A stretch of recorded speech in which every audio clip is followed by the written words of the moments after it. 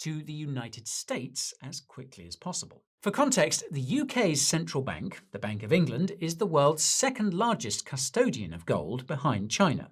To be exact, there are 9 underground vaults in London holding approximately 8,500 tons of gold, worth around $771 billion. Crazy stuff. However, in the last few months, the amount of gold being stored in London's vaults has been falling. That's because many investors are worried that US President Donald Trump will implement tariffs on gold as part of his wider tariff regime, and they're desperately trying to get their gold moved to gold hubs in the US, like New York, before it's too late. At the time of shooting, Trump hasn't officially announced any tariffs on precious metals like gold or silver. But he has implemented 25% tariffs on other metals, namely steel and aluminium, or if you use Fahrenheit, aluminum. Anyway, this has caused panic that other metals will be targeted, with gold being at the forefront of everyone's mind. As such, around 8,000 bars have been moved from London to New York in the last few months alone, roughly 2% of London's total. Now, that may not sound like much, but remember, we're talking billions of dollars worth of gold here. Among the biggest names flying gold across the Atlantic are HSBC and JP Morgan. Why? Well, to cover their losses on short positions. You see, normally, physical gold owned by banks is stored in vaults like the ones in London, and that gold is then lent out for a profit.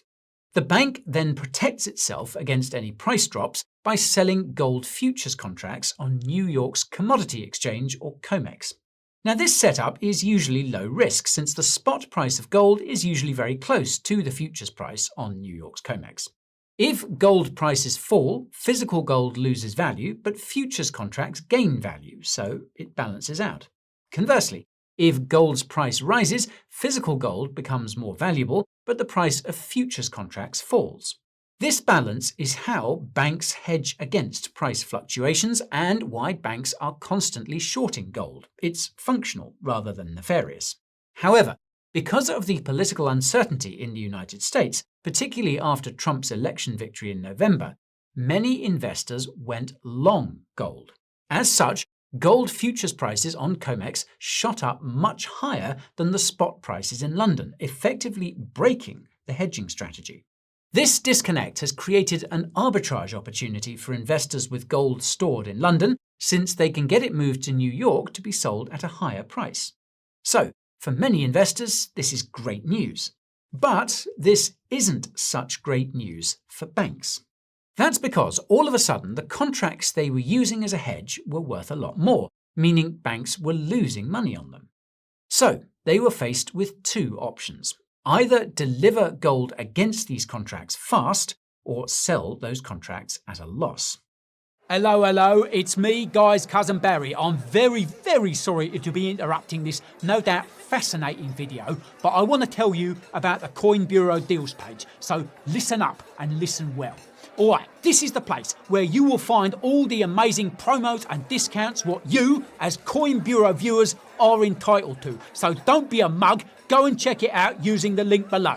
You'll find discounts on hardware wallets, you'll find exchange sign-up bonuses, some of which are absolutely bleeding mental, and you will find trading fee discounts there as well as a whole load of other goodies too. And let me tell you, old Barrington here, he's had to hammer the dog and bone all bleeding day and night to get you these promos and discounts. So you're welcome, thank you very much, go and have a look pronto, or I have to come and have a word. Alright? Now, it goes without saying that no bank wants to lose money, which is why moving gold quickly has become a top priority. The problem is that it's far easier said than done. Moving billions of dollars worth of gold bars is a massive undertaking, quite literally.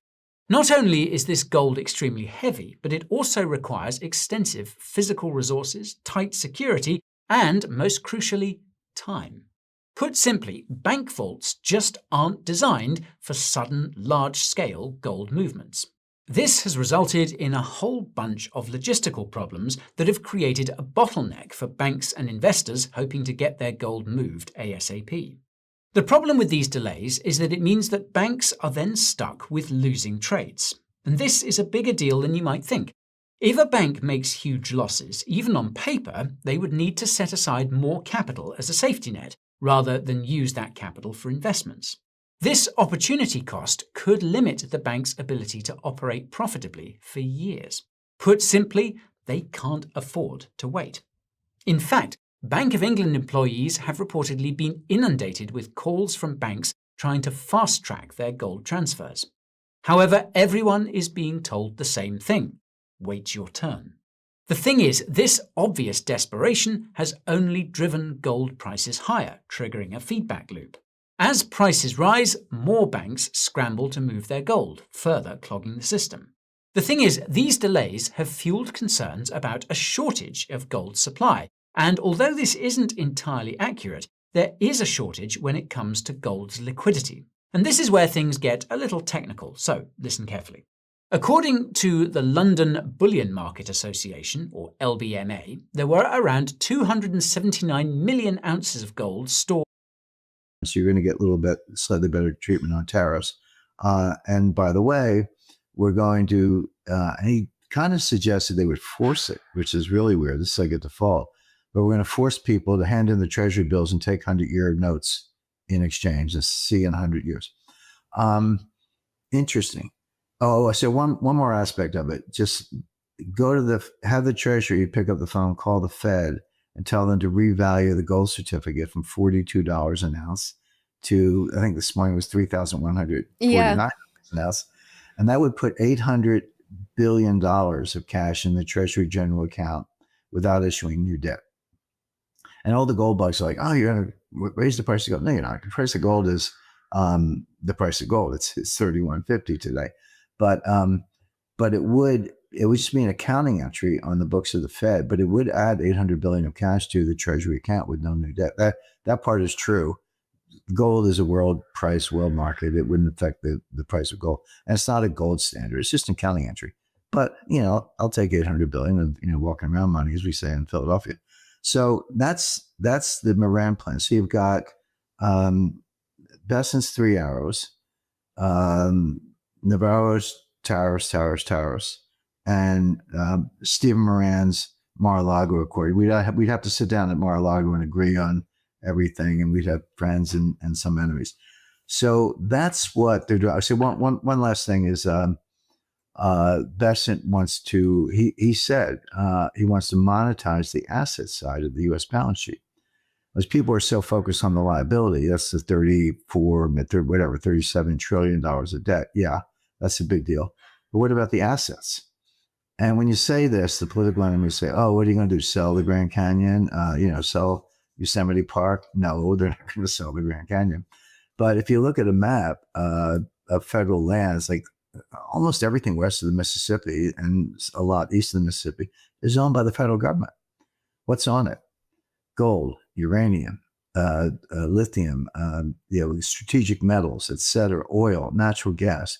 A lot of it was taken off limits by Biden. They just started declaring desert, federal wilderness area you can't drill. Well, you can change that, and then start. You can do leasing, giving oil companies or energy companies exploration rights, take royalties. There are a lot of ways to monetize that. Gold mining, etc.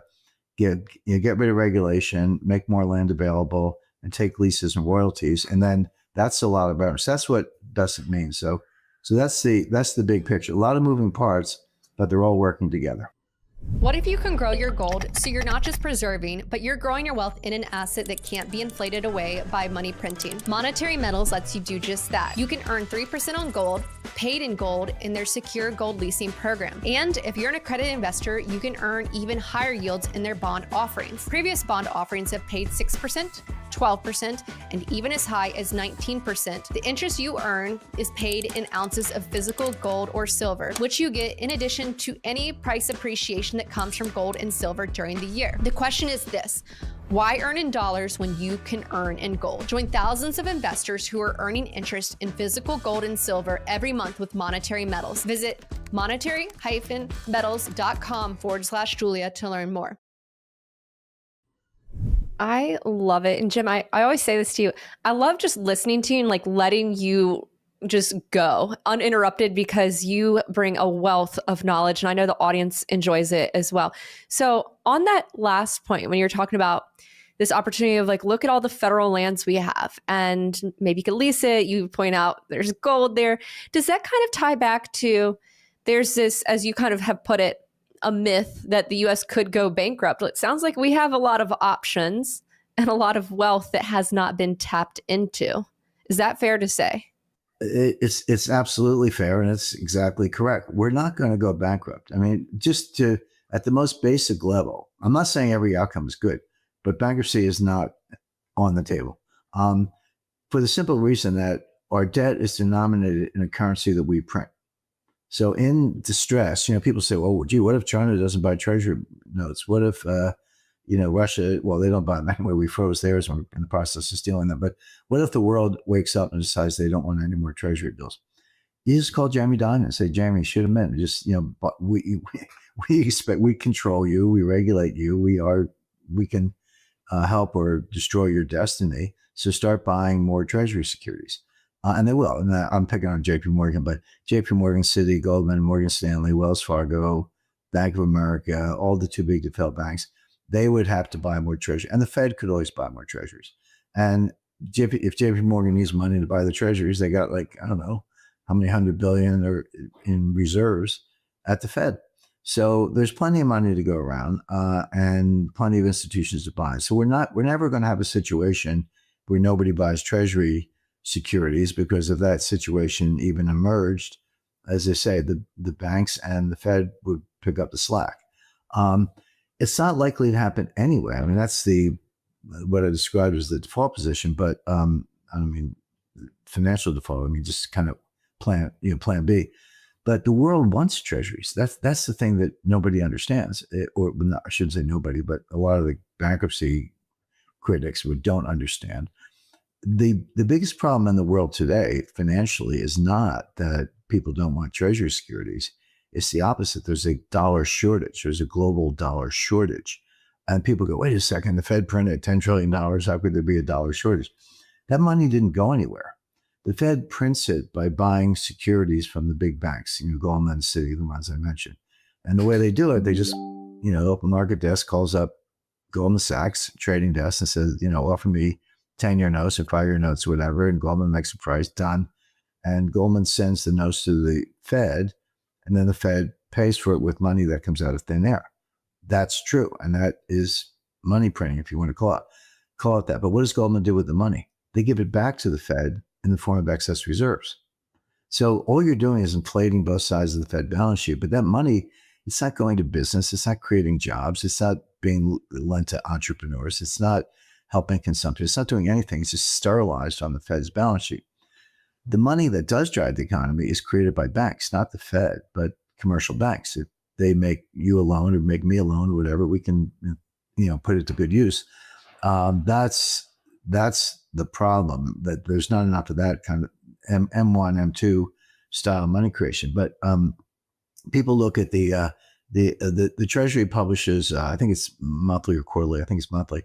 A report of foreign holdings of U.S. Treasury securities by country. So China, Saudi Arabia, India, and so forth. And people see China going down. The Chinese ownership of Treasury securities is going down, and it has been. You go, see, the Chinese are dumping Treasury securities. No, they're not. They wish they had more. They are selling them because they need cash to prop up their banks. And that's the dollar shortage. And that's going on around the world. That's extremely dangerous because it threatens liquidity. And, you're very nice to say that, like you let me roll the listeners kind of enjoy the commentary, but here's something they may not enjoy, or at least, but they should know. There's a huge time bomb inside that Mar-a-Lago Accord, which there are only a handful of people who understand it. And primary dealers understand it. The few experts understand it, but apparently no one in the White House does. If you, Treasury bills are the red blood cells of the global monetary system. Red blood cells carry oxygen. They keep you alive. Treasury bills carry liquidity. They keep the system alive. We have one quadrillion dollars. That's 1,000 trillion notional value of derivatives off balance sheet all over the world. So when you think about every swap, future, option, swaption, and caps, floors, on and on, that notional value adds up to a quadrillion dollars. How does that market work? It's all leverage. UBS does a $10 billion swap with Citibank, and fixed versus floating, and the economics of it. You can make or lose money. You're hedging. The same thing in the euro dollar market goes on all the time. But what if you make a lot of money and the counterparty defaults? How do you? By the way, I lived through this. I did the LTCM bailout, so I kind of saw it in real time. If the counterparty defaults, then your profit goes away. Like, you made all this money.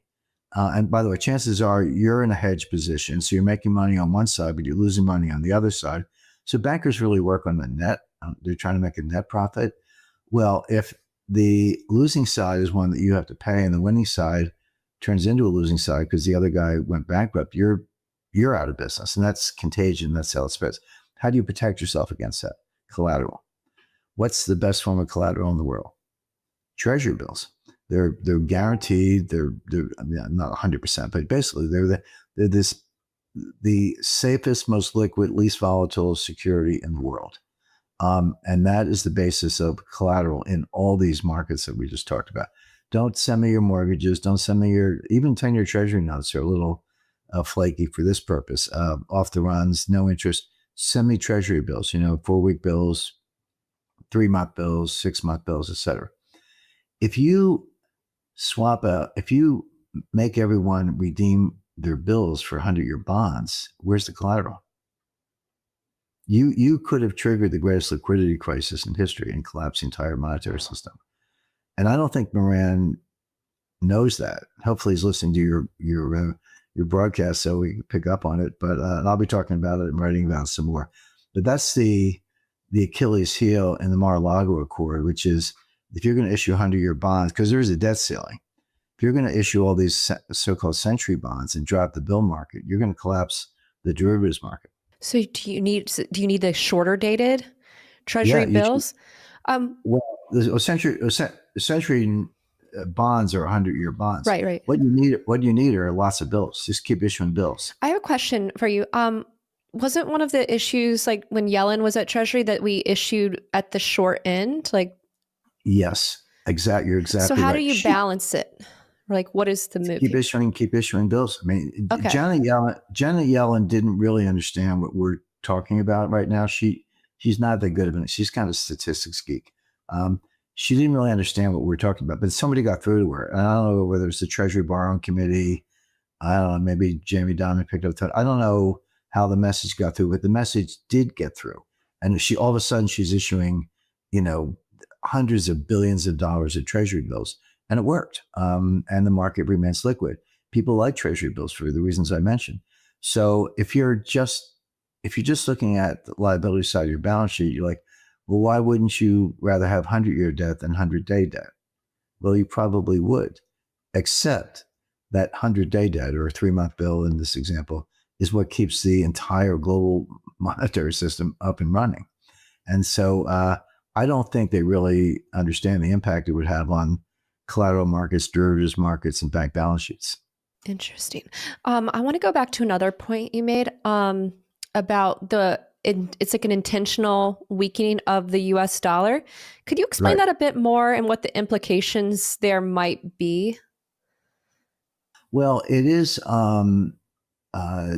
it's somewhat inflationary in the sense, if you weaken the dollar, then Americans have to pay more for foreign goods. So if you're buying a Swiss watch, French wine, Japanese manufactured goods, vacation, whatever, in a world of weaker dollars, you're going to have to spend more to get those foreign goods and services. That may actually help the trade deficit, because if Americans say, well, I can't afford a European vacation this year because the dollar's cheap, I'll go to the Grand Canyon or Disney World or something like that. That at the margin, that could help with the trade deficit, which the Trump administration is very focused on.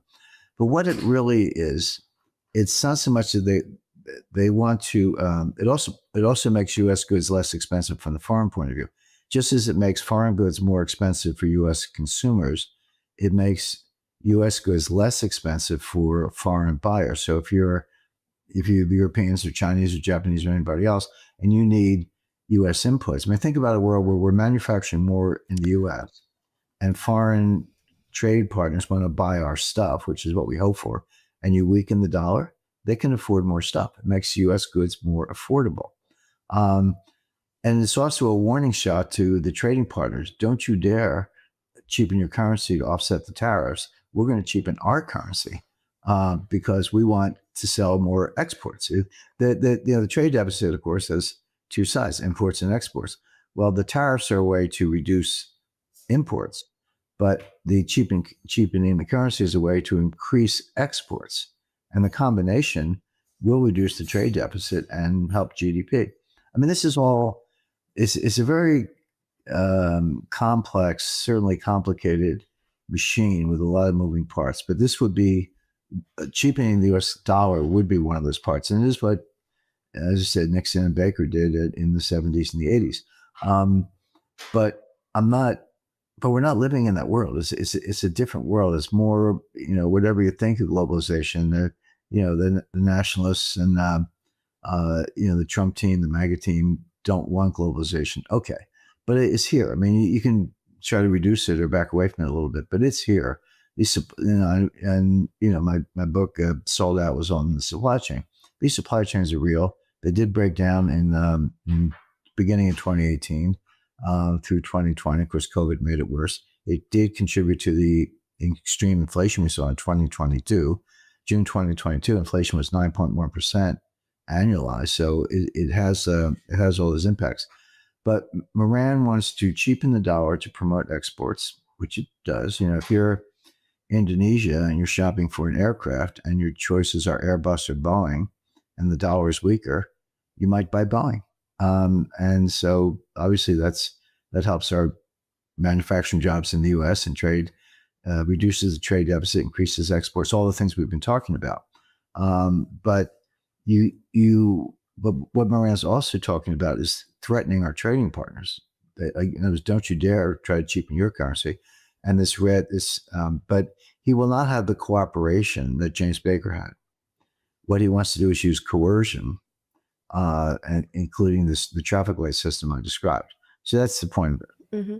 Let me ask you this, Jim. Do you think, are we making the right moves here? Yes and no. I think tariffs are I'm all for tariffs against the American way, the American system. I think that's a very good move. Scott Bessen's 3-3-3 plan makes perfect sense. It's, like I said, it's simple math, but yeah, you don't have to wipe out the debt. All you have to do is reduce that ratio, debt to GDP ratio, get moving in the right direction. That would be extremely beneficial. And then, the oil production will, basically be if not deflationary, at least disinflationary. It'll fight the inflation we've all been living through. So Bessen's 3 hours plan makes perfect sense. Navarro's tariff plan makes perfect sense in my view. Create high-paying jobs. Those are good things. Moran's Mar-a-Lago Accord, I think it has some major problems. The first one being, it's not relying on cooperation; it's relying on coercion, which could have boomerang effects. And I think he completely misses the importance of treasury bills to the banking, to the Eurodollar system and the derivatives markets. So that's the one that I would be most concerned about. And I don't think, and I talk to some Trump people from time to time, I don't think that analysis that we've just gone through has really sunk in at the White House. Hopefully it will. As we were recording this, or you mentioned the price of gold. It is a topic that's quite popular on this show. And looking at it right now, 3,124 for an ounce of gold. What's been kind of driving gold's movement, or are there signals that you are getting from gold when you look at that market? What is it kind of signaling to you? Sure. The drivers, there are several, which is a good thing if you want gold to go up. I like it. A lot of people who watch this channel like it too. Yeah. Good. We're all on the Yeah. same page. Okay, so the first one is central bank buying. By the way, there's almost no retail interest in the United States. There is in other places, India, China, not in the US. I run into people all the time and they say, yeah, Jim, I talked to you a year ago and then you said buy gold. And I said, yeah, did you? And they go, no, because the retail, there is no retail frenzy at all. And there's barely any retail notice. A few people are buying the GLD ETFs a little bit, but the buying is coming from institutions, in particular central banks. So we know who they are: China, Russia, India. Actually, Vietnam is a big buyer. Mexico, Kazakhstan, Philippines. You look around, and all this data is available. You just go to the World Gold Council website. You have to give me your email address, but it is free, and they have a really good database, so you can find it very easily. And they also break it down. Oh, sorry, Turkey's another one. Iran's non-transparent, but they're buyers. So they're all buying gold as a hedge against inflation, hedge against dollar devaluation, and some of the problems we've been talking about. But the biggest hedge is that the U.S. At the beginning of the war in Ukraine froze approximately $300 billion of Russian-owned treasury securities. Now, Russia made the money legitimately selling oil. They got paid in dollars. They took the money. They trusted us. They bought treasury securities, all different maturities, probably a lot of bills, but also, intermediate term treasury notes. And they had, trying to get the exact number, probably over 50% of their reserves in U.S. treasury securities. But they were, because the U.S. dollar denominated, they were held mostly in a custodian in Europe called Euroclear. It's in Brussels. So Euroclear has $40 trillion of assets under custody. It's one of the largest custodians in the world. So we and the Europeans froze those assets, which is easy to do. It's because the Treasury and the Fed control the ledger. They're all digital. The last paper Treasury security was issued, I think, in 1978 or 79. So maybe someone's got one in their grandmother's attic, but they've been digital for decades. So they were frozen, but we're good at that. We freeze it all the time. The idea that the U.S. doesn't do it, we do it all the time. But what was different is we went a step further with Russia. We didn't just freeze them. We started to seize them, steal them, convert them to our use and NATO. And they were collateral for a $50 billion loan to Ukraine. So think of the irony. Russia makes money selling oil. They put the money in treasuries. We steal the treasuries, use it to borrow money, and give it to Ukraine to fight the war against Russia. So that's what's going on. Well, India, China, Saudi Arabia, even Japan, Taiwan, others, and some of these people have upwards of $1 trillion, not quite $1 trillion, but upwards of $1 trillion of treasury securities. Taiwan certainly does. They're looking at this and saying, wait a second, what if the U.S. wakes up and decides they don't like what I'm doing, or they don't like my policy? Are they going to do this to me? Well, how do you know? Well, one way to protect against that is physical gold. It's not digital. You can't freeze it. You can't seize it. Assuming you repatriate to your own country, put it in a nice ball, have an army, no one's going to touch it. By the way, Russia did that. In addition to, I mentioned $300 billion in treasury securities, but they had $150 billion at the time of gold, physical gold. And I always say Elvira Nabiullina, she's the head of the Central Bank of Russia. I would say she's the only central banker in the world who actually understands her job. But they put so much of their reserves in gold that has preserved them and helped them get through the seizure of the U.S. Treasury securities and actually keep the Russian economy going and keep fighting the war in Ukraine. And I teach a class in financial warfare at the U.S. Army War College. And I try explaining this to the kind of mid-level career officers, lieutenant colonels, and some full colonels, and Navy commanders and others. I say, not only did they preserve those assets, $150 billion worth of gold at the time, against seizure by the United States, but the fear created by the sanctions and the kinds of things we've been talking about has caused the price of gold to go up. But again, going back to your question, which is why is gold going up? Russia has made, last time I did the math, it was 50 billion, but I imagine today it's closer to 70 billion. Russia has made $70 billion in mark-to-market profits on their gold. So, okay, we seized 300 billion, but they made 70 billion over here on the gold. So it was a very smart move by Nebulina. But others are making a lot of money too. So first thing, sovereign wealth funds, but really the central banks are buying gold. Look at the output side. Global gold production, total mining production has been flat for 6 years. I'm not saying peak gold. I'm not saying there's no more gold in the world. It's not going down, but it's just flat. So if you have, this is like first week in economics class, right? Increasing demand and flat supply, what happens to the price? It goes up. Yep. So that's an easy one. There's people say gold's an inflation hedge. That's debatable. I mean, it did go up in the 70s, but it's not as highly correlated as most people think. But gold is what I call the everything hedge. It hedges geopolitical uncertainty, wars, seizures, inflation, economic collapse, market collapse, every bad thing you can think of. Gold gets you through it. It usually does pretty well in all those scenarios. So you got central bank buying, flat output. It's the everything hedge, the uncertainty hedge, et cetera. And so those are fundamental drivers of the price of gold. But the other thing, this is kind of a psychological thing, and you know this, when you have $100 increase in the price of gold. I mean, last week it was like 30.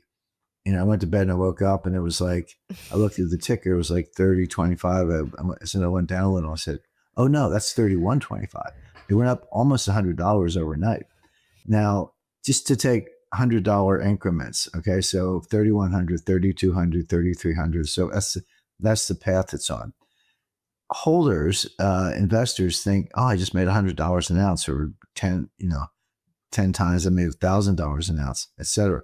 So they tend to think in terms of those fixed dollar mark-to-market profits. But every increase is easier than the one before because you're working off a higher denominator. Again, coming back to the ratio. So if you go from $2,000 to $3,000, which we just did, that's a 50% increase. But if you go from $3,000 to $4,000, that's only a 33% increase. And if you go from $5,000 to $6,000, that's only a 20% increase. Now, it's still $1,000. You made $1,000 an ounce. Nice going. And that's how people think about it.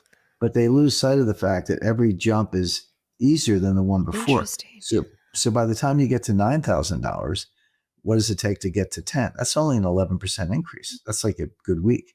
So that's when you get into the frenzy stage. So I run into people all the time. I mean, I was talking to people last week. They said, Jimmy, I missed the boat on this. I should have bought it when it was 1,800. Said, you have not missed anything. This party is just getting started. And if you don't have any gold, buy it now because we got a long way to run. Interesting. And I have to say real quick, Jim, I lied on the price of gold because I relied on the Google's widget. It's $31.55. I'm sorry, y'all. I was off by like $24. Google's off, but it's up $40 today. Yeah. So, I use the COMEX. Yeah. COMEX futures spot price or spot contract, near contract. That's kind of the most liquid market. But yeah, there are a lot of indices out there. Do you have 31.50? All right. Yeah. Do you have time for one more question? Okay. The last time I had you on would have been right after the election. And we were just kind of thinking about, the Trump 2.0 administration and what that would mean for the economy and the markets. And if I recall correctly from that conversation, you mentioned that we'll need to do some short-term pain early on in the administration to set us up for that longer-term gain. And it'll be maybe a little painful to start. And then if they're successful, it'll be great, like 2 to 4 years out. Do you still kind of hold that thesis, or what is kind of more of your view or outlook, if you will? Well, I do, but by the way, thanks for bringing that up, Julie. That played out. I said that in November, and the stock market's is down almost 20%. It blew past 10%. I think it's down around 15, 16%, but it's getting close to a full 20% bear market at this stage. So that it played out as I described it. Now, one thing that Trump did really well is because he was during the campaign and a little bit in the beginning of the transition after the election, he was taking credit for the stock market because the downturn really started in December. I forecasted in November. In November, the stock market was still going up, and then December was the big turn down. But Trump was like, see, I got elected, the stock market's going up. And I told some Trump advisors, I said, do not marry the stock market. I said, the stock market goes its own way for its own reasons. It's very volatile, very unpredictable. It's a lot of emotion. And if you take credit for the stock market going up, you're going to get the blame for the stock market going down. And I think it is going to go down. So you don't want to kind of hitch your wagon to that particular start. And Trump got that message. Because he said in a number of interviews, well, if stock market's going down, it's kind of like too bad. I'm focused on the big picture. I'm focused on long-term growth. I'm not focused on the day-to-day movements of the stock market. So he did a good job of separating himself, and it is going down now. Nobody thinks that's wonderful, but it is, that's really part of a normal cyclical recession that we're probably heading into. A lot of it's the Biden hangover from withdrawing fiscal policy, from all these checks that they were handing out during COVID, trying to reduce the budget deficits. And so there will be that kind of pain, and it will be reflected in the stock market. I think Trump did a good job of distancing himself from the ticker, because we'd really be working against him right now. It's going to get worse. It's how much worse remains to be seen. I'm not predicting. I don't do end of the world stuff, and I don't want to say how much it could go down. Although 30 to 50% would not be highly unusual. Doesn't maybe every 10 years or so it actually does that. But let's see what happens. But we're probably going, at best case, we're going into a recession. The stock market's going to go down more. Unemployment's going to go up. The Fed, of course, will be the last to know. They're going to sit there and pause on interest rates and not cut. They should be cutting now. They're not. But cutting actually doesn't do that much. People think low interest rates are stimulus. They're not. I mean, low interest rates are associated with recessions and depressions. In a booming economy, interest rates should be 6-7%, but that would be a good thing, because it means borrowers who pay 6% think they can make 12 or 15 or more. So higher rates are actually a sign of a robust economy where there's a lot of demand for borrowing and money creation at the bank level and investment. So, but 1% interest rates or zero, thank you, Bernanke, that's a sign of recession or depression. So there's no stimulus effect, but the Fed will cut interest rates anyway because unemployment's going up and the stock market's going down. By the way, the people talk about the Powell put. This goes back to the Greenspan put, the Fed put, the Powell put, the Yellen put. The idea basically is, don't worry about the stock market, buy the dip because the Fed will bail you out. It's not true. The Fed kind of doesn't care about the stock market either. The only time the Fed gets involved is if it becomes what they call disorderly. That's one of those buzzwords, but it's the word they use. So a long, slow grind down of the kind we saw from 1969 to 1982 is not the Fed's business. A crash, the kind of thing you saw on October 19th, 1987, when it fell 20% in one day. That is, there is, if not a put, the Fed will intervene in those situations, but those are extreme situations. So if it becomes disorderly, the Fed will do something. But if it's just grinding down, no, there is no Powell put. Jim, I have to say, we always love having you on. Before I let you go, do you want to leave this audience with some parting words? Let them know where they can find you, support your work, subscribe to your work, buy your books. Anything that you'd like to leave this audience to think about, or again, let them know how they can support your work. The floor is all yours. Yeah, thank you. I have a Twitter account. It's at Real Jim Rickards. At Real Jim Rickards. That's my Twitter account. I put out basically a lot, commentary and interviews and links and so forth. I've written 9 books, but the one that's out now, relatively new, is called Money GPT. Money GPT. It's about artificial intelligence and the impact on the financial markets. It's not a stock tip book. I'm not going to tell you whether you should buy NVIDIA or not. But I'm talking about and AI is a big deal, that's there, but talk about the dangers of AI in financial markets. We're substituting artificial intelligence for human judgment. And the problem is all these AI algorithms are the same. I mean, I don't care, there are 10,000 registered investment advisors. They're all looking at the same screens in effect, and so are the professional traders. So you get into a kind of a doom loop there possibility. And then I talk about the impact on the banking systems. That's Money GPT. You can get it on Amazon. And My flagship newsletter is Strategic Intelligence, Paradigm Press. So if you just Google Strategic Intelligence, Paradigm Press, will find us. Jim Rickards, thank you so much for being so generous with your time, all of your knowledge, your wisdom, your ideas, and just for helping us learn. We love having you on. We love listening to you. So thank you again. Really appreciate you, and have a wonderful rest of your day and week. And until next time, be well, Jim. Thanks. Caroline, great to have you here. White House Press Secretary Caroline Leavitt, great to have you here. Great to have you. Great to be with you. Thank you, David. Let me ask you real quick. Here's the first question. Okay, how much sleep do you get? Let's just get right to the bottom line here. I mean, I'm going 4 hours, and I think that's high. I think it's less. What's the over/under? What are you getting tonight? Come on. Oh man, it's a little bit over actually. It's usually about 5 to 6 hours a night is what I'm doing, which is all we need. As President Trump says, when you love your job and you love your life, you don't need to sleep much. And that's what we're doing. We're just working all the time. So we're up early, we stay late, and we don't sleep much, but we're having a lot of fun here. I bet you are. Let's get right into it. The mom, the mom in you, right? There you are. Yeah, everybody talks about White House Press Secretary. Hey, you're a mom first. And trying to juggle both. And I know you've talked about the kind of how families have been helping out, which is great. What about just kind of from an emotional standpoint, kind of dealing with, this job, which is 24/7, and mom life, which can be 24/7 as well? How are you kind of dealing with that? I feel like Oprah when I ask this question. Yeah, it's certainly challenging. There's no doubt about it. I think every working mother understands the demands, and no matter where you are or what you're doing, there is a sense of guilt. You feel like when you're with your baby, you should be focused on your job, and when you're at your job, you want to be with your baby. So there's always that pull, but just being present in the moment and prioritizing time, saying no when you have to say no to take care of your family is something I've had to learn the hard way in a very short amount of time. But I spend every second that I possibly can with my son when I'm home. On weekends and evenings, I try to make it home for bedtime as much as I can throughout the week, and savoring those very special moments as well.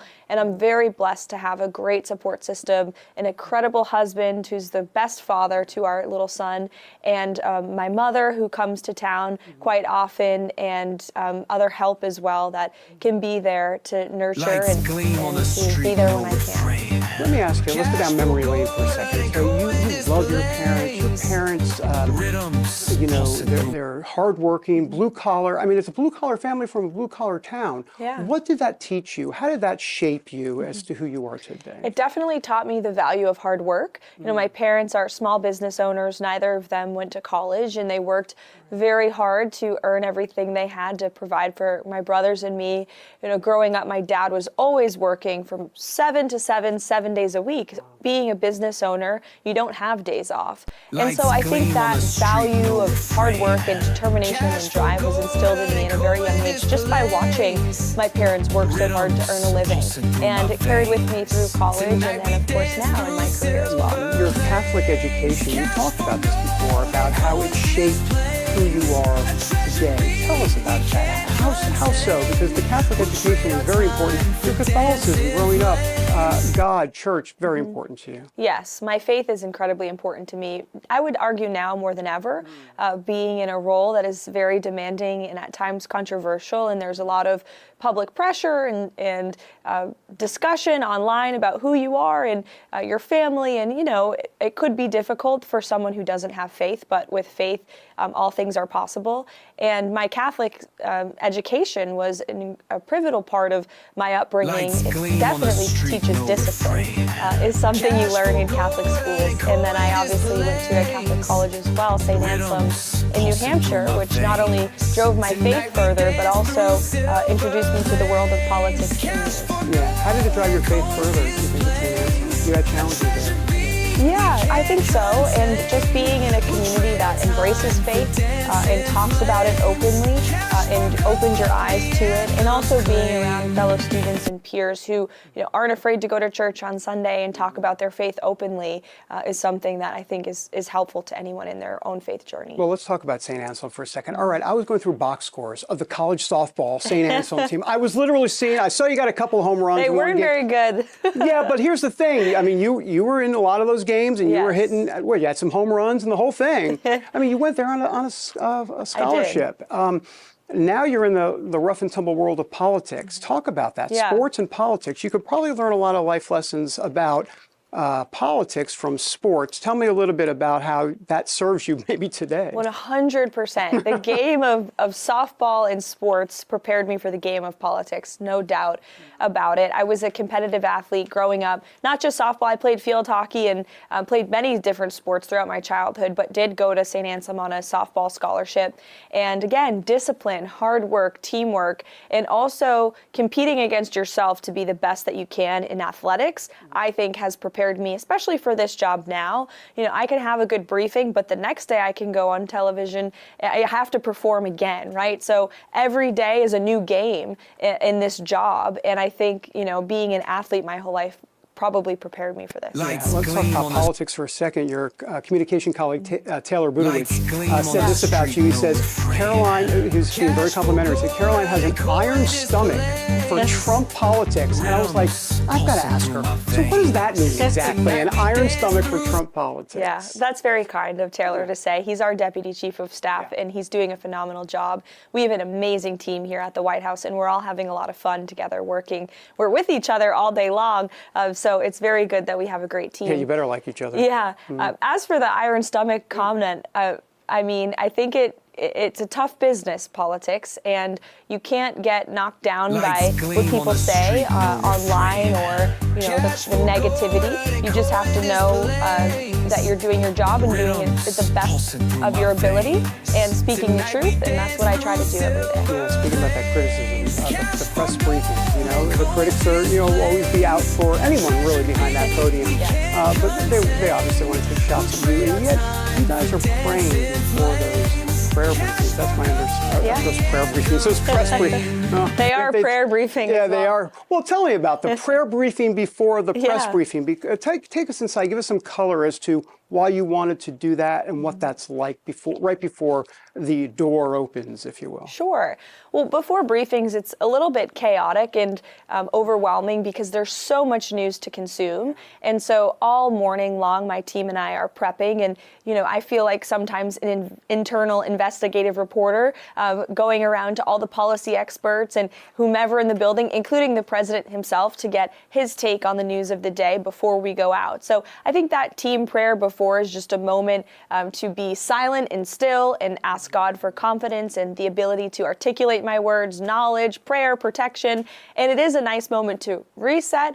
It's the last thing I do before I go out there, and then it just gives me the confidence to do a briefing. It's warfare out there. You know, in Christian terms, people will call what's happening in our country today spiritual warfare. Do you see it in those terms, kind of good versus evil out there, and you know that context? How do you see that? I certainly believe in spiritual warfare, and I think I saw it firsthand, especially throughout the campaign trail with President Trump.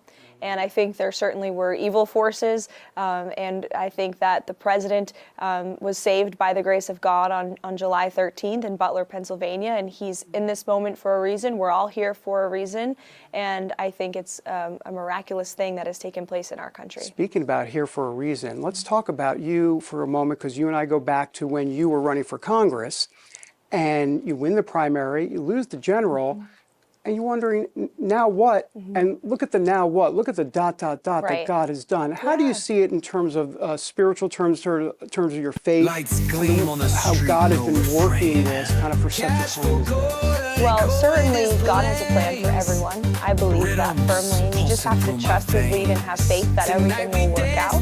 And when He closes a door, it's because He's opening another. And for me, that was my congressional campaign. I aspired to be a congresswoman and had a great primary victory, as you mentioned, and unfortunately lost the general election, or should I say fortunately, because it now led me to this opportunity. And I wouldn't have worked on the president's campaign as his spokeswoman if I was serving in Congress. And then I probably wouldn't be the White House press secretary either. So God knew what He was doing, I believe. And you just have to trust the process and trust that He's working in your life and stay grounded in your faith throughout the way. You're 27, Gen Z. You know, there's a spiritual revival, it seems, in this country right now, especially in the college campuses all over the country, really.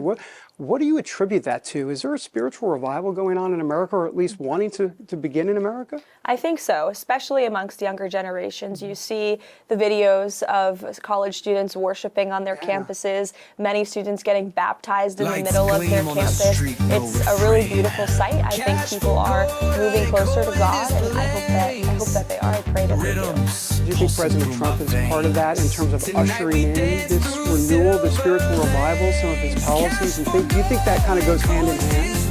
I would say so. I think the president has been a great voice for young people, and he believes in young people, he loves young people, and he's leading for them to leave our country better off for future generations. His policies are uplifting all Americans, but particularly, he wants young people to live in a country where the American dream is renewed and restored for them and their families. And those traditional yet common sense basic American values that President Trump believes in, faith and family and freedom, I think are starting to resonate with a lot of young people across the country. Talk a little bit about the White House Faith Office. I mean, that's a big deal. There's been faith initiatives before. There's been faith offices before, but to do it in the West Wing. Yeah. That's huge. I mean, proximity is everything. Can you talk a little bit about the impact you believe that faith office will have on policies, not just out of the White House, but in really every cabinet agency? Pastor Paula White and her team are doing an amazing job leading up the White House Faith Office, and the president has entrusted her for many years. They've been close friends. But now, again, as you said, the proximity to the Oval Office and the leader of the free world is a promise President Trump made on the campaign trail, and he has delivered on that promise. And we see Pastor White in the West Wing all the time, past her in the hallways, and just ran into her in the ladies' room the other day. She is amazing, and she's doing great work. She's brought in faith leaders, not just from the evangelical community, but from the Catholic Church, the Jewish faith, Muslim faith, all across the country have ascended here at the White House for listening sessions, and so that way they can go out to their congregations and their churches across the country and spread the word of this administration, as well as the word of God, to their audiences, which is, the most powerful thing I think that she can do is spreading the administration's message and President Trump's agenda. Yeah, there are a lot of viewers that will watch this who have seen some of the praise and worship actually coming out of the White House. Yeah. I mean, that she's doing that. That's got to be pretty significant, the fact that that's actually happening inside this White House, especially after the last 4 years. Mm-hmm. Definitely. Yeah. It's a big deal. Yeah. Let me ask you about the press, obviously. Sure. Let's start with this. I mean, look, you study this not just in college, but after that. Mm-hmm. Look, the truth of the matter is, I believe that we're in the age of what I like to call the correspondent. A correspondent by day and a pundit by night, and it's just not fair to the American people. Like, what are you exactly? And I'm just wondering, do you believe political journalism is dead in America today? How do you feel about that? I think there are true journalists out there that still exist. They are few and far between. I think many people in the briefing room here are trying out for their next big show, and unfortunately it seems the legacy media, the big networks in this country, promote individuals who are liberal and have a bias against this president. There's no doubt about that. But the American people aren't buying that anymore. If you look at the ratings chart, liberal outlets are dying and have been forced to restructure their newsrooms and their lineup. The Washington Post, we applaud Jeff Bezos for the changes he's made because he was no longer selling newspapers because of the liberal bias that has had a chokehold on that paper in particular. So I think the media has had to take a look in the mirror, especially after President Trump's resounding victory on November 5th. And the American public sent a very strong message to the anti-Trump media that we don't listen to you. We believe in the truth, and we know that the president's policies were better for us than the past 4 years under the Biden-Harris administration. And that's why the American people reelected this president. And it's an honor, frankly, to fight against some of those very hostile media forces every day on behalf of the president and truth. It's an honor. You say it's an honor because why? You believe that well, I'll let you say why exactly, but what? Is that because you feel like truth is going to prevail coming from that podium? Or what's the reason why you call it an honor, I guess is my question. Well, it's an honor that President Trump has entrusted me and has the confidence in me to speak on his behalf and on behalf of the White House. But it is also an honor, as you said, to get the truth out there and get the message of the White House and this team out there and do it to the best of my ability. So how do you go about, like, you're looking out into the crowd there, and the press briefing room and everything. I mean, how are you kind of deciding who you're going to pick, you know, I mean, because you pick different people. Some people you pick kind of routinely, but other people you just kind of be around the room. How does that kind of work? Is that kind of impromptu or what? It's completely impromptu. Sometimes I'll know who will be sitting particularly in the front rows based on who I've seen throughout the day. In the morning, they come up to my office to ask questions, but I just walk in there and pick on whomever I feel compelled to choose, and, you know, we go from there. The reviews on you, and even well, there's always going to be critics, okay, but even the friendly reviews and even people that are lukewarm on you say you're doing a really good job. What is it? Why do you believe that is the case? Why do you think that you have arrived in this moment for such a time as this? Like, what's going on? What's the DNA behind all of that? Well, it's a lot of preparation, and I don't just walk out there and start talking. There's a lot of studying and reading and prep that goes into the briefings in particular, and every day, even on non-briefing days, it's constant reading and keeping up with the news and talking to the president and understanding where his head is at on the top issues of the day. And it's a great team. We have an incredible team here at the White House, and many of us worked on the campaign together, so there's a bit of a battle rhythm to our movement here, and having fun as well, and keeping it all in perspective, and not getting complacent, and knowing that every day, as I said, is a new game and a new challenge, and just putting our best foot forward. When you call on reporters, are you already kind of gaming out in your head, oh, okay, I know where they're going to go today? Do you kind of think that through? Oftentimes the questions are predictable. If you just look at the MSDNC Chiron, you'll know where some of the reporters in that room are going to go. Right. Let me read you something that Peter Baker from the New York Times, I'm sure one of your favorites, has said, but let me just read this real quick, and I want to get your reaction. He says this about the White House press shop, quote, "It's clear they're sending a message. If we write or broadcast something they don't like, we can be punished by having access to the pool cut off. There's nothing subtle about it." You say what to that?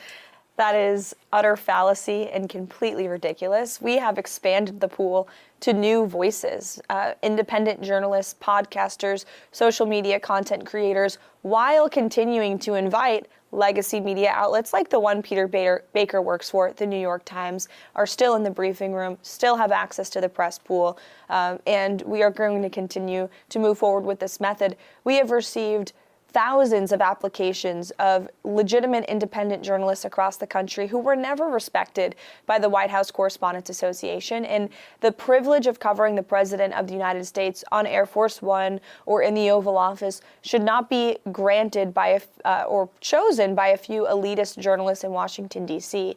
That privilege belongs to the American public. And so we are ensuring that new media voices who are responding to the media habits of the American people are included in this process, and it's been phenomenally successful. I've never quite understood, the White House Correspondents Association has made a big stink about the Associated Press being, kicked out of the pool, but there are other White House Correspondents Association members in the pool, like every day. They're all still in the pool. Yeah, they're in the pool. The reason the Associated Press has not joined us in the Oval Office or aboard Air Force One is because we are in current litigation battle with them in court, which they filed against us, which we don't believe they have any basis to do so because they still have access to the White House complex.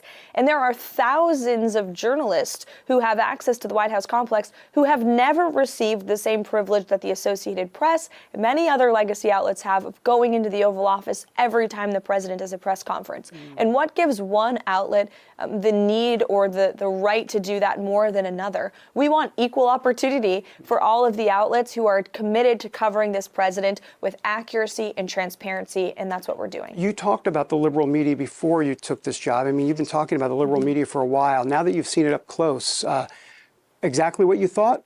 Worse than you thought? What do you think?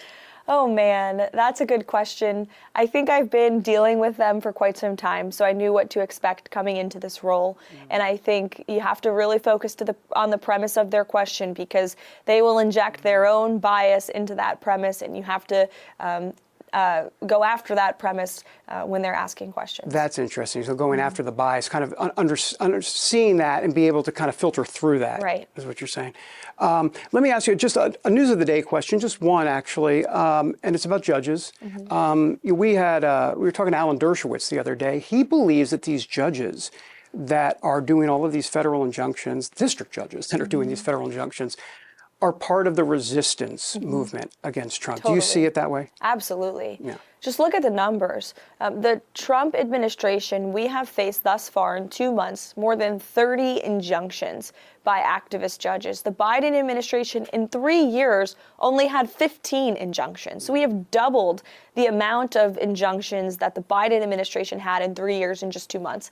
And why? It's because you have judges who are acting as activists behind the bench who don't like President Trump. Almost every single one of them is a registered Democrat, has been involved in Democrat campaigns or causes, have donated to Democrat candidates. Some of them have even put their anti-Trump bias on social media. They have not been shy about their hatred for this president and his policies, and they are abusing their judicial power. They are trying to overstep the authority of the executive branch and the powers given to the president in Article 2 of the Constitution.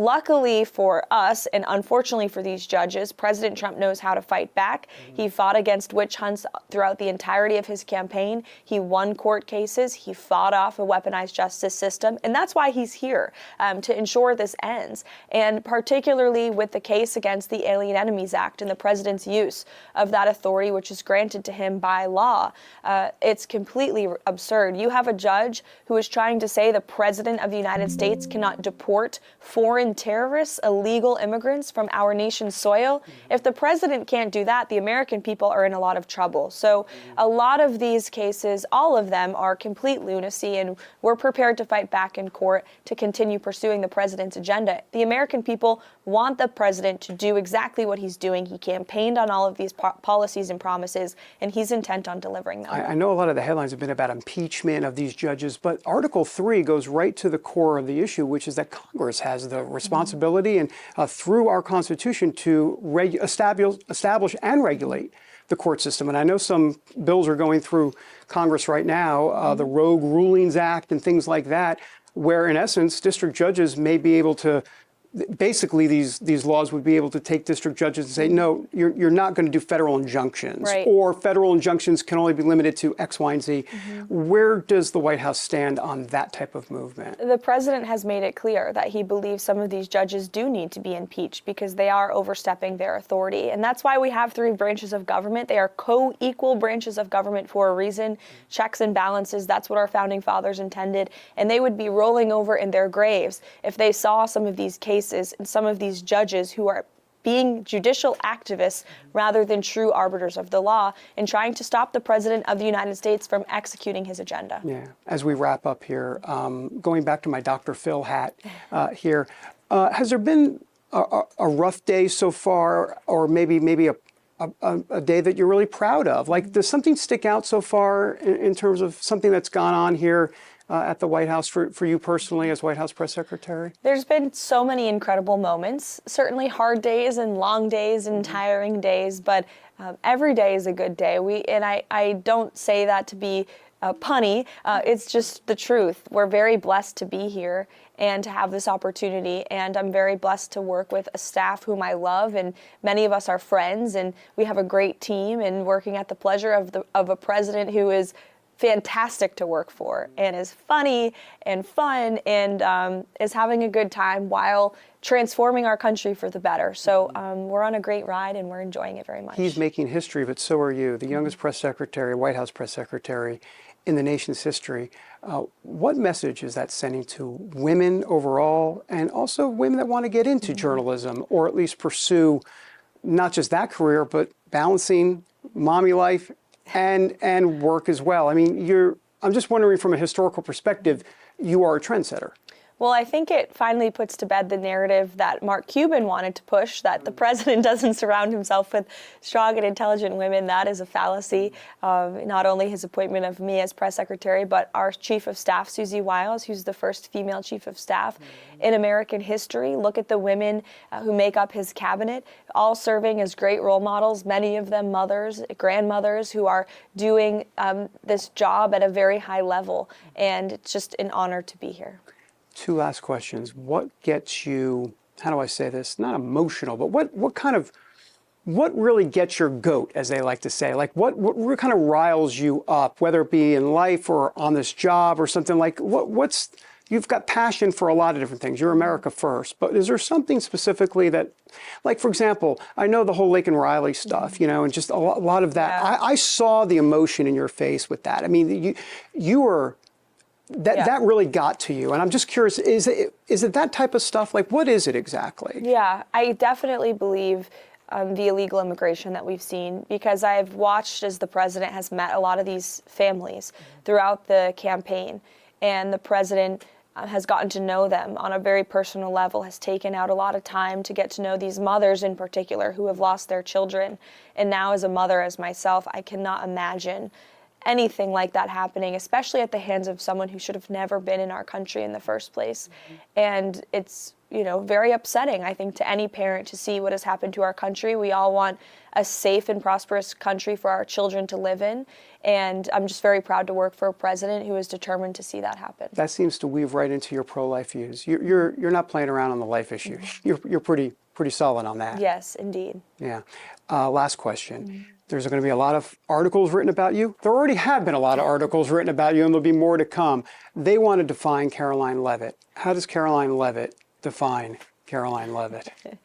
Oh, man, that's a very interesting question. What kind of tree would you like to be, Caroline? No.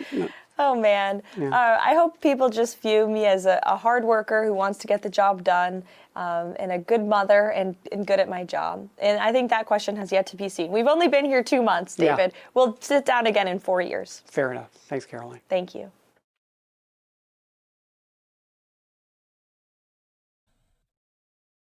In a mobilized tactical vehicle in Lithuania in the early hours of March 25th.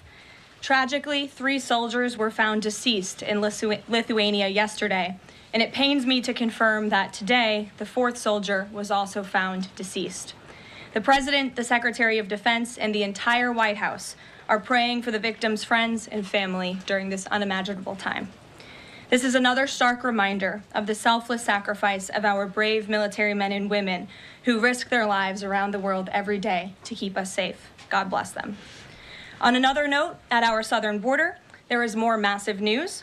Southwest border crossings in March fell to the lowest level in American history, down 94% from March of last year under President Biden, when 137,000 illegal aliens poured across our wide-open southern border.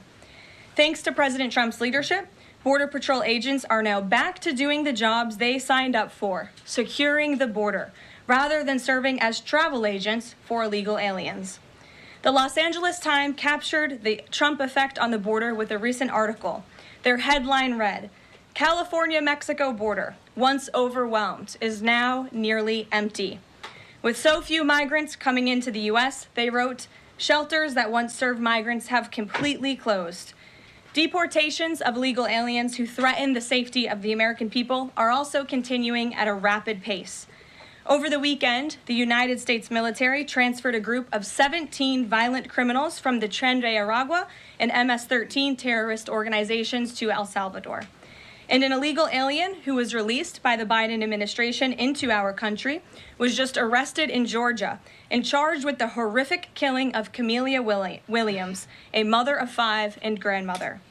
The suspect has now been indicted on charges of malice murder, felony murder, aggravated assault, rape, aggravated sexual battery, and necrophilia, which, for those who don't know, necrophilia is a sexual obsession with a corpse. This suspect was ordered to be removed in July 2023, but the Biden administration allowed him to stay. This case represents the ruthless murderers, rapists, and pedophiles who Joe Biden and Democrats let into our country over the past 4 years through our southern border. They should have never been here in the first place.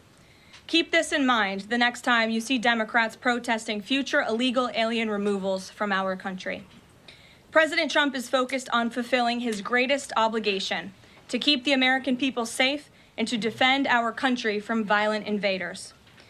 Looking ahead to tomorrow, April 2nd, 2025, will go down as one of the most important days in modern American history.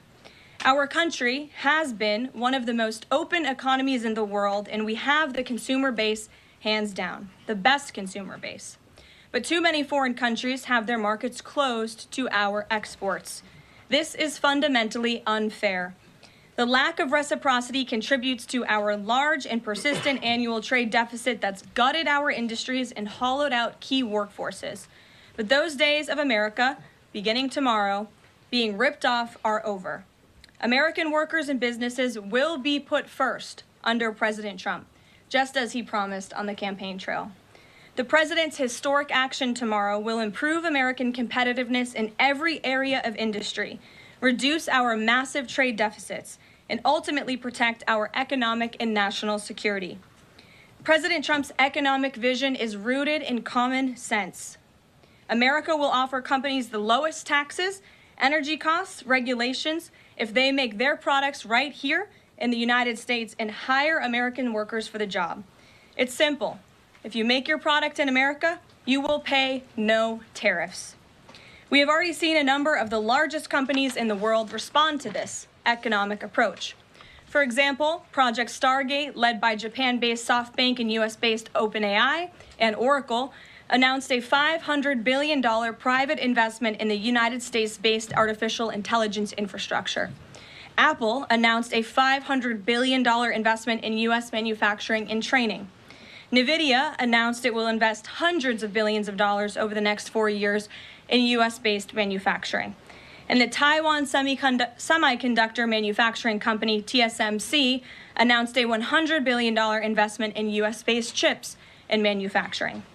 These are just a few of the investment announcements that have already been made, and it is clear that President Trump's America First approach is already working. In our new media seat today is Mark Halperin, the co-founder and editor-in-chief of Two-Way, a new live video platform that builds communities around interactive conversations with leaders and content creators from every subject area.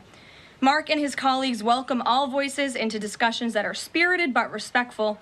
They have over 37.5 million video views, over 3.6 million watch time hours since the platform began just last year. This is new media in its truest sense, allowing the people to ask questions, make comments, and be an active part of engagement on the most important issues facing the country and our world. With that, Mark, please kick us off and welcome to the briefing room. Thank you, Caroline. I appreciate it. I'll ask you a question about tariffs and then one from one members of our community about education.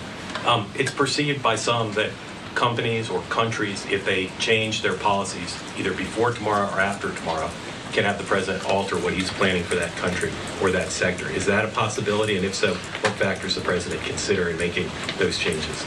Well, the ultimate change for these companies and these countries, Mark, will happen when they decide to do business in the United States of America. And as I just laid out, they will face no tariffs at all if these companies choose to invest here in the United States and to move their production and their manufacturing here to the United States as well. As for tomorrow, the president will be addressing the decades of unfair trade practices that have ripped our country off and American workers off. It has hollowed out our middle class. It has destroyed our heartland, and the president is focused on reshifting our global economy to ensure that America is once again the manufacturing superpower of the world. So if they do something today or later in the week that's a pledge for future activity, would that be good enough potentially to alter the policy? Again, the president has been looking at the very unfair trade practices of the past.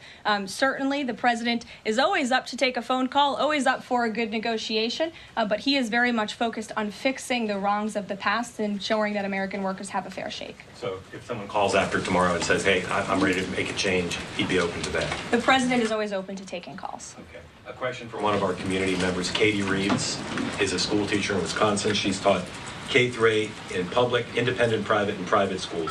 And here's what she wanted me to ask you. She says, I see the elimination of the Department of Education as an excellent first step in the improvement of our school system. Do you see any further role the federal government can take beyond this, possibly in promoting the expansion of voucher programs or reducing the influence that teachers' unions hold over our schools? Well, first of all, I want to thank Katie for her service to our country and our nation's children. Being a teacher is the most noble profession that we believe one can have. And the president said in his remarks when he signed the executive order to dismantle the Department of Education that he loves our teachers. And in part, this order is to empower our teachers to have greater decision making in the classroom. Nobody knows our nation's children and our students better than our teachers who are with them every single day. As for the federal government's role, to get to the heart of Katie's question, the president has made it clear to Linda McMahon that we need to find other places within our federal government for critical programs regarding education.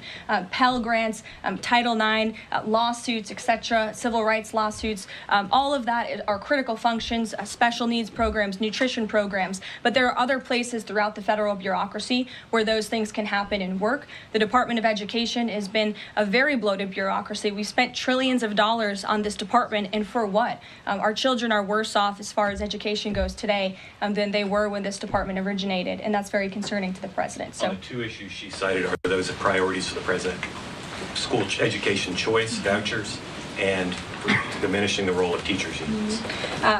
The president is very supportive of both of those things, particularly when it comes to school choice. He has said that school choice is the civil rights issue of our time, and he wants every child, regardless of zip code, socioeconomic status, how much money their parents have, to be able to go to the school of their choosing that best suits their educational needs. And he is going to empower state and local leaders to make those decisions on behalf of our nation's children.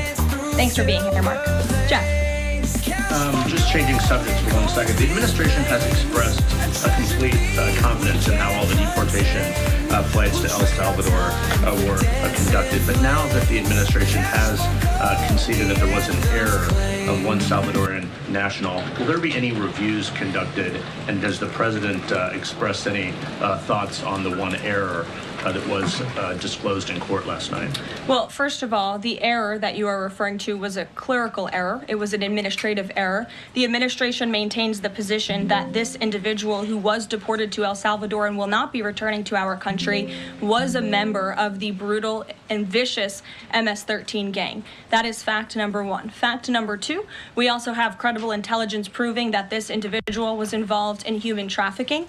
And fact number three, this individual was a member, actually a leader of the brutal MS-13 gang, which this president has designated as a foreign terrorist organization.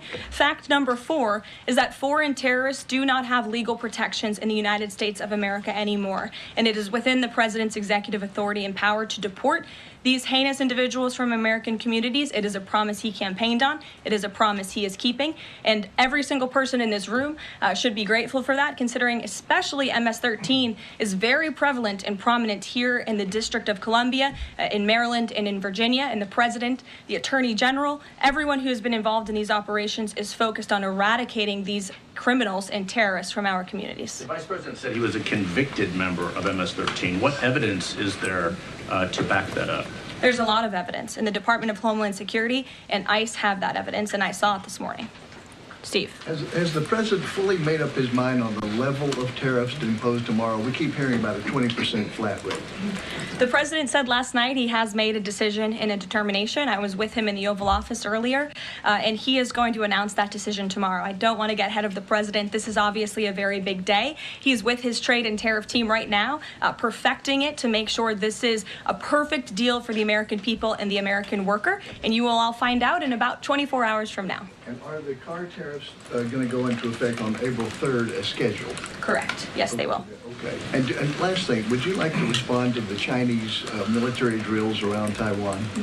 Yes, I would. As a matter of fact, the National Security Council briefed me on this morning, and they said that the president is emphasizing the importance of maintaining peace in the Taiwan Strait, encouraging the peaceful resolution of these cross-strait issues, reiterating our opposition to any unilateral attempts to change the status quo, show by force or coercion. That is directly from the National Security Advisor. Just for you, Steve Holland of Reuters. Monica. Thank you so much, Caroline. Elon Musk this week revealed that Doge found that the Biden administration issued over 2 million social security numbers to illegal aliens, found 20 million dead people marked as alive in the social security system.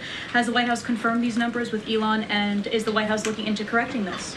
I'm not sure about those specific numbers that Mr. Musk cited. I can tell you what the Social Security Administration has said themselves, according to an Inspectors General's report that was conducted last year, showing there was nearly $80 billion worth of fraud in this program. We know for a fact there are individuals who should not be receiving benefits on the Social Security rolls, and this administration is focused on cleaning out the waste, fraud, and abuse in every agency, but particularly in Social Security, to make it stronger for our tax-paying, law-abiding citizens who deserve these entitlements and programs. Because you did bring up Doge, I do want to tout the incredible efforts that have been made at the Environmental Protection Agency. And Administrator Lee Zeldin is just doing a tremendous job.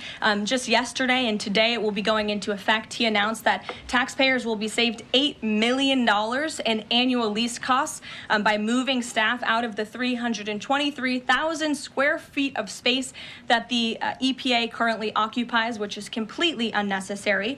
Yesterday, Administrator Zeldin also announced he will be shutting down a museum that the Biden administration built to tell a selective story about the EPA's history and climate change. It was a real pat on the back to President Biden. And guess how much American taxpayers paid for it? $4 million for this museum that I think only 1,000 visitors saw last year alone. And it will cost American taxpayers $600,000 per year to operate this museum. Well, it's not going to exist anymore. We're going to save taxpayers those critical funds. And Administrator Zeldin is very proud to announce that. And just at EPA alone and the cuts that they have made, they've saved taxpayers more than $22 billion in wasteful grants and spending. Peter. Thank you, Caroline. When the president goes down to Florida on the weekends, does he ever hear from, there are so many retired folks down in Florida, does he ever hear from any retired Americans who are stressed about these wild swings in the stock market because of the tariff uncertainty, and they're sitting there on fixed income or living off of 401k, and they don't know how much money's going to be left? Well, certainly they are legitimate concerns, and the president takes those concerns very seriously, and he's addressing them every single day. And tomorrow's announcement is to protect future generations of the senior citizens you mentioned. It's for their kids. And let's see when we get to 3,500. I feel like that's the situation that we're in right now. Not only has the gold price climbed to above $3,000, it's breached $3,100. We're speaking today on Friday, the 28th of March, and it's at $3,084. Gwen Preston, VP Communications of West Red Lake Gold, is here to break down the drivers of this historic bull run. What's next for the gold price, and exciting news coming out of West Red Lake Gold. Congratulations, Gwen, on finally starting the mills and going into production at West Red Lake Gold. We've been talking about this for more than a year, you and I, and it's finally happened. So congratulations. Big news. Lots to go over today. Yeah, no, absolutely. I was at the mine site last week, and it was so exciting to walk into that mill and see the SAG mill turning and the ball mill turning and the leach tanks full and everything loud and doing what it needs to do. It was really exciting. So it's a cool place to be. The transition from an explorer to a producer is a story in itself. So that's kind of the theme of our conversation around West Red Lake Gold today. But before we talk about that, everyone wants to know why gold has been skyrocketing. The markets are stock markets are down. Just on Friday, the Dow's down 700 points. Bitcoin is down. Just risk assets not doing well. Bonds are doing okay, and gold is just holding steadily. And one wonders why. I guess maybe higher inflation expectations, recession fears, perhaps. With the trade wars, the Atlanta Fed GDP Now tracker is projecting negative 2% contraction in GDP next quarter. A lot of forces, but I'll let you answer that. Yeah, I mean, all of the things that you listed are absolutely key among the forces, right? I mean, today in particular, we saw a hot inflation print, hotter than maybe some either expected or hoped. I don't know which is the more appropriate word there.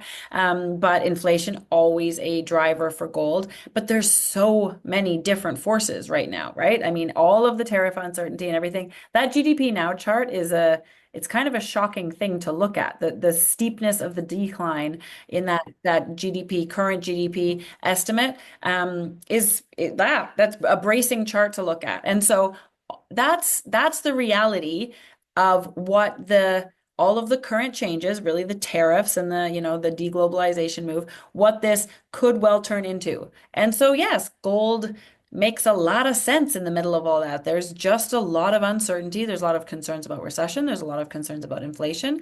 In the midst of it all, we're not in a situation, we certainly don't have a president in the United States, where higher rates to fight inflation are likely, especially if we're going into a recession. So that's pretty much a perfect storm for gold. So it's not surprising that it's doing really well. Where it's going from here, oh my gosh. I mean, you and I talked only a few months ago. And I mean, the gold price change in just a few months is not something that we would have expected. I think we talked in January, wasn't it? Yeah, January 10th was our last interview. People can check out Gwen's last video with me early January. Back then it was at $2,600, $2,700, that kind of range. And we were going back and forth. When's gold going to 3,000? When 3,000 was the kind of the theme du jour at the time. And now we're above 3,000. And now it's like when 3,500, that kind of thing. And I mean, for someone who's putting a gold mine into production in Canada, we also get the benefit of the weak Canadian dollar relative to the US dollar. So the gold price in Canadian dollars is 4,400. It's just unbelievable. So it's really good time for a Canadian producer to be putting a gold mine into production. Do you think gold reaching these levels is going to spur new developments, new exploration? And this was the same question I asked you last year when gold just hit $2,000 and then now 50% higher. It's kind of the same narrative. Is more M&A happening? Is more production happening? Is more exploration happening? Just more activity in the space overall? I think the main answer to that, we will continue to wonder if and when and to what extent we will get more generalist investors rotating into the equities. That's an ongoing question. I think the more tangible development in the space is that the producing gold mining companies have bucket loads of money. It's a very technical term to use, but like honestly, when Shane went down to the Bank of Montreal, the BMO conference in Florida in February, he came back and he said that his biggest takeaway from all of the meetings and sitting in on some presentations was just how much money the major gold mining companies have and are making. And that matters, right? When they have they became much more conservative entities over the last almost 10 years. And so, made their portfolios make more sense, moved away from production for the sake of production and instead moved towards production for the sake of making money. And now they're getting a strong gold environment and they have a lot of money. What they don't have is a lot of future, the pipeline side of things. So it's that conservative mentality really meant that they needed to get to a very strong financial point before forward-looking things could start to play a major role. But I think we've got to be getting there now. Like from the Newmonts all the way down to the single asset producers, they have bucket loads of money. And so what are you going to do with bucket loads of money? If you want to attract more investors to our space, you have to show growth profiles and or strong dividends. And those are both options when you have bucket loads of money. So I'm really curious to see what decisions come from this financial setup, right? If major gold miners become a significant dividend play in the stock market in general, that works for me. Let's open up the funnel. Let's get more people interested in the gold equity world. I think that would be good.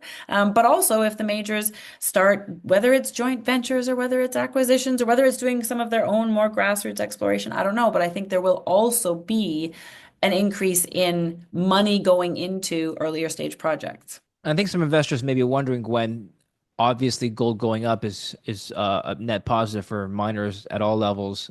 It could perhaps be a double-edged sword. Why would I buy equities, take on more risk when the metal itself has gone up 50% in 1 year, which is no small feat for any asset class, especially something like gold, which has been historically very stable. What is the thesis for buying equities? What are gold miners doing to add value to investors in light of a 50% increase in gold? Yeah, I mean, that's a very good question. And if we knew that the gold price was going to continue to gain at the pace that it's gaining, then you answered your own question, right? Just own gold. I think the answer is really comes from when you look at the drivers. And you and I have chatted about this before, but I really think that one of the key reasons that the gold price is moving so significantly right now is because instead of the drivers that moved gold over the last 5 years, up until perhaps the last sort of 6 months, which were not Western investors, it was central banks, and it was investment buying in emerging markets. Yes. Now we're getting gold buying by Western investors. And Western investors, once they get into gold, they don't only buy the metal. Whereas the groups that were buying gold previously, they don't buy equities. They just buy the gold, the metal. The Middle Eastern investors and the Chinese investors and the central banks for sure, they don't play with equities. But the Western investor does. When their mindset turns to gold, their mindset turns equally to gold and gold equities, maybe more so even equities. And I think that freighter is starting to turn right now. And if that is what's happening, if that thesis is correct, then the catch-up play on the equities is the opportunity for gold investors. So that it's all a thesis, right? We're seeing this is all playing out in real time, but that's the opportunity. If Western investors do what they conventionally have done, which is buy equities, then the gap needs to close, and that creates potential for a lot of upside in gold equities that are lagging. About a year ago, when we spoke about gold, you mentioned that back then in 2024, early 2024, one of the major drivers rather for the gold price run up then was Chinese retail buying. Central bank as well, but central banks are picking up as Chinese retail buying was strong. Is that still a dominant narrative today in 2025? I haven't seen it as dominant. My understanding is that it's still certainly happening, but it isn't as dominant within the gold space because so many other players have come in. So I think it's still happening, maybe not at quite the frenzied pace that it was a year ago when it was a really standout thing. But I think, really fundamental to this whole conversation is the drivers that moved gold up steadily over the previous 5 years remain largely in place. The Chinese buying, the Middle Eastern buying, which we see a lot of, the central banks, those drivers remain in place. And what we're layering on top is the Western participation. If I were to really press you on an outlook for gold, Gwen, what would it be this year? I mean, at this point, would any price surprise you anymore? No, I mean, hitting 3,100. I mean, it's only March. I mean, no, I don't think anything. 3,500. Sure. Let's see when, not if. Let's see when we get to 3,500. I feel like that's the situation that we're in right now. Yeah, absolutely. So let's talk about West Red Lake Gold.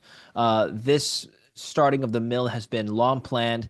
Was the timing of this starting of the mill, which happened in the last 2 weeks, I believe, was it coincident with the rise in the gold price above $3,000, or was it scheduled anyway? I mean, the big picture schedule for West Red Lake Gold, this company came to be 2 years ago when a group of people decided that they wanted to take advantage of a gold market that they saw coming by acquiring an asset that they could quickly move into production as a gold market built. Thankfully, they had a good crystal ball, and that's precisely what has happened. So big picture wise, it was scheduled, shall we say. In terms of the actual, being a little bit more serious about it, I mean, we have been pushing to get this thing going. The big push is we could have started the mill earlier. The mill is a great piece of infrastructure, and we had to do some things to get it ready for restart, but those weren't really critical path items. What was critical path was getting the bulk sample mined and on surface and ready to go into the mill. And so that's been the big push, and we got to the point on schedule to put that bulk sample in. So we started up the mill, we put some low-grade old rock through it to pack it out. Then we started putting in some low-grade material that we had mined in as part of getting to our bulk sample areas.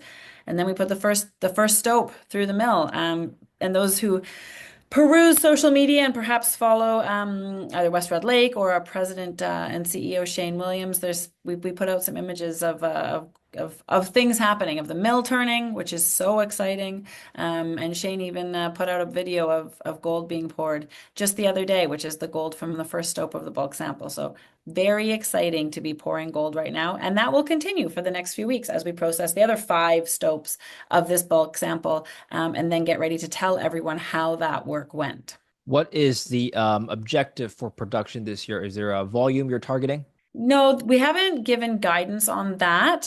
Internally, we certainly have a very clear production schedule. The guidance that does exist is let's get the bulk sample processed. Let's do a little pause after that to make sure that everything is ready, which really means to make sure that the mill, if there's a few tweaks that are needed that we recognize during the bulk sample processing, that we absolutely address those before starting it up for consistent operations.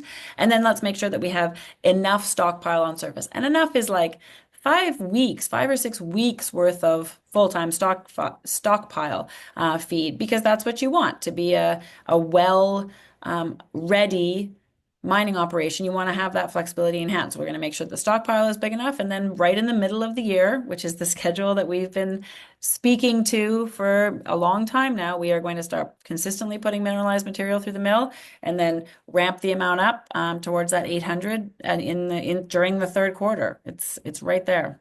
The West Red Lake gold stock popped a bit this week on the news that the mill started. What is the next development or piece of news that investors should be looking out for? Yeah, so I mean, the results of this bulk sample will be the most important piece of news that West Red Lake Gold has put out since the acquisition of this project, because we bought this project based on the thesis that doing the right work to define where the gold is, all the definition drilling, doing the right engineering and mining it in the appropriate way means that we can do the thing that the prior operator failed to do. Yeah. That thing is deliver the expected tons and grade to the mill. So if we say stope 1, stope 2, stope 3 each have this many thousand tons in them at this, and this grade, the bulk sample, independent people are watching us do this. And so if we say that stope 1 has 2,477 tons at 6.8 grams, then we've mined that, we've processed it, and we are going to report exactly how many tons and at what average grade we managed to mine stope 1. And if we can match those things up, that's literally validating the entire investment thesis. That's the reason that we bought this asset, is that we knew that the right approach meant that we could mine it in just simply because the prior operator didn't do some of the necessary work to enable success there. And so, yeah, those results will come out at the end of next month, and it's a really exciting moment. Yeah, we'll update the audience for sure when those results are out.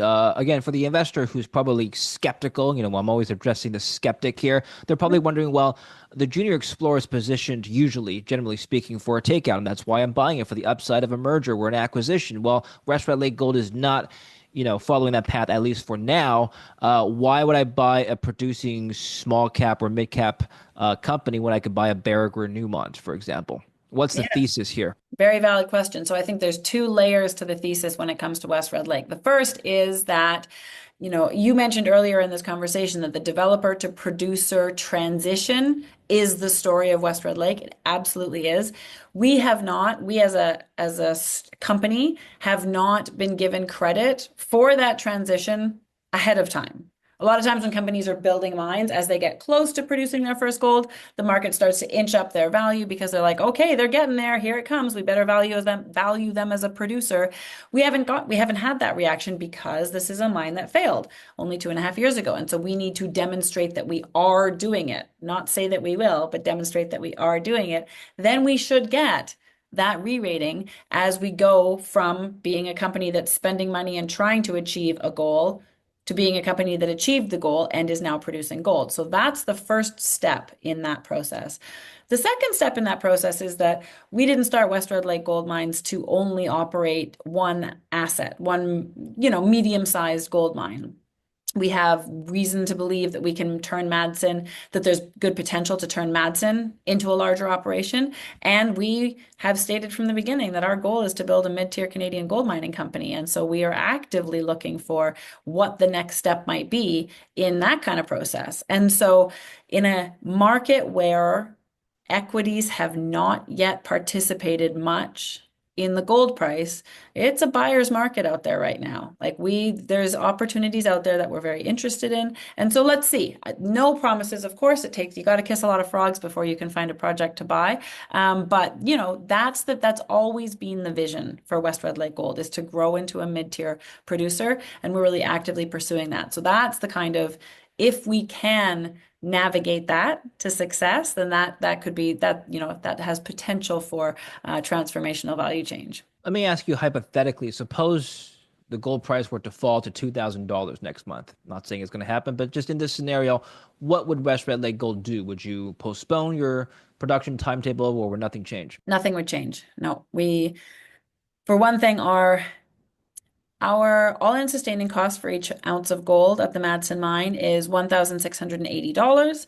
We have a lot of confidence in that number because that number is based on real costing, which is to say we did the pre-feasibility study that produced that cost estimate after we'd already been underground operating for a year. So it was all real costs that fed into that all-in sustaining cost estimate. So we're really confident in that all-in sustaining cost. So even at $2,000 gold, we would still make money at the Madsen mine. And also I don't think anybody here believes that if the gold price were to fall to $2,000, that it's likely that it would stay at that level for a long time. Whereas shutting a mine down and restarting it does take a very long time. We've just gone through the process over the last year of staffing up this operation, and it takes a lot of time and effort to find good people to do the jobs that you need them to do. So absolutely, we would carry on. We would still make money, and we believe in the gold market, and we believe that Madsen can operate sustainably within it. Are you planning to acquire new assets and add other deposits to your portfolio? We're certainly on the hunt. People say, don't you need to put all of your focus into Madsen? And absolutely. A lot of our focus right now, the vast majority of our focus right now is going to the Madsen mine. But, we have a VP of corporate development, and his role is to be out there on the hunt. And I mean, I think it's... Well, how would you allocate, let's say, your resources? Suppose you have, a bucket of cash, however that may be. What percentage of that would be used for the operations and the productions of the Madsen mine, and then what percentage of that would be used for exploration, for example? Yeah, good question. And that's something that is changing over the next few months, because once we get this thing turned on with consistent mineralization, then Madsen carries itself. And so the bucket of money is available to deploy to other purposes. Right now, the bucket is entirely going to Madsen, right? Because we're still in the ramp up. We're just starting to produce gold from the bulk sample. There will be a pause and then more gold after that. So right now, the money goes to Madsen, and that's where it should go. But in only a few months, Madsen starts producing instead of needing money. And then we can look at the exploration targets that Will, our VP of Exploration, has lined up, some of which are pretty clearly defined and one of which is very near-term potential mill feed, and some are really exciting discovery potential. Maybe we put some money into those exploration targets. And then we also simultaneously have our corporate development team looking at other opportunities outside of Madsen. So you have to do it all at once. There's never a good time to buy a project, merge a company, get married, have a baby, right? There's never a good time for those things. You have to do them when opportunity presents. And you won't even see the opportunity if you're not looking. So we're constantly making sure that we're looking. I'm just curious how the valuation metrics of a developer changes once it transitions into a producer. So as a developer, your valuations are based on the net asset value of the deposits in the ground. That's still applicable, but now pretty soon you'll have free cash flow as well. So how does the model change? Yeah, it's an interesting question. So certainly for those for developers, you have to be valued based on your net asset value because you don't have any cash flow against which to value. One metric for sure, once companies are in production, is to look at multiples of free cash flow. And so something like Newmont is currently trading at 8 times free cash flow, and that's at the low end of the overall historic range for a major gold producer. It's gone from like 6 times free cash flow all the way up to 25 times free cash flow in the heyday of a gold bull market. And of course, in the heydays of those gold bull markets, the free cash flow is also quite a bit higher. So it is very reasonable to look at free cash flow. And, the Madsen mine, using a $2,600 gold price in the financial model, makes $95 million in free cash flow annually. And so if you put an 8-fold, or if you think that we're going into a stronger market, maybe a slightly higher multiple on that free cash flow number, you pretty quickly get to an $800 million, thumbsuck for what a company that is producing that kind of free cash flow could potentially be valued at, based on some of those historic numbers or historic metrics. Right now, you're at 185 million market cap. Yep. If I'm getting the number right. So A big applying an 8x multiple to free cash flow would imply roughly 800 million, is what you're saying. Yeah, for sure. Okay. There's a couple different ways that you can come at that approach, because you can also do it as a multiple on the net asset value. There's lots of different ways that you can look at. You can argue that there's good potential for a higher valuation as we successfully turn into a gold producing company. The inflation risks are rising across all sectors. How is West Red Lake Gold planning to manage potentially higher costs in some areas? I mean, it all just comes down to conservative budgeting at the end of the day. And so we make sure that we have but we have appropriately conservative budgeting across all of our operations. I don't know if, there isn't another way to do that. Yeah. Finally, Gwen, let's talk about the next 2 to 3 years. So now that you've reached your milestone of producing, what are some longer term objectives or targets that the company would like to meet? The mine plan that we have for Madsen is a pretty tight thing, which is to say it only looks at the resource that's right at the Madsen deposit. It only looks at parts of that resource because it used a really conservative gold price when it decided which parts of that resource made sense to look at in a mine plan. In fact, it used a gold price of $1,680. So only the very highest grade parts of that resource came over for contention in the mine plan.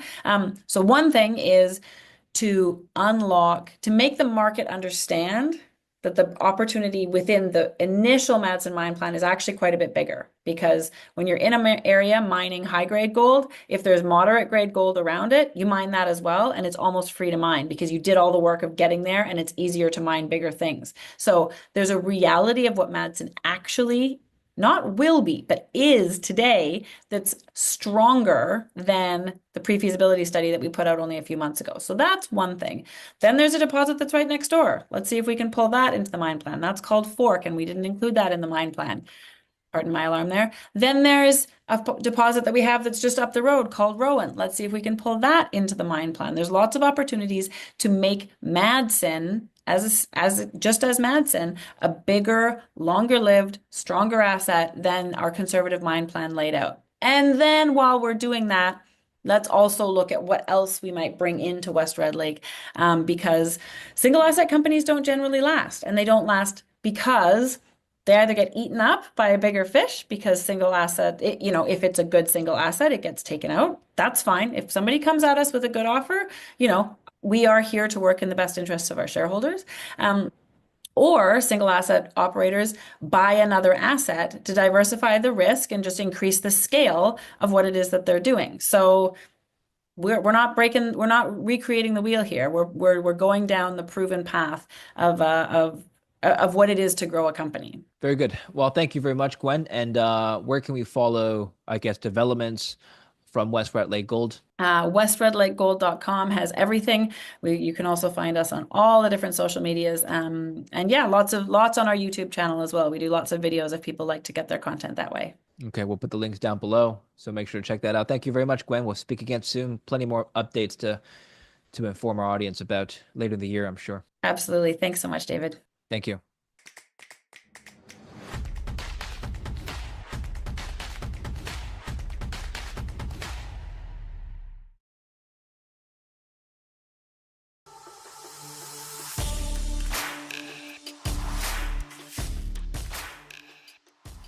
Our next guest has built a legacy with one of the most successful companies in the mining sector in the world. Pierre Lassonde joins us today. He has built Franco-Nevada up from the ground up, and today he talks to us about his experiences and what he sees next for the industry. Pierre, welcome back to the show. It's an honor to speak with you today. Well, thank you very much for having me. It's always a pleasure. Always a pleasure to have you, Pierre. We want to start with just a macro update. We have so much to discuss, but a lot of our investors are wondering what miners in the industry are thinking about the price action we've been seeing over the last few months. Last time you were on the show in April, gold was trading around $1,600, at over $2,000, gold prices have really expanded. Have you seen margin expansions as a result in the industry? Yes, absolutely. And this is very comparable to the kind of margin expansion that we saw in the early 2000s. Don't forget, gold bottomed in 2001 at $250 to rise to $1,900 by 2011. So the rise in gold price, everybody thought would lead to enormous margin expansion. And the stock went up in 2003, 4, 5, 6, 7. And then all of a sudden, they all plateaued out. And then finally, they turned around in 2011, and they never got the kind of multiple that you were expecting because there wasn't any margin expansion. And there are two reasons for that. One is the oil price kept going up. And energy, as we know, is 25% more or less of the cost of operating gold mines. So as the energy price went from $25 a barrel to $140 a barrel, the margins were not expanding as fast. And then because during the late 90s, the gold price kept going down, mining companies essentially stopped exploration. And when the gold price started to come around, what they did, because they didn't have any reserve, they dropped their cutoff grade. And so they were producing the same amount of gold, but moving twice as much dirt. And that too costs a lot of money. And you had no margin expansion. The difference today is very, very different. Number one, because oil prices are flatlining. When you look at oil price today, $37, but when you look at the oil price for the next year, you can look at the contango, it's almost nothing. You can look at 2 years out, it's almost nothing. So the market is telling you the oil price is well fed, there's enough oil out there, and it's going nowhere. So that's a 25% component of the miners, of their costs. And then the other thing is that in the last 20 years, in terms of cutoff, gold miners have decreased their cutoff to the point now where open pit mining, they're down at 0.05 of a gram in terms of cutoff. Well, the next cutoff is dirt. Okay, there's nothing left. All right, so the open pit miners don't have any ability to increase their reserve, even if, because they can't cut their cutoff grade anymore. They're down. So that's a good thing, because it means that as the gold price goes up, that difference will go right down to the margin, and you are seeing margin expansion. The gold miners today have never had it so good. The margins that they are producing are the fattest, the best, the absolute unbelievable margin they've ever had, ever. So I guess an investor who is new to the space is probably wondering, gee, have I missed the boat on mining stocks since margins are at the best ever? Or is this the right time now? Well, I think the answer to that, David, was provided a couple of weeks ago when Warren Buffett bought $500 million worth of Barrick gold at today's price. And what is Warren Buffett seeing? This is not an individual that bets on the gold price. He doesn't bet on commodity. What he's seeing is that he can buy Barrick at a fraction of the kind of multiple that he believes is the right multiple. So no, you haven't missed the boat at all, even though the gold stocks are up double from the bottom. But you got to think, at the bottom, 6 months, a year ago, the stocks were so cheap, but nobody was interested. Nobody was interested. It's the same old story in our space. At the bottom of the market, there's never enough money. And at the top, there's always way too much. And we're barely off the bottom at this point in time. And there's a lot to go before we reach the top. With margins at the levels they are now, one would expect exploration activity to pick up significantly. Are you seeing a lot of that this year? We are seeing some, but the exploration activity, the majors are obviously ramping up. But don't forget, 50% or more, 50 to 60% of all exploration activity is by the juniors. And in terms of the junior sector, it's been risk off now for the past 6 years. And that is, they've not been able to get any money from the market. That too is changing. And I think that over the next 6-9 months, you're going to see more and more juniors coming to the market doing $2, $4, $5 million kind of raise. And I would say that by next summer, I would not be surprised if we were to see exploration budgets up by anywhere from 25 to 30%. And the year after, I think the budgets will be up more likely by 50 to 75%. I do believe there's going to be a big increase in exploration budgets over the next 2 years. Where's the funding for this increased budget going to come from, Pierre? Is the sector attracting a lot more capital at today's prices? It is, and not to the level of the kind of frenzy that we saw back in 2011, but we are starting to see inflow. Now, you just have to watch the public gold funds to see if the money is coming in or not coming in or going out. And for the past 7 years, essentially, money has been going out. For the last 2 years, money has been flat. And now they're starting to see inflows. And that gives you a pretty good idea of where the money is going. And then if you look at gold itself, you just look at the gold ETF, look at GLD. GLD is up over 900 tons this year alone, which is the biggest. They've had more inflow of money in the first 9 months of this year than any year in the past 16 years. It's been public since 2004. So it's a record inflow of money into the gold GLD. And that's also a precursor to what's happening in the equity sector. Okay. Pierre, you've worked with a lot of different mining companies throughout your career, and you've seen different cycles of gold and silver prices. Let's take 2011, for example, the last time we saw prices at current levels. When prices were that high for gold, did you see miners still exercise the same level of fiscal discipline as you would expect in a lower price environment, or where they say maybe, okay, well, prices are near $2,000, I have more room to spend now.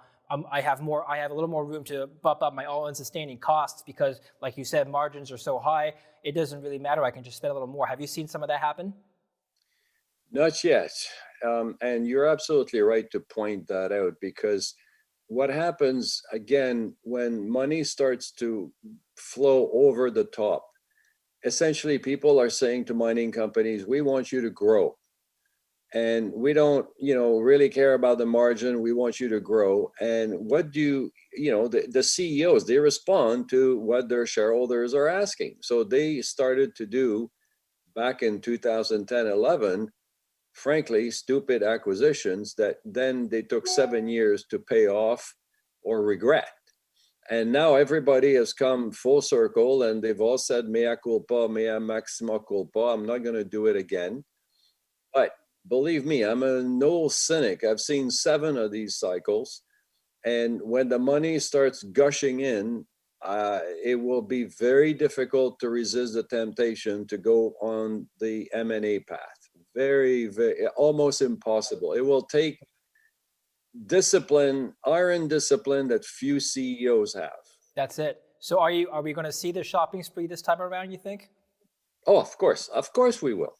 Of course we will. And the main reason, David, is very simple, is that most companies, if you look at Barrick, you look at any of the large companies, their reserves have been declining now for the past 6 years.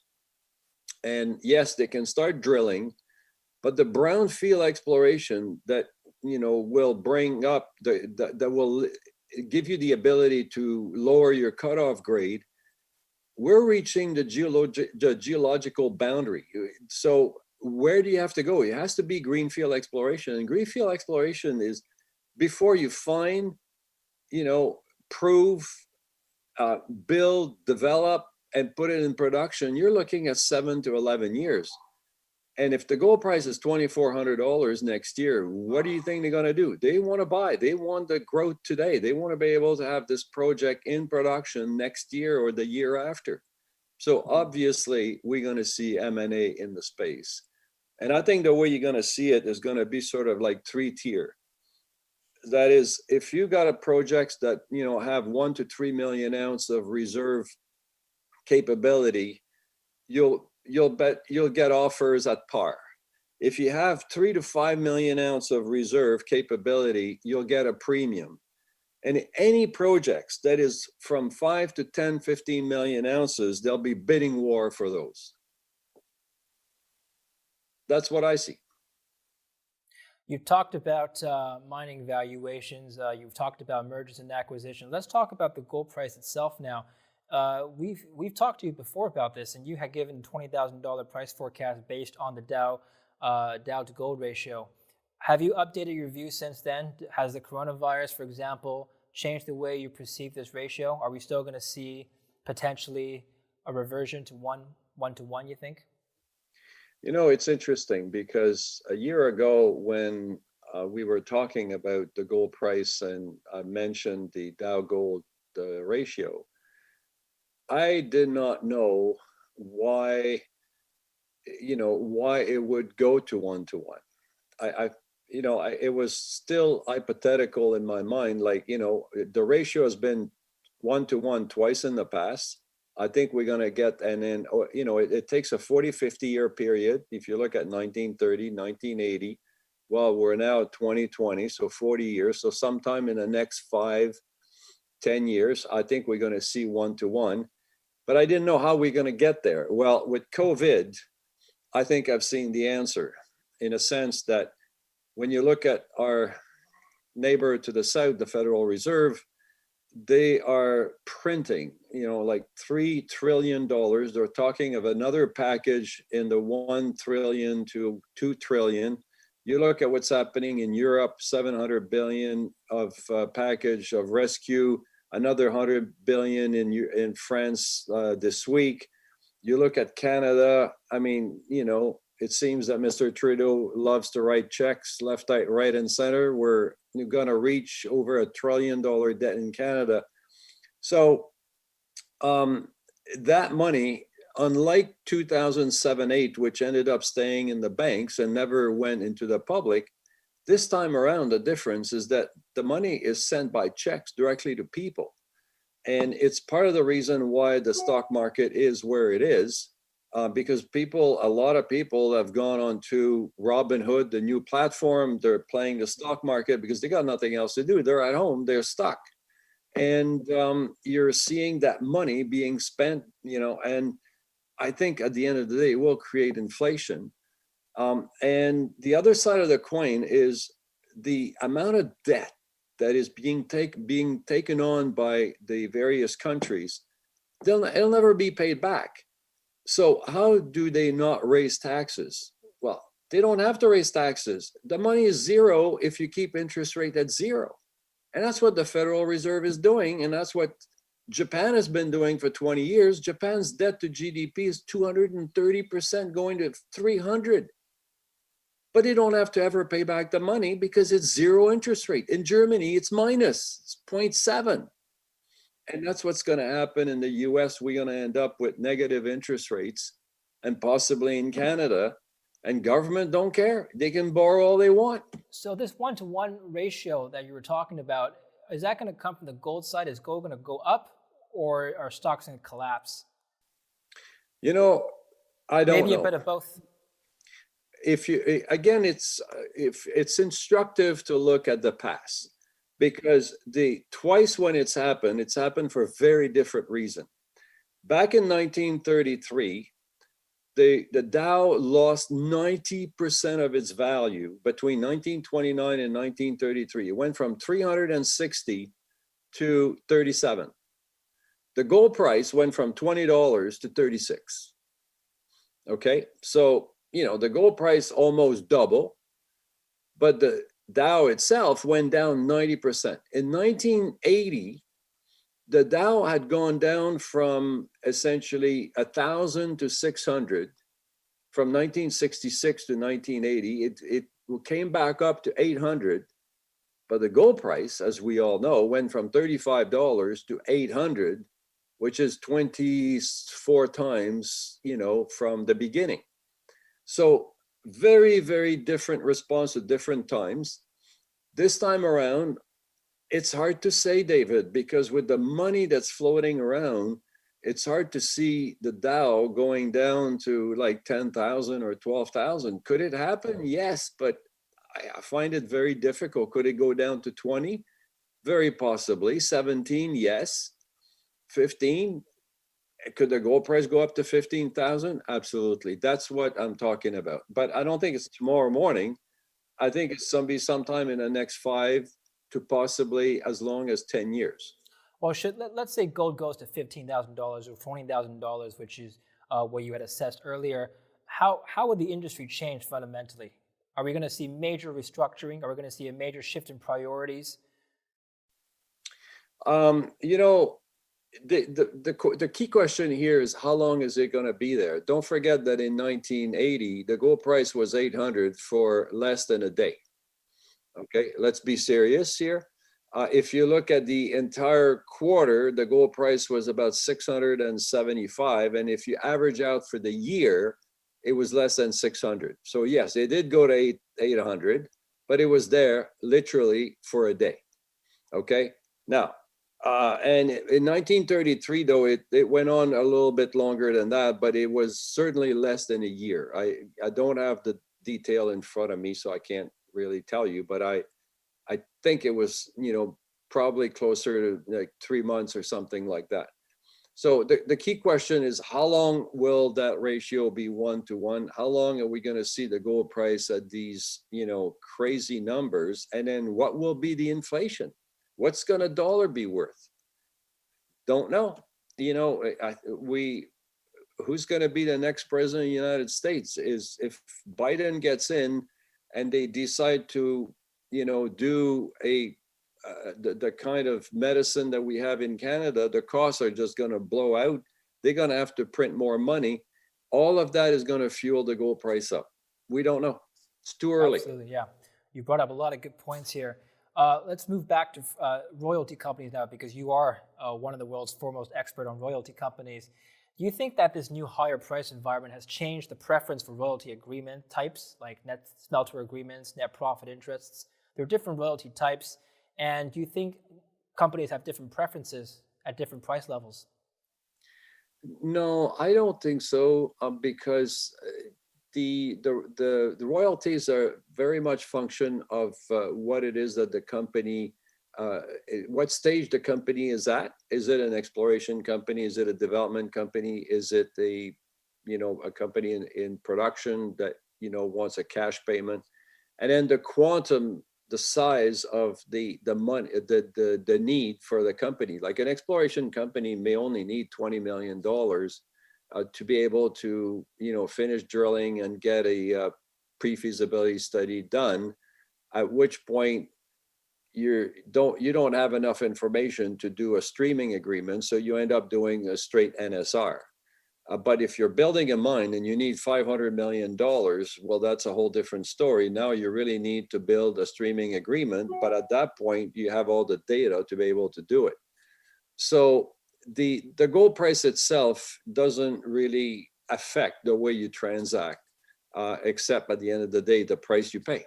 What about interest rates, Pierre? We're seeing very low rates right now, historic levels of low, negative real interest rates. Would that be competition for royalty companies, do you think? If a junior miner were to find financing, he would say, the CEO might say to himself, well, I can get very, very attractive rates from debt.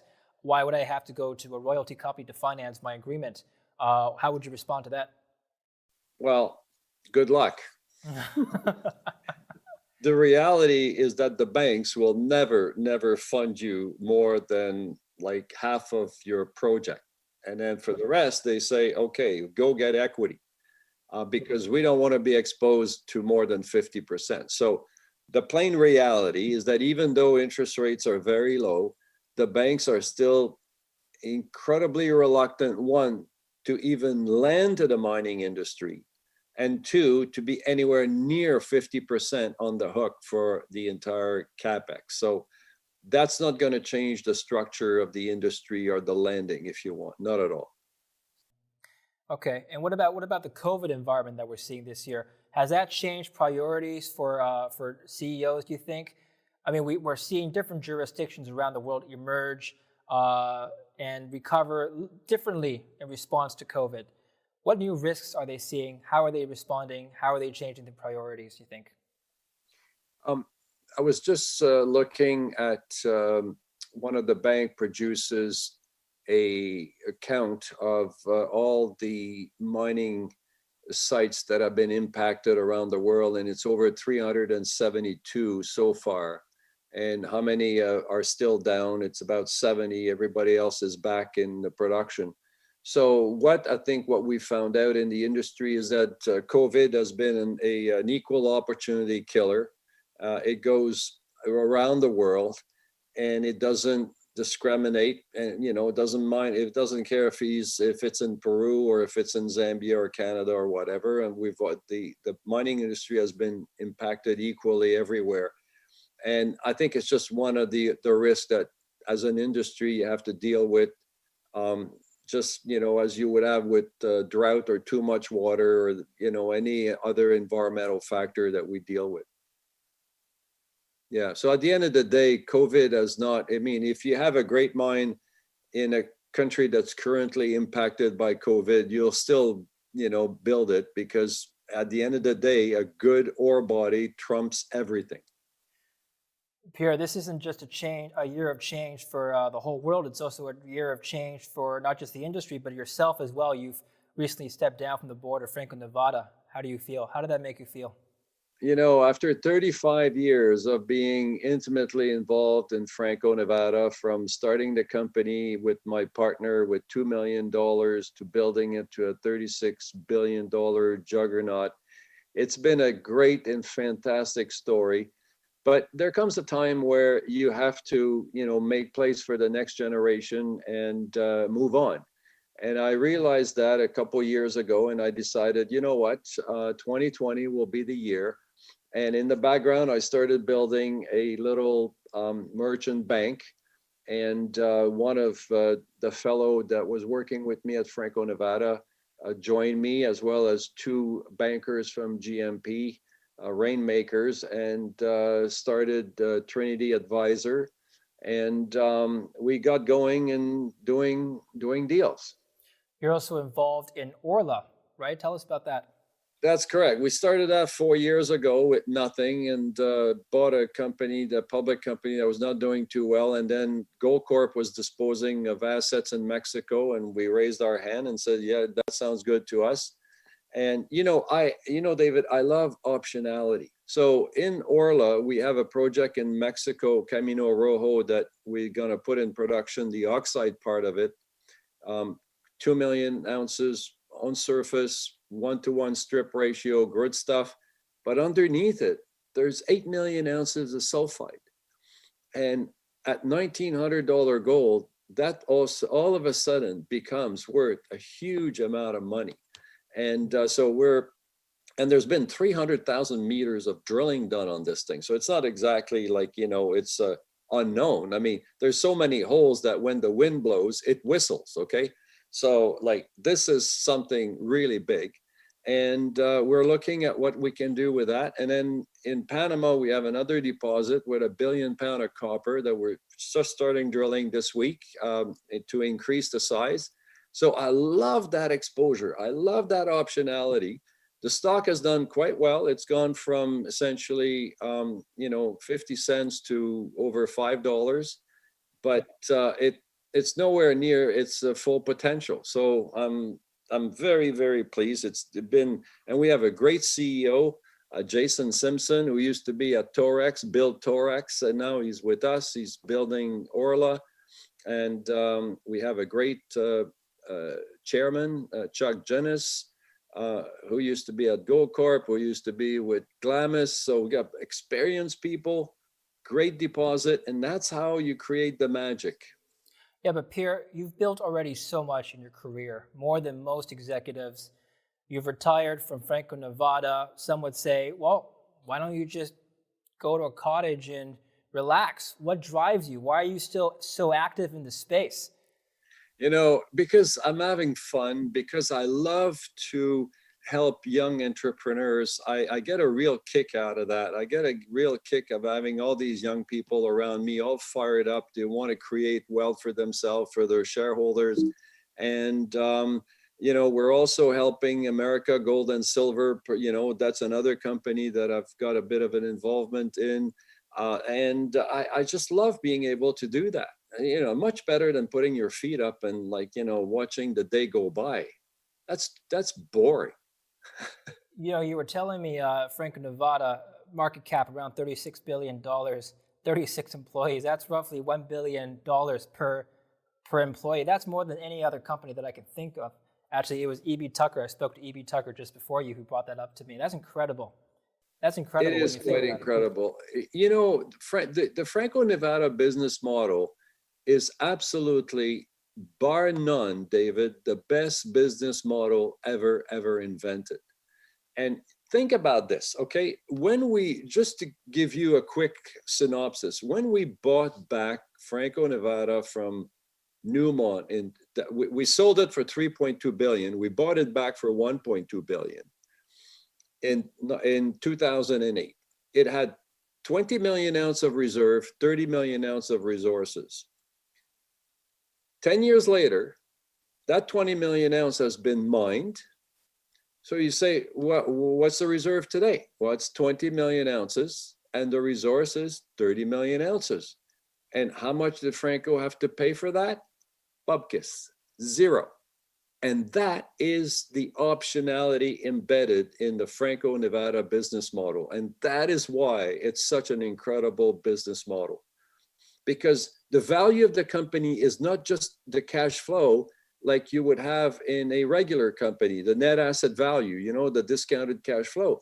It's that embedded perpetual option on the discovery made by the operators of our property.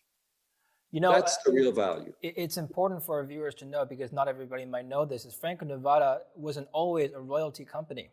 You started off as an explorer. At what point in the 80s did you and your partner decide, you know what, let's abandon this model, let's do this? Because that was a relatively new concept. It's been done for oil and gas. It's not been done for mining before, in precious metals at least. So you took a leap of faith. What happened there? Well, it's funny you say that, because we started effectively as another exploration company. And after 2 years, I was writing the annual report, and I went into my partner's office and I said, Seymour, all I have to say to our shareholders is that we're losing their money. I said, like, you know, we've drilled here, we've drilled there, and, like, you know, we've done nothing. We're going to have to, you know, do another fundraise. And it's the same story over again. And I said, you and I are the two largest shareholder. Like, you know, this is stupid. We gotta think about another way to do business. And it's in that conversation that Seymour just kind of floated. He said, well, in the oil business, there are royalties. Aren't there any in the mining business? Because if there are, we could maybe buy one and have like cash flow so we can sustain ourselves. And I said, well, I've heard of a few, but you know what? Why don't we give it a go? And this is really the genesis of the idea. And then I mentioned to our geologists in Nevada that we were looking for royalties. And then 3 months later, there was an ad, a box ad in the Reno Gazette. It was royalty for sale. And he gave a call. He called me. He said,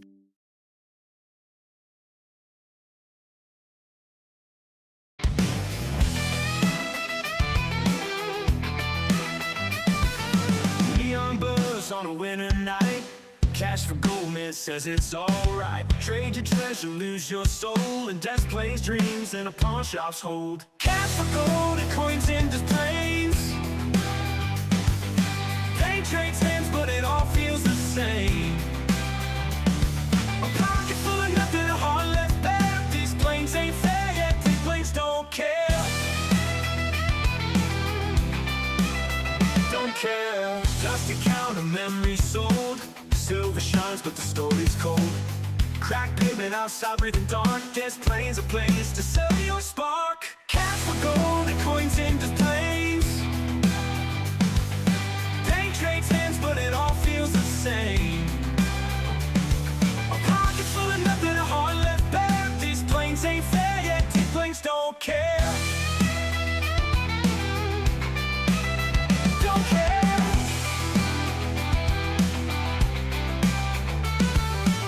Where's the riches, where's the dream? This plains moon, just a hollow gleam. Creeds or whisper calls my name. Trade it all and light the flame. Cash for gold and coins in displays.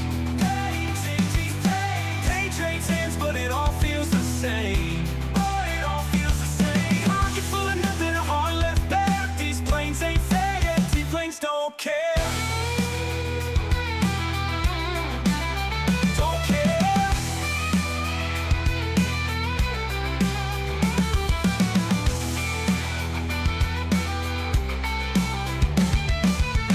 Where's the riches, where's the dream? This plains moon, just a hollow gleam. Creeds or whisper calls my name. Trade it all and light the flame. Cash for gold and coins in displays. Pain trades hands, but it all feels the same. But it all feels the same. Pocket full of nothing, a heart left bare. These planes ain't fair yet, these planes don't care. These planes don't care.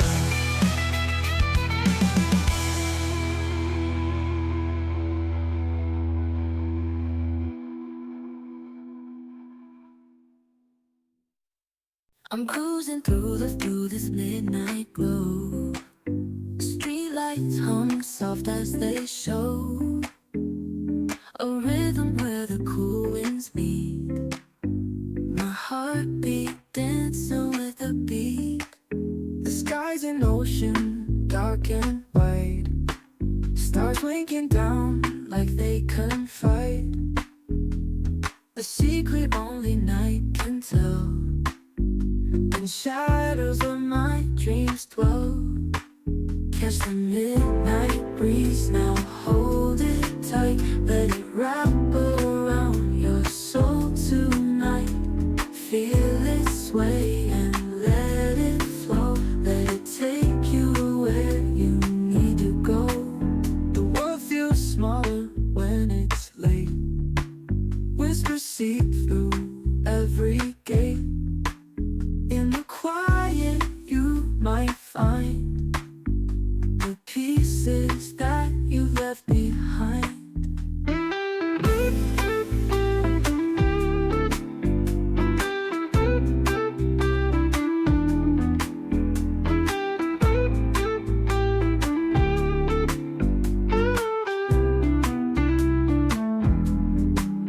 The air is thick with mysteries.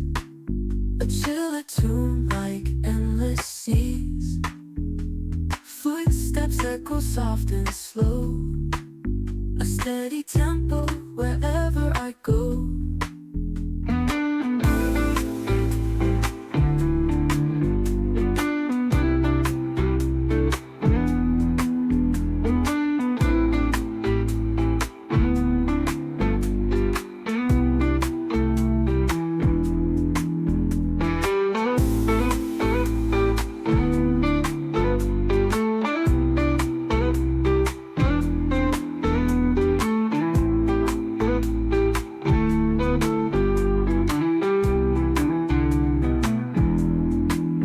The world feels smaller when it's late. Whispers seep through every gate. In the quiet you might find the pieces that you left behind.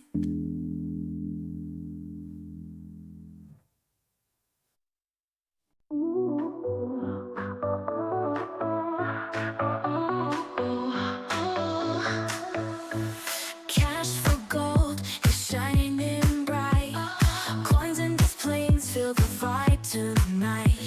Sparkling dreams, oh, can you see? Dancing diamonds set us free. Cash for gold. This flame shines, don't you fold.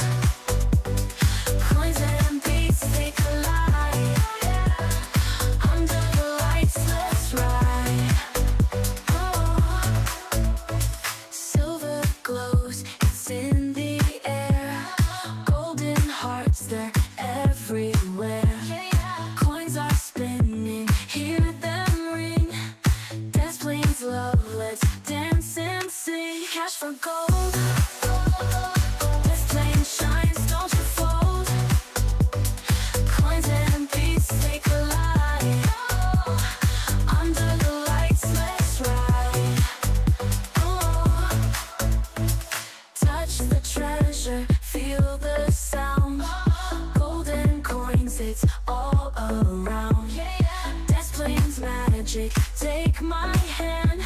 This is our night, our golden land. Cash for gold. This flame shines, don't you fold. Coins and beats, they collide. Under the lights, let's ride.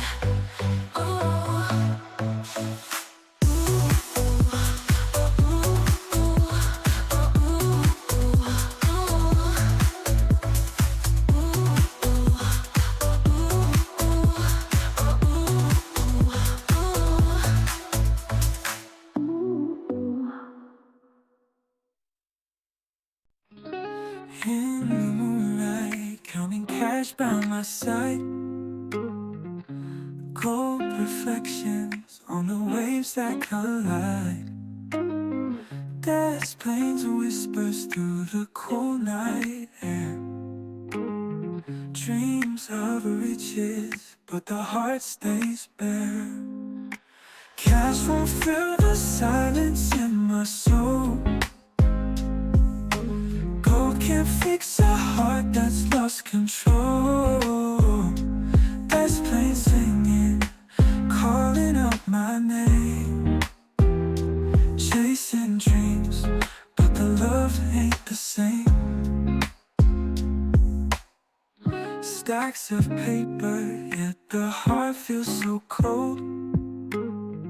Gold chains heavy, but they don't make me whole. There's plains and rivers, run deep like my regret. Moments fade, but the love ain't the same. Cash won't fill the silence in my soul. Gold can't fix a heart that's lost control. There's planes singing, calling out my name. Chasing dreams, but the love ain't the same. Through the haze of the bells we count tonight. Gold flickers, but it don't provide the light. There's planes and whispers, secrets of the past. Nothing golden in a love that won't last. Cash won't fill the silence in my soul. Gold can't fix a heart that's lost control. There's planes singing, calling out my name. Chasing dreams, but the love ain't the same.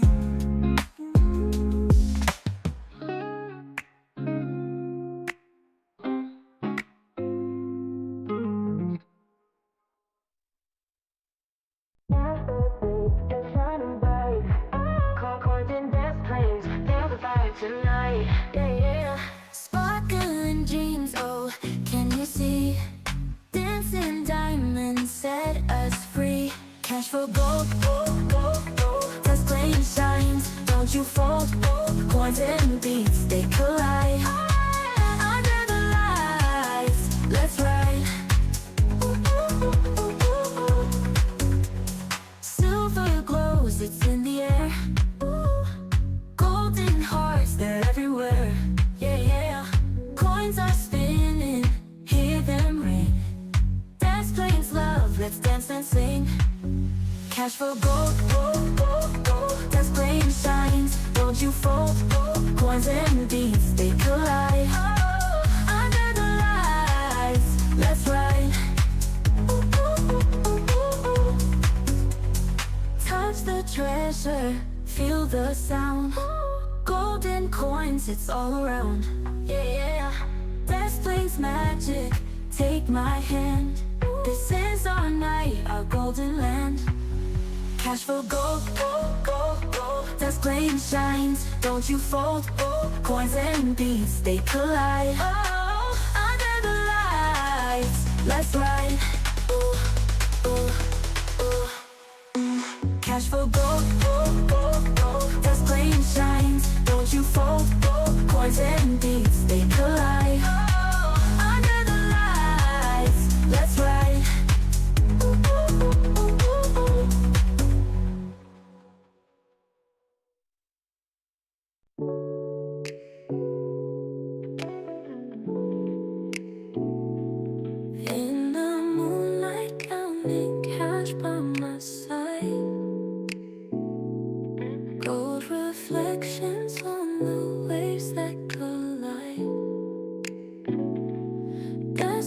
planes whispers through the cool night air.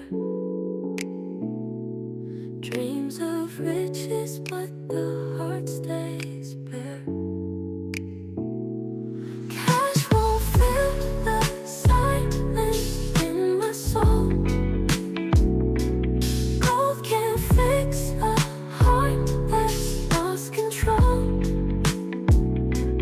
There's planes singing, calling out my name. Chasing dreams, but the love ain't the same. Stacks of paper, yet the heart feels so cold. Gold chains heavy, but they don't make me whole. Best plains rivers run deep like the regret. Moments fade, but I can't forget. Cash won't fill the silence in my soul. Gold can't fix a heart that's lost control. There's planes singing, calling out my name. Chasing dreams, but the love ain't the same.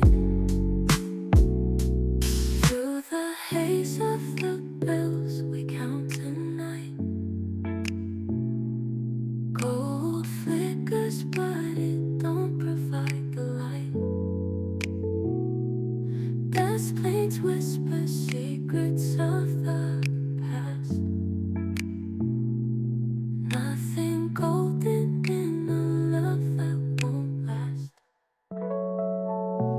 Cash won't fill the silence in my soul. Gold can't fix a heart that's lost control. Best planes singing, calling out my name. Chasing dreams, but the love ain't the same.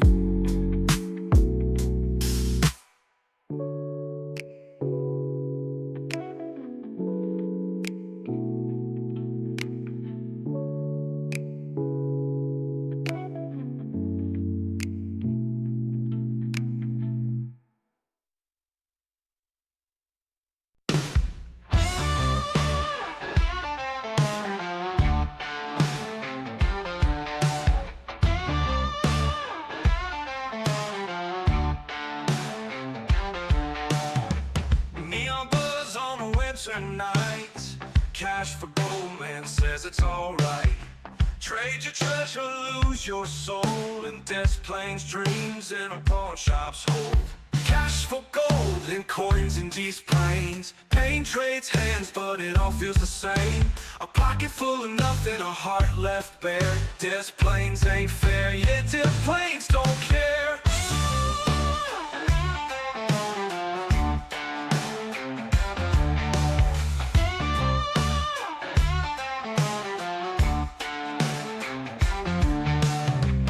Dusty counter memories sold. Silver shines, but the story's cold. Cracked pavement outside, breathing dark. Des Plaines, a place to sell your spark. Cash for gold and coins in these plains. Pain trades hands, but it all feels the same. A pocket full of nothing, a heart left bare. Des Plaines ain't fair, yet Des Plaines don't care.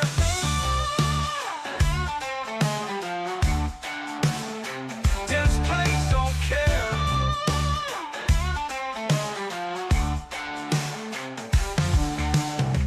Where's the riches? Where's the dream? Des Plaines moon, just a hollow gleam.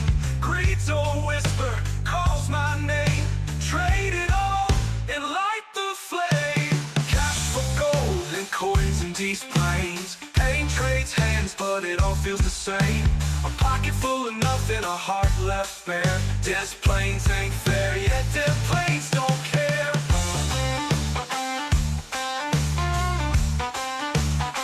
Des Plaines don't care.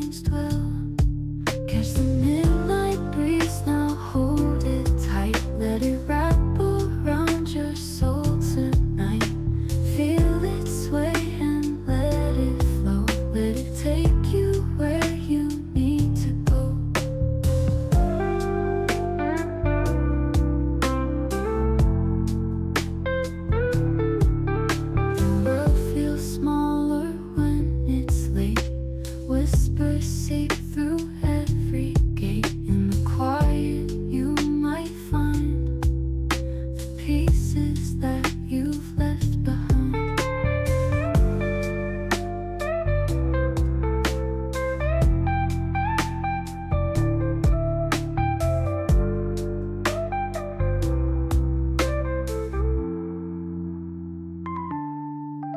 The air is thick with mysteries, a chiller tune like endless seas. Footsteps echo soft and slow, a steady tempo wherever I go.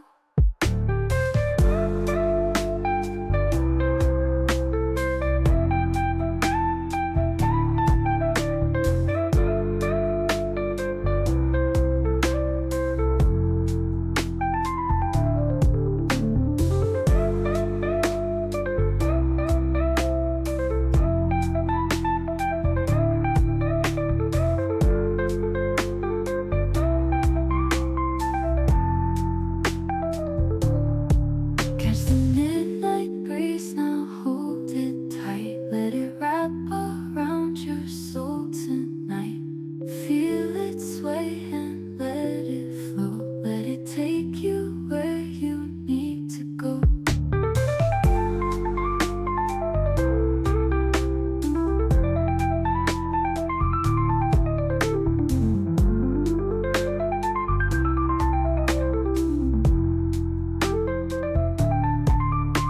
World feels smaller when it's late. Whispers seep through every gate. In the quiet you might find the pieces that you've left behind.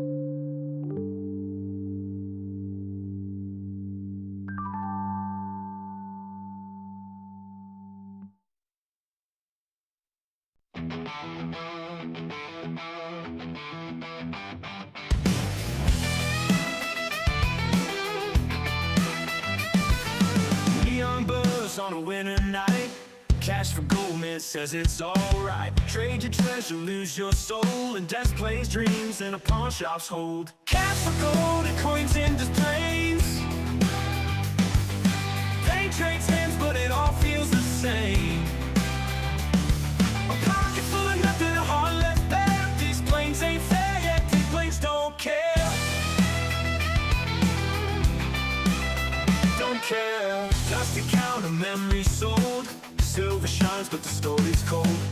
Cracked pavement outside, breathing dark. There's planes, a place to sell your spark. Cash for gold and coins in displays. They trade hands, but it all feels the same. A pocket full of nothing, a heart left bare. These planes ain't fair yet, these planes don't care. Don't care.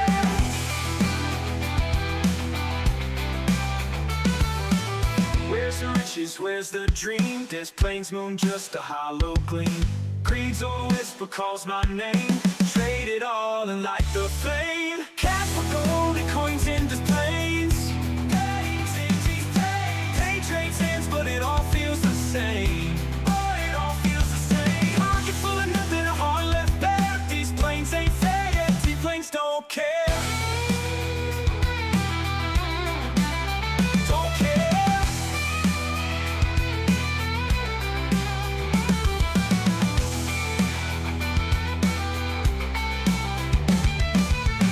Where's the riches, where's the dream? This plains moon, just a hollow gleam. Creed's old whisper calls my name. Trade it all and light the flame. Cash for gold and coins in displays. Pain trades hands, but it all feels the same. But it all feels the same. Pocket full of nothing, a heart left bare. These planes ain't fair yet, these planes don't care. These planes don't care.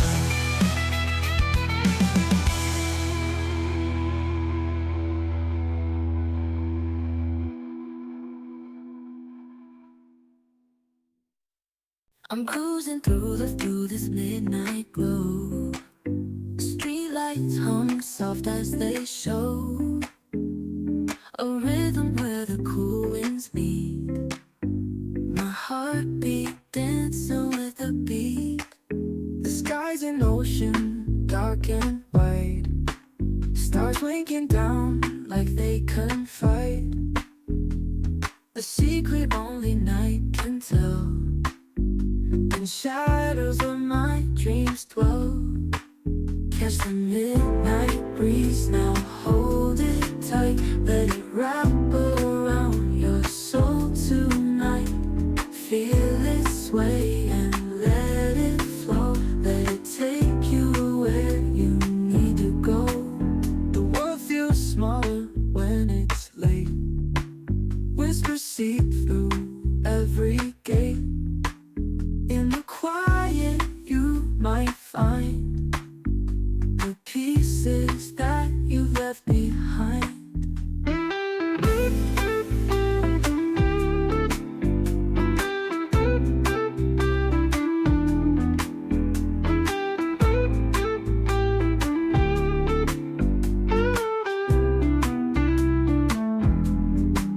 The air is thick with mysteries. A chill attune like endless seas. Footsteps echo soft and slow.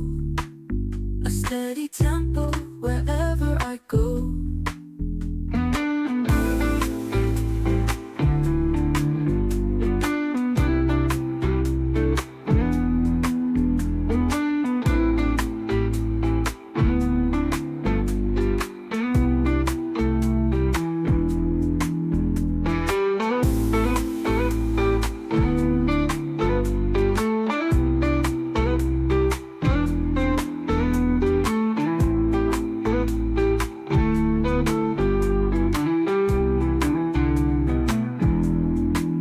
The world feels smaller when it's late. Whispers seep through every gate. In the quiet you might find the pieces that you left behind.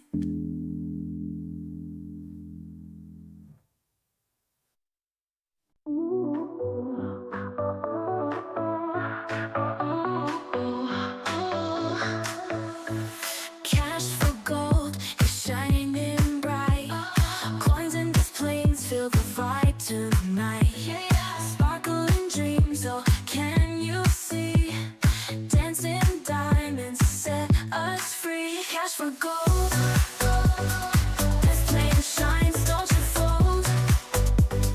Coins and beats, they collide.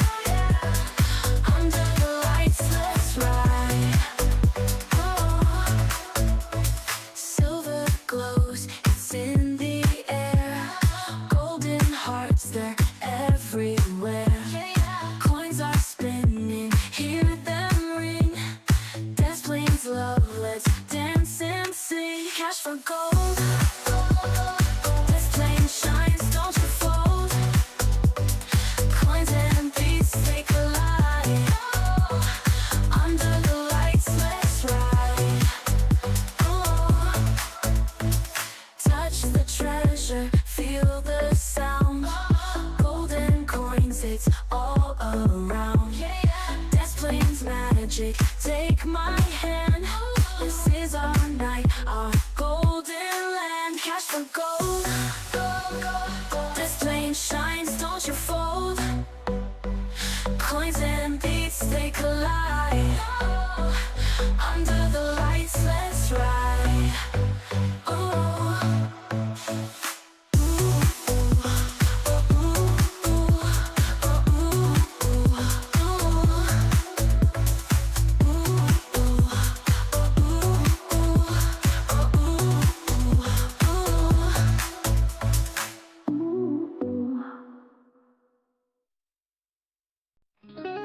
In the moonlight, counting cash by my side.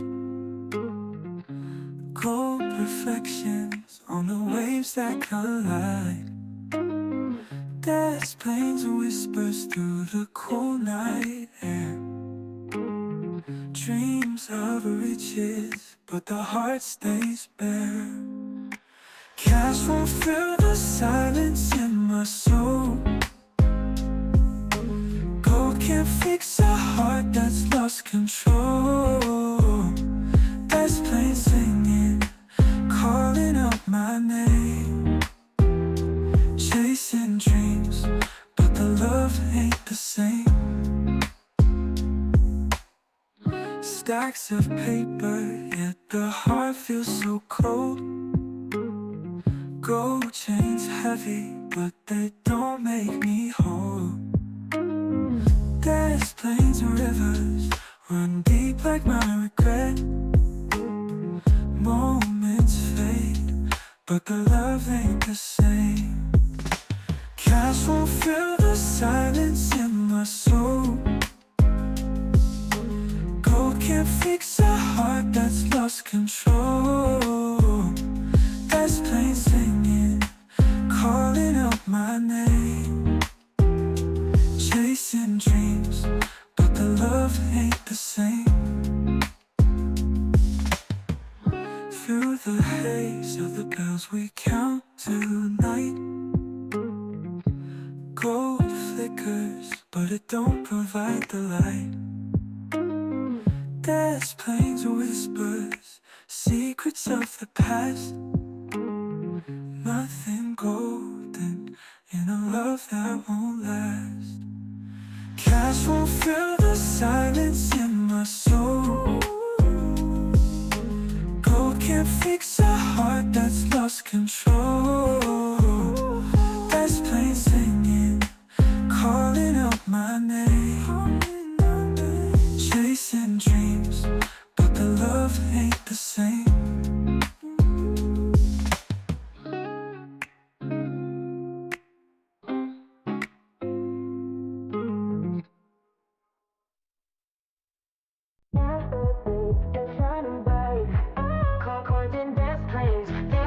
Tonight, yeah, yeah. Sparkling dreams, oh, can you see? Dancing diamonds set us free. Cash for gold, gold, gold, gold. That's playing shines, don't you fold. Coins and beats, they collide. Under the lights, let's ride. Silver glows, it's in the air. Golden hearts, they're everywhere. Yeah, yeah. Coins are spinning, hear them ring. Dance, plains, love, let's dance and sing. Cash for gold, gold, gold, gold. Dance, plain shines, don't you fold. Coins and beats, they collide. Under the lights, let's ride. Touch the treasure, feel the sound.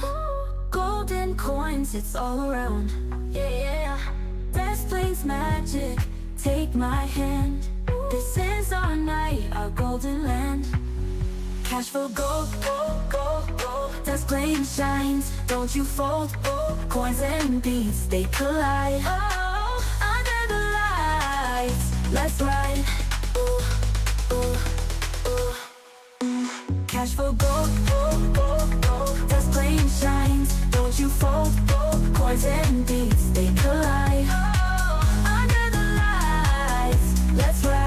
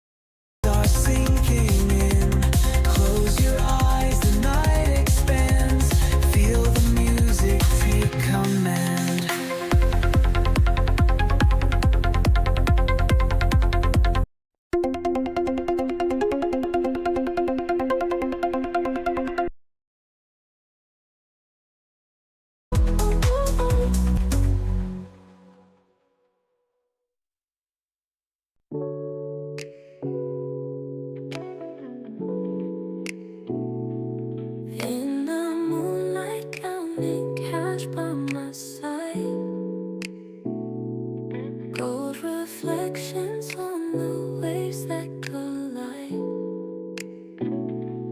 Gas planes whispers through the cool night air. Dreams of riches, but the heart stays bare. Cash won't fill the silence in my soul. Gold can't fix a heart that's lost control. Gas planes singing, calling out my name. Chasing dreams, but the love ain't the same. Stacks of paper, yet the heart feels so cold. Gold chains heavy, but they don't make me whole. Gas planes, rivers run deep like the regret. Moments fade, but I can't forget. Cash won't fill the silence in my soul. Gold can't fix a heart that's lost control. Gas planes singing, calling out my name. Chasing dreams, but the love ain't the same. Through the haze of the bills we count tonight. Gold flickers, but it don't provide the light. Gas planes whisper secrets of the past. Nothing golden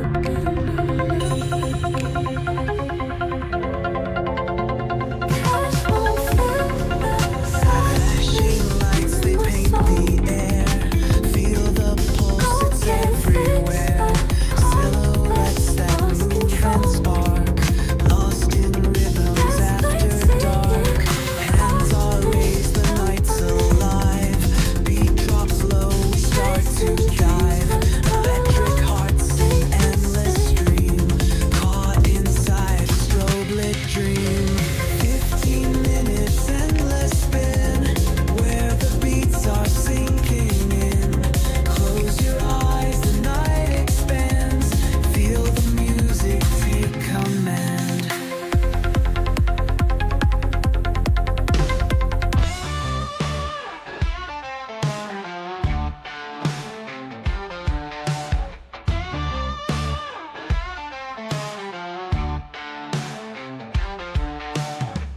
Neon buzz on a winter night.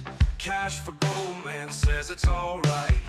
Trade your treasure, lose your soul. In desk planes, dreams in a pawn shop's hold. Cash for gold and coins in these planes. Pain trades hands, but it all feels the same. A pocket full of nothing, a heart left bare. Desk planes ain't fair, yet desk planes don't care.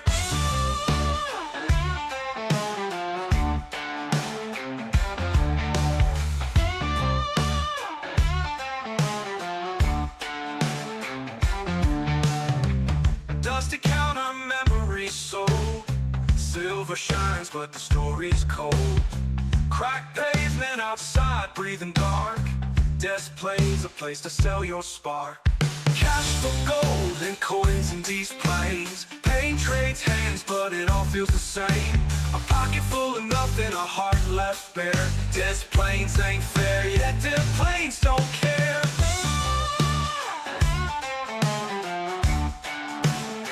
Desk planes don't care.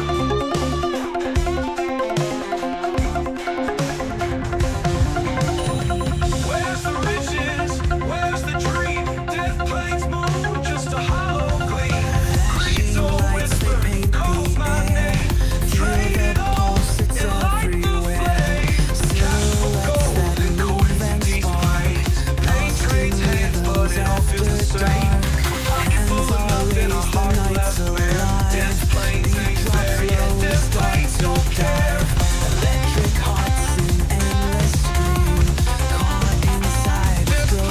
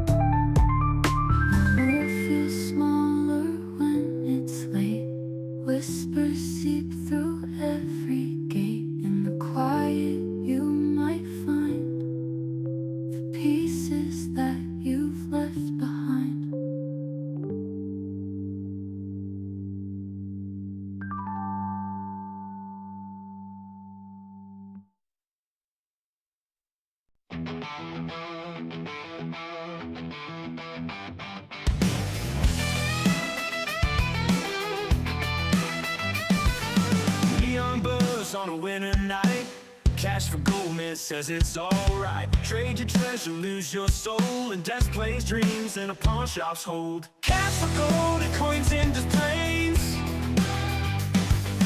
They trade hands, but it all feels the same. A pocket full of nothing, a heart left bare. These planes ain't fair yet, these planes don't care.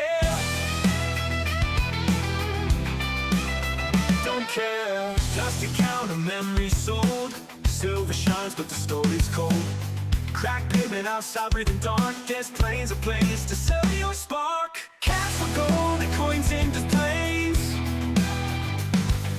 They trade hands, but it all feels the same.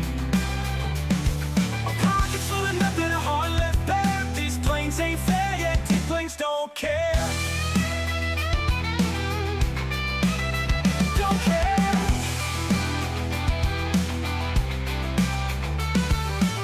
Where's the riches, where's the dream? This plane's moon, just a hollow gleam. Creed's or whisper calls my name. Trade it all and light the flame. Cash for gold and coins in displays. They trade hands, but it all feels the same. Oh, it all feels the same. Pocket full of nothing, a heart left bare. These planes ain't fair yet, these planes don't care. Don't care.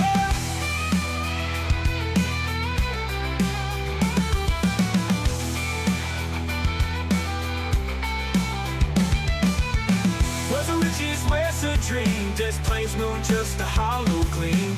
Creed's or whisper calls my name. Trade it all and light the flame. Cash for gold and coins in displays. Paint trades hands, but it all feels the same. But it all feels the same. Pocket full of nothing, a heart left bare. These planes ain't fair yet, these planes don't care. These planes don't care.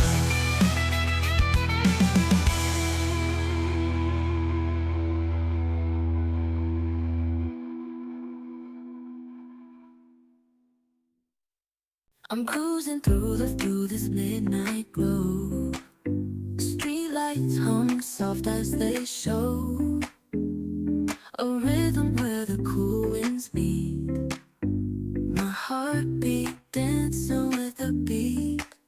The sky's an ocean, dark and wide. Stars winking down like they confide.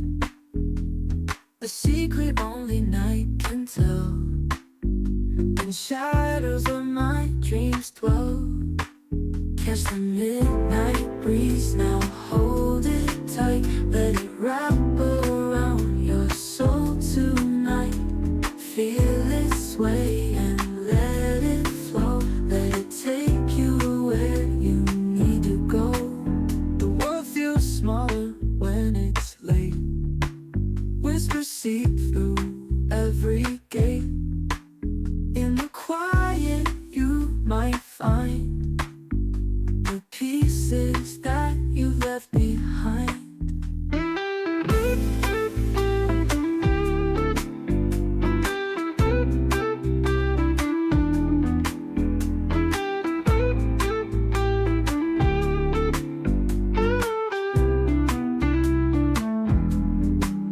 The air is thick with mysteries. A chill attune like endless seas. Footsteps echo soft and slow. A steady tempo wherever I go.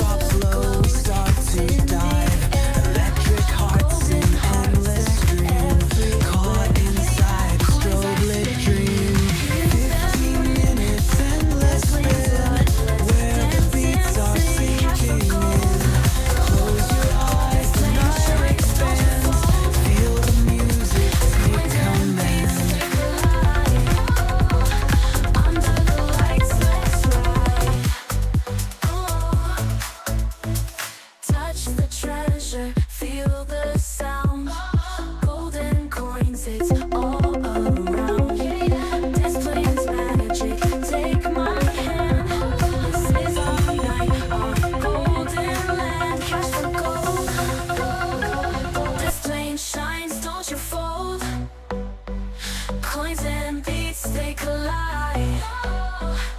Under the lights, let's ride.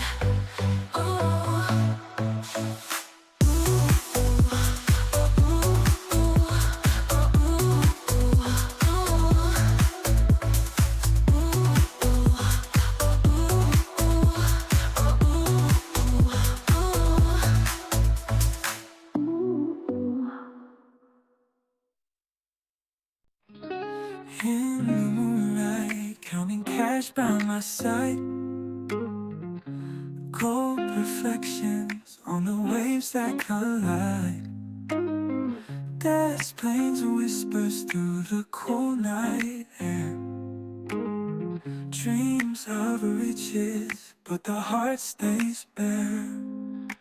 Cash won't fill the silence in my soul. Gold can't fix a heart that's lost control. There's planes singing, calling out my name. Chasing dreams, but the love ain't the same. Stacks of paper, yet the heart feels so cold. Gold chains heavy, but they don't make me whole. There's plains and rivers, run deep like my regret. Moments fade, but the love ain't the same. Cash won't fill the silence in my soul. Gold can't fix a heart that's lost control. There's planes singing, calling out my name. Chasing dreams, but the love ain't the same. Through the haze of the bells we count tonight. Gold flickers, but it don't provide the light. There's planes and whispers, secrets of the past. Nothing golden in a love that won't last. Cash won't fill the silence in my soul. Gold can't fix a heart that's lost control. There's planes singing, calling out my name. Chasing dreams, but the love ain't the same.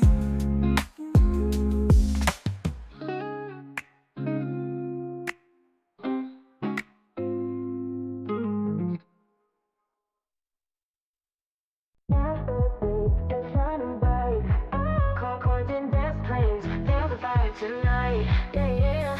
Sparkling dreams, oh, can you see? Dancing diamonds set us free. Cash for gold, gold, gold, gold. Touch flame shines, don't you fold. Coins and beats, they collide. Under the lights, let's ride. Silver glows, it's in the air. Golden hearts, they're everywhere. Yeah, yeah. Coins are spinning, hear them ring. Dance, planes, love, let's dance and sing. Cash for gold, gold, gold, gold. Dance, planes, shines, don't you fold. Coins and beats, they collide. Under the lights, let's ride. Touch the treasure, feel the sound. Golden coins, it's all around. Yeah, yeah. Best plays magic, take my hand. This is our night, our golden land. Cash for gold, gold, gold, gold. That's flame shines, don't you fold. Coins and beats, they collide. Oh, under the lights, let's ride. Cash for gold, gold, gold, gold. That's flame shines, don't you fold. Coins and beats, they collide. Oh, under the lights, let's ride.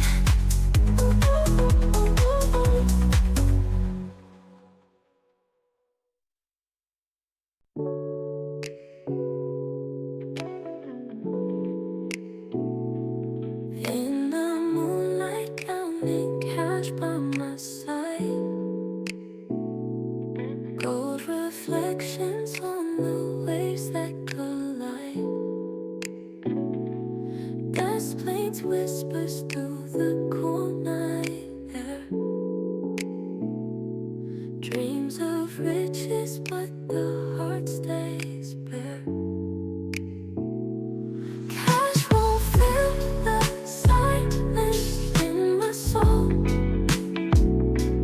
Gold can't fix a heart that's lost control. Gas planes singing, calling out my name. Chasing dreams, but the love ain't the same. Stacks of paper, yet the heart feels so cold. Gold chains heavy, but they don't let me hold. Gas planes, rivers run like the regret. Moments fade, but I can't forget. Cash won't fill the silence in my soul. Gold can't fix a heart that's lost control. Gas planes singing, calling out my name. Chasing dreams, but the love ain't the same. Through the haze of the bells we count tonight. Gold flickers, but it don't provide the light. Gas planes whisper secrets of the past. Nothing golden in a love that won't last. Cash won't fill the silence in my soul. Gold can't fix a heart that's lost control. Gas planes singing, calling out my name. Chasing dreams, but the love ain't the same.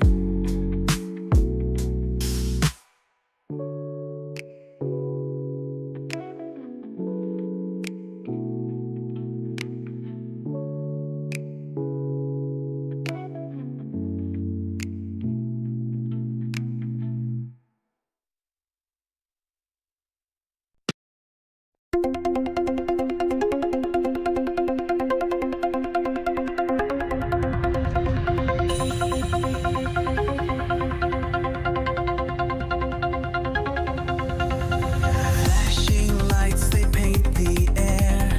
Feel the pulse, it's everywhere. Silhouettes that move and spark. Lost in rhythms after dark. Hands are raised, the night's alive. Beat drops low, we start to dive. Electric hearts in endless stream. Caught inside a strobe lit dream. 15 minutes, endless spin. Where the beats are sinking in. Close your eyes, the night expands. Feel the music take command.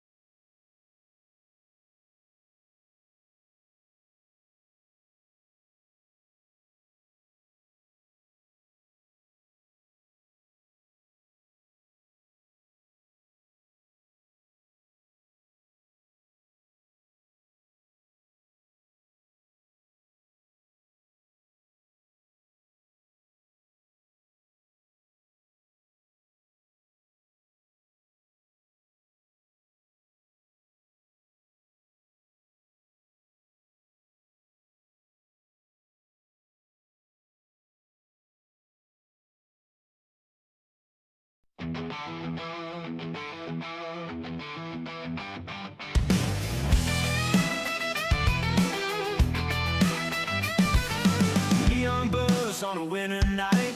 Cash for gold, man says it's alright. Trade your treasure, lose your soul. And death plays dreams and a pawn shop's hold. Cash for gold and coins in displays. Pain trades hands, but it all feels the same. A pocket full of nothing, a heart left bare. These planes ain't fair yet, these planes don't care. Don't care. Dusty counter, memories sold. Silver shines, but the story's cold. Cracked pavement outside, breathing dark. There's planes, a place to sell your spark. Cash for gold and coins in displays. Day trades hands, but it all feels the same. A pocket full of nothing, a heart left bare. These planes ain't fair yet, these planes don't care. Don't care.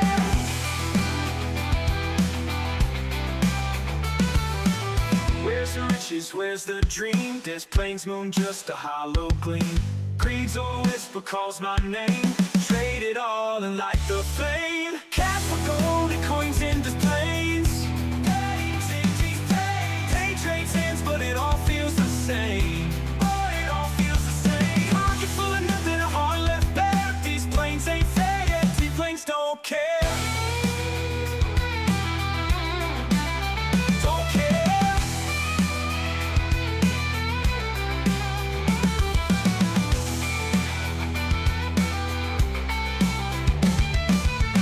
Where's the riches, where's the dream? This plains moon, just a hollow gleam. Greed's a whisper, calls my name. Trade it all and light the flame. Cash for gold and coins in displays. Pain trades hands, but it all feels the same. But it all feels the same. Pocket full of nothing, a heart left bare. These planes ain't fair yet, these planes don't care. These planes don't care.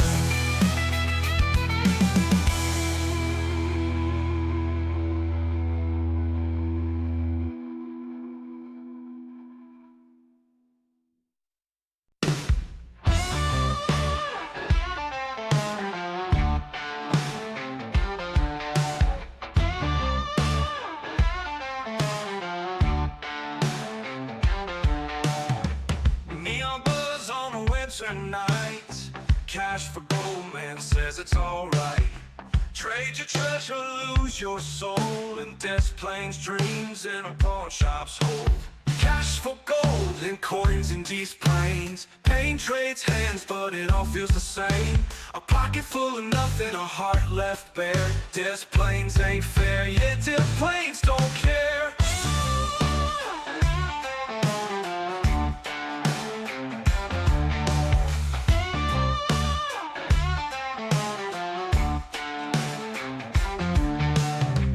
Dusty counter, memories sold. Silver shines, but the story's cold. Cracked pavement outside, breathing dark. Death plays, a place to sell your spark. Cash for gold and coins in these planes. Pain trades hands, but it all feels the same. A pocket full of nothing, a heart left bare. Death planes ain't fair yet, death planes don't care.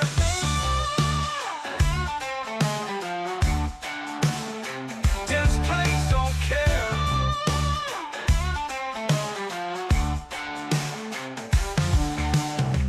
Where's the riches? Where's the dream? Death planes moon, just a hollow gleam.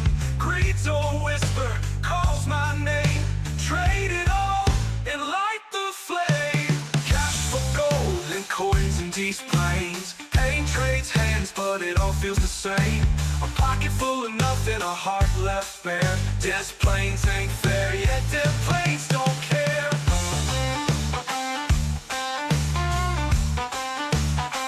Death planes don't care.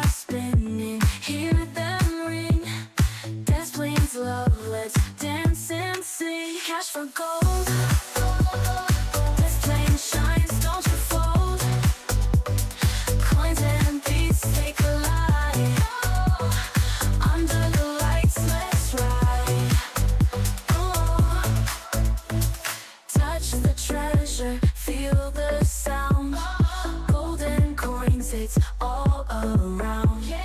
Desk planes magic, take my hand.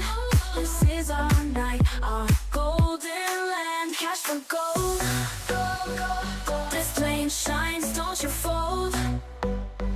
Coins and beats, they collide. Under the lights, let's ride.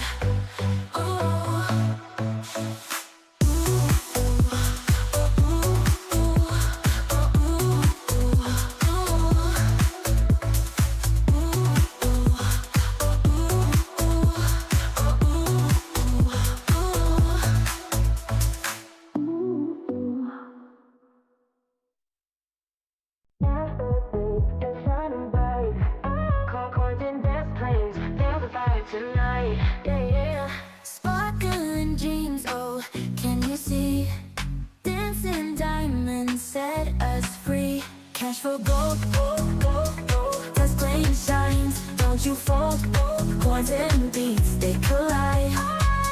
Under the lights, let's ride. Silver glows, it's in the air. Golden hearts, they're everywhere. Yeah. Coins are spinning, hear them ring. Desk planes love, let's dance and sing. Cash for gold, gold, gold, gold. Desk plane shines, don't you fold. Coins and beats, they collide. Under the lights, let's ride. Touch the treasure, feel the sound. Golden coins, it's all around. Yeah. Desk planes magic, take my hand.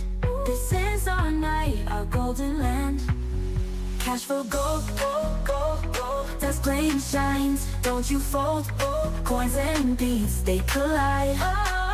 Under the lights, let's ride.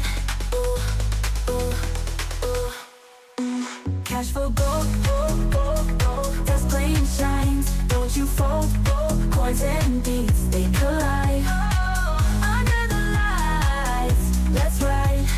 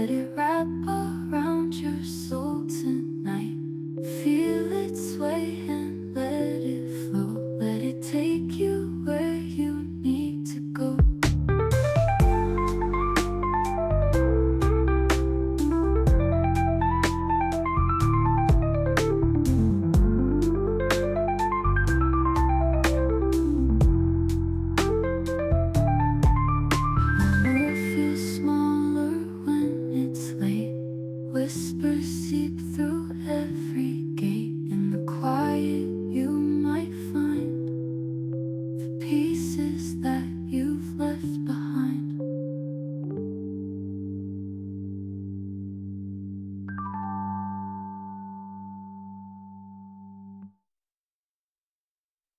I'm cruising through this midnight glow. Streetlights hum soft as they show a rhythm where the cool winds meet.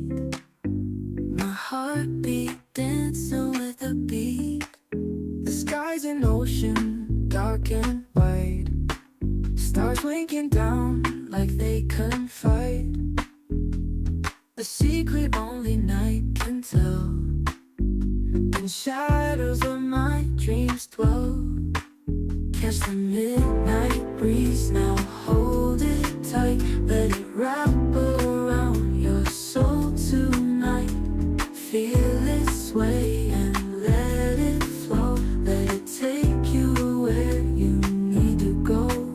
The world feels smaller when it's late. Whispers seep through every gate. In the quiet you might find the pieces that you left behind.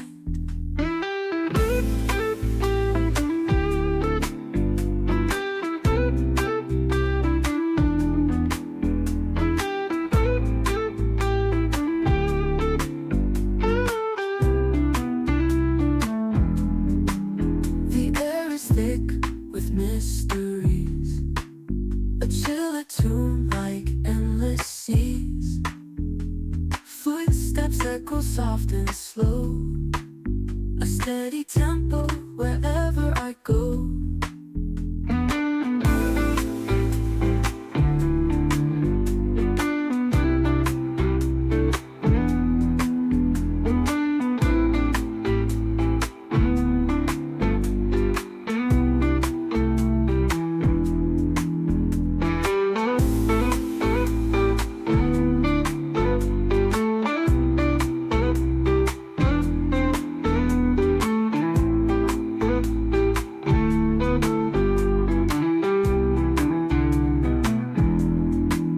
The world feels smaller when it's late.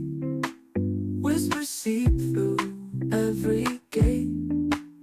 In the quiet you might find the pieces that you left behind.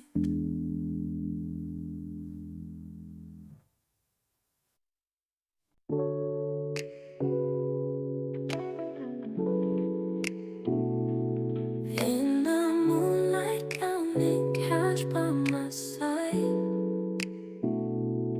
Gold reflections on the waves that collide. Gas planes whispers through the cool night air.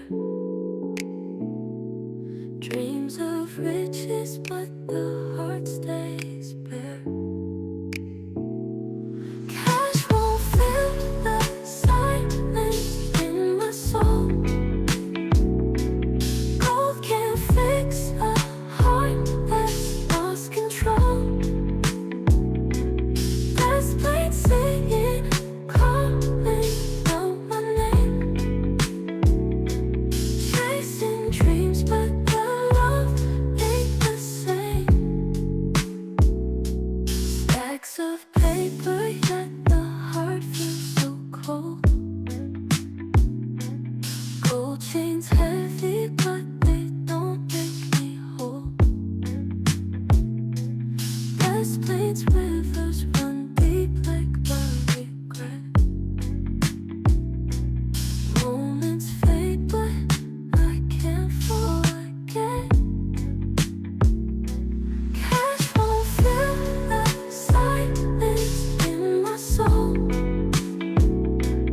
Gold can't fix a heart that's lost control. There's planes singing, calling out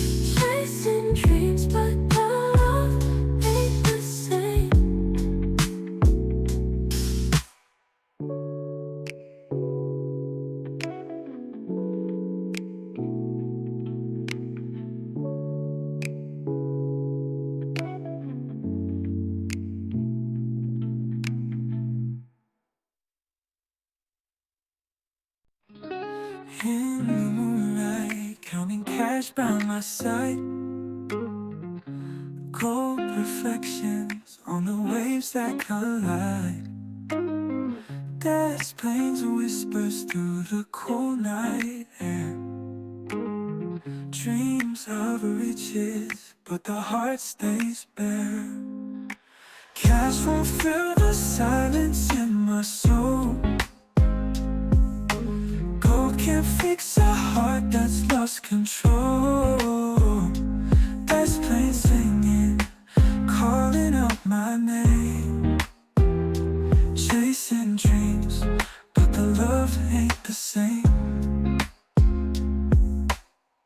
Stacks of paper, yet the heart feels so cold. Gold chains heavy, but they don't make me whole.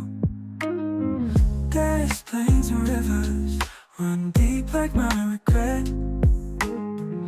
Moments fade, but the love ain't the same. Cash won't fill the silence in my soul. Gold can't fix a heart that's lost control. There's planes singing, calling out my name. Chasing dreams, but the love ain't the same. Through the haze of the bells we count tonight.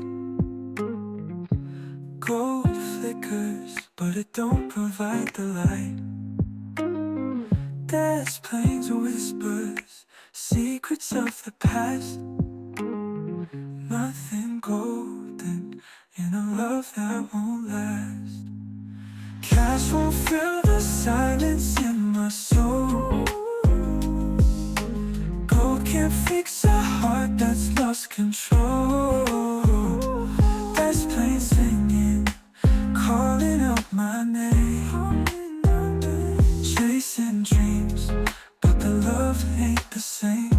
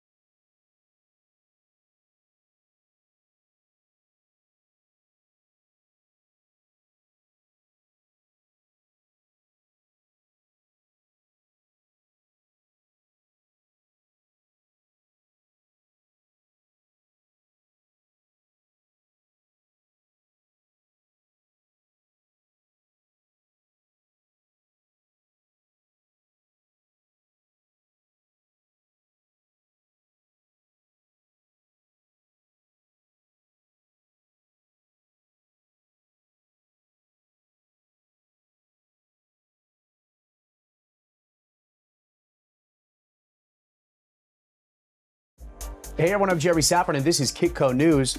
And today on the show, we're confronting what may be the most urgent story in global finance, a story that mainstream media still won't cover: the collapse of the U.S. monetary system.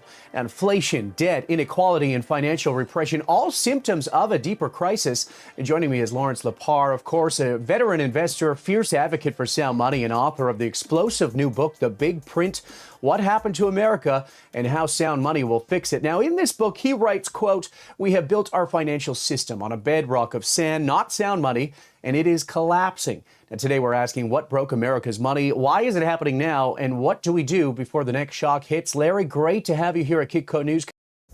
Hey everyone, I'm Jeremy Saprin, and this is Kitco News. And today on the show, we're confronting what may be the most urgent story in global finance, a story that mainstream media still won't cover: the collapse of the U.S. monetary system.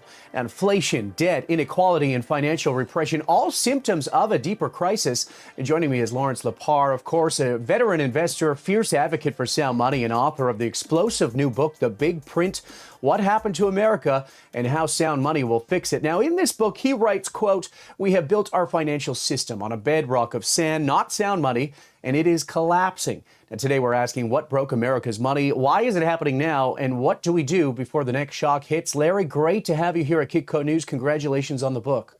Oh, thank you, Jeremy. Great to be back with you. I always enjoy our conversations. Yeah, a lot in there. I mean, the book came out in early February, and the audio version just became available. It's up on Amazon.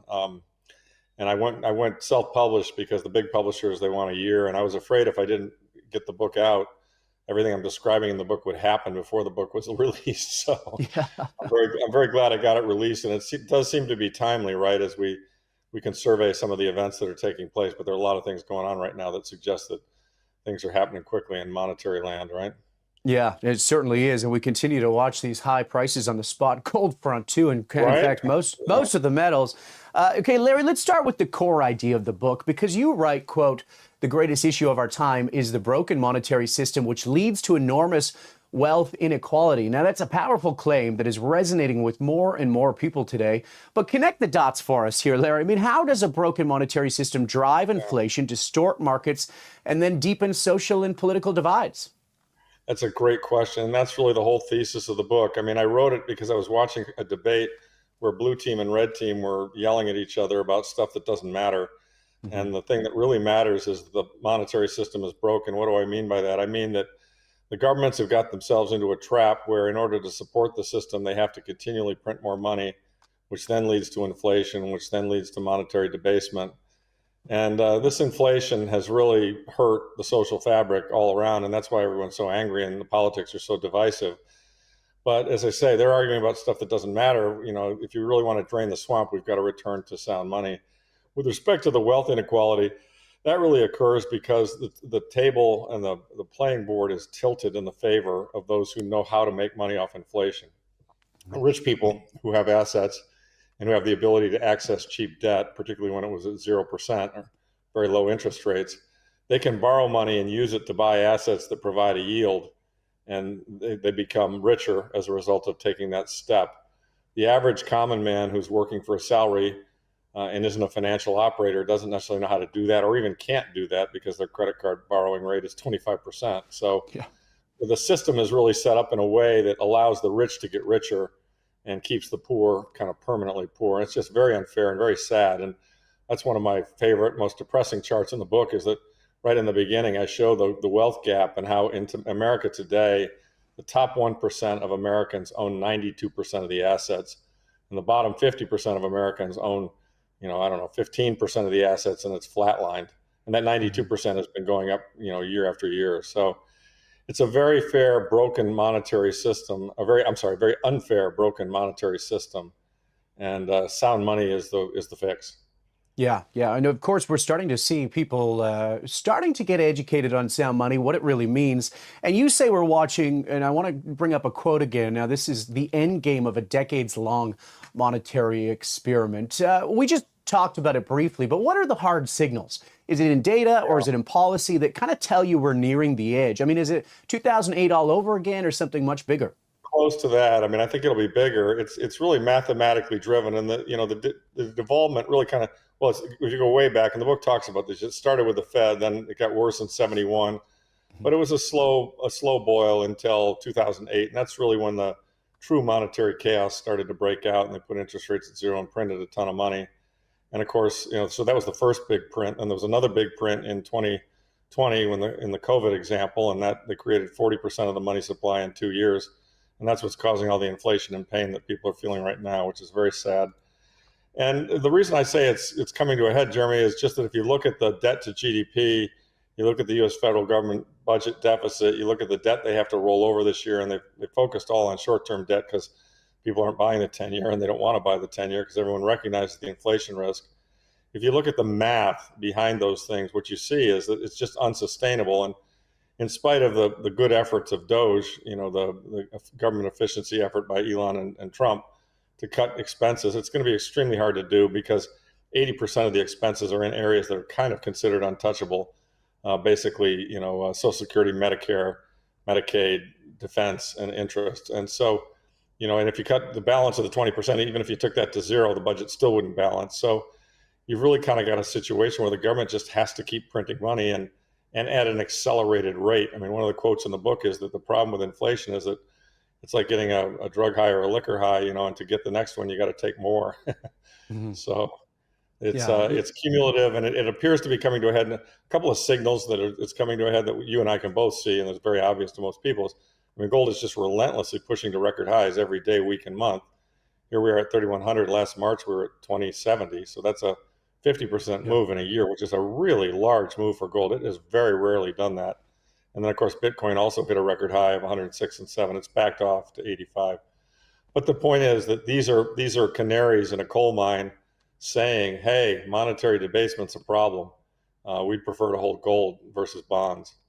Yeah, well said. Critics, will comment to me and they're going to say, we've heard this before, yet the system keeps going. I mean, what makes this different? Is there a specific event that you're watching for?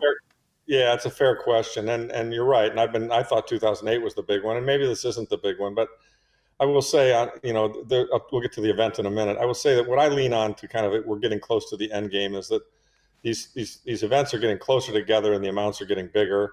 More and more people are becoming aware of it, and as more and more people abandon the bond market, the problem is going to be real. There's also a chart in the book that I think is very instructive, which is done by Hirschman Capital, that shows that countries, when they get to 130% debt to GDP, and the U.S. is at 125 right now, in almost all cases, in fact, in all cases in the book, it shows you that, soon thereafter, there's a monetary event, which involves either a collapse of the currency, a big deflationary event, or very high rates of inflation. So, we're kind of there in terms of the math, and that's kind of what I'm leaning on. In terms of the event, what I'm watching the price of gold, I'm watching the price of Bitcoin, I'm watching the stock market, and I'm watching the rate on the U.S. 10-year. And, I think that all of those will give us a clue. When the stock market turns down, if the 10-year doesn't catch a bid, look out, because, it implies that people aren't willing to take their stock cash and put it into bonds because they recognize that bonds are being debased. And also, if gold and Bitcoin keep pressing on to record highs, that's going to become self-reinforcing as more and more people say, hey, what's going on? And then they realize what's going on is the government's trapped and has to continually print more money. So Jeremy, basically countries fail, countries have currency events and fail when everyone realizes the government can't stop printing. And I would argue that you realize that, and I would argue that I realize that, and a lot of people in gold and Bitcoin land realize that. But I would argue that the average citizen does not realize that yet, but they're going to. And they seem to be buying gold too, Larry. Let's go back to that. Costco's sold out, right? Yeah. Let's go back to that inequality question, because, a lot of our viewers have been talking about this divide between Main Street and Wall Street, feeling the prices at the counter. Is it just going to get worse from here? When do people start waking up to sound money? Yeah, well, I think sadly, yes, inflation sadly is going to get worse. They have not licked the inflation genie, and that will probably be the event that causes them to wake up to sound money. I think that Wall Street will also suffer because Wall Street's extremely overvalued. The stock market's extremely overvalued. It appears to me we've got signs now that the stock market is going to back off and start to turn down. We're seeing signs of slowing in the economy. And of course, those things will make the government deficit worse, right? Unemployment will go up, transfer payments will go up, tax receipts will go down, and the deficit will get worse. And so, my sense is that what's going to happen is the government's going to have to come back into the bond market and buy bonds and take interest rates down. I mean, they could get that interest expense down substantially if they went back to a ZIRP policy. Now, don't get me wrong, that would be extremely inflationary, and they would be declaring victory on inflation before inflation's really been conquered. I mean, even they admit that the target is 2 and we're running in closer to 3. So, but, if the economy turns down, the stock market turns down, the Fed's going to say, hey, you know what? Inflation's good enough for government work. We're going to focus on the employment mandate. We're taking rates down really quickly.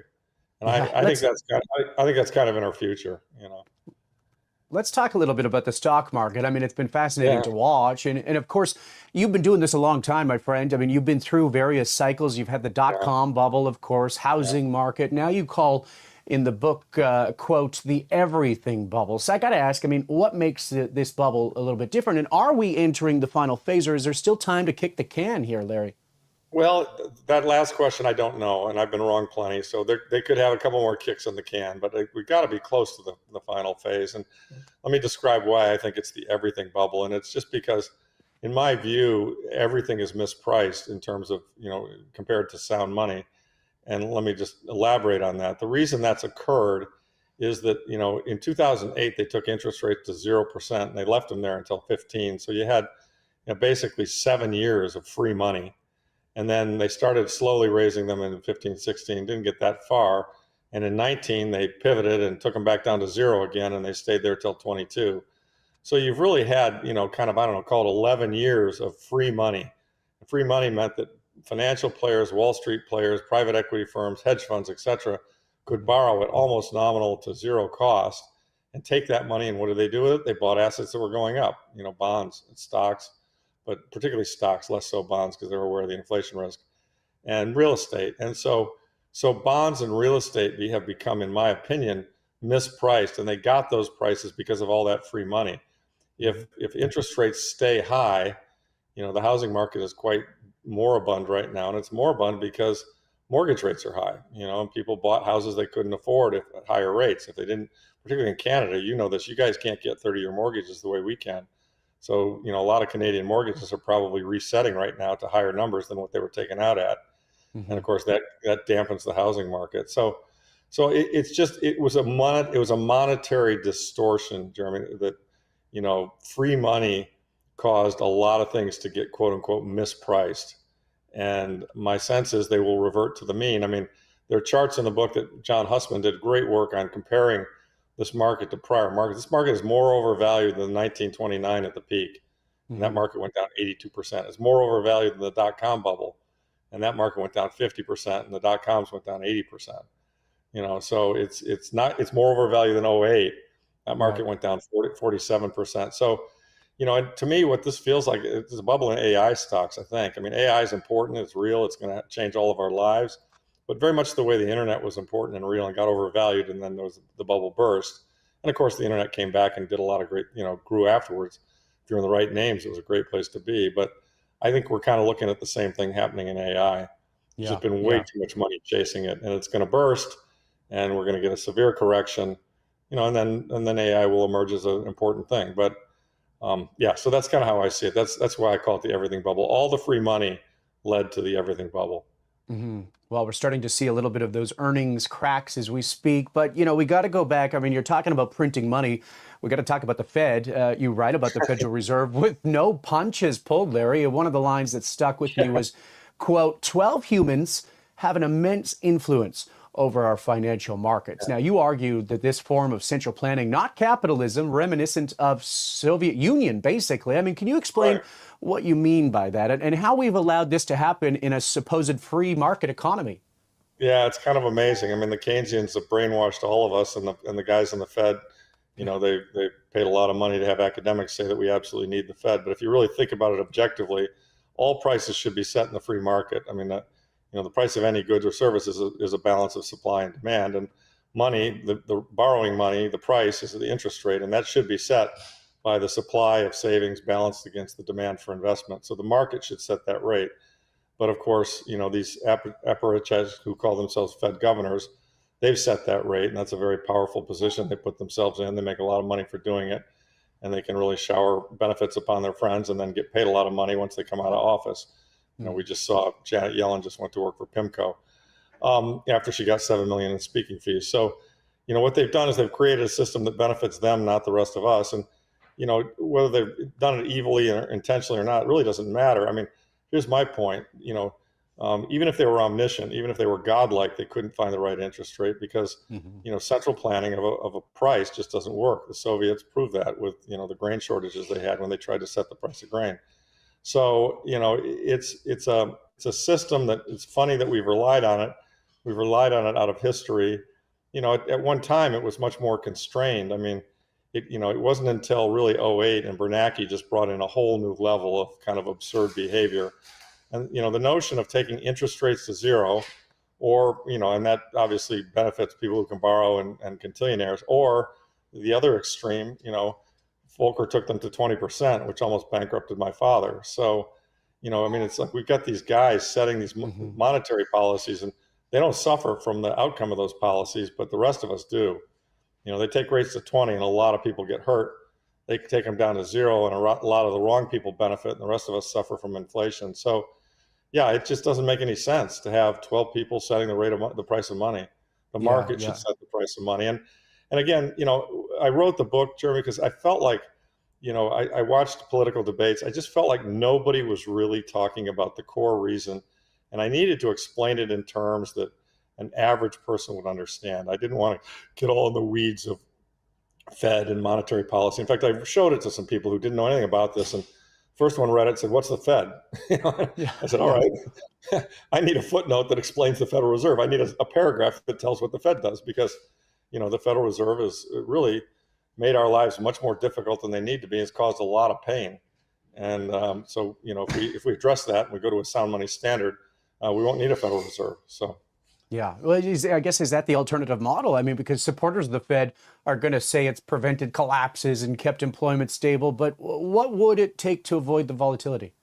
Well, so that's what they're going to say, but in fact, I think it's made collapses worse, and they're both the arsonist and the firefighter. I mean, look, business cycles will always exist to some extent because of animal spirits, but they can be completely addressed by just not having a too big to fail law. I mean, bad businesses that do stupid things should fail, period, and we should let them fail. And the way that the crony capitalist system has been set up is that all of these people have figured out that if they're in these businesses, call them banks or whatever they want to be, insurance companies like AIG, they figured out a way to become so big that effectively, their failure threatens the operating of the entire system. And therefore, they got the government to bail them out. So they've got a partnership with the government. The government likes this because they get all their wars and everything else they want to do financed. And they like it, the people who are running the banks and the insurance companies and all, they like it because they've got heads you win, tails we all lose. I mean, they can lever up like crazy and try and make money, and they keep it if they're right. And if they're wrong, they get bailed out. I mean, in 2008, they got bailed out and they got $20 billion of bonuses the next year, which was just outrageous. I mean, people were losing their homes, jobs, everything. It was terrible.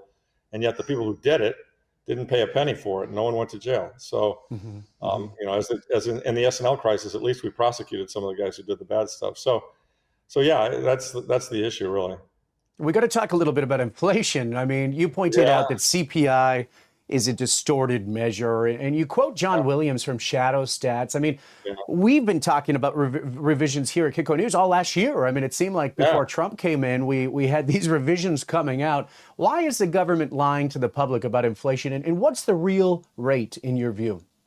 That's both great questions. I think the government lies for the obvious reason that it makes their balance sheet and income statement look better.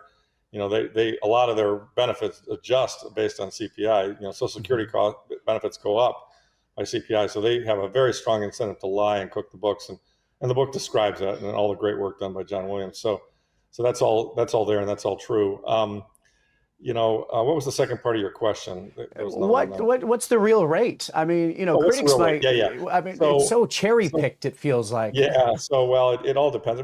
I mean, truly, Friedman was right. Inflation is always a monetary phenomenon, and they've been growing. If you look at long-term averages, they've been growing M2 at 7 or 8% a year. So I think that's kind of the long-term average, but it goes up and down around that. And that's just one way of looking at it. But I mean, look, they say they're getting back to 2%, but the reason they're going to have a hard time getting there is that this 40% burst in the money supply, created a lot of dissatisfied workers. Let me just give you an example. In the United States last fall, the U.S. longshoremen went on strike. These are the people who load and unload ships. And they went out and they got a deal. They got a 6-year, 60% increase in pay. So their pay is going to go up 10% a year for the next 6 years, guaranteed. Okay. That's a long way from 2%. Okay.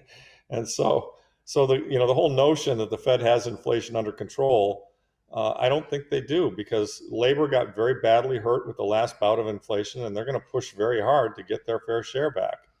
And that's happening everywhere. So, the 70s showed us that once inflation starts, it's very, very hard to get it back in control. I mean, Volcker did, because he took rates to 20%, but in turn, he nearly croaked the economy, nearly bankrupted my father, and created a lot of pain in that process. And he was able to do that because at the time the debt to GDP was 30%, not 125%.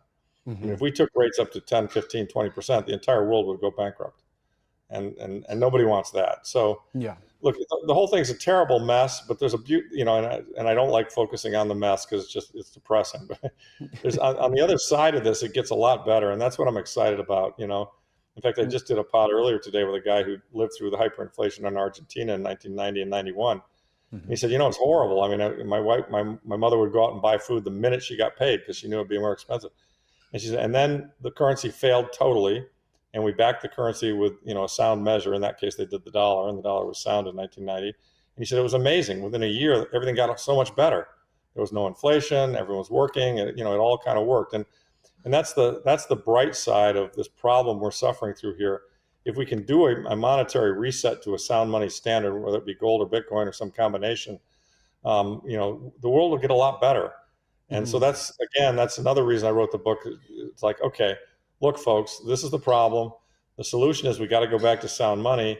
Start thinking about that when the next time you go to the voting booth. I mean, we're going to eventually, inflation will continue to be a problem. We're going to have politicians who are going to say, hey, this inflation is a real problem, and we need to return to sound money. Those are the people we need to support, right?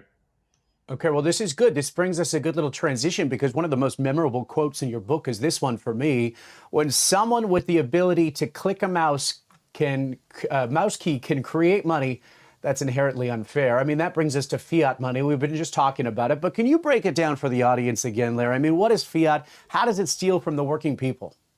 Yeah, so fiat is money. I mean, money is the thing that we all agree to store value in and to transact in. And there's three forms of money. Gold is geologically based money. Fiat is money controlled by the governments and the central banks. They control the supply of it. And then Bitcoin is algorithmically, mathematically controlled money.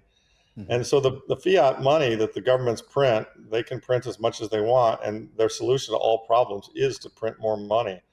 And so basically, we're kind of continually having our beer diluted by water, and so it's just not as strong because the money gets watered down every year. And it's unfair to the working person because, that printing generally benefits somebody who's a debtor. It makes their debt easier to pay off, but the working person doesn't have much debt capacity. And so the higher prices, without their wages necessarily going up, they pay higher prices. So they're just continually getting squeezed. And the people who are at the top of the system, they know how to play that system in their favor. And that's why we have so many, extremely rich people in the private equity and the LBO world and the financial world, the hedge fund world, et cetera. All these people have gamed the system in their favor and worked to make the system more unfair. And the book goes through a large history of that, as you'll recall, just the way they changed the rules on derivatives. And there's just so many, there's example after example of it. And, I felt like it was important for somebody to tell that story so that, a common person who sits around and says, gosh, why is my life so hard? Why are my groceries so expensive? And maybe hears from a politician, it's greedy corporations.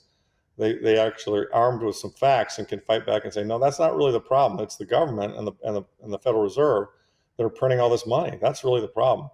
We got to stop that. We got to go back to sound money. Yeah, I'm hopeful people are starting to wake up to it. You're right that I mean, it's because of this book, Larry, and a couple of other things here. But you write that we're in the middle of a fourth turning, a once-in-a-generation upheaval. And at this time, the core question is, what is money? I mean, first, can you explain the fourth turning theory that you're referring to here to the audience? I'll try and do it briefly. There's a book called The Fourth Turning by Howe and Strauss, which I highly recommend everybody read. They're social scientists or social engineers. What they discovered, or they've documented, is that there are societal trends that kind of come in 4 different sections of 20 years each, which is kind of the maturity lifespan when somebody's in their mature age from 20 to 40. And every, what happens is societies go through cycles of birth, growth, maturity, and decline or rebirth. And we're in a rebirth cycle. The system we have has reached its natural end span. And that's part of why I believe, you asked earlier, why is this happening now? Well, it fits the fourth turning model very nicely. And in that fourth turning period, what happens is the rules change and the society looks different. A problem arises, the problem gets addressed, the rules change, and then going forward, the rules are different. And so, let's go back and look at some prior ones. We're in one right now. They tend to be about 80 years apart, 4 20-year cycles. The prior one to this was the World War II, Depression, World War II. So the world was a certain way before that war. It was different after that war. The one before that, roughly 80 years earlier than that, was the Civil War. The U.S. was a certain way before that and then different after. The one before that was the American Revolution, where before that we were part of the crown. After that, we became an independent nation. So in each of these turnings, there's usually turmoil, change, some difficulty, but the problem gets resolved and then things get very good again in the first turning, which is kind of the new birth of a new system. And I envision that this will happen in the next 5 to 10 years. We will create a new system, and that system will have sound money at its core, and life's going to be great. And things are going to get a whole lot better. These problems we're dealing with are not going to be present. That's what I was going to ask you. I mean, what might that look like? And could Bitcoin be a part of it? I mean, there's a lot of talk about that right now. I believe Bitcoin will be a part of it. I believe gold could be a part of it. They're both forms of sound money. One's analog, one's digital. What it's going to look like, it'll be different. There won't be as much debt. I think the politics will get less corrupted. I think we'll have fewer wars.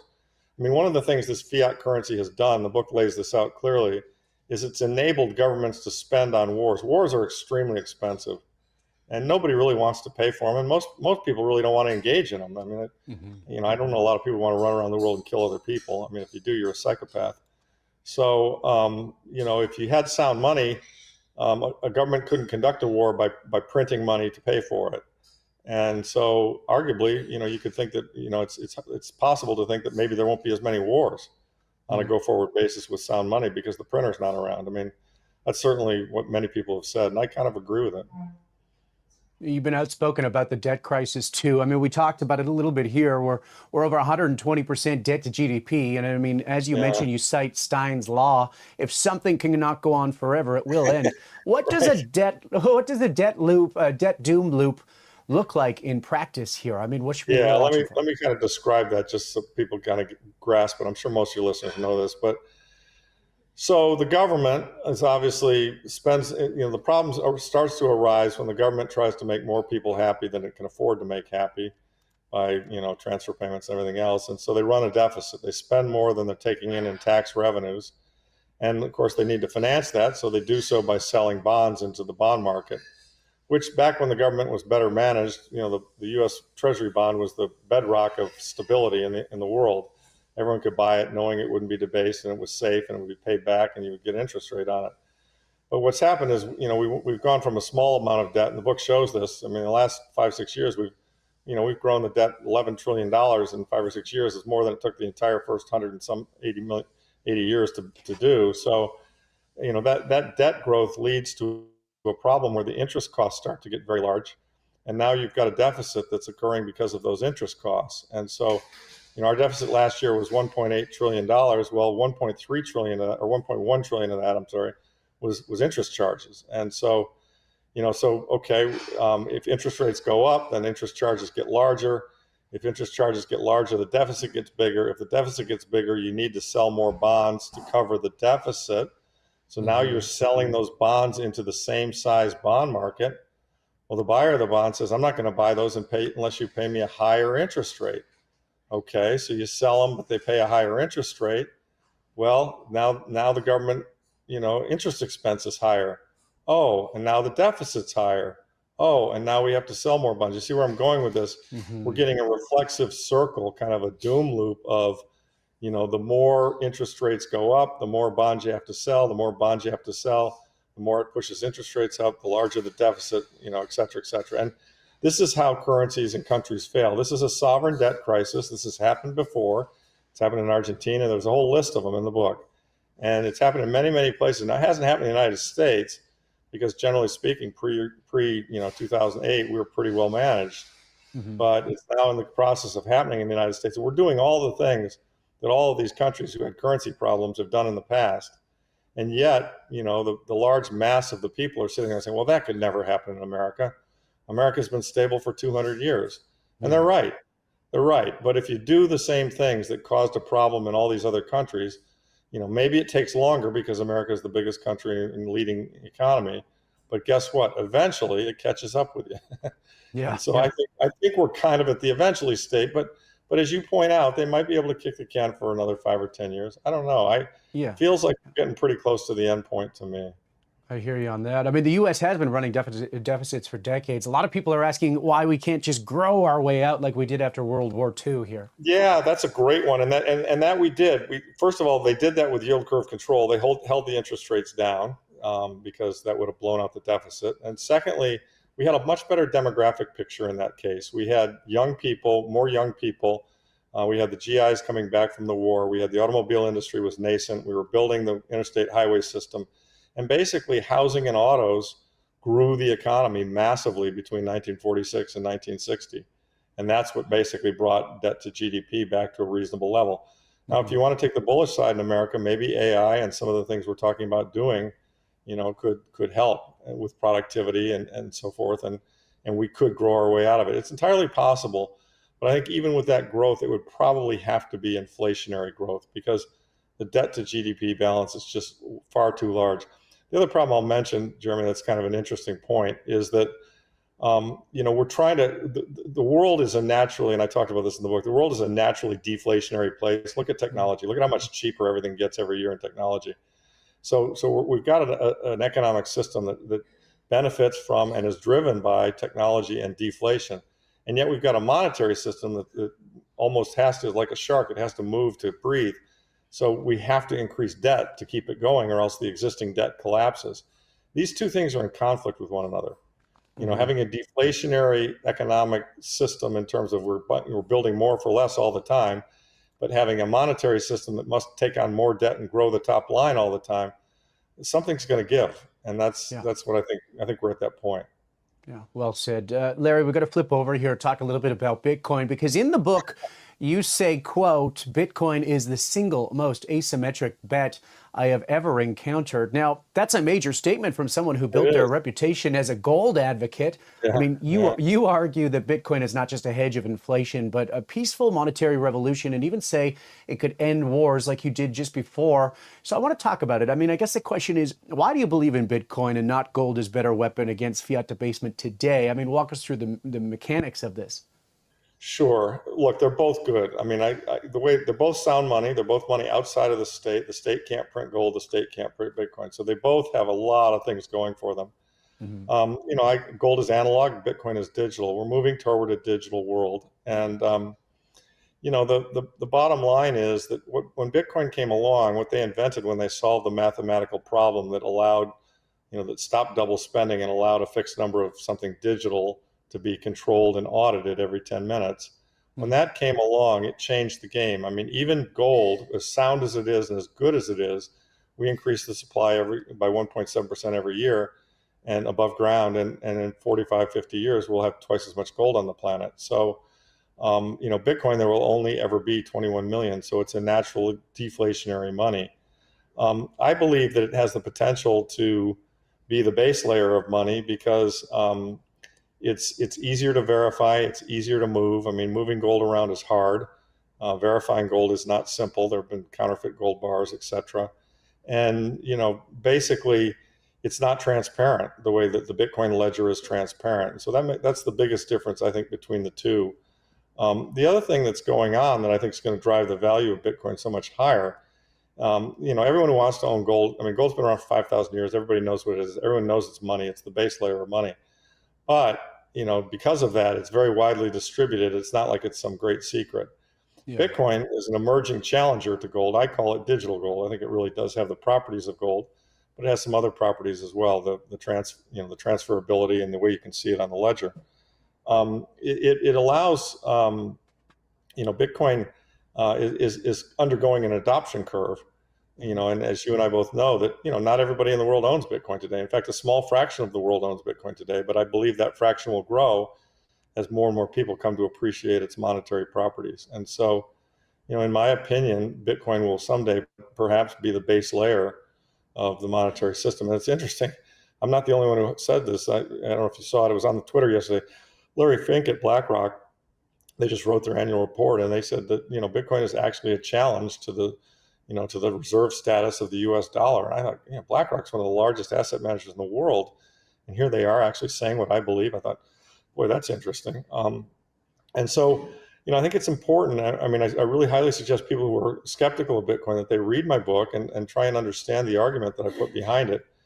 I do believe it's the most asymmetric thing I've ever seen. And more importantly, I think that, a lot of the reasons it's been demonized have to do with kind of the crypto, Sam Bankman-Fried, arm waving, promoter, rug pullers in the whole crypto space. I mean, look, gold people are very sound-based people who tend to be quite conservative, and they don't fall for bullshit. And so, the average gold person, I think, and I count among, I have many average gold friends. When they look at Bitcoin, I know the reaction is, oh, that's all just arm waving and bullshit. And I say, well, it's a little more complicated than that, or it's a little subtler than that. All the crypto stuff, you're correct. You're dead ass right. It's rug pulls, arm waving, bullshit, fraud, Sam Bankman-Fried. But when the guys who invented Bitcoin, whether it's one guy or a bunch of guys, we don't know. But when Bitcoin got invented, what they did was they created absolute digital scarcity.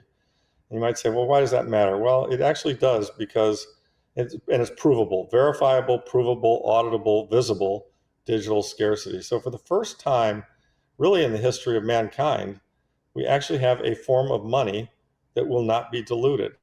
We've never had this before, ever. I mean, even gold gets diluted. So that's different. And I think it means that one has to think about, what does that mean? I mean, it'd be like asking a caveman, what does an airplane mean? I mean, he doesn't even necessarily know how to conceive of what flight is, and the notion that we're going to have a Concorde going across the country, across the ocean in 3 hours, that's way beyond his imagination. And so, I'm not even sure any of us really know exactly what Bitcoin means, but what it does provide is it's a ledger that is completely truthful, honest, and mathematically based that anyone can see. And I think the implications are going to be really big for money and for other things too. So, I really highly encourage people to throw off their skepticism, or throw off their, the taint that crypto in general and the crypto bros have brought to this whole area, and read some of the Bitcoin maxis, read my book, read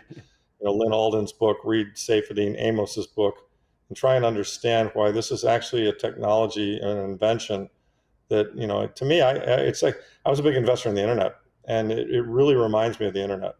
I mean, and it's a parallel. I mean, it's actually the monetary version of the internet, right? So, the adoption, all of it, the skepticism. People were very skeptical of the internet in the beginning. You remember Krugman saying it's no better than a fax machine. People don't have anything to say to each other. Who needs the internet? That's what he said. I mean, I've heard you debate. I've heard you debate on stage about this. We were talking about it with Peter Schiff in New Orleans when I saw you. I mean, some people would argue, Bitcoin has dropped 50, 60, 70 in past cycles. So for those who see volatility as a liability, why should they trust it as a store of value in a crisis? It's a totally great question. What they've got to understand is that it's very early days and it's emerging. And so on very good days, it's going to the moon and we can't stop it. And on very bad days, Bitcoin is dead. And, Amazon is up 218,000% since the day it went IPO, and yet it went down 50% on a regular basis. After 2008, it went down 90%. And so when you've got something new, untested, emerging, unproven, you have emotions run high in both directions. We got to have it.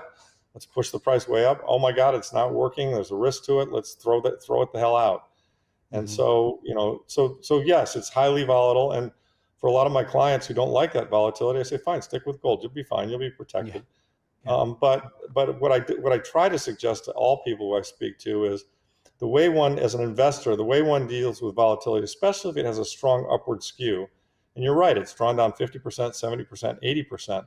But guess what? It then comes back and goes on to make a new higher high. And in each drawdown, the low that it hits on that drawdown is above the prior low. So it's trending up with a lot of volatility. And in my opinion, the way an investor deals with that is your allocation size. So, would you want to put 100% of your money in Bitcoin? Of course not. That'd be crazy at any age, right? But, if it's got a positive skew over a bunch of years and you believe in the concept, can you take 4% of your net worth and put it into an asset that'll go down 50%? Sure, because you're not likely to sell it when it's down 50. You'll just hang on to it, knowing that it'll eventually go higher. And so that's really, in my view, the way that investors should deal with the volatility is their allocation size. They should put into it what they're comfortable having in an asset that they know can go up a lot more than gold, but they also recognize can draw down 50%, because gold has never drawn down 50% in a year or in a cycle. A big drawdown for gold is 20%, and that only occurred right after the 1980 bubble. So in general, gold is up, 65% of the time gold is up up on the year. And then the other one third, when it's down, it's not down very much. So we need to talk about gold. I mean, it's clear that there's a historical movement happening in the space. We talked about it just before. Right?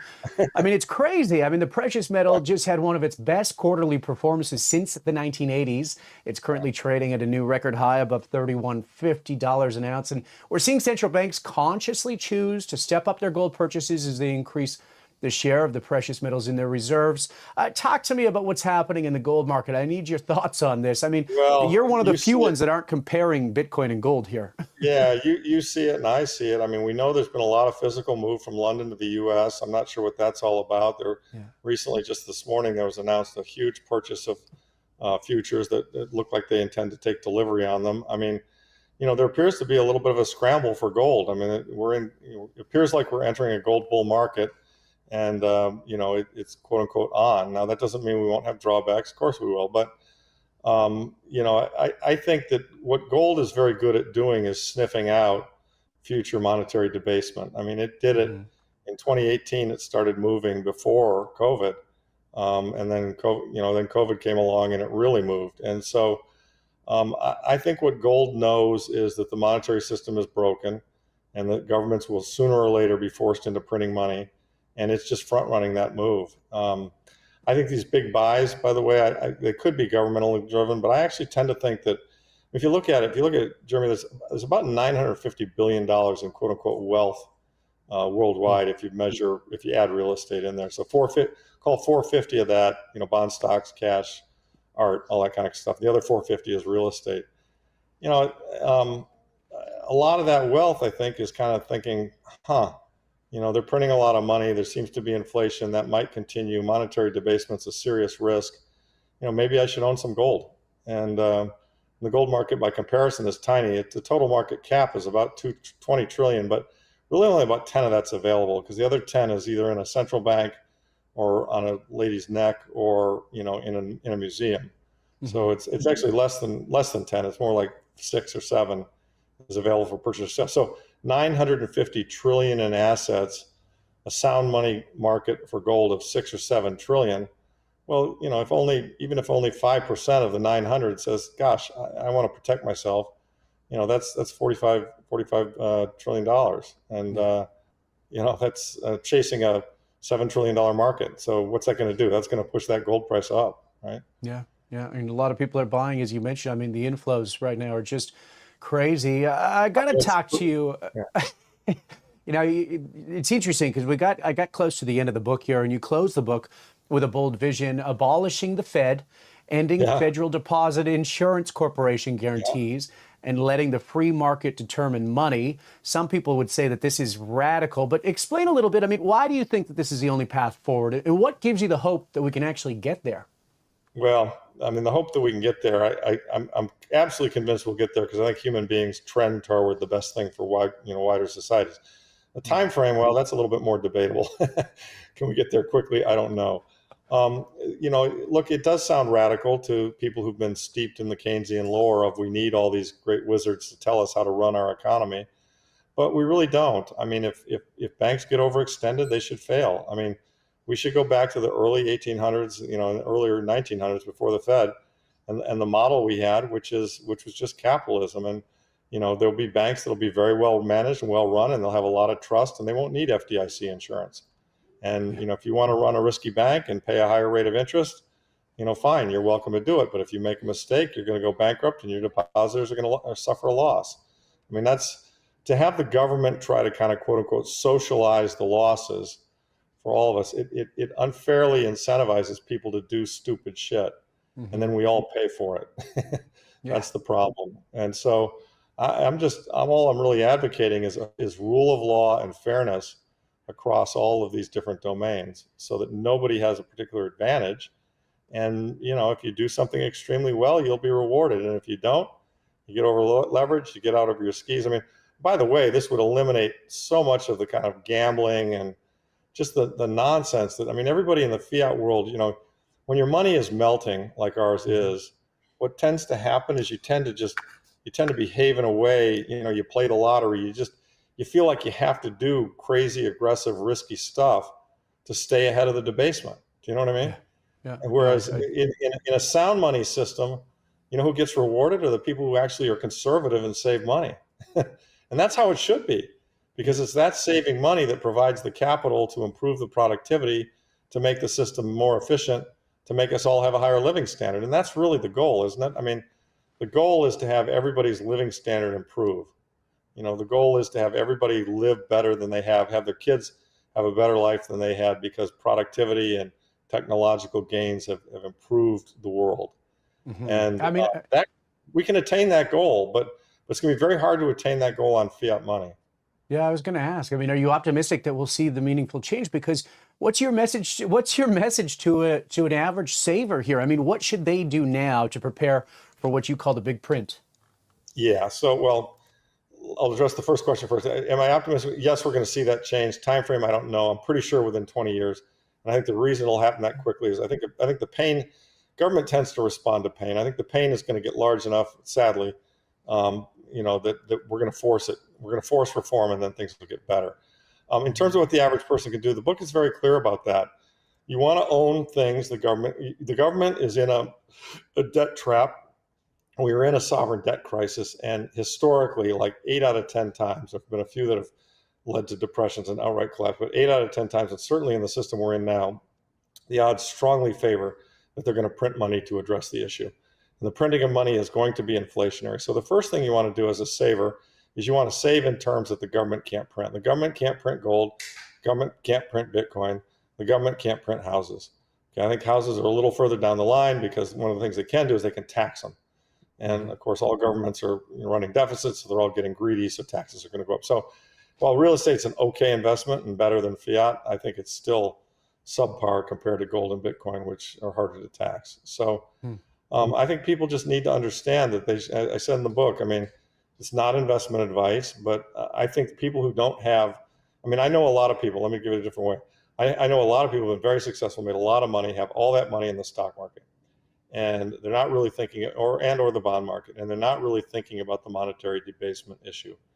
And I think that, you know, in 10 years, they're going to, if they don't get some of these sound money, you know, proxies, you know, gold and Bitcoin, they're going to have regret, because I think these things are going to outperform stocks by quite a bit in the next 10 years. Yeah, I mean, you continue to, you know, the Bitcoin topic comes up, and before I let you go here, Larry, we got to talk about Larry Fink, because of course we got the best producers, and I now have the quote.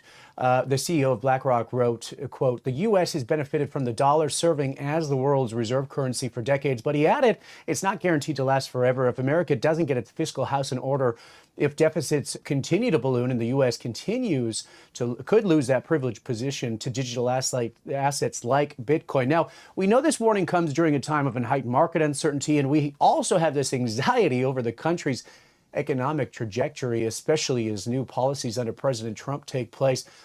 I wanted to get your thoughts, though. I mean, how can we see this relationship between Bitcoin and the dollar continue to develop, and we'll see the dollar's reserve status deteriorate? Well, look, I mean, they could do it very aggressively. You know, they could sell all the gold and buy Bitcoin and announce that they're going to put Bitcoin on the balance sheet, and the dollar would plummet. And they're not going to do that for just that reason. The dollar is going to plummet.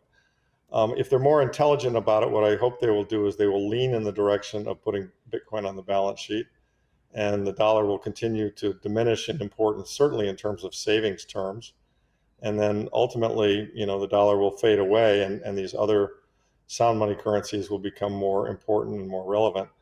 But the Fink quote is interesting, isn't it? I mean, here's a guy who was truly a fiat master who, as recently as 3 or 4 years ago, hated Bitcoin, and but is a smart man in the sense that he looked at it, he did the work that I've done, you've done, others have done. He analyzed it, and he came to the conclusion that this is going to work. And gee, given that it's going to work, I've got to decide: do I want to be on side of this thing, or do I not want to be? Yeah. And so he kind of got on side, and he opened up the largest ETF, and he's generally speaking a supporter. And don't get me wrong, I mean, the two can coexist for a while, and I hope they do. I mean, in the sense that I'd like to see the transition be fair and as painless as possible.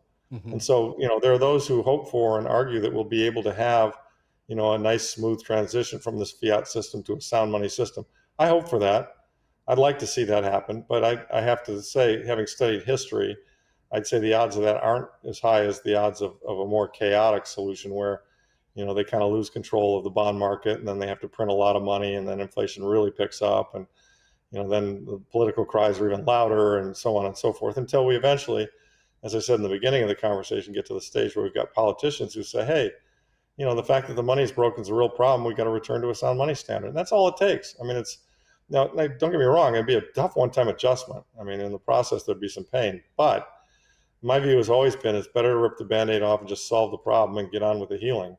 Yeah. So, that's, to my way of seeing it, that's what they should do. But if you look at it today, are they ready to do that today? No, I don't think so. I don't think enough people are aware of the issue yet. Mm-hmm. and again, therefore the book, right? Try to make people aware of the issue. So. All right. Larry, thank you for your honesty, your insights, and your passion, my friend. I mean, the big print is definitely, it's a wake-up call, and it's clear that the time is running out. I just want to say to our audience, if you ever wondered why the system feels broken, this book lays out exactly how we got there and what may come next. Now, the big print is available on Amazon, and as a special thank you, Larry himself has donated a limited number of signed hard copies to Kitco News.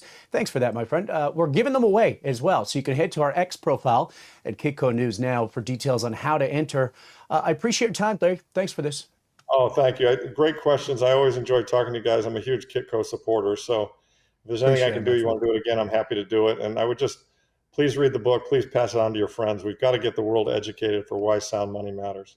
Yeah, absolutely. Well said. And it helps if it's got a signature on it too. Thanks, Larry. Appreciate it. Thank you very much. Good to see you. Thank you. I'm Jeremy Saffron for all of us here at Kitco News. Thank you for watching. We're going to have some great content coming up all week long on this topic on sound money. So stay tuned. We'll see you next time.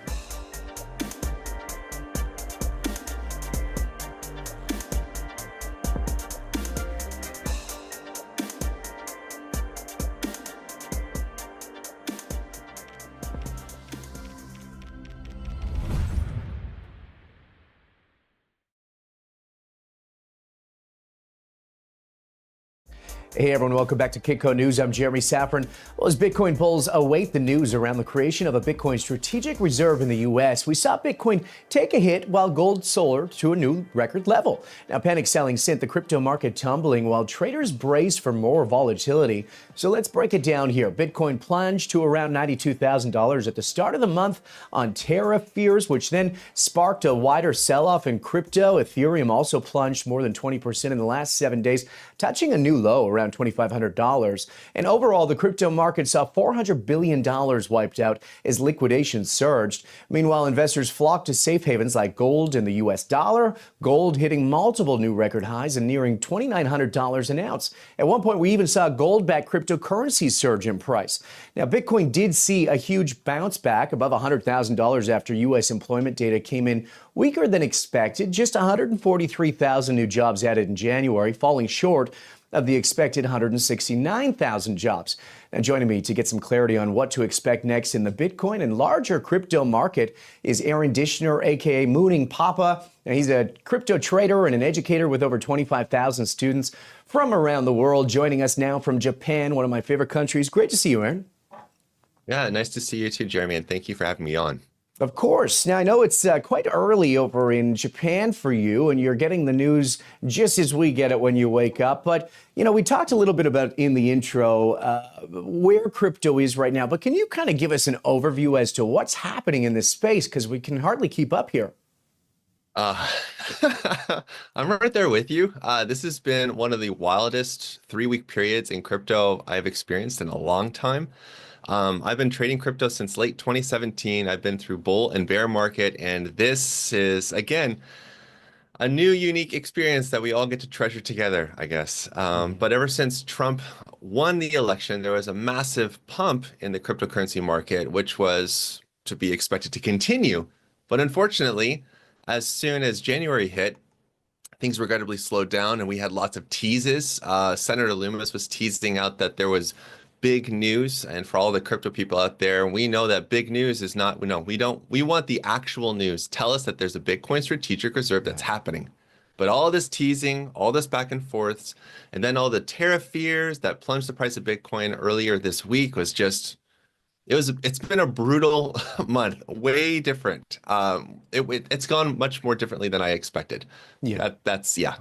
Yeah. Well said. I think for a lot of people too, you know, sitting here waiting. But in the meantime, you know, gold is reaffirming its status as a safe haven. Bitcoin is struggling to gain that momentum at the moment. You know, this dynamic is driving Bitcoin to gold ratios lower. That ratio hit 12-week low as physical gold deliveries in the U.S. continue to surge. And we did see, you know, the ratio between Bitcoin's price in U.S. dollars and gold's price per ounce falling to 34, its lowest level since last November. Obviously, we know that gold is in high demand right now. And it's more than just a safe haven. Traders have been loading U.S.-bound planes with physical gold, and the gold prices in COMEX futures have been trading well above spot prices, of course, fueled by more tariff concerns. What are your thoughts here when it considers, you know, this Bitcoin to gold ratio dropping to this low?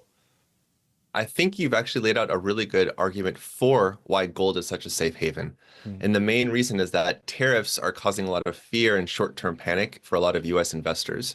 And they're wanting to find a way to hedge their portfolio against all the uncertainty that's ahead.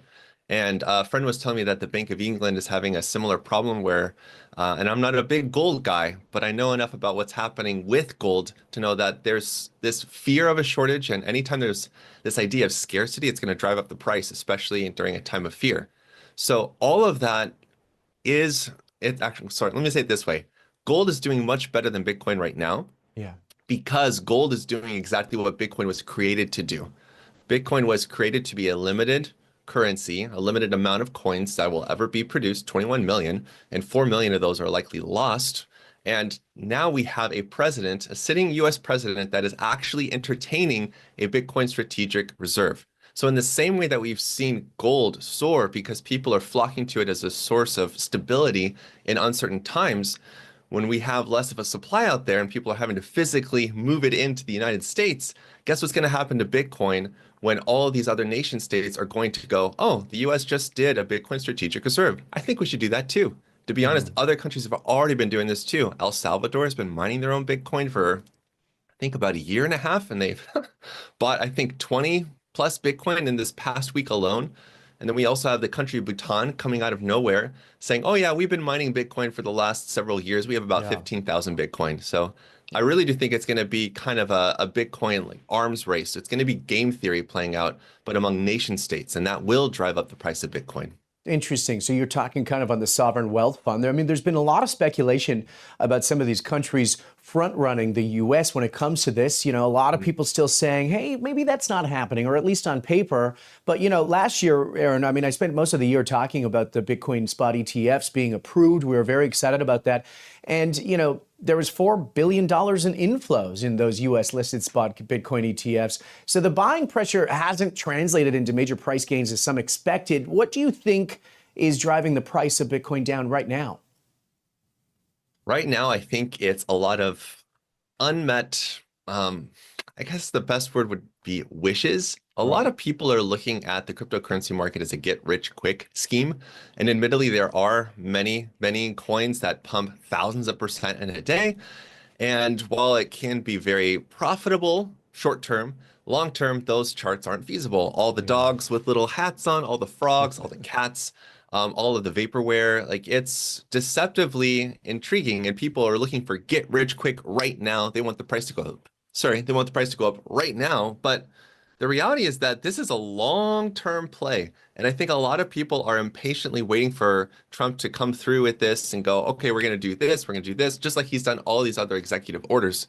But it's taking a little bit longer with crypto. But with that said, he also has this cabinet of people that he's assembled, with David Sachs being the crypto czar, saying, okay, we got about I think he said 60 to 90 days, and then we got 180 days until these different things are happening. So it's not like they're just twiddling their thumbs, doing nothing. It's just going to take some time. So I think the price action right now, in my opinion, is basically investors are feeling a little bit deflated, given all of the hype that they were promised before by President Trump. But with that said, he's also come through on a lot of the promises that he's been campaigning for the last year and a half. So I believe crypto is still important to him, and that will be met, or rather those hopes will be met by the crypto savvy, the crypto friendly people out there. But it's just taken a little bit longer than we all really want it to.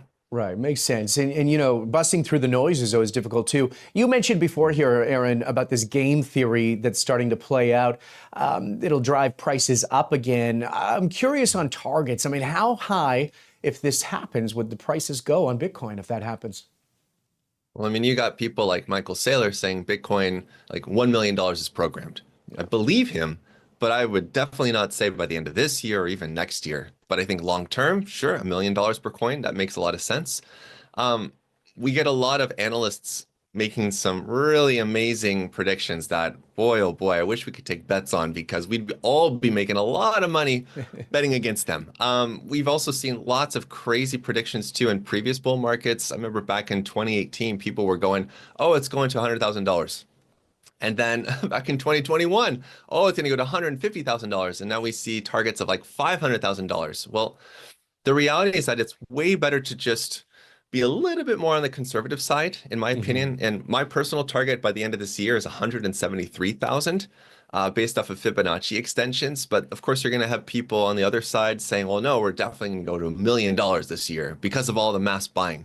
Right. But if, like you said, we've seen all of these amazing purchases happening. We have spot ETFs, which means you have to buy the physical Bitcoin in order to have that available for people in the ETF. Yet it's not really pushing the price up. So this is also making me think, with all of the amazing things that are happening, with the future potential of Bitcoin going to $1 million a coin, sure, but not anytime soon. So I think it's way better, way smarter to stay more reasonable for a decent target of a meager target of $173,000, which is still incredible for Bitcoin. But Great long term, upside. yeah, it's going to go way higher. Yeah, great upside still. I mean, 173, I mean, a lot of people would be excited about that. I got to ask you here, because we're talking a lot about inflows with the spot Bitcoin ETFs and what have you. You did mention offline when you and I were chatting before about seeing some strange outflows or having a bit of a notion. I'm curious if you could share with the audience about anything strange that stood out to you here. Well, unfortunately, the big strange thing that happened was around last weekend with this whole tariff trade war scare that happened. Arkham Intelligence is an amazing website that anyone can use. And part of the beauty of blockchain is that it's transparent for the most part. I mean, 99.5% of the tokens out there are transparent. They're on a blockchain. You can track addresses. You can track flows, whether going to an exchange or from an exchange. And all that to say that we can track the World Liberty Financial wallets, which is controlled by the Trumps, and they have been accumulating a massive amount of Bitcoin, wrapped Bitcoin, and Ethereum. But unfortunately, on Sunday, they had to make some smart business practices. I don't know what that really means. They said they're not selling, but all of this Bitcoin, all of this Ethereum, all these other cryptocurrencies were going to Coinbase. And from all my years analyzing all of these inflows, outflows, whenever a large wallet is sending funds to an exchange, it's primarily to sell. It makes the most sense. Why would you bring it to an exchange if you're not going to be selling it? Vice versa, when we see a lot of bullish buying on exchanges and we see lots of withdrawals, we can also take that as a bullish signal of confidence in the market. So when I see large deposits, hundreds of millions of dollars, especially from World Liberty Financial, which is supposed to be a pro-crypto family, pro-crypto president, I just kind of look at that and go, well, that's not, I mean, sure, maybe you have to pay people, but it's a little bit strange. Hopefully they're going to provide some more clarity on that. But again, the main point being that anyone can actually track this stuff, which is what makes crypto so effective and so powerful. And Elon Musk also teased out the fact of putting the US Treasury on the blockchain, which means that anyone could view any money going from point A to point B on the blockchain, and it's forever imprinted on it, which is a great way to keep countries and keep governments accountable for their spending. Yeah. What kind of downside pressure are you thinking? I mean, we go back to talking about this short-term price. If this continues to happen, if we have these sellers, as you're kind of, talking about here at the same time when the Trump coins come to play and the Melania coins come to play, it's interesting timing. But how much downside pressure you think is going to be on the Bitcoin price here in the short term? In the short term, I really do feel like we saw the low at 91K. Just because it's in such high demand, it's hard for me to imagine the price of Bitcoin dropping back down again with lots and lots of big buyers. However, the price is obviously pinned. Now, there are so many other cryptocurrencies that had a major lower wick down on Monday.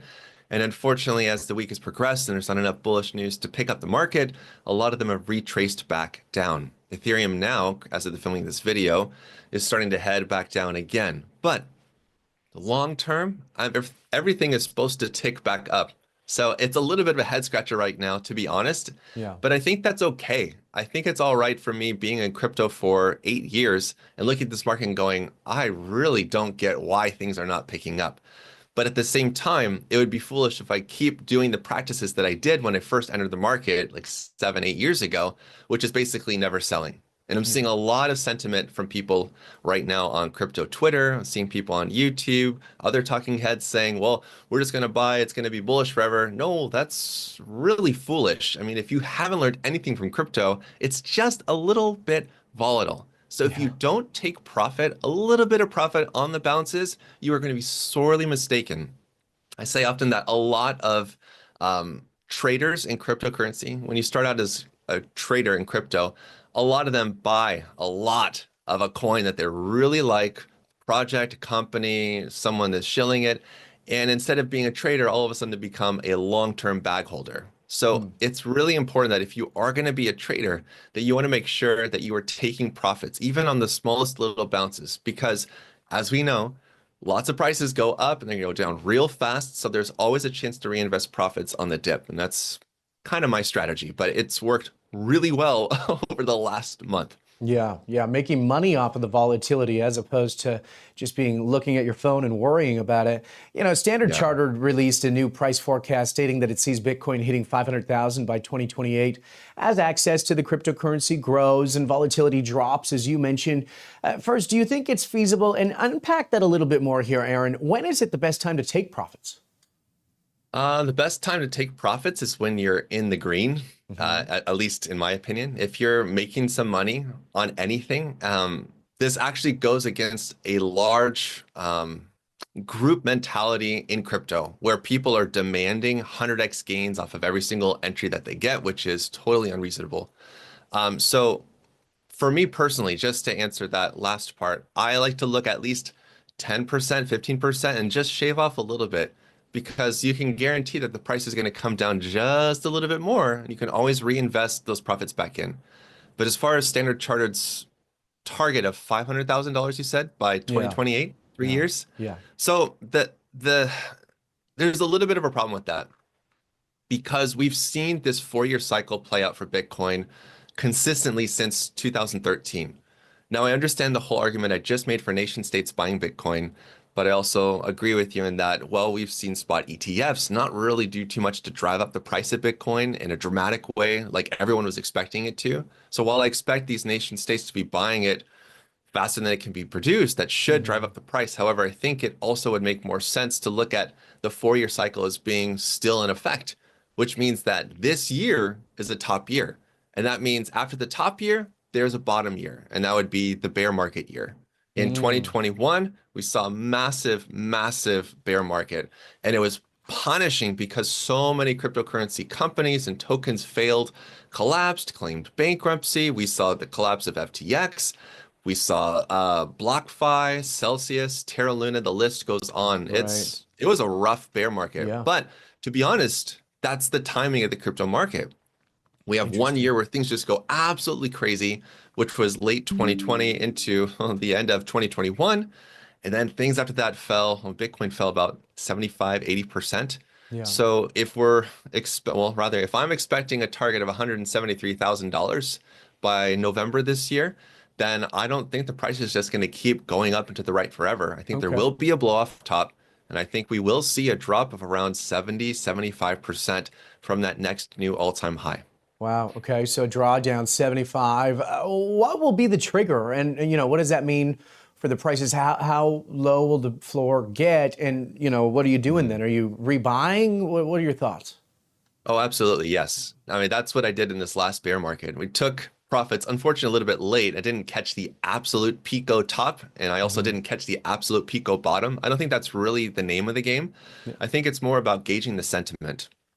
And when I look at a target of $173,000, please understand, I am not waiting for the magical number of 173,000. That's foolish.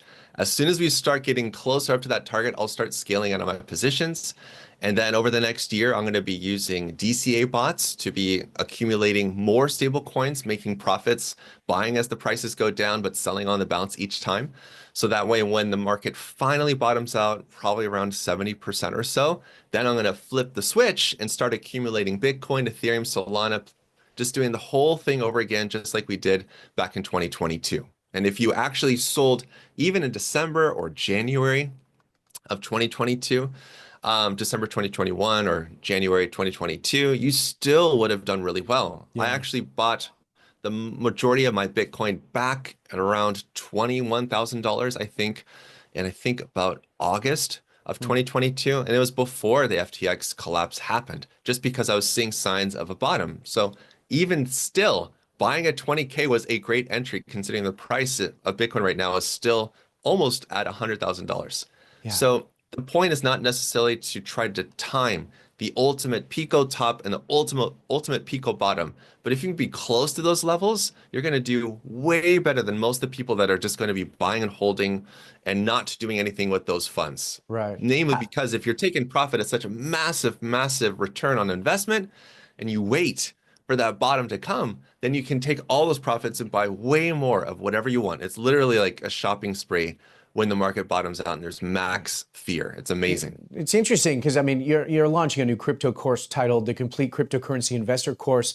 And I want you to tell us a little bit about it. But first, I mean, how do you put those blinders on, right? There's so much volatility in the crypto space that as a trader, how do you best handle it? I think if you can learn how the cryptocurrency market works, which is a unique market, it's not like Forex, it's not like gold, it's not like the stock market, although there are similarities in how it behaves and how it's influenced by the major markets. But if you can start to approach crypto as its own market, then things start to make way more sense. While there will be, in the stock market, for instance, there will be tech stocks that do well, medical stocks that do well. Maybe there will even be eggs that are pumping, right? The price of eggs going absolutely crazy. So if you pay attention to the news, you'll notice that there are certain things that will be moving up together when there's scarcity or where there's less demand in the market that's going to affect the prices. So in the same way, cryptocurrency has a lot of those elements, but things move so much faster. Honestly, crypto is like dog years. So I've really been in crypto for, I think, 50 years right now. It feels like it. It's showing in my hair, believe me. But the best way to navigate it is to really adopt this idea of, okay, if it's a 4-year cycle and this is going to be a topping year, then that means I need to be realistic about taking profit. I don't want to be married to any of my bags. I want to make sure to sell on the way up, so that way I'm prepared to weather a massive bear market. I can reinvest my profits either back into crypto with, I guess, with DCA bots like I do, or you could even go back into gold if you want to. You could use it even outside of the markets to accumulate more, whether it's with buying bonds or whatever you want to do. But the main point is recognizing the seasonality of it. And for most people, like I've been helping my parents with this for years, and they're doing really well. Sometimes my mom is actually making better trades than I am, regrettably. But she gets it because she's not checking the charts all the time. Yeah. And I don't think most people really do. Most people really just need to know, well, there's a start and there's a flow of the market, and eventually we reach a point of euphoria. And when we're getting close to that moment, and you're feeling that itchy feeling like, okay, I think I'm going to take some profit here. You should just go with that feeling. Yeah. So the idea of the course is not to go super heavy into all these different trading concepts, but more of like a global macro view of what crypto is, what Bitcoin is, how to navigate the market successfully for a more of like a investor's mindset, more of like an investor's way to approach the market, where a lot of your viewers, I believe, are. I mean, if we think about gold, sorry, just to finish this last thought, but if we think about gold, gold is always a great buy, even if the price is going down. But there are seasonal times to buy. There are signals in the market where it's like, oh, I think I might want to take some profit. And I think that rings true for any market. But with Bitcoin and cryptocurrency, knowing that it's so much more volatile, which is good. Volatility to the upside is great, but that also means volatility to the downside can be painful. So if you can take that seasonality, if you can take those cues from the market and learn how to be satisfied with any amount of profit, learn how to stick to your trading and your investing plan no matter what, you'll actually do really, really well in crypto. Interesting. So a lot of it is just, if I hear you right, just educating people about, the markets and how to study them with the crypto space in itself. But again, 10, 15%, I mean, geez, it's not a bad return. Yeah. I mean, if we see a massive drop on Bitcoin at the end of this year, starting the bear market down to 75%, I haven't done the math, but that's going to be a massive drop down back below $100,000. And you better believe that the top 10 tokens are going to go down 80%. Some tokens will go down 99%.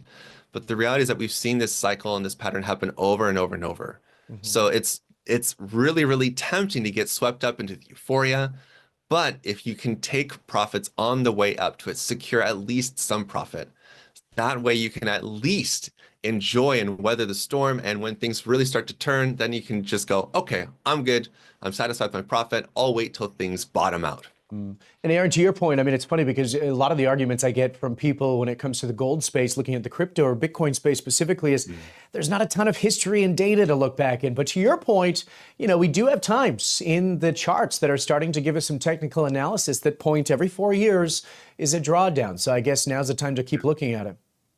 Yeah, no, I fully agree. And like you said, a lot of people do criticize Bitcoin for being too young, too new, but a too young, too new asset that grew from literally nothing all the way up to $100,000 isn't just any old asset. I still think that Bitcoin is number one.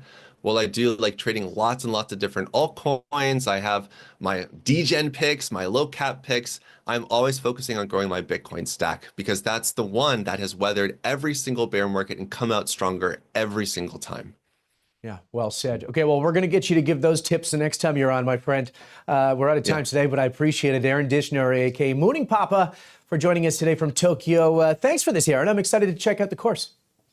Yeah, thank you. You guys can go ahead to masteringassets.com and check out my new course called The Complete Cryptocurrency Investor. I like it. We will do that. Arigato gozaimasu. I'm Jeremy Safran. I'm Jeremy Safran. Do me a favor, hit the subscribe button if you're just tuning in. We got some great shows coming up all week long for all of us here at Kitco News. Thank you for tuning in, and we'll see you next time.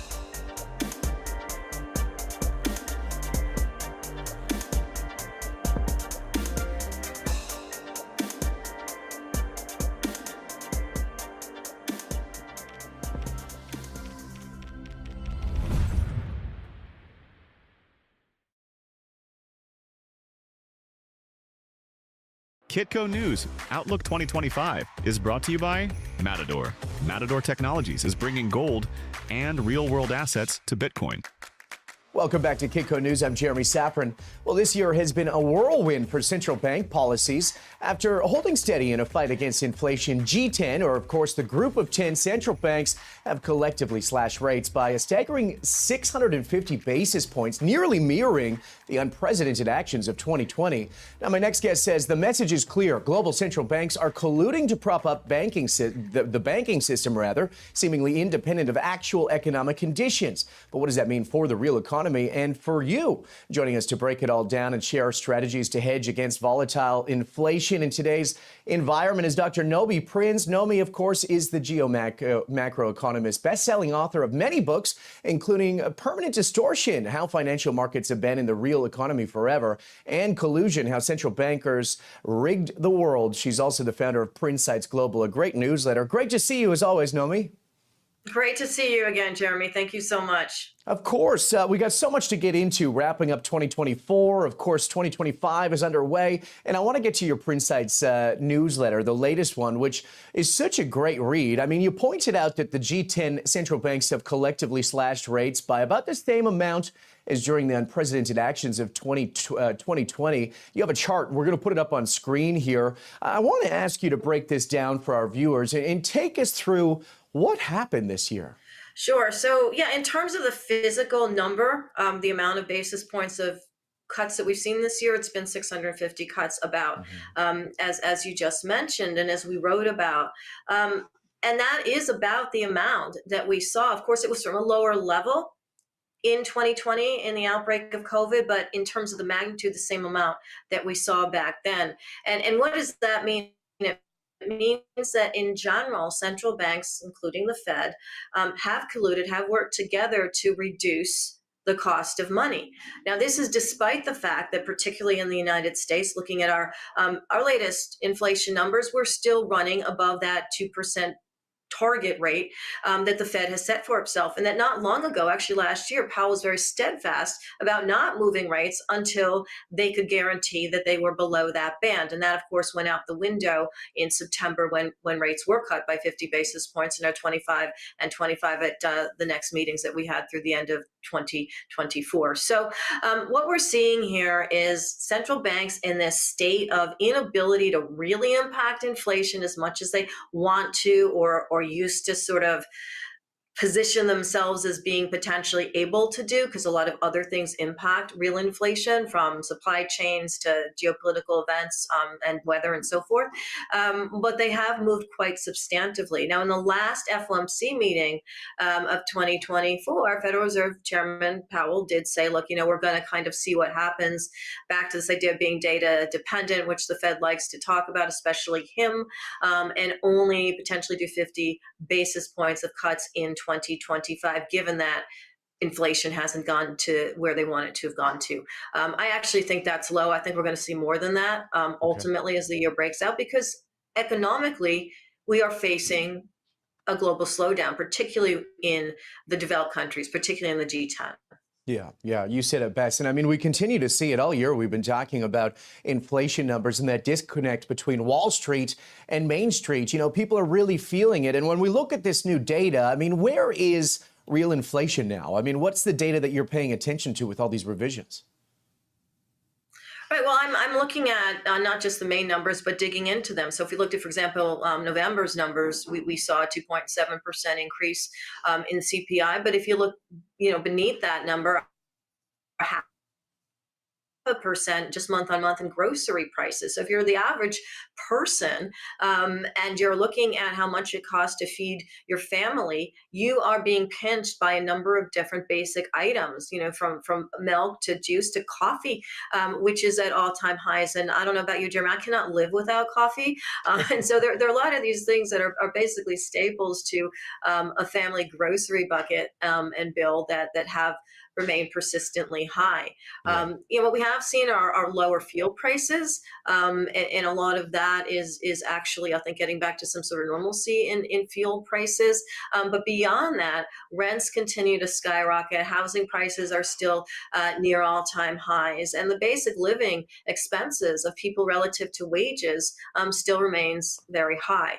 And so if you look at all of that, the economies, the personal economies of people throughout the country and the world are really stretched.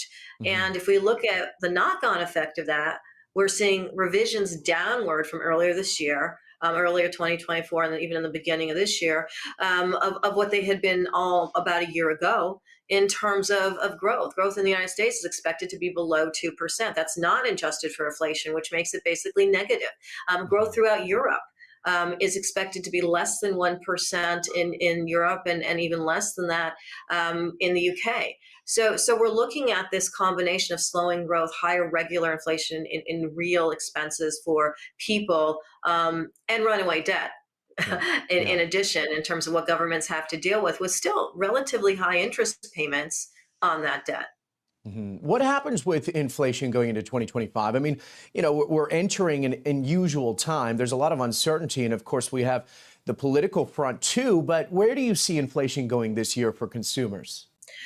I think we continue to see it rising in the basic needs of consumers. I look at one area, for example, in autos, where towards the end of 2024, there have been a lot of purchasing of new cars and used cars, which had sort of been waited upon earlier in the year. And I think people just figured, it might get higher next year. We're just going to sort of lock in. And of course, a lot of the manufacturers and leasing deals that they can see right now are pushing people to do that, to sort of lock in prices with expectation that things are going to get more challenging in terms of inflation heading into 2025. Why?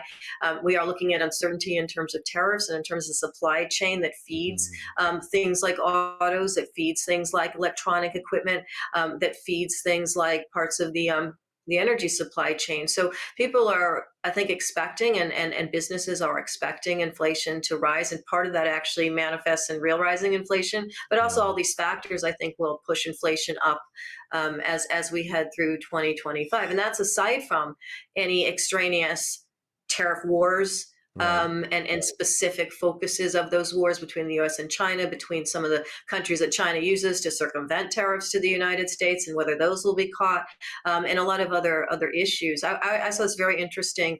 I had an actually interesting conversation with someone that focuses on traceability of supply chains, who was telling me that $50 to $100 billion worth of products, as it stands, before any new tariffs come into play, that are coming from China or Chinese sort of travel supply chains, have basically been sent back because they sort of need to be re-tariffed or re-examined for other issues. And those sorts of things impact prices and inflation as we move toward this 2025 unfolding.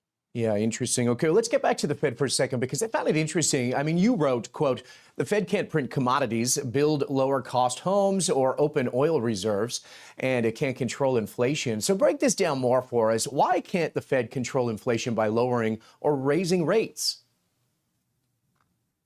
What we've seen since the Fed and other central banks started raising rates between March 2022 through the middle of 2023 was really a mixed bag. The overall level of inflation did come down, but prices were still increasing. And we sort of dig into what was increasing. Rents were increasing. The cost of health expenses were increasing. Medical supplies were increasing. Groceries were increasing. And fuel or gas supplies increased and then sort of decreased. So, when you look at how inflation manifested, overall it came down. But if you look at the different buckets, prices still remain high and are rising. Just less rapidly than they did in the wake of COVID, where we were coming out of major supply shocks and economic slowdowns and shutdowns. And there was a time period coincident with the Fed raising rates at the time, where inflation came down just because of a normalization of those supply chains. What we're seeing now is much of that has passed, except in commodities.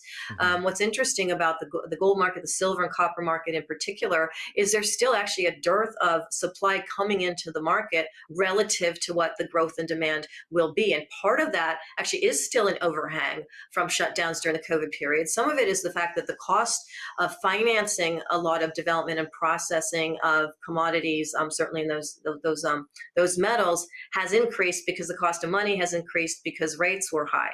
So there's a lot that's going to still work itself through the system, which is why, again, I think rates will be lowered by more than 50 basis points as we head through 2025 in the States, and again, globally throughout the world. We'll continue to see this rate slowdown, which will help loosen up some of the expenses of mining. But meanwhile, we still see inflated costs, and we still see more demand coming in for those metals than supply has been available in the wake of COVID. And so we're going to see that manifest in terms of the price of miners, which should go up, and also the price of those commodities. They've gone down a little bit in the end of 2024, but they're still, silver's up 25%, gold's up 27% over the year.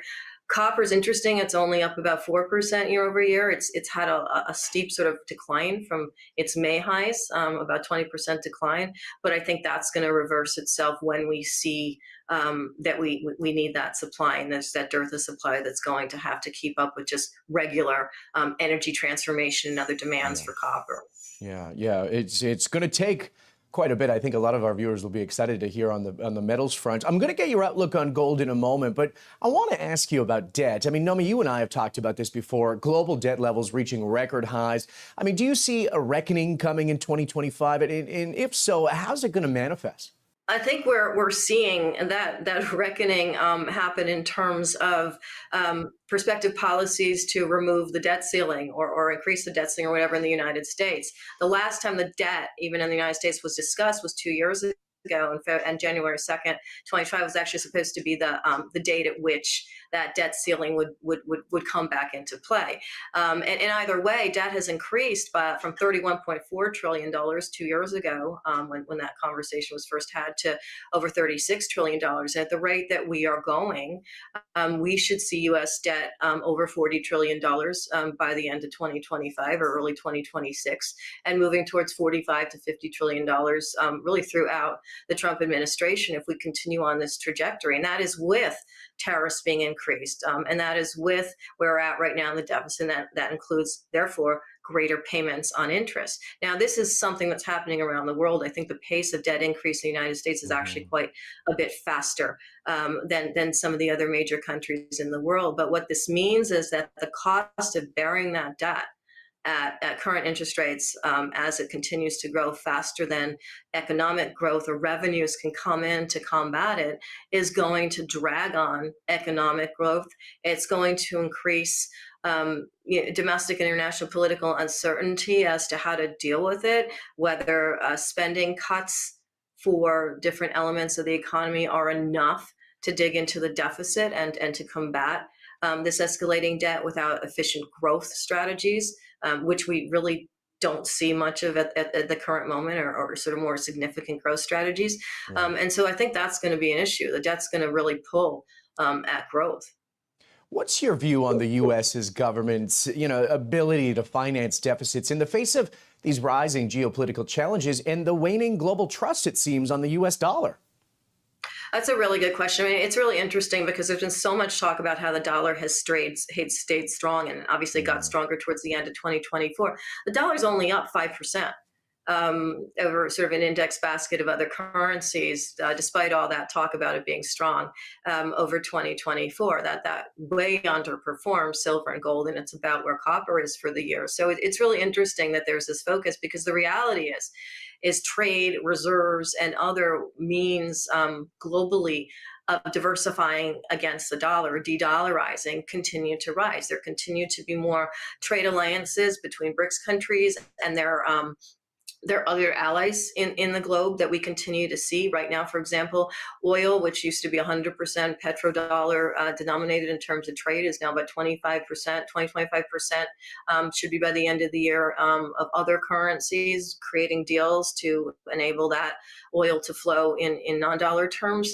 And we look at something like the People's Bank of China, and you and I may have talked about this, but it's very interesting because since 2018, they have gone from being $1.3 trillion holders of U.S. treasuries, of U.S. debt as part of their dollar reserves, to about $750 billion. So basically have cut in half the amount of treasury debt that they want to hold. And that's just indicative of wanting to not just wanting to, but actually meaningfully diversifying reserve relative to dollar. Of course, they have been purchasing gold at a now new record for 2024 and should continue to be purchasing more gold to diversify that year. And other BRICS countries are talking about having a potential currency that can have some form of gold backing it as well. All of these are de-dollarization methods. And so that's going to continue because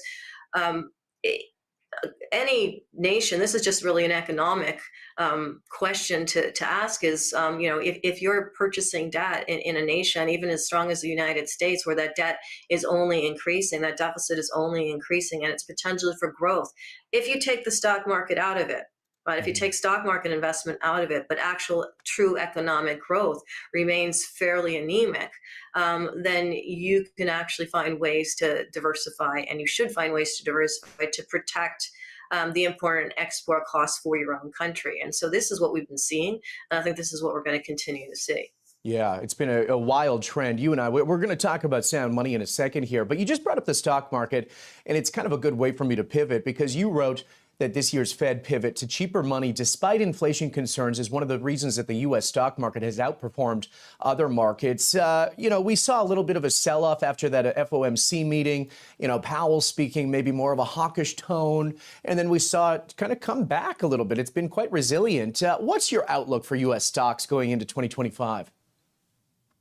Yeah, I think that initial reaction to Powell talking about being more hawkish, as was actually anticipated. I mean, we all have seen these inflation numbers. It should not have been a surprise that he was going to focus on that as a reason to sort of pivot back from the initial forecasting of potentially more than a 50 basis point cut, which again, I think is still going to happen. But also, I think that he doesn't really know how to deliver words to the market often, and I think there's generally an overreaction to anything he does say, particularly talks about inflation, because there's a fear that maybe there's more to what he's saying than what he's saying or how he's saying it, and that could mean, for example, not even 50 basis points of a cut, but none or something like that. So there was an overreaction, and then about half of that sort of rallied back, within a day or so after he said that. And I think what that's saying is that the way to actually fight inflation, or at least to make money on money, in the stock market, is continue to be invested in it. So even if you have these pullbacks, and even if you have this assessment of what the Fed is saying, overall, the overall effect of money flowing into the stock market, even at these levels, has been to push it up quite significantly over 2024. I see more volatility coming into 2025, and I think the more AI, for example, in fintech that we see coming on board and taking positions in the market and reacting to movements or exacerbating them, we might see more of. But I think overall, we're still going to end the year higher. Okay. I mean, Nomi, you've often warned about systemic risks in the financial system. You and I have talked about it before. Going into 2025 and continuing that look at the outlook here, what are the biggest warning signs? So we still see, I think, a misvaluation, I'll call it, of the loans, commercial loans in particular, on the larger banks book. The story has been that it's only regional banks that have been susceptible to these defaults and delinquencies that have been growing in the commercial lending business, right? But the reality is there are so many credit lines and there's so many deals between the larger banks and the regional banks that I still see risk coming into play. And what we also are seeing is that there's a lot of debt that has been accumulated by the small business community. And there has been a thought that if rates come down, we can refinance that debt and we can continue to sort of push forward. That fills into leasing in malls and in buildings and so forth around the country. And the fact that even though rates have come down as quickly and as much as they have from a magnitude standpoint this year, they haven't really moved the needle on medium to long-term loans. We see that the 30-year has just continued to increase in yield, and bonds have fallen. And when we see things like that happen, what it means is that in anticipation for commercial loans to be able to refinance, or the hope at lower levels or levels that will make a difference to their payments and their overall bottom line won't be manifesting. And I think that's going to weigh quite heavily on the banking system. We may not see that in the first quarter, but I think we're going to see that more as the year goes by, especially if there aren't any cuts. Or there are a few cuts, or maybe only 25 basis point cut in the first quarter. Yeah, interesting. Okay, let's keep on the bank theme because we can zoom out a little bit. We recently learned that the Bank of England will no longer disclose its bailouts to the public. I mean, where is this coming from? And what does this mean for the public in the UK? Yeah, that was a really interesting stat that I put up on my X, formerly known as Twitter.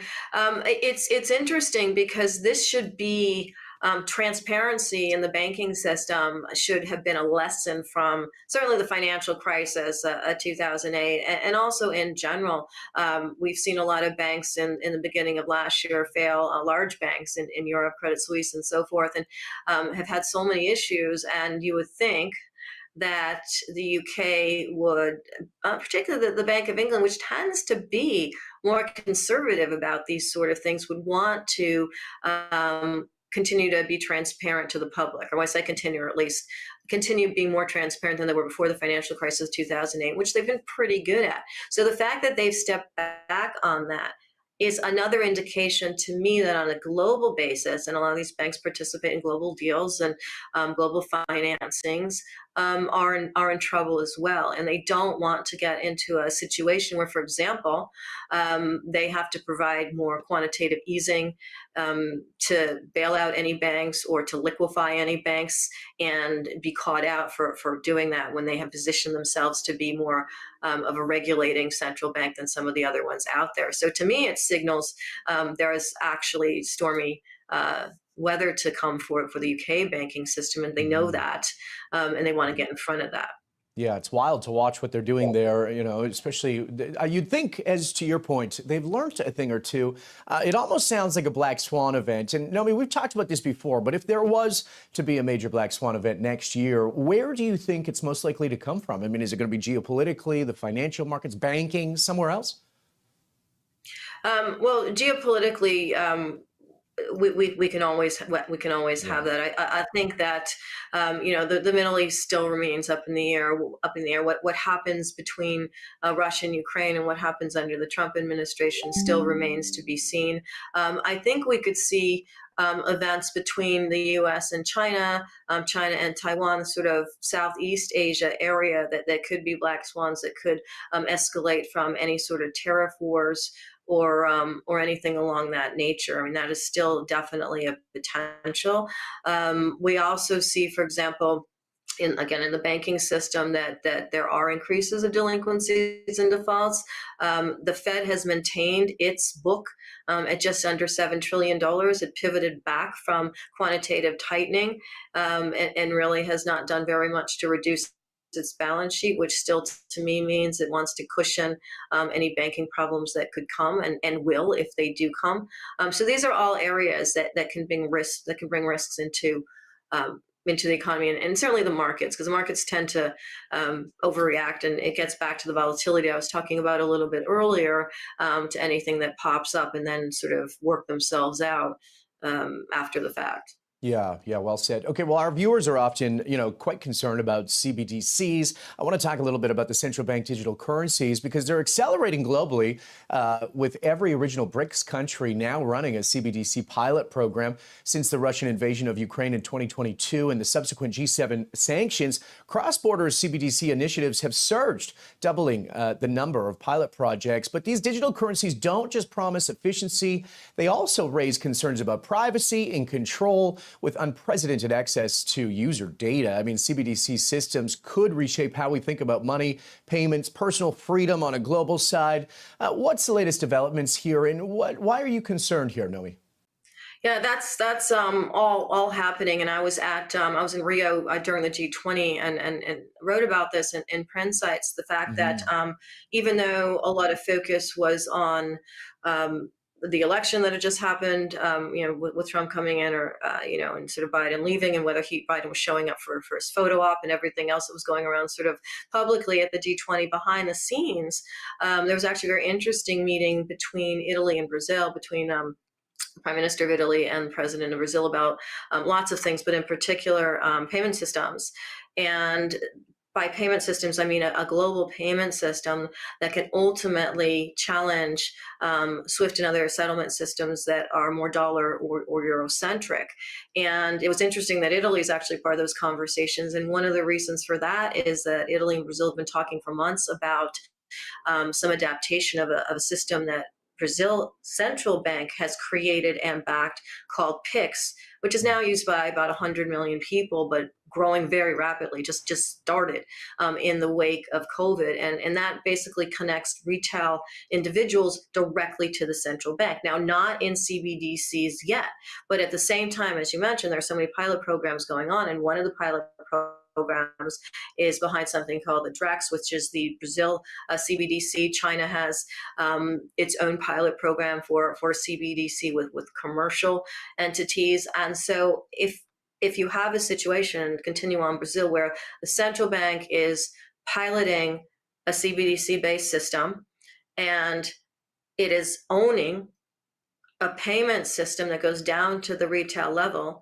and this is part of a conversation that's taking place between Italy, Brazil, China, the BRICS, et cetera, then we're seeing all the pieces of what can be not just CBDCs being introduced, which all of those pilot programs have indicated they're poised to do in 25, 26, but also potentially to connect them to systems that go down to that retail level. And so when you get back to issues of privacy, that becomes a real concern, because every element of every action now that is done from a payment basis by an individual can not only be seen by any sort of settling bank that's involved, but also up through the central bank, which takes you up through the government. And if everything's on a blockchain, or in the case of Brazil, they're actually developing things on a Ethereum based or a smart contract basis, and let's say those two things even merge, then there's an awful lot of information that follows people all the time. And that is troubling, A, if it's hacked, B, if decisions are made about people or groups of people based on their payment styles. It also can connect into how people are taxed, if they're taxed at source versus taxed at the end of the year in these countries. And that can impact how people manage their own budget. So there's a lot of things that are happening. These are not sort of pipe dreams or things that are really far in the future. They're really manifesting right now on a faster and faster basis that can have true ramifications. They can speed things up, they can speed up de-dollarization, but they can have real privacy and financial freedom types of ramifications. Frightening. Okay. Are we moving towards then a more bifurcated financial system with Western economies and BRICS nations operating entirely separate monetary systems? It's an interesting question. There's still the fact that the U.S. is the main reserve currency, and there's still the fact that from a liquidity basis, any large financial institutions operating throughout the world, no matter where they emanate from, need to have a call on dollars in order to be able to remain liquid, do international deals, and so forth. However, yes, we're also seeing more development towards CBDCs globally and payment systems globally that aren't based on having the dollar as the settlement currency, and especially in trade, not having the dollar as the trade-oriented currency. And when you look at the dollar index having gone up again by just 5%, even though I was talking about how strong the dollar is over 2024, we don't see in that index the effects of trade that is happening in a non-dollar manner. And that's still a small amount of global trade, but it's increasing quite substantively. And that's where the BRICS and their allies can bifurcate and are bifurcating from the United States. That said, we are a very interlocked world. I mean, we look at something like rare earth metals, 60% of them are in China, 90% of processing into China. They're in permanent magnets, they're in our phones, they're in space satellites, they're in all sorts of things that defense to individuals use. even with tariffs on those, there's still international markets for so many things. That's going to mean we're still going to have a certain level of globalization as, yes, we have more multi and bifurcated trade agreements and financial payment systems. Right. Could alternative assets like gold, Bitcoin, or even cash then become more important as CBDCs become more mainstream as we talk about these issues with privacy, et cetera? Yeah, it's interesting that our piece about the Fed and the Fed's big lie, which is its ability to actually control inflation, which it can't. We talked about the three ways that you basically circumvent inflation, but also this idea of what's happening in terms of currencies. And one of the things, obviously, is cash, and making sure that if you are in cash, you're diversified across different banks, that you make sure that your cash is earning money for you, so that it's in higher yield places, savings accounts or whatever it might be, if you need to get at it quickly, that you have it physically somewhere in your possession, somewhere safe, but where you could get at it if you need it, if systems are down, if there's an issue, that you have that. Bitcoin is obviously had such a tear this year. It's a bit back off of its highs. But I think that if there are regulations or deregulations to come into play in Bitcoin, that could actually be negative, because I think those hurt retail individuals in Bitcoin are wanting to try to use it as a currency rather than just as an investment. So I think it remains more of an investment than a potential currency, because of just how quickly it can fluctuate in value. That's something small businesses and individuals just can't really take on in the regular transactions. Gold, of course, has that ability to, it's physical. So it's out of the system. You can't control it. You can't print it. You can't fabricate it. So it's important, I think, to have gold in your portfolio, to have silver in your portfolio, make sure it's authentic, to make sure it is safe, whether that is in coins, which you can physically have in some safe place at home, whether that's in a vault where you have authentication, that vault has appropriate protections. If you do buy it online, that online service has appropriate protections for physical gold and not paper gold backing whatever you are buying. And I think all of those things are really a way of being external to sort of central bank controlled, CBDC controlled, banking controlled fiat system. Mm-hmm. Let's stick on the gold theme here, because I mean it surprised many this year, including analysts, with its multiple record highs above that $2,700 an ounce mark. I know I've been talking about it all year long here, these new record highs. So what's your price outlook for gold towards the end of 2025? I think we're definitely a crack over 3,000. I think we could head towards 4,000 actually by 2025, and that is because of all of these diversifications that we've been talking about. I think central banks outside of the U.S. Purview are going to continue to purchase gold. I think that their countries, therefore, will continue to purchase gold. I think the more conversation will come out about potentially having a gold standard relative to some sort of a global currency, whether it happens next year or not, just the anticipation of it, I think will give a bid to gold.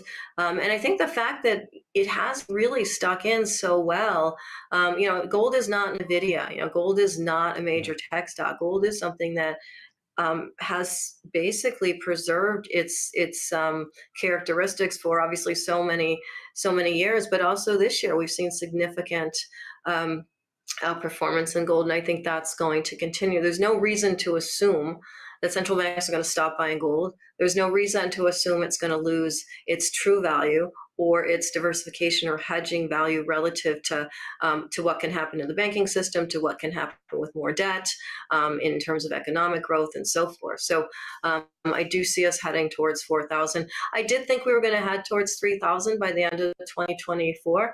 And I think that some of that was pared back when the dollar sort of spiked up after the election.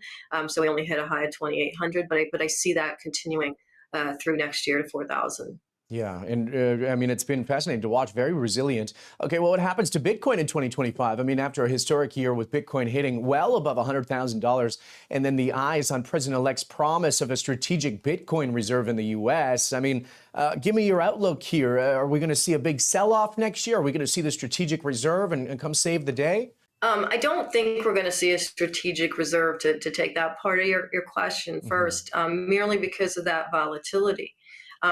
When we look at how the U.S. Treasury has to function, and how the U.S. has to function. There has to be a certain reliability to prices, and obviously in a year where Bitcoin has just gone up so dramatically, it's attractive to think, well, that could be very positive as part of a reserve for the United States government, and it certainly decentralizes the control perhaps of the U.S. Treasury in terms of creating debt and so forth in dollars. But at the same time, it's just simply too volatile. It's not really a pragmatic solution to the growing debt or the need for strategic growth initiatives in the United States to combat that debt and to combat true inflation. That said, I think that it has caused a lot more awareness in general in the investment community, in terms of individuals, in terms of ETF purchasers that weren't involved in Bitcoin before, or just more tangentially and kind of hop back in. So you're going to see this, this demand, I think, come back into the market from people that kind of dabbled a little bit, then sort of saw the up thing, thought they weren't really catching it, want to get, sort of FOMO of Bitcoin. But I think, like we saw with a 10% or so drop towards the end of 2024, that can happen very, very quickly. I think we're going to see those as well, because we're not going to manifest a strategic reserve. And even if we reduce the regulations around Bitcoin, there's still going to be a need for them. And so I think there's going to be some uncertainty about how those go down. On the other side of that, you've got BlackRock saying, buy Bitcoin ETFs, we're solid, et cetera. And that's going to bring in some retail. So I think we see more volatility in Bitcoin as well. I think it probably goes below 100 by the end of the year, but I think we can see some extreme volatility around 100 as the year unfolds. Interesting. Okay. Well, I know that you keep pretty good eyes on the markets. I know that you're a big fan of commodities. We talked briefly about copper, but when it looks at, what other assets are worth looking at this year in terms of this economic environment? Yeah. So again, copper from supply standpoint. Uranium had a bit of a sell-off towards the end of the year, actually throughout the year, on the back of first having had such a pop-up because of U.S. legislation that had been passed in quite a bipartisan manner to enhance the need for domestic supply of uranium and the processing of uranium, and technological advances that basically maximize nuclear power and localize nuclear power. And I think that traded off towards the end of the year. I see that turning around again, because we haven't decided not to use nuclear power. We don't all of a sudden have an abundance of uranium. We only have one opened mine in the United States that's fully functional right now, with a number of others to potentially come online, but these things take time. And we still have the potential of geopolitical risk with respect to Russia, and so the uranium belt as things go on. So I'm saying to those people that actually were involved in uranium or uranium miners, the fact that they sort of traded off a bit towards the end of the year is actually an opportunity to really invest in them for the coming year, because none of the underlying fundamental factors have changed. Yeah, certainly. And we know that our power needs haven't changed at all either with this whole AI community. Okay, let's have a little bit of fun here before I let you go, Nomi. If there's one key takeaway that you want our audience to keep in mind for navigating the economic landscape in 2025, what would it be? It's to keep your eye on the long haul. Yeah. It's to be patient with the fact that this is going to be a year of fluctuation. This is going to be a year where your stomach might churn by what's happening in your investments, in the market, and sort of geopolitically, and how everything impacts and is codependent. So the best thing to do really is to remain patient, to look at major dips if they are in companies that have solid financials and in areas that have strong fundamentals supporting their trend, to consider adding, but not to freak out and sell with the market if those things are intact, just to maintain a steady course. I think it's what I do. It's what we talk about here. It's really to ignore short-term acute noise and maintain a long-term perspective. Always sifting through the noise for us. The year of fluctuations. I wrote it down. I like that. Dr. Nomi Prince is a geo-macroeconomist, of course, a best-selling author and the founder of Prinsights Global, which I recommend everybody goes to subscribe to. Some fascinating insights. Happy New Year, Nomi. Thanks for doing this again, and we wish you the best. Hopefully we'll have you on in the next few months, and we'll see after Trump sits in the White House where we're at here. Absolutely. Thank you so much, Jeremy, and to everybody at Kitco. Happy New Year. Happy New Year. Appreciate it, Nomi. We'd also like to thank our Outlook 2025 sponsor, Matador Technologies. They're bringing real-world assets to Bitcoin. You can find out more by going to matador.network. I'm Jeremy Safran. Thanks again for everyone here at Kitco News for tuning in. Don't forget to hit the subscribe button, and we'll see you next time. Kitco News Outlook 2025 is brought to you by Matador. Matador Technologies is bringing gold and real-world assets to Bitcoin.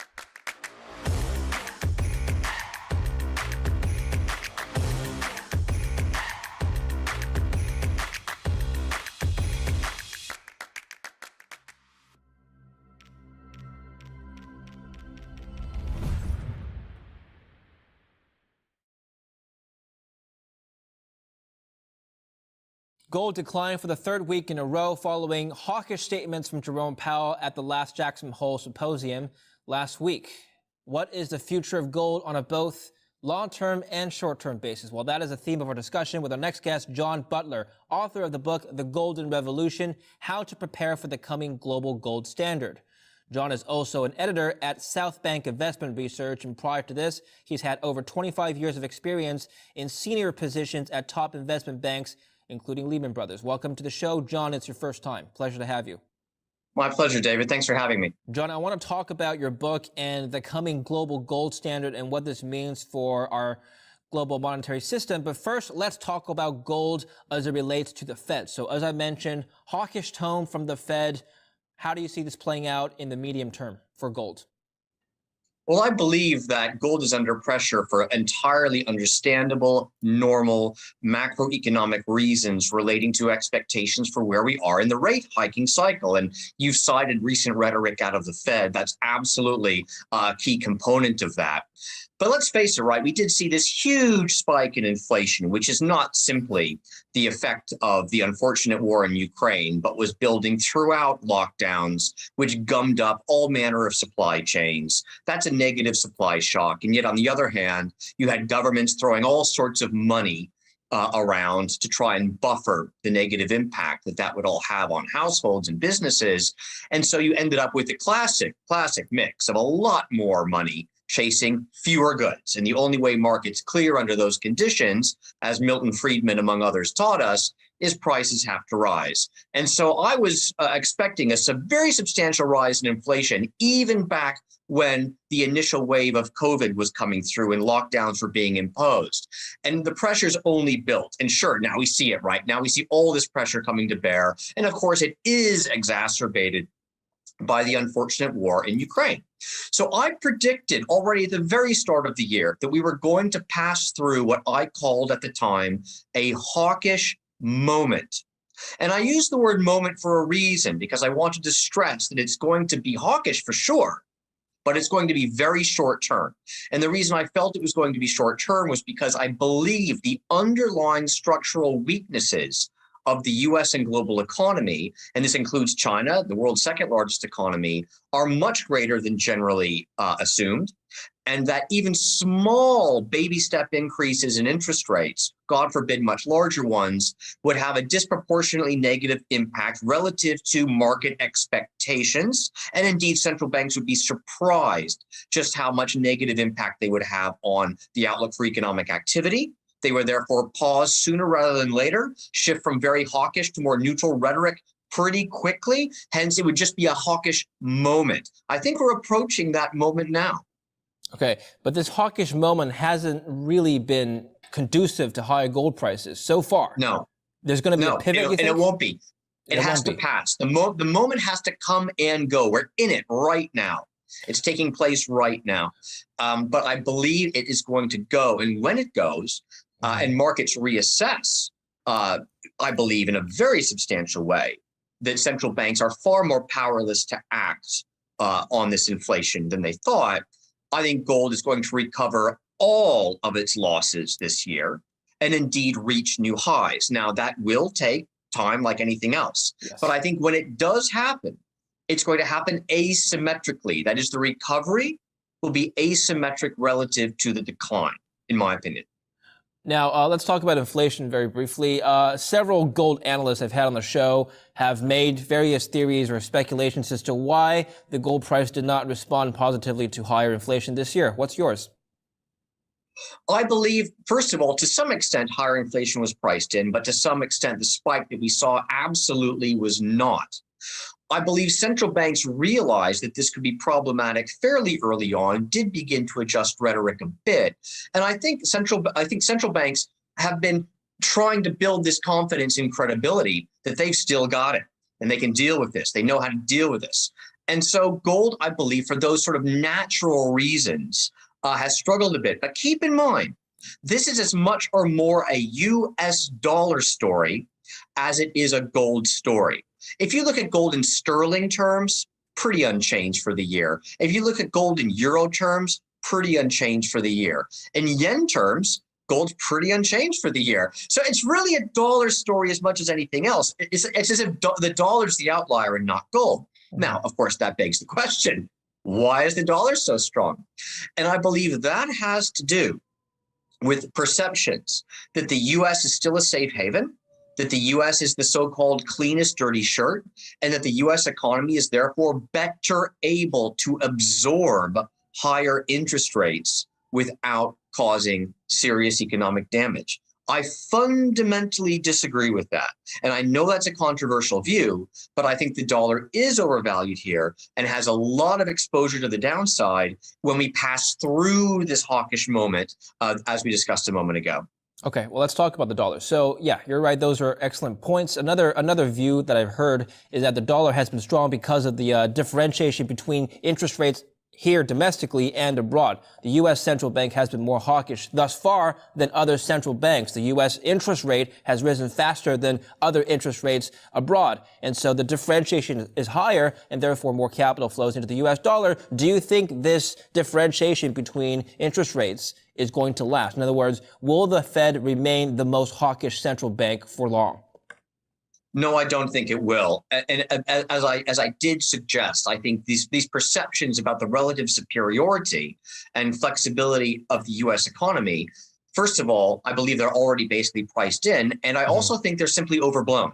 That is, let's keep in mind, the U.S. has gone through tremendous structural changes over the past couple of decades. It's got a far higher average tax rate than it used to have. It's got far higher household, corporate, and public sector debt to GDP than it used to have. It's got a far more expensive and difficult regulatory burden to comply with than it used to have. And this idea that the US is fundamentally a more flexible, dynamic economy than others around the world it's increasingly hard to make that case today.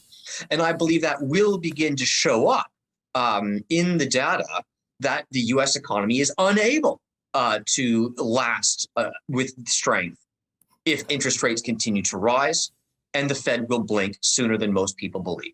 One more question about the Fed, and I'll move on to long-term structural problems with the dollar. So the Federal Reserve hinted that they would raise an unusually large amount by September, the next meeting, which is actually in a few weeks. So that's coming up. First of all, do you think they'll follow through with that? And second, long-term, by long-term, I mean the next couple of months, do you think they could pivot, potentially stop raising interest rates, maybe even cut interest rates? I've heard that position before from some people. I think the Fed is good for one more sizable rate increase. And I believe they're going to follow through with that because it is a credibility restoration exercise. I believe they want to build that credibility. And let's face it, even though you've had a very modest amount of stock market weakness so far this year, it's the order of magnitude is very, very small. Where there's more concern is in credit markets. And the Fed is also very concerned about credit markets. So that is something I'm sure they're watching. But nevertheless, I think they are good for one more large increase. After that, I think it's very likely they tone down the rhetoric almost immediately and see what happens. Step back a bit And then I think what you'll find is that the general global economic downturn, which of course includes the US, which is technically already in recession, I believe that the numbers will start to force the Fed's hand towards a more explicit acknowledgement that the hiking cycle is probably over and that inflation is going to trend downwards of its own accord back to something in the low single digits, say on a 1 to 2 year time horizon. That's where I think they're going to end up. That will weaken the dollar, that will strengthen the gold price, and start kicking off, the general sort of picture that I have going forward. Okay, we will come back to your gold price outlook towards the end of the interview. So if you're watching, stay tuned for that. Let's talk about the future of the dollar. And offline, you're telling me about the bifurcation of the global monetary system and the end of the golden age of a unipolar world in terms of the dollar hegemony, and the beginning of what's possibly a multipolar monetary system. So I'm just going to read a paragraph from an article written by my colleague at Kitco News, Anna Golubova. The headline is Putin's BRICS new currency could benefit gold and Bitcoin, says analysts. Earlier this summer, Russian President Vladimir Putin said that Brazil, Russia, India, China, and South Africa are developing a new basket-based reserve currency. He says the issue of creating an international reserve currency based on a basket of currencies of our countries is being worked out, Putin said at a BRICS business forum at the end of June. We are ready to openly work with all fair partners. From a broader picture, John, what is going on right now? Well, the BRICS have not been silent about their willingness to work towards some sort of restructuring of the international monetary system, which is, in their view, a bit better balanced and a bit fairer for all parties. And indeed, you have had formal statements made in BRICS summits going back over a decade to the effect of saying explicitly that they thought the way the current system worked, with the dollar at the center, of course, did not really serve their best interests nor the best interests of the world more generally. So this has been a rhetorical talking point for an awfully long time. But if you look where we now are with the, let's face it, quite heightened degree of geopolitical tensions around the world, not only in Ukraine, right? There are multiple hotspots here.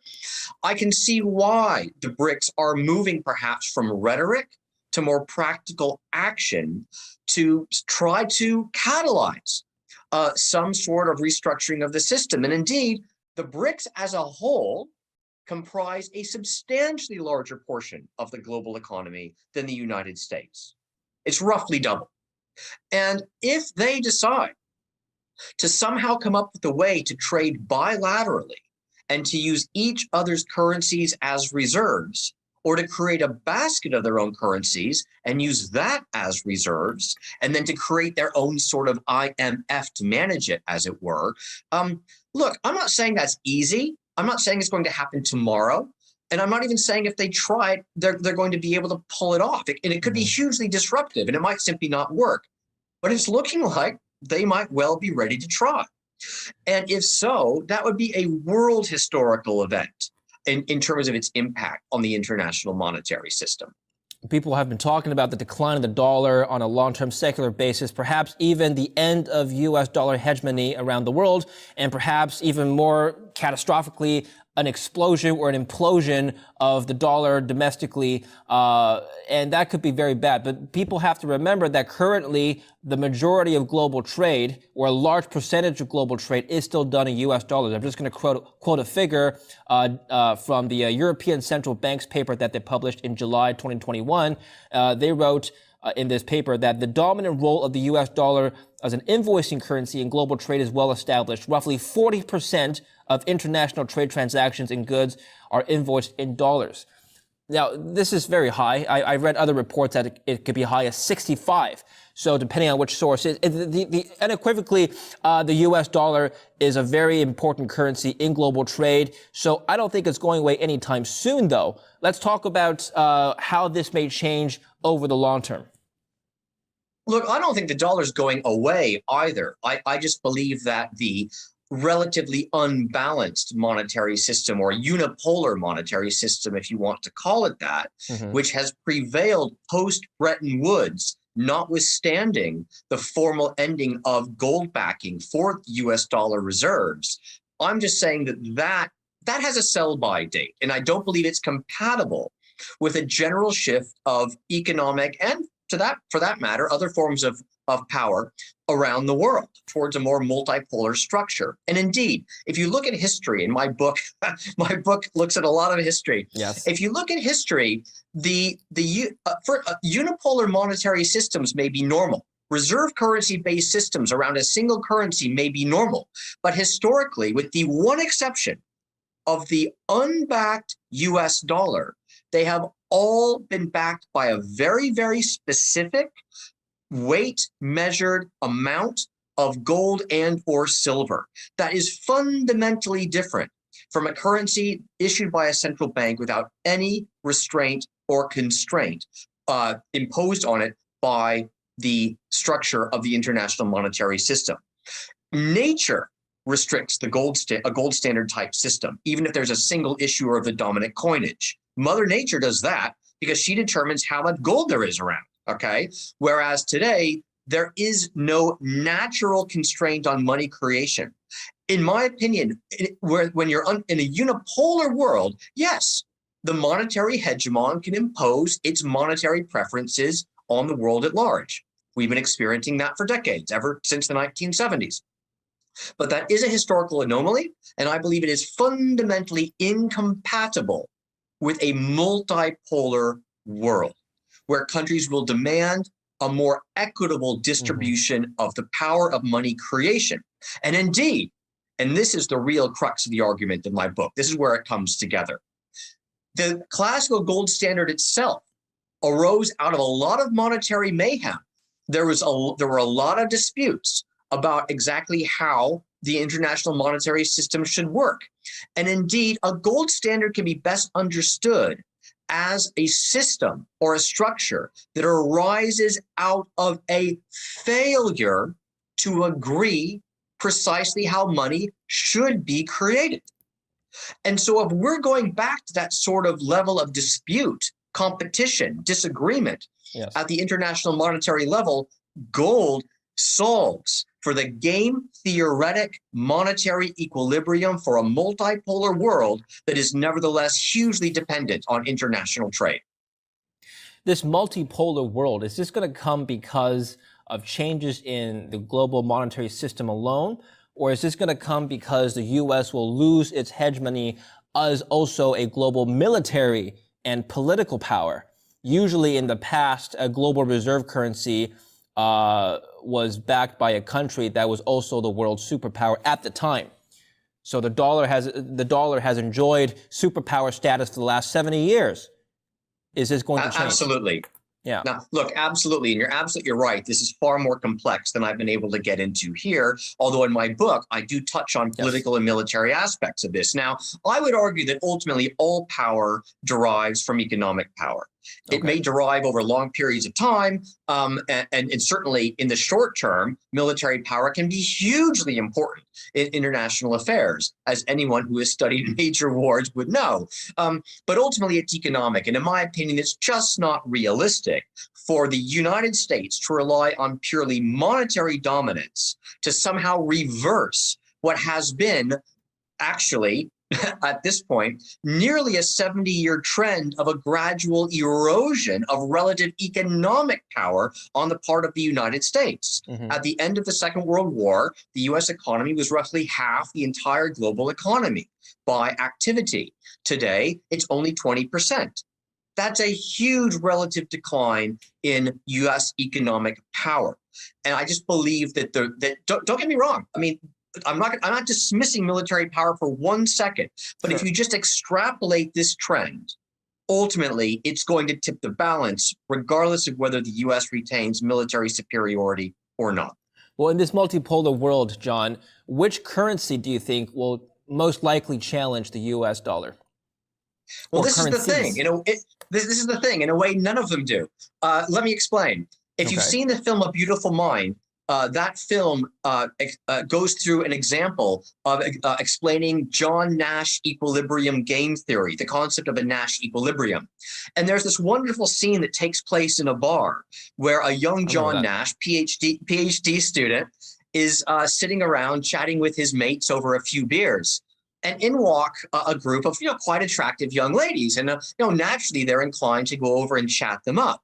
But one of the young ladies is, just don't take this the wrong way, but one of them is particularly tall, particularly blonde, particularly stunning and attractive, and all of them are sort of thinking, hey, I'm going to go to approach her. But John Nash realizes the problem. If they all approach her at once, they're going to not only put her off a bit, but they're going to put off her friends who get ignored. And as a group, the girls won't feel comfortable. They won't want to talk to them at all. And they might even leave the bar. And so John Nash realizes, wait a minute, we must agree amongst ourselves. No one talks to the blonde. And that way we get to chat up the ladies. Genius. That's a Nash equilibrium. It's adopting the strategy that best satisfies all players' interests, including your own. That's the gold standard. That the blonde, right? Agreeing to avoid her is the gold standard. In monetary terms, the blonde represents the printing press, who doesn't just want to print their own money, who doesn't just want to devalue their currency for competitive advantage. Everyone does. But if everyone does it, no one benefits. Whereas if everyone just agrees, nope, we're going to agree on gold, which none of us can print, none of us can manipulate, none of us can control, then we have a level international monetary playing field that does not favor any one player over any other player. That's the Nash monetary equilibrium. That's the thesis I put forward in my book. I'm not discounting the Nash equilibrium, which ultimately won the Nobel Prize for economics, but my friends and I discovered this theory a long time ago, even before we watched that movie. So okay. There is some truth in that in the real life. Very good. That I've observed. Don't compete for resources, otherwise you're going to be left alone. Okay, let's talk, but just to rephrase my question. Again, 60% of global trade is currently done in the US dollar. If this ratio were to fall, which other currencies could pick up the slack is what I'm getting at. Okay. Oh, look, I mean, in theory, all of them. What I'm saying is that I believe that whole process catalyzes itself into a new gold-backed global monetary system. All right. But in theory, what that means is it almost gets to the point where it doesn't matter which currency you're invoicing in, because if they're all gold-backed, then in a way, they're all going to be stable relative to each other, and you get much more certainty at the international level regarding the stability of your assets, of your cash flows, of your trade, regardless of whether it happens to specifically be yuan denominated, dollar denominated, yen denominated, euro denominated, so on and so forth. So in my opinion, kind of all of them, right? I believe all of them at that point competing on a level playing field will be used. And indeed, when it comes to bilateral trade, presumably the dominant currencies will be the ones that are issued by those two countries engaging in that bilateral trade. Mm-hmm. When you look at the scale of exports from countries like China and Germany, or the euro area more generally, you can make a strong case that the dollar is not going to be any more dominant in invoicing if you move to that sort of system than either the euro or the Chinese yuan. You did write in your book, with no single BRICS economy in a position to dominate the others, it is far more logical for them to move toward the use of an objective reference currency that can be trusted and accepted by all. A gold-backed currency of some sort would be ideally suited for that. So let's talk about some of the assumptions behind that paragraph. So first, why do you think gold is still currently, in today's environment, a trusted source by all parties? I mean, it was in the past. Is it still going to be trusted to the same degree now? I believe it is, and it goes back to what I mentioned very early on. The fact is that nobody can print gold. Nobody can create gold. You only can come up with more gold either by exporting more than you import, and then, of course, you accumulate gold, or, of course, you find a way to dig more out of the ground. But that's expensive, takes time and money, and you only do it when the price of gold is sufficiently high to make that economically worthwhile. And so the supply of gold becomes kind of a self-regulating system vis-a-vis the demand for gold. And that, to me, is a much, much better basis for international trade and growth than the system we currently have, which is one where nobody can really agree or know. It's nice to know that Mother Nature determines how much gold is available, as opposed to the country across the way with which you do trade, but you don't necessarily completely trust to honor its commitments. Maybe indeed you'll fall prey to economic sanctions at some point. Do you really want to be holding assets denominated in that country's currency, whereas gold is no national asset in that sense? It belongs to the planet.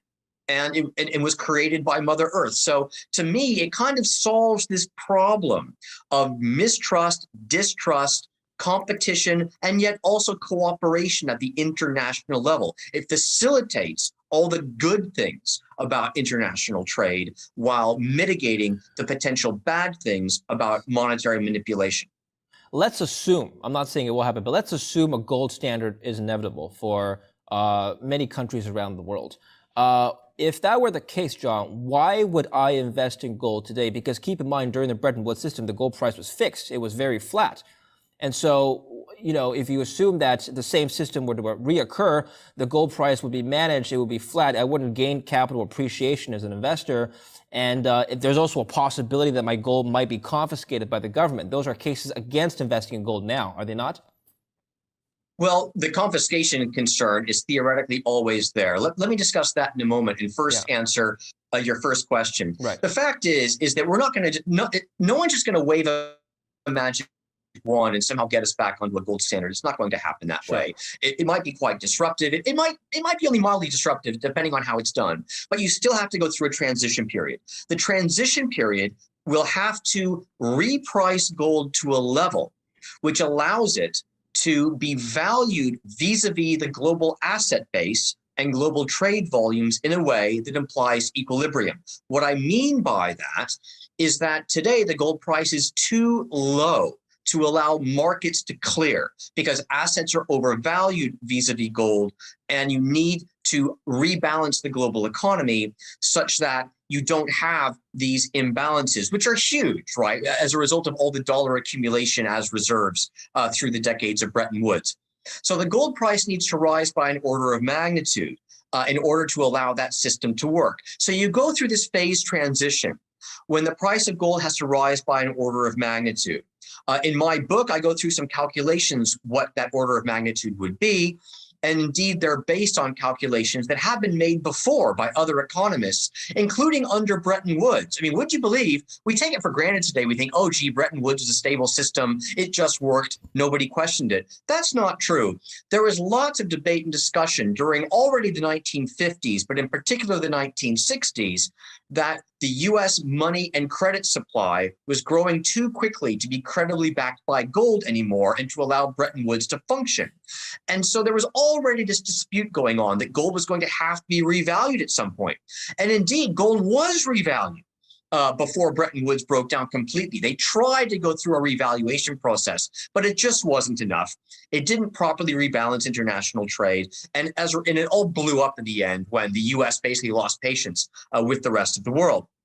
So, that's how it happened then. But back then, the world was still very unipolar in political, economic, and military terms. It's far less so today. So I think today, the reevaluation that gold would have to go through to imply a stable international monetary equilibrium is huge.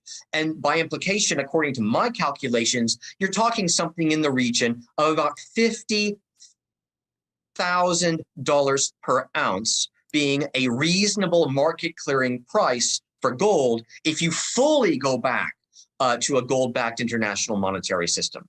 Okay, 50,000. Yeah, that was my question for your long-term, not outlook, but a figure for gold that would make sense based on your calculations.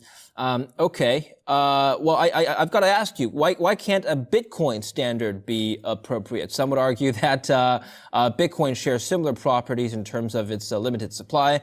In fact, it has a cap supply. Gold has limited supply. It doesn't have a theoretical cap, but Bitcoin has a hard cap. It can't be printed by the governments. It's outside of government control. It shares many similar properties as gold. So can Bitcoin replace gold as a standard of currency?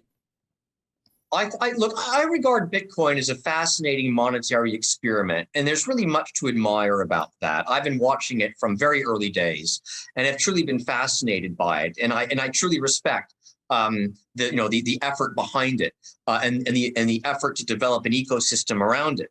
But as that development has taken place, it has become evident to me that Bitcoin, while very elegant in its maths, is less efficient than is generally assumed as a monetary base. Now, I stress the word base. I'll elaborate on that in a moment.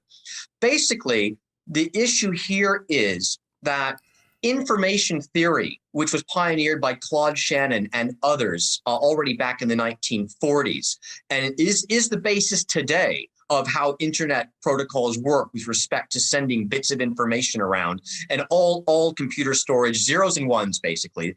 It has to do with energy. Well, how much energy does it take to switch from a 0 to a 1 or back again, or transfer that information from point A to point B? The maths behind that is very, very, it's fascinating and very complex, but it reduces to this. Bitcoin, sadly, is too energy efficient to allow for information transmission at global scale. It's just not efficient enough. It consumes way too many BTUs, as it were. Now, people are trying to solve that problem and make it more efficient by layering on top. They're stacking on top of it things like the Lightning Network, say, or Taproot, and these sorts of protocols and everything else. Well, that sounds nice on paper, but understand that undermines one of the original selling points of Bitcoin, was that it was fully decentralized. But if fully decentralized, it's too inefficient. So, okay, centralize it. But then you're creating points of failure. You're creating points of potential regulation and interference and potential points of fraud. And so a lot of the benefits of Bitcoin are lost as you try to come to terms with its energy inefficiency. Now, why does that make gold somehow better? Well, guess what?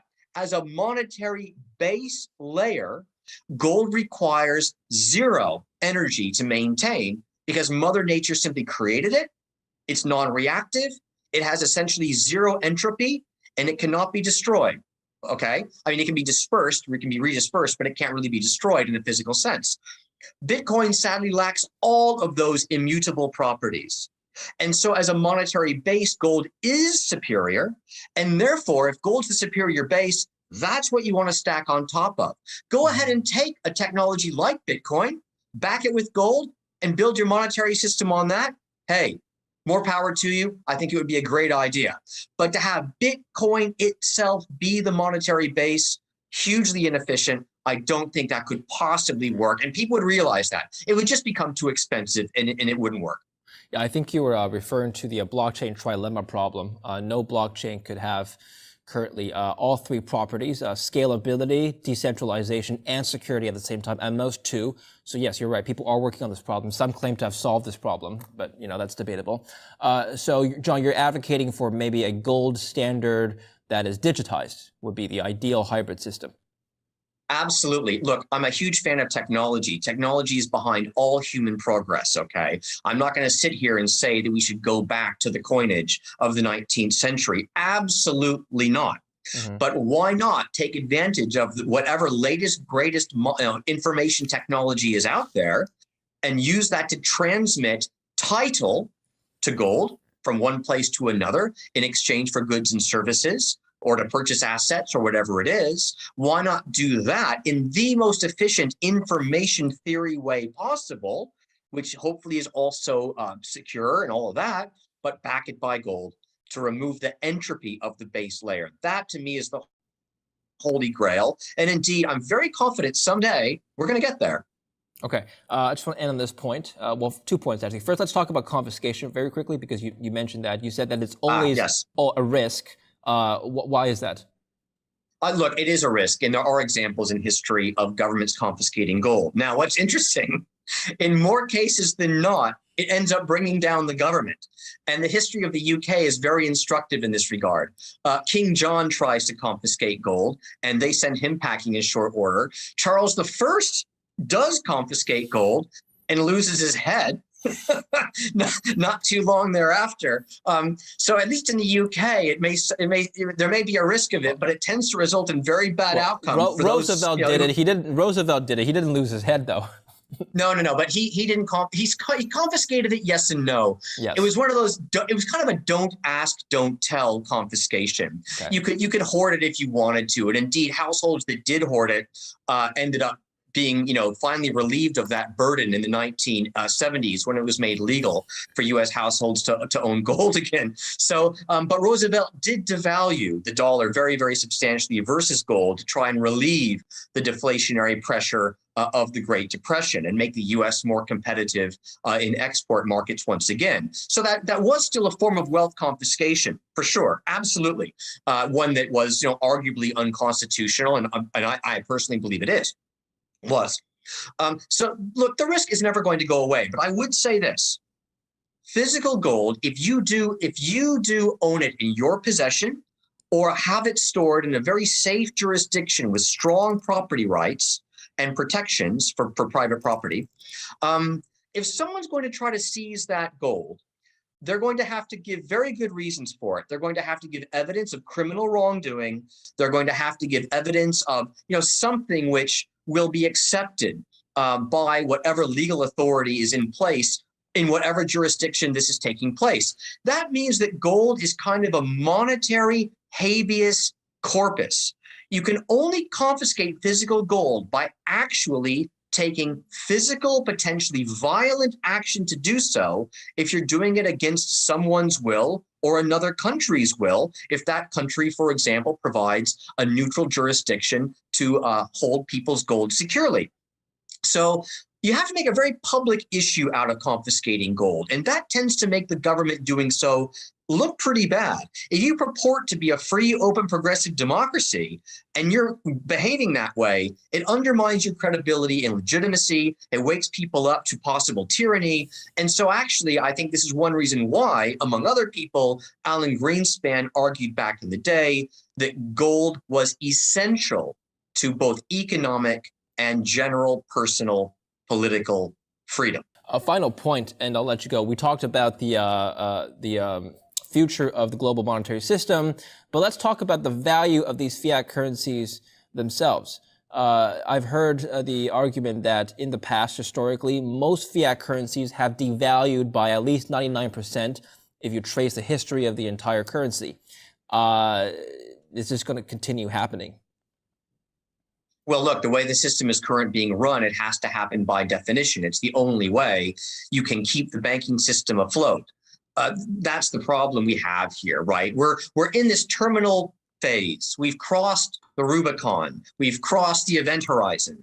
There is no way to keep the current system functioning without continuing to inflate. Inflation is endemic now. There's no way to come back out of this. And therefore, you either inflate to oblivion or you eventually reset the system. I think there's a lot of acceptance now that one of those two has to happen. Of course, if you're if you're a policymaker, you're an economic official and you're in charge, you prefer a reset. That's easier said than done. But all the discussion about CBDCs, central bank digital currencies, all the discussion about, potentially creating a new currency basket, be it for the BRICS, be it for the world at large. All this discussion, which is very open and active now, about various forms of monetary restructuring, I believe all of that is based on concerns that we actually have to reset the system in order to not just inflate into oblivion. They won't say that that's the choice we're making because it sounds kind of embarrassing to suggest, gee, our policies have led to this awful dilemma. But that's where we are, in my opinion. All right, very good. John, excellent analysis. I thank you very much for your time today. I learned a lot. I hope you return to the show. Oh, my pleasure, David. Thanks for having me. Thank you for watching Kitco News. I'm David Lin. Stay tuned for more.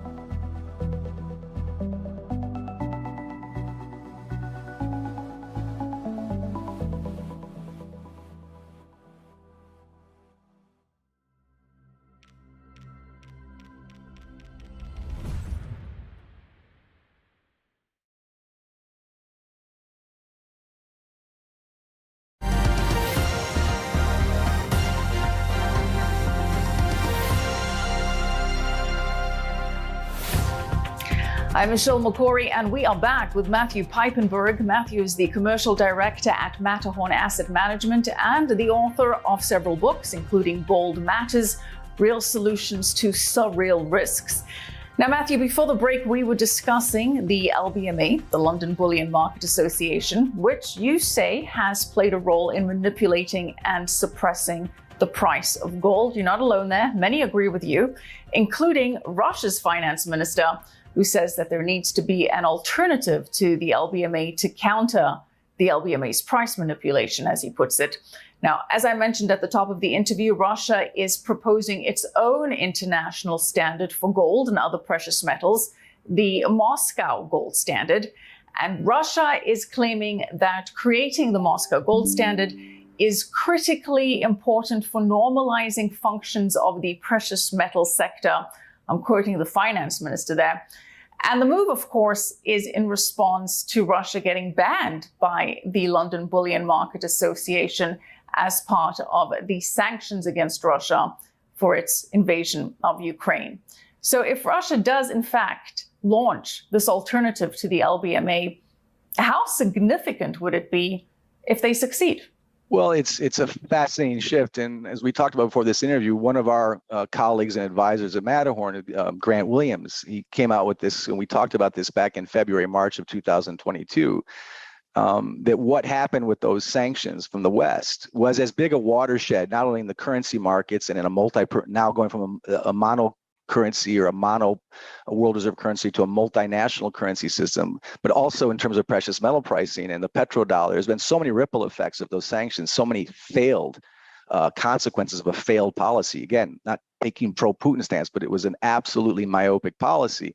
It'll have a massive effect on the gold price because, again, whatever you think of Putin, whatever you think of a war, none of us are in favor of war, seeing civilians killed because of the ignorance, egotism, or needs of powers. But the simple effect is, Putin may be many things, but he's a chess player and a judo master. He's not stupid. He and Xi and China and Russia have been waiting for years for the pretext to reorganize the chess table here. They've been waiting to diminish Western influence, NATO influence, and the US dollar's influence on the European continent in general and the Eurasian continent in particular. Where gold falls into this play is, in addition to seeing what they think is the bullying of a U.S. world reserve currency, which has exported its inflation all over the third world and in the BRICS and in Pakistan, Lebanon, Argentina, Sri Lanka, all these countries who've been bullied by the U.S. dollar are looking for new partners, and they're looking for a new system. And part of that is looking for a new LBMA or a new gold exchange, because Putin and Xi and others are very much aware, like anyone who trades precious metals honestly knows, that the LBMA market and the COMEX and the OTC market and the forward contracts leverage is an artificial, legalized way of repressing the paper gold price. So it's not normalized pricing of gold. It's not a conspiracy theory. I even knew this before I became a gold bug or gold interested. When I was working in Wall Street, we all knew this. But in terms of the gold exchange and the LBMA, Putin, like many other things, has known that the West, he's been patiently with it. Modern monetary theory, the idea that you can solve a debt crisis with more debt and then pay for that with mouse click money, was once a fringe concept in the US or in the West. Now it is mainstream, and it's an absolute insult to the notion of money as a store of value. Now it's just a medium of exchange. Russia and the East are thinking, no, we like things like fertilizer, gold, and hay and hard assets. And they're saying we need to reprice and normalize the pricing of the LBMA market. It's one of the many sins of the West that they want to correct. Now, whether they succeed or not is another question, but it's no coincidence that the Moscow World Standard has popped up in addition to everything else as we de-dollarize, as the petrodollar gets diluted by other exchanges and other trades, that they'll do the same thing with the gold market because it is real, it is a monetary metal. And so the Russian finance minister is now proposing that these Eurasian banks start creating their own standard for gold, that these committees come together and they bring in, whether it's an aggregated or a monetary national unit, they're going to reprice physical gold more fairly. Because Putin knows, like everyone else knows, that the LBMA is an open joke. It's legalized use of leverage to artificially repress the gold price. So again, when you look at 8 LBMA banks effectively having thousands and thousands of levered contracts short, when most of the market is going long and the gold price is repressed, that's not fair gold pricing, regardless of whether you're a gold bull or not.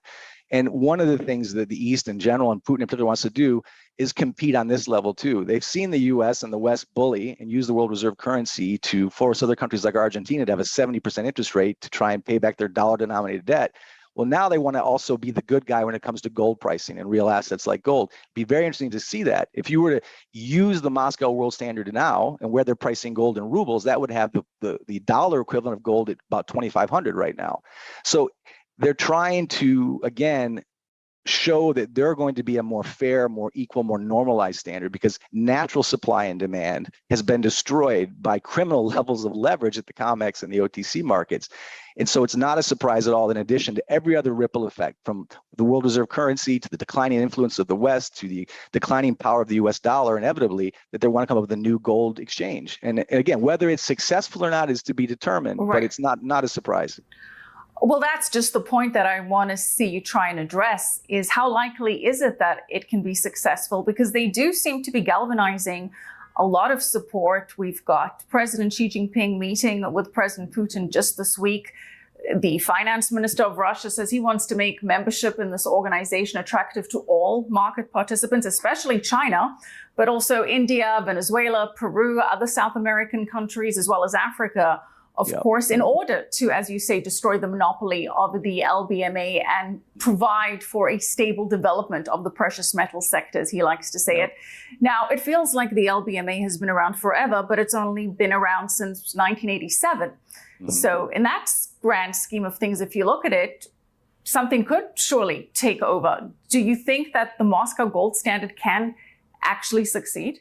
I think it has real potential for real legs. I mean, 60% of gold is produced on the Eurasian side of the continent. 70% of that gold is refined in Switzerland, where I work, but most of it comes from the zone that's going to be under this new Moscow World Standard. And you have to understand that Russia's largest non-energy export is gold or production. So it has a vested interest in seeing gold more fairly priced. I think all those countries that you've listed that aren't friendly or necessarily under the influence of a bully like the US government or the US market or the LBMA market in the West are looking for any pretext to push that bully out of the playground and finally have a fair exchange of their marbles. The kids want to play fair with their marbles. The LBMA and the West have been bullying them for decades.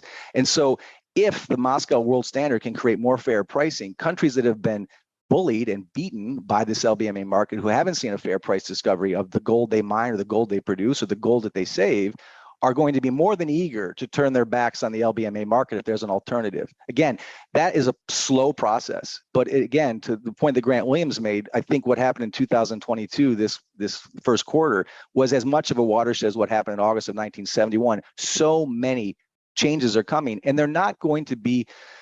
There's no going back. The genie doesn't go back in the bottle now. Even if there was peace tomorrow in the Ukraine, the world is already seeing that Russia and China in particular, but all these other emerging market, or if you want to say third world economies that have been beaten down by US dollar denominated debt and beaten down by mispriced gold are going to be more than eager to try and find fairer pricing and a fair monetary standard. It'll be very interesting to see how the LBMA reacts if we do have a Moscow World Standard that is giving higher pricing to gold and more fair pricing.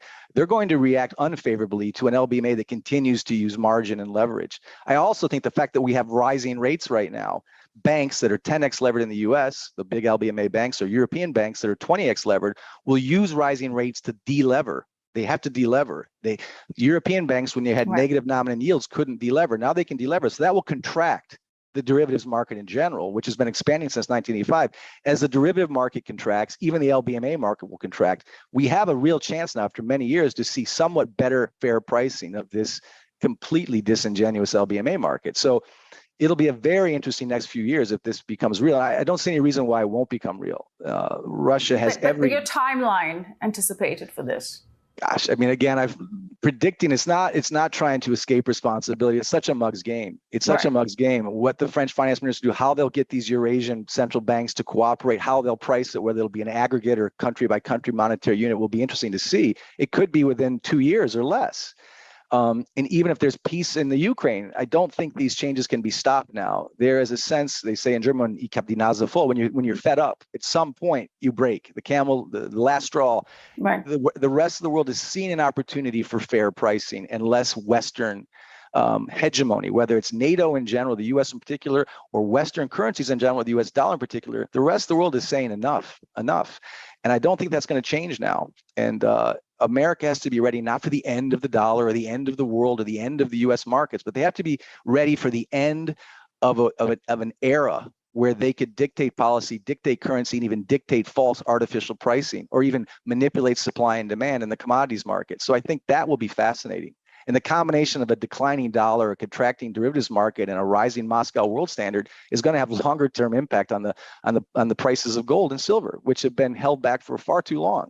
And again, to us, gold is just is just insurance for dying currencies. And whether it's at 1,700, 1,600, or 2,200, long-term investors don't mind because they see the end game here. And gold will hit much higher highs. It's, again, not a gold bug comment, just common sense and watching the geography and the history and the math of currencies play out in real time right now, which is incredible what's happening this year. Incredible. And as you say, that big watershed moment happening in February of 2022 when the dollar was really weaponized. Yeah. And we saw Russia taken off the SWIFT standard. And of course, we've seen how the ripple effect there. But given that gold is priced in dollars, that's obviously not going to be the case for the Moscow gold standard. So the question is, how are they going to be pricing their gold? And one of the solutions out there is to have precious metals prices fixed by the national currencies of the key member countries using the new monetary units used in trade. So, for example, this new BRICS currency, which has been proposed by Putin. The BRICS, Brazil, Russia, India, China, and South Africa, they're developing a new basket-based reserve currency. The presumption, I understand, is that it will comprise of rial, rubles, rupees, renminbi, the rand, and present an alternative to the IMF's special drawing rights. But there's also speculation, Matthew, that the BRICS currency will be backed by a basket of commodities, including gold. And that's when, again, this gets very interesting. So how do you see this playing out? Well, first, there's so many levels to that. First of all, it's important to know when we talk about gold in the US dollar, when we talk about the repressed gold price, you have to keep in mind, even this year, gold is only down in terms of US dollars. Other major currencies, developed market currencies, gold is positive to flat for the year. So it's only been a disappointing asset in the US dollar because the US dollar is so strong. As demand for that US dollar shrinks and as demand for this new system in the BRICS system and other emerging market economies rises, I think even priced in US dollars, gold will rise. But the larger question you're asking is, how does this play out in this new world order, this new reset? The IMF has been talking since COVID in 2020. They were already telegraphing a central bank digital currency and a reset, comparing COVID to World War II when 85 million individuals died and the economies all over the world were ruined. The absolute arrogance of comparing whatever you think of COVID to the devastation of World War II, and any of us living overseas who have family or memories of Europe can certainly say, as frustrating as COVID was, it doesn't compare to the IMF's definition of World War II's crisis. But nevertheless, even the IMF said that as we go to a central bank digital currency in the near future, and as we go to a reset, even in their own diagrams, they recognize that part of that new blockchain-based digital currency, which has all kinds of ramifications for personal liberties and privacy and all that, which we won't get into. But even if they go that route, they've admitted that for that new currency to have any credibility, it has to have some partial coverage in real assets. And by that, they mean gold, physical gold. Because otherwise, it's just the same music, a different band. It's just another repackaged fiat currency. So as the West and the IMF try to come up with a central bank digital currency, which will not be orderly, because China and Russia and the BRICS are now going in a totally different direction. Again, this goes from that monopolar to a multipolar or bipolar world, not just in terms of alliances politically, but in terms of currencies and finance and the dollar's hegemony. All this is going to be radically different. I think even with the Moscow world standard, it's going to be a similar aggregate, of these different currencies and these Eurasian banks as it was with the BRICS. It'll be very interesting to see how that plays out, because the real and the rand and the ruble are different and have different values. But if they're free floating based on economic indicators rather than margin and an LBMA market, it'll be interesting to see how gold is more fairly priced based on the balance sheets and reality of these countries. Matthew, why would the West and the IMF want to have gold play a role in a central bank digital currency? I get why Russia and this potential Eastern alliance would want that to give legitimacy to a currency, but having gold backed or gold play a role for the West and the IMF, that would nullify that mouse click money that you like to discuss. So would they be forced into that because of the Eastern currency paradigm that's going to be backed by gold? Would that be in response to that? Because I wouldn't see otherwise why they would want to curtail the ability to click and print, as you say. Well, look, I had teenage children who liked to throw parties whenever I left the house, right? They didn't like a chaperone at the house. And for years, the West and the U.S. in general have loved not having gold as a chaperone. Since 1971, when Nixon welched on the global gold standard, it was a way to have unfettered euphoria with the U.S. dollar in control. They didn't want a gold chaperone. Why would the IMF want to add a chaperone to the party after years of debt euphoria? I think it comes down to currency. I mean, it comes down to politics and optics, because when and if it's needed to have a restructuring of the currency system, and again, I'm not talking tomorrow, but when and if that becomes necessary, even the most average investor now has lost faith in central bank optics and doublespeak and fork-tongue excuses. For them to have any kind of credibility, it's going to be like a Western Chapter 13 or Chapter 11. They have to restructure debt. Again, it will never be 100% gold backed, but whatever that coverage ratio is, whether it's 5%, 10%, or even 20%, that's going to have a massive tailwind for the gold price. But more optically and politically, they know that they can't, again, play this magic trick of saying that the new central bank digital currency is going to somehow be fair when it's backed by nothing but the full faith and credit of the central bank digital currency and the IMF. That's just replacing one bad horse with a bad mule. And it won't really solve the problem, in my opinion. Well, Matthew, there are those that argue that this is where Bitcoin comes in, that central banks may incorporate Bitcoin into this currency or to create more legitimacy, if you will. Do you see Bitcoin playing a role with gold? Do you see Bitcoin playing any role? Do you see Bitcoin playing a predominant role? Again, I think people expect as a gold executive for me to just make it a zero-sum argument and poo-poo Bitcoin and laugh at Bitcoin and deny Bitcoin. I don't think you have to be a gold realist and an anti-Bitcoin or anti-crypto person at the same time. I mean, Ronnie Sturfeld, one of our advisors, believes in both. I think it's tragic, though, in a lot of ways that Central American or poor countries or debanked countries like in Africa or Central America who've been bullied by the U.S. had really no choice but to consider Bitcoin as a way to create some type of store of value in their otherwise, I think, handicapped or kidnapped currency markets based on Western policies. What I have to say, though, is I respect, it's so many levels, the intellectual argument behind cryptos in general, or Bitcoin and Ethereum in particular, that it's a fixed amount, it can't be printed, it can't be expanded, it's more honest than central bankers, West or East or South or North. But Not I think Bitcoin. Not only Bitcoin. But in no, I'm saying only Bitcoin has the fixed amount. Only fixed one has the big amount. But I think the problem with Bitcoin is so manifold. First of all, it would be a bigger threat to these governments than even gold. So they would find ways to come up with reasons not to use it. I think Bitcoin has a standard deviation of 140. Gold has a standard deviation of 17. People say, well, that's just because it's consolidating, it's finding its legs. At some point, Bitcoin will mellow and reduce its volatility, and it'll have real credibility. But the standard deviation of 140, I don't see how that's a stable backdrop for any system, emerging or developed. And again, that may be argued by the Bitcoin camp as temporary, and eventually it will be more honest and loyal than the dollar or the central bank dollar, which I think is easy to be more honest than the US dollar. I don't think it's realistic. I think the power of Bitcoin is it's also its biggest weakness. The fact that it can skyrocket and tank in the same breath. And I think that's not just temporary. I think that's the nature of the asset. And again, this is a bias, but we work in Switzerland. We see a lot of high net worth clients. And I've seen more than one Bitcoin millionaire want to convert his or her Bitcoin into gold because they know what we all know, that Bitcoin is a speculative asset. It's a trade. Believe me, I wish I'd had it. I wish I'd bought it more as a momentum trade, but I don't think it's a store of value. And I don't think it's going to be a unit of exchange. And I know the Bitcoin camp will consider that blasphemy. And I could be dead wrong, by the way. I don't want to see Bitcoin investors fail, but I don't consider it the stable store of value. Gold is a lot less sexy than cryptos were for many years. But gold, I think, is a lot more stable. It's a better spouse than the Playboy polo player. And I think that's kind of what Bitcoin is.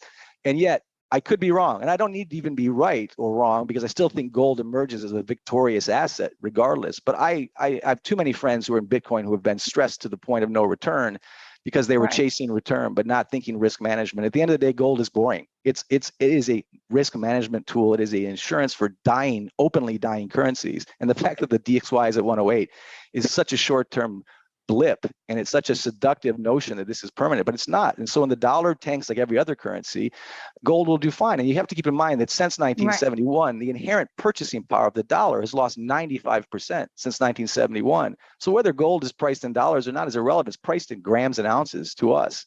And it is a loyal, more honest currency hedge. or currency or monetary metal than the US dollar or the peso, the pound, the won, or the yen. Again, not exciting, not near as exciting as Bitcoin. The short answer, long answer, Michelle, is I wouldn't see Bitcoin as a new currency system in any major economy in the future. I just don't. Wow.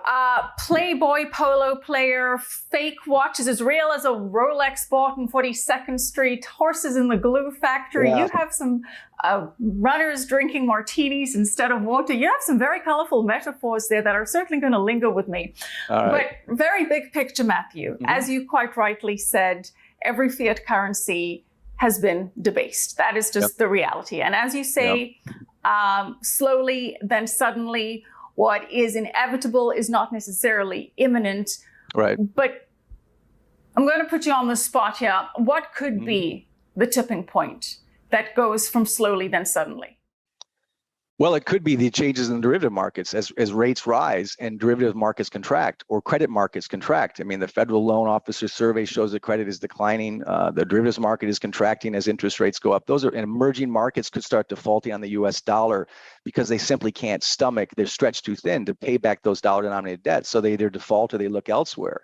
So I think any one of those three could be a tipping point. And there's always the unknown black swans, a political assassination, a breakout of some horrible extension of this war or something that we can't predict. But the system, the financial system, the banking system, the credit system, the monetary system is so fragile. The known or unknown straws that can break this camel's back are everywhere. It's like a bubble with a million needles pointing at it. And it's just a question of which one hits it. I can't predict it. I think the risk in the credit markets, I think the risk in the emerging markets, and I think the unsustainability of the US dollar are three obvious factors that could send this tipping point over the edge. The other geopolitical gyrations and movements are like currents in the sea, picking the right wave. It's hard to know which one that will be. But to me, it's as inevitable. It's as inevitable. And to time that is impossible. But I don't see how we can avoid this. Again, to use a metaphor, you can't have 18 martinis without a hangover. You can't pretend that you can solve a debt problem with more debt paid for with money created out of nowhere. That has ramifications. And the only thing that the central bankers and policymakers have done is buy votes and buy time with fake money. And I don't know how long that can last. But what scares me the most, historically speaking, from the 1920s in Spain and Germany and even in Italy, you saw what we saw in every moment in history. Whenever you have a country straddled by debt, you first see a financial collapse, a market collapse, a currency collapse. And this goes back to 18th century France, too. It happens every time, even in Batista's Cuba or in Venezuela or Argentina. Whenever you're debt strapped, you see this financial crisis, you see the currency crisis, you see the social unrest that always follows. And finally, you see extreme political centralization over your individual rights from the extreme left or the extreme right. And that, I think, is what's really scary, is what we're seeing. And again, that's a very political opinion, but there's so much evidence of governments becoming more and more involved in our daily financial lives, of which central bank digital currency is another example, because then you're monitoring your spending. But that's the tip of the iceberg to what we've already seen. I think that political shift to extreme politics and less individual civil liberties and rights and choices is a non-tangible, non-financial consequence of years of living beyond our means and using words rather than math, and using political talk rather than straight talk.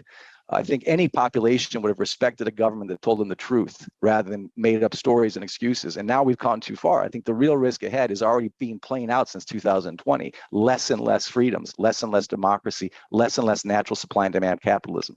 And of course, there's concern that the environmental narrative will be used as a Trojan horse to implement these controls. And we're already seeing some of that. Governments telling people how they can which cars they can drive and to what temperature they can set their homes. And when things are digital, it's very easy for governments to control it, especially with the central bank digital currency. So given all of this, and given, as you say, it's inevitable, why are we not seeing this sensibility, at least, reflected in the gold price? This idea is catching on, as you say. People are losing faith in the Fed. People are seeing how government is enforcing more and more controls. Why is this sentiment not being seen in the gold price yet? Well, again, I think the gold price in the US dollar terms, that's purely based on the DXY and the relative strength of the US dollar right now, which is short term. I think also that there is, and again, it's not just the apology that we always use, but when you have open price fixing in the LBMA markets, the paper price of gold has absolutely nothing to do with the physical price of gold or the physical need for gold, the demand for gold. So I think those systems have to break first. The LBMA market has to either be contracted or outplayed by the Moscow World Standard, and the US dollar has to find its inevitable baseball up coming back to earth. It's going to happen. So I think right now, it's like saying, well, if it's rainy today, it's going to be rainy tomorrow. The fact that it's rainy right now on gold is only because the dollar is strong. That doesn't mean it's going to be rainy tomorrow. You have to be a long-term patient investor. And I think, again, to use a polo or a hockey metaphor, you always have to play where the ball's going to be, not where it is today. If the player in front of you does a backswing, you got to turn your horse towards the ball. Everyone is still looking where the ball is. I think investors in precious metals are already turning their horse toward where the ball's going to be. And I think they get the last laugh and the last goal at the end because they're seeing it play out. You have to think chess moves, not checker moves with precious metals. And people think that's an apology or an excuse for a low repressed gold price. I understand that. But none of the investors who bought at 500 or 300 or at 1500 or at 1800 or 1900 who come to us really worry about the daily price fluctuations in a gold price influenced by a bogus LBMA market and a temporarily strong dollar. And by the way, no, go ahead. I'm sorry. So do you have an outlook that you feel comfortable saying? You're looking at the direction that the ball is going, where the puck is headed. Where do you see gold then in 10 years' time? What do you think is the fair value for gold? Where can we expect gold to be at 10 years' time? Significantly higher than this. I think, again, Ronnie Sturflid did a study recently, earlier in the year, where we were just looking at gold coverage, whether it was the M0 or the M4 money supply, and whether you had a 10% or 20% gold coverage. I think we'll have at least a 15% gold coverage on whether it's a new central bank digital currency or a Moscow World Standard or a combination of that chaotic thing in the mess in the middle. It's very easy based on a 10 or 15% gold coverage to see gold at the M0 supply at 5,000 and then the M4 supply at 16,000. That's conservative. When you talk about $50,000 gold, that gets headlines, but I think that's unrealistic. That would require 100% gold back on the US dollar as currently priced. That's never going to happen. But I think global currencies are about to go through an absolute shocking moment of destabilization, and that's going to have epic, unpredictable price swings in the gold market. But I think 5,000 to 16,000 in the next 5 to 10 years is totally appropriate. But again, that's being measured in increasingly weaker US dollars. Right. If you measure it in kroner or francs or pounds or yen, it's a very different conversation about the gold price. Right now, everyone's worried because it's so low in US dollar terms. But that assumes the US dollar is that polo ball or that hockey puck that never moves. And it's so clear that there's a backswing coming, that ball's going the other direction. It's just a question of when. And that could be 3 minutes, 3 months, or 3 years from now. I think it'll be sooner. I think it could be when markets hit unbelievable lows and panic, because gold is emotional.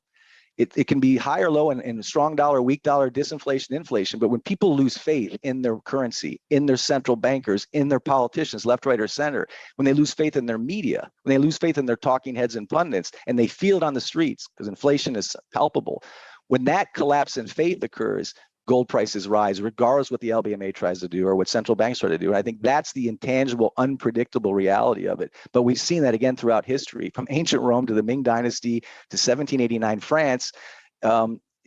Gold is emotional. And when faith is lost, gold rises because there are no systems that can compete with it. And I think the faith right now in the US and Europe, being a European American, it's not confirmation bias. I'm seeing that lack of faith everywhere, from sophisticated to non-sophisticated, from investors to non-investors. The distrust of the conventional narrative is not a conspiracy theory. It's just not believing anymore. And I think that loss of faith will be the intangible, real tipping point. But again, there's so many needles pointing at this dollar bubble and at this market bubble and at this debt bubble. Again, 300 plus trillion in global debt when GDP is 1/3 of that is simply comical mathematically that we've gone this long. And the fact that we've had this many martinis without the proverbial hangover fascinates me, but I'm no doubt that no one can drink 25 martinis without the hangover. All right. Matthew, what's your favorite metaphor as we wrap this up? I'm gathering it's the martini hangover one. Probably is. I think it comes down to that. Again, euphoria is great. And when you have those goggles on and you have too many martinis, everybody looks smart, everyone looks beautiful, everyone looks happy. But the hangover always breaks you reassess your decisions the day before, the night before. I think folks have to be realistic. about the amount of monetary alcohol that this system has taken on and prepare for the hangover. And one of the bottles of water or one of the Bloody Marys you can take is precious metals as insurance, not as a gold bug, not as a speculation trade, but simply as insurance. It doesn't have to be all your assets. It's common sense to us. And the majority of our investors look at it that way. It's very boring, but very sensible. All right. I think I'm now going to have to go and get a martini. My martini of choice is dirty, extra dirty, or an espresso martini is probably what I'm going to need after this interview. But thank you so much, Matthew. Tremendous insight. Really appreciate you taking the time to break all of this down for us. Matthew Piepenburg, thank you so much for joining us. Thank you, Michelle. It's been my pleasure.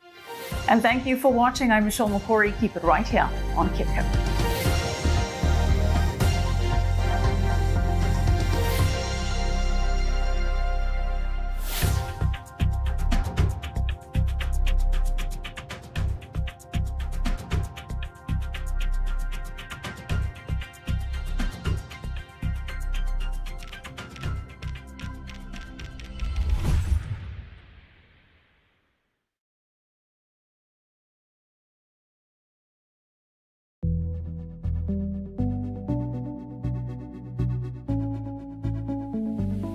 Back by popular demand is Alfonso Picatiello, author of The Macro Compass, and we'll be breaking down some very important price and macroeconomic updates.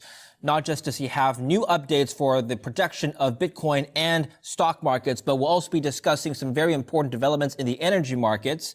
For example, Russia today is hitting back at new sanctions imposed by the G7 countries. We'll talk about that. And of course, Jackson Hole. What a tremendous event for the markets. Jerome Powell basically crashed the markets that day. We'll be revisiting that fateful day 2 weeks ago or a week and a half ago and what this means for global markets going forward. Alfonso, welcome back to the show. David, such a pleasure to be here on Kitco every time. Thanks for having me. Our pleasure as always, Alfonso. You wrote an article on your own website, The Macro Compass, entitled Fed Pivot My Ass. So very popular article, very catchy title. I should take a few lessons from how to write titles like you. That was very good. But okay, so let's talk about that. But first, let's play a clip of Jerome Powell's speech. I have two clips, but let's play the first one. Reducing inflation is likely to require a sustained period of below-trend growth. Moreover, there will very likely be some softening of labor market conditions. While higher interest rates, slower growth, and softer labor market conditions will bring down inflation, they will also bring some pain to households and businesses. These are the unfortunate costs of reducing inflation. But a failure to restore price stability would mean far greater pain. All right, so the speech was made last week. Jerome Powell, very, very hawkish, signaling also an unusually large rate hike, possibly at the next meeting in September. So let's break down what he just said, Alfonso. How are you interpreting his message? Well, David, Fed Pivot My Ass is basically the summary of all of this. I mean, you heard him saying there will be some pain, and those are the unfortunate consequences of reducing inflation. And so those are pretty strong words for a policymaker. You don't hear them very often say something like that. So what he means really is that the Fed will not stop until the job is done. The job means inflation goes back to 2%. So I want to basically touch upon three topics from the Jackson Hole. The first is the inflation target from the Fed is not 3%, it's not 4%, it's 2%, yes, David. So this idea that is floating around markets under which the Fed will manage to slow down inflation, it will settle at 4%, they'll be happy with it, they'll be comfortable with it. It is not the case because the Fed right now is trying to regain credibility on their price stability mandate. And you do not regain credibility by moving the signpost, moving the goalpost. The goalpost is 2%. And if you can't make that, you don't regain credibility. And Powell was very clear. They will do all that is necessary, including inflicting pain in the private sector in order to get there. That's my first point that is very important from the Jackson Hole speech. Well, okay, so let's break down that assumption. Why do you assume that he will follow through on what he said? Because in my career running money, I had the chance to speak to these policymakers, David. Prime Minister, central bankers, you understand that what's really important for them is to make sure that their credibility is not at stake. Now, when inflation expectations are ranging between 1% and 3%, yeah, it's doable. They can tighten policy a bit, they can ease policy a bit, they can act quite proportionally. But once things start to get out of hand and their credibility is at stake, Their only intent is to make sure that the credibility is restored. Now, I think that right now, the credibility of any central bank in the world with inflation ranging between 6 and 9%, depending from the jurisdiction, is clearly not there anymore. And their incentive scheme makes sure that they will push hard. And it was super clear as it can be, that he will push hard until the job is done. It's about incentive schemes. I think there's two definitions of credibility. There's one where you follow up on your word, which is what we addressed, okay? I mean, yes, okay, he's done that in the past, fair enough. There's another issue of credibility, which is whether or not he's doing the right thing. A lot of analysts have said that the Fed has lost credibility in that sense because they should have risen rates a long time ago. Now they're playing catch up, and because they're playing catch up, they're going to tank the economy, which is arguably even worse. We discussed that, arguably even worse than fighting inflation. That in itself hurts their credibility, does it not? The answer is yes, but you have to look at policymakers as in the past, they can't correct it anymore. And I think he's done a bit of mea culpa together with other central bankers. They have really been very, very late in tightening, but that is gone. He can't repair that. He now has two choices, David. He can either show to people that now he's really committed to bring inflation down to 2%, not 2%, and that he will achieve his result.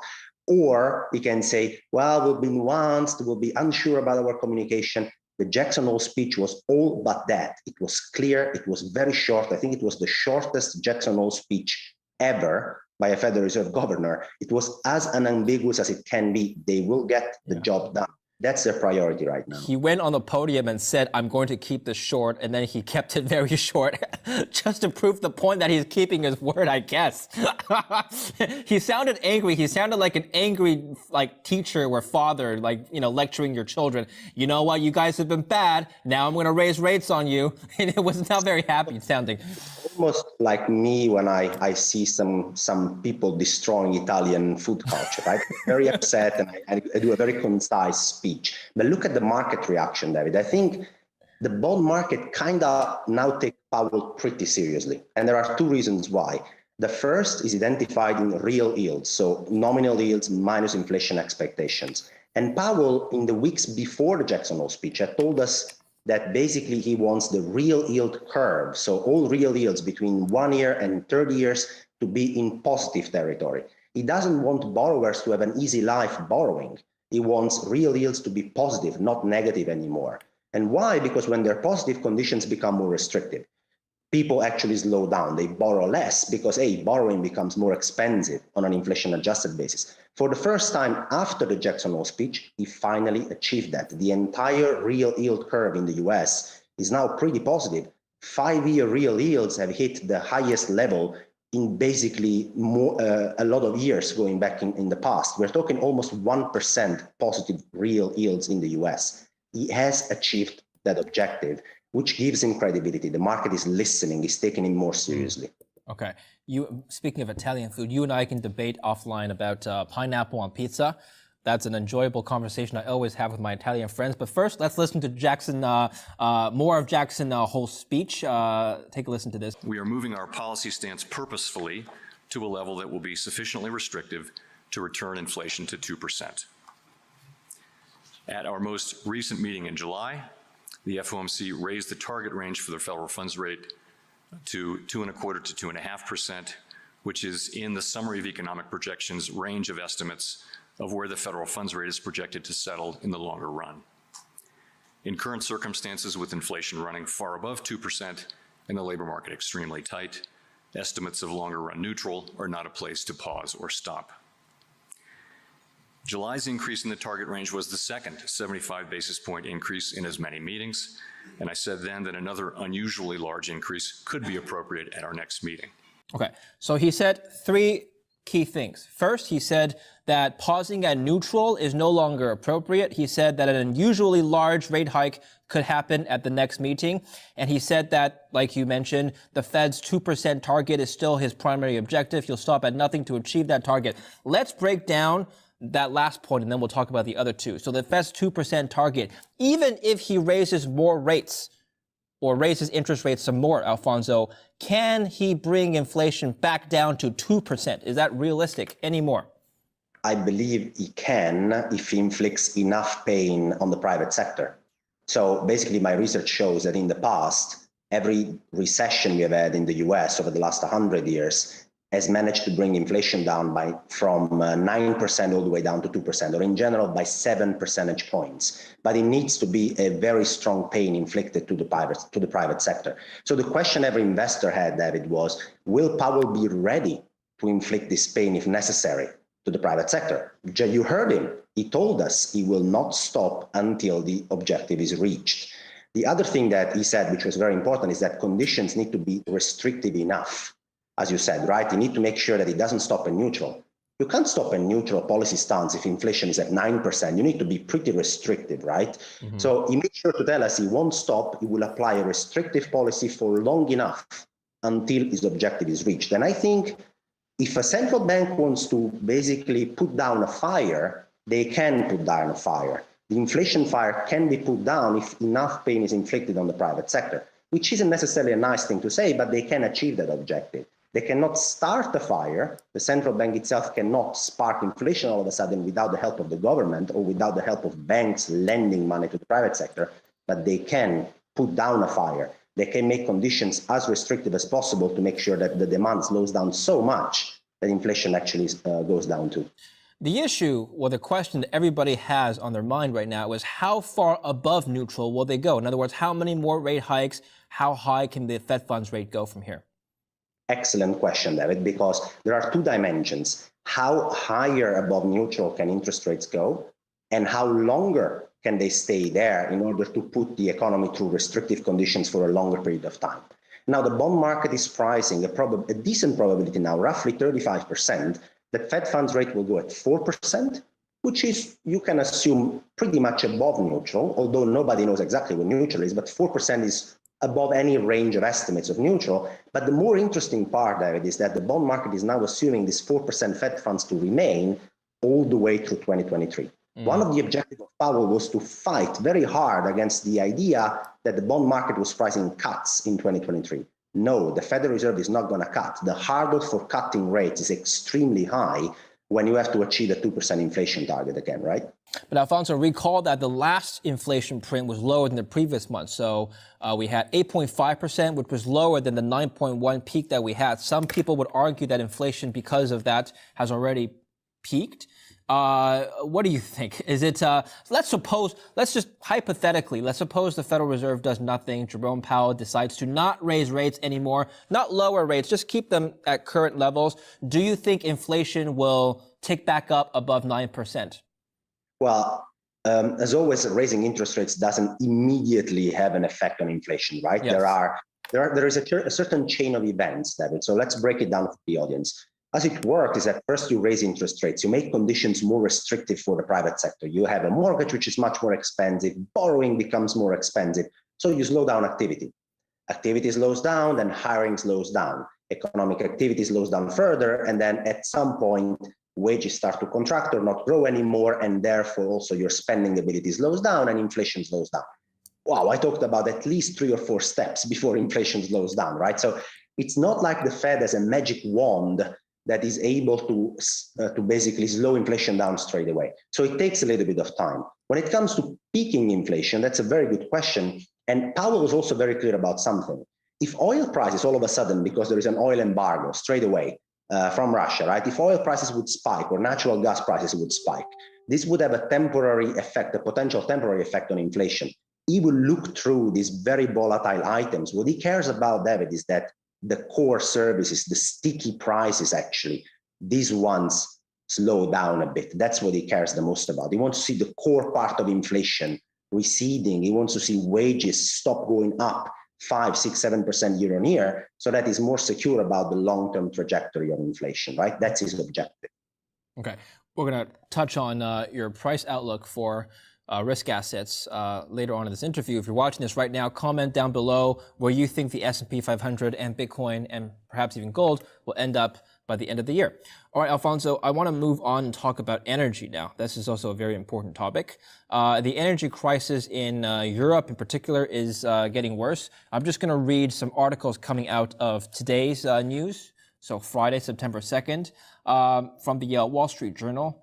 It says the G7 rolls out plan to cap price of Russian oil. Just going to read the first paragraph. The group of 7 wealthy nations rolled out a plan to cap the price of Russian oil on global markets, committing to a novel sanctions designed aimed at limiting Russia's revenue from oil sales as its invasion of Ukraine grinds on. So the new sanctions on Russia by the G7 as punishment, I guess, for the invasion of Ukraine. Now, the Kremlin, Moscow, is responding today. Same day, this article coming out of Reuters, it says, Russia says it will stop selling oil to countries that set price caps. The Kremlin said on Friday that Russia would stop selling oil to countries that impose price caps on Russia's energy resources. Caps on Moscow said would lead to significant destabilization of the global oil market. So, bit of a tit for tat here. Why is Russia confident that they will be able to sustain their economy without oil sales to the West? Well, here it's a problem of who is able to inflict the more pain on the other bloc, basically, in the earliest amount of time possible, right? So Europe is trying to attack Russia by effectively cutting them out from a large portion of their oil exports and possibly the natural gas exports. Russia, on the other end, is saying, you know what? Well, we are not going to transact with you. We're going to go all the other way around and sell more barrels of oils to India and China and anybody else who wants to trade with us effectively, right? So while the volume of these sales towards India and China will obviously be lower as a sum compared to the volume of oil barrels that could be sold to Europe as well, it's the price of these oil barrels which might compensate Russia for some of the loss of volume, right?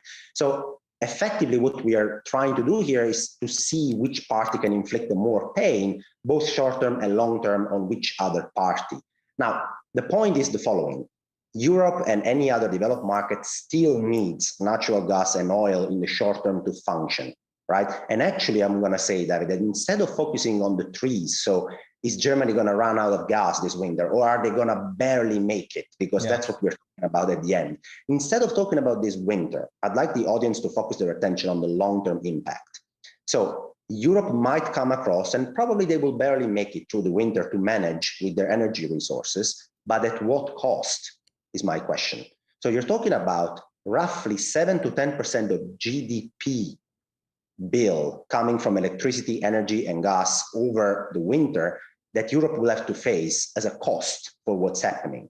This is extremely large. We're talking as a cost as large as a banking crisis in Europe, okay? So a crisis of this size doesn't go just unnoticed. Somebody has to foot the bill. So who's somebody? It's either the private sector, which will get their real wages slammed, which will get their consumer spending slammed, which will get squeezed, and or is the governments. So governments are saying, oh, you know what, we're going to try and subsidize some of the prices, right? We're going to buy electricity at the market price and we're going to pass across to consumers at a capped price. What this means is that the government is blowing holes in the balance sheet. They're absorbing the price difference, which means nothing else than printing euros. It means basically making a deficit to make up for the difference in price. This hurts the terms of trade. This hurts the value of a currency over the medium to long term. And many businesses like Germany, but also South Korea, Taiwan, these businesses, these countries have based their prosperity over the last 20 years on a business model that is, let's import cheap energy. Let's use the cheap energy to make pretty nice manufactured goods that we are going to sell to the US, China, and to all other partners we have. That's how they've prospered. That's how they've accumulated large current account surpluses, all these countries. This business model is likely not to work as good as it did over the next 5 to 10 years. And this is very important when it comes to geopolitical and macro implications going forward. Okay, let's focus on the short term first, and we'll talk about the long term later. So you're right, China has benefited. Well, I wouldn't say benefited, but Russia has been selling oil to China and India. And in fact, China saw Russia being its largest importer of oil for the last 3 consecutive months. So definitely Russia has other supporters, if you want to call them that. So it's less reliant on the G7. So I think that's probably why they're a little more confident to push back on these sanctions. But let's talk about who's winning this tug of war. like you said, who's inflicting the more harm? A report came out in August. The Russian economy contracted by 4% year on year in second quarter. But like you mentioned, the Europeans are also facing an energy crisis. Take a look at this chart illustrating how sentiment is right now. You actually tweeted something similar not too long ago. The search volume for the German word for firewood has spiked in Germany, indicating that there's a lot of interest in burning fuel the old-fashioned way. And that's because natural gas prices have been surging. Okay, so let's talk about this first, and we'll answer the broader question, who is inflicting the more harm? Do you think the Europeans are able to survive this winter? I think if I look at the amount of work Europe has done, obviously, to try and plan as best as possible, David, for the winter. If you look at the stock of energy that is sitting across countries in Europe in their storage facilities, it is higher than normal. And obviously, one would say, because you need to prepare for the worst, right? And Europe has done the best they could, given the facilities they have at disposal, to try and get this energy. They have paid a lot more money than they normally would to get this storage capacity up. The problem is flows, because over winter, you're going to use some of this stock, right? You're going to heat up houses, offices, et cetera, et cetera. Will the flow come in? Will Russia deliver at least a percentage of gas? So you have to basically consider two variables. How much gas will Russia deliver? Is it going to be 0%, 20%, or 50% of normal? And how harsh is the winter going to be? So you need to be a meteorologist, and you need to know what Putin's strategy will be, which obviously nobody does, David. So we can look at probabilities. And if I weigh the different cases, I end up, I think, at the base case being that Europe barely makes it by the end of the winter at a very, very expensive price. That's what it looks to be the base case for Europe this winter.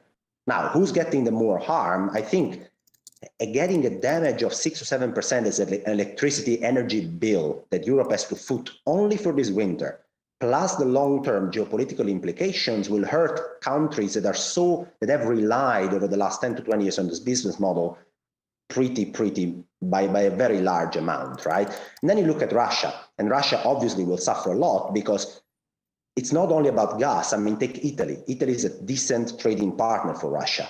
Yes. Many other European countries didn't only trade gas with Russia, they also traded luxury goods and many other items, and those will be cut off. So also Russia will suffer. Over the short term, I think it's probably Europe which tends to suffer a bit more. Over the long term, it will really depend from so many geopolitical implications. What is the role China is going to decide to have over the long term? What is the role India is going to decide to play here over the long term? But the reality is this is a war where almost nobody wins, David. Almost nobody wins. Actually, it's interesting. Another guest brought this out to me. Yes, search volume for firewood has gone up, but actually, if you look up the German word for axe in Germany, the search volume has not gone up. So people are not looking up the word axe. So either everybody already has an axe to cut firewood, or they're not actually seriously thinking about buying firewood because you need to chop it. Anyway, that was a joke. Moving on to more serious matters, Alfonso. Who is inflicting the most damage right now? If you can make that quantitative assessment.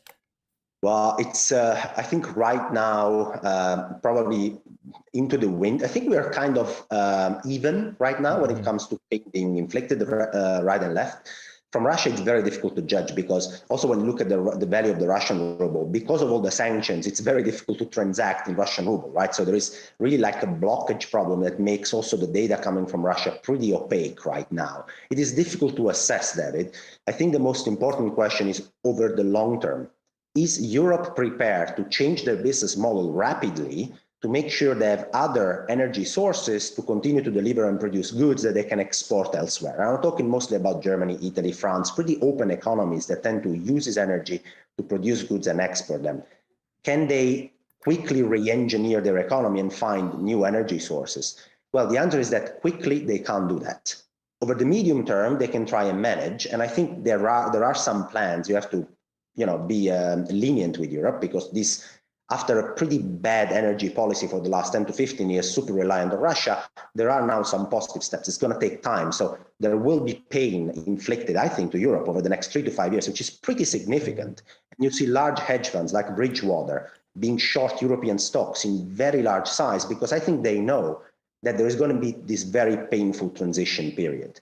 But over the long term, I mean, is Russia going to suffer more? It really, again, depends from how, the role that other countries will play. China, India, will they back them up all the way, or will at some point try to trade back more again with the US and Europe?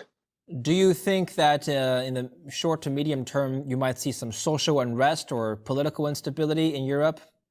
Yeah, I'm afraid so. And I think countries like Italy are a decent candidate because Italy is very reliant on natural gas in Russia. I think it's one of the countries which is the highest relying on exactly that source to produce goods. So that's Russian natural gas. So they are directly affected the most. And second, we don't have a government anymore. And I say we because I'm Italian myself. There's going to be elections in Italy this fall. And the situation is very tricky where you have most likely a right-wing coalition that will emerge in a kind of fragmented parliament. But this right-wing coalition has as potential prime minister somebody who has over the past been pretty close to Russia. Salvini as well and Berlusconi over their career have been relatively close to Russia, and Italy is super dependent on Russian natural gas. So there are these political and geopolitical developments we need to take care about over winter in Europe. And also it will really depend from the extent of government intervention, because governments in Europe have always been very reluctant in producing deficits. They don't like expanding and using their balance sheet, but this time I think they don't really have an alternative. And if they wait too much or they're too shy in protecting the private sector from this huge bill they'll have to foot, they might face some social unrest over winter, yes. You know, the United States, I'm reading right now, is still the world's leading producer of natural gas. Why didn't the Europeans just buy more natural gas from the Americans? Am I missing something? Yeah, it's transportation is the problem. So the natural gas, it's not something you can easily transport. You need to find ways to actually transport natural gas. And so there is a physical problem. I mean, one of the problems of Europe is to depend so much on this very source of energy, which is natural gas, right? And then is used in many other energy production. But the problem is that you need to be able to transport it. And so there is a physical problem sometimes. It's not as easy as just changing who's your next supplier, basically.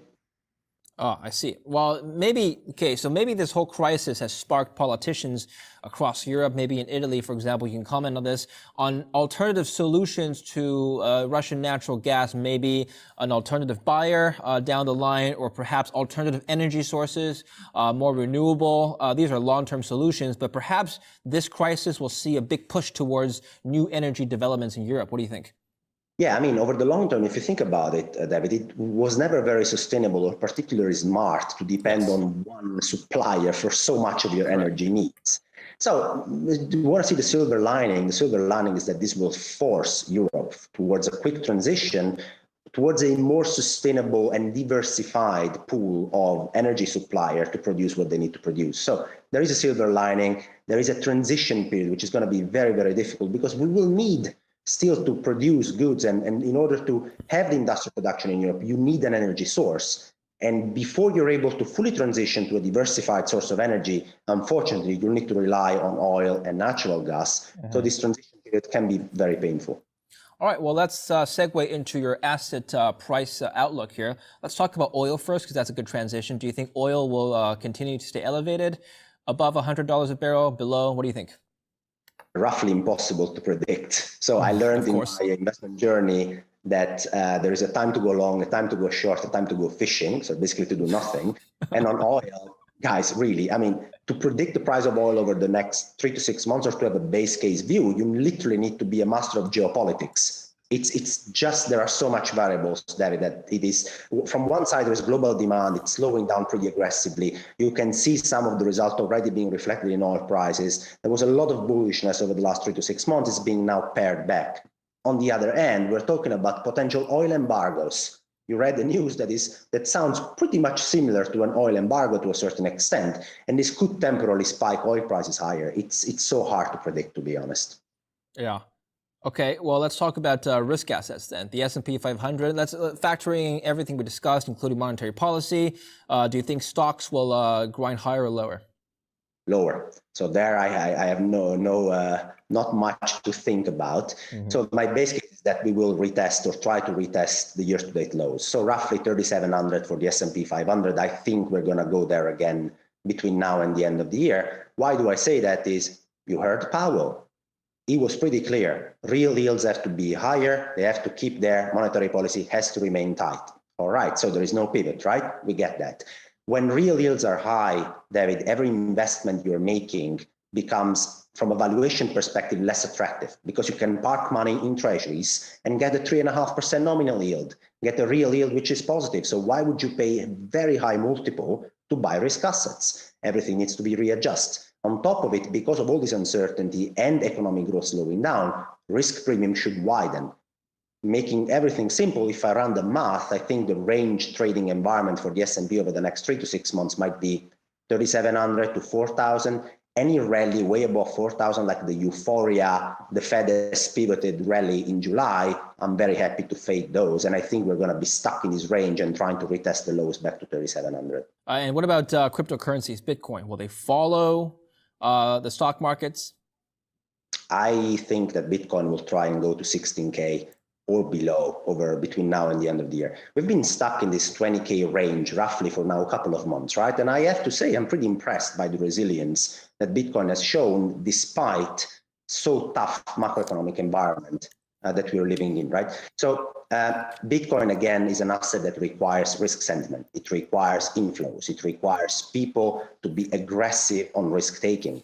So we go back and what we said before. Powell is telling us that we shouldn't be aggressive in risk taking. He's telling us we should pare back, we should slow down. He wants economic activity to slow down. He says there's going to be pain in the private sector. He says monetary policy is going to remain tight. And the fiscal authorities actually are not doing anything to compensate for that. The last large fiscal stimulus in the US was dated March 2021. We are now in September 2022, and there is no sight of any immediately applicable fiscal stimulus coming from governments. They also want inflation to slow down. This is not an environment where to be cyclically bullish risk assets and digital assets in general. There will be a time again. This is not the one. I think Bitcoin is going to try and test the 16K barrier between now and the year end. Okay. Finally, asset allocation. I believe you have a quadrant. We'll show that to the audience. But summarize your asset allocation strategy right now. Yeah, so the asset allocation strategy sits in the macro compass quadrant 4. So that's the bottom left quadrant where effectively you need to be as defensive as you can. It has effectively sit there since the beginning of the year. It was already December 2021 where I first flagged that we were in that quadrant. That quadrant is when forward-looking macroeconomic indicators are pointing south, like it is today, and on top of it, central banks are telling you, David, we are going to tighten monetary policy. If you didn't hear us, we're going to repeat it more loud. We are going to tighten monetary policy and the economy is slowing down. This is the most complicated quadrant where to invest for investors because generally all asset classes get hammered down. You have to be defensive, and I think that the best thing you can do right now is to apply that strategy rather to get caught in these bear market rallies, which you are going to see inevitably because nothing goes down in a straight line. But on a longer term horizon for asset allocators, this is the time to be defensive, not the time to be offensive in asset allocation. All right, perfect. Alfonso, I appreciate your thoughts as always. Excellent analysis. Thank you for coming on the show today. Thank you, David. Always a pleasure. And thank you for watching Kitco News. I'm David Lynn. Stay tuned for more.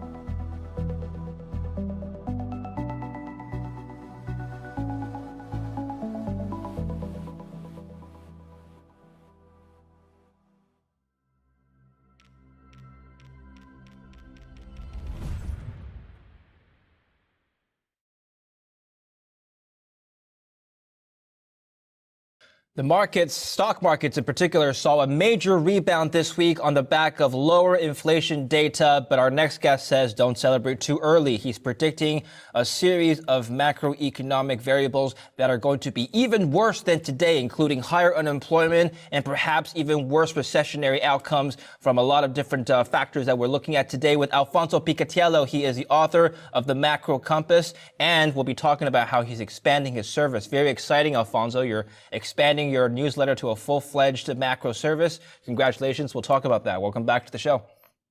Thanks, David. It's always a pleasure to be interviewed by you here at Kitco. Always a pleasure to have you, Alfonso. We're going to be talking about a lot of things. I know we're both smiling because we're happy to be talking to each other and amidst this terrible economic environment. But let's try to pull out some good news towards the end for the viewers here, because I know you got some bad news and it's important to talk about that, but maybe there's some light at the end of the tunnel. Let's talk about inflation first. Inflation is very important. 7.7% was the headline inflation CPI coming out of the U.S. this week. Now 6.3% was the core inflation, slightly lower, both numbers slightly lower than the previous month. Importantly, core inflation was trending up all throughout the summer, finally came down a little bit. Headline inflation came down quite a bit compared to the previous month. The stock markets, the S&P 500 went up 4% in one day. So basically wiped out all of last week's losses. And then gained some. So significant gains on this data. Let's talk about inflation. I made an analogy offline. You know, these memes of the athletes, the runners, they're running towards the finish line and they've got 10 meters left. The guy at the front is almost there and he's celebrating before he gets to the finish line because he thinks he's going to win. And then while he's slowing down, somebody else pulls up ahead of him and beats him. I just want to make sure, Alfonso, that the market is not the guy celebrating too early. Yeah, so let's talk about inflation for a second, David. Yeah. So the print there was a good one. The direction is good. Inflation showed the first preliminary signs of slowing down. The Fed is very focused on core inflation, month-on-month prints of core inflation. And this print was 0.27%. That's the weakest since summer 2021, not 2022. So it was a relatively weaker print. And markets just went ballistic. Now, if you look at the trending rate of this inflation, you smooth it maybe on a 3-month basis, rather than just look at 1 month, David, you're still looking at 0.5% month over month on a trending basis. So, you're going down, probably you've reached the peak in core inflation, but the markets are celebrating like, it's all coming down to 2% very quick. Now, Powell has been very clear. His hero is Volcker. And Volcker did the very same mistake of these meme athletes that you're talking about. Volcker celebrated before hitting the finish line for the first time in the earliest part of the 1970s, where he thought he had won the inflation battle. Mm-hmm. So he loosened his belt. He eased up basically his monetary policy too early, and inflation came back and surpassed him on the finish line actually, and went there and won the initial battle. And inflation just went up even faster in the second half of the 1970s, which forced Volcker to do not only what he was doing before, so hike rates, but hike them much, much more, much, much faster to make sure he finally won his battle. Now, Volcker wrote a book about this. The book is called Keeping at It. How many times have you heard Powell in his press conference say, "We will keep at it until the job is done"? He's using the very same words that Volcker used in his book when assessing the very single mistake Volcker himself did, which is to slow down too early. So one print in inflation, which is 0.27%, David, is not going to change radically Powell's stance. He wants to make sure he has completely defeated inflation before easing monetary policy again. And the markets are behaving like, he already won the battle, but the reality is that he hasn't won the battle yet. Mm-hmm. I want to come back to inflation, but it's interesting how you brought up the 80s, because I'm looking at data from the 80s. Yes, you're right. Volcker hiked up rates, caused a big recession in the late 70s, early 80s. It lasted 2-3 years, but the stock markets quickly rebounded after the recession officially ended. We saw a continuous bull rally until 1987. So perhaps I'm just speculating, this might be a good buying opportunity. So between now and year end, David, we have another inflation print and a labor market report. Mm-hmm. If we get labor market data, which is not very, very strong, but just, a slow deceleration in the labor market activity, not yet a recessionary environment, and you get inflation trending down a bit more, oh, David, people are going to chase this move up. They're going to buy more equities. They're going to buy more bonds. But who's going to do that the most? It's institutional investors. And why is that? I've been in their seat. I managed a $20 billion portfolio until last year. If you have had a good year as a trader, as an institutional investor, David, you were short everything this year, right? And then you had a good run. You were short equities, short Bitcoin, short everything. Comes October, November, it's almost bonus time. And bonus is paid as a percentage of your profit and loss in the industry. Now, if you have made so much money this year, you're looking at a good bonus ahead of you. What is your biggest risk between now and year end? that you're still short and the market has one of these face-ripping bear market rallies in front of you, and most of your bonus is wiped out all of a sudden. You don't want to run that risk, right? So what you're going to do is at the first sign of this bear market rally unfolding, you're going to buy more. You're going to buy call options on top of that because you don't want to run the risk that actually your performance gets depleted and watered down at the end of the year, and so does your bonus. So it's a very institutional driven mechanism and behavior that people have to preserve their own incentive scheme, but it is how it is. And if inflation slows down again in December, people will be buying the hell out of everything, bond market, a stock market, et cetera, et cetera. What it means for 2023, that's a different story. We can chat about that. Okay. Let's come back to inflation, and then we'll move on to other asset classes. Now, inflation, you said, as you've pointed out, it's directionally on a good path. So it's coming back down. Directionally could be, it doesn't tell us the timeline, because if inflation is directionally coming down, it could be coming down by 0.1% every month from now on. That's still pretty bad. I don't want to live in an environment where we have 7% inflation forever, right? At what point can we see the Fed's target of 2%? So I expect inflation to be at 2% by late 2023, beginning of 2024. Okay. That's pretty quick. We're at 7% now, right? I want to make that note very clear, because some people I talked to said we will never see 2% ever again. I mean, you're saying it will take a while, but we will eventually get there. Okay, David, we have to really talk about cycles and trends. Okay. Because what people are doing is they're taking the 2021 big fiscal impulse cycle that we had, an inflationary spike that we had, and they're extrapolating that this will last forever and that there will be no cycle in the meantime. And I think they're wrong, because inflation structurally might want to settle at a new regime, 3-4%, let's say. But that doesn't mean, David, that temporarily in 2024, you can't see inflation at 1% or at 0%. Cyclically, you can get there until you go back to your structural trends. And how do you get to inflation at 2% by the beginning of 2024 is the following. You get there with a recession. Every time in the last 100 years that the US had a recession and it entered this recession with inflation rate above the Fed target, it always exited the recession with inflation rate way below the Fed target. Actually, every recession in the US took inflation down, David, by 7 percentage points. That will bring inflation down from 8% to 1. And on average, it takes 16 months. 16 months from now puts us exactly in early 2024 with inflation in the 1 to 2% camp. That doesn't mean that later on inflation doesn't go back to its structural trends, but cycles can be very vicious on the way up and on the way down.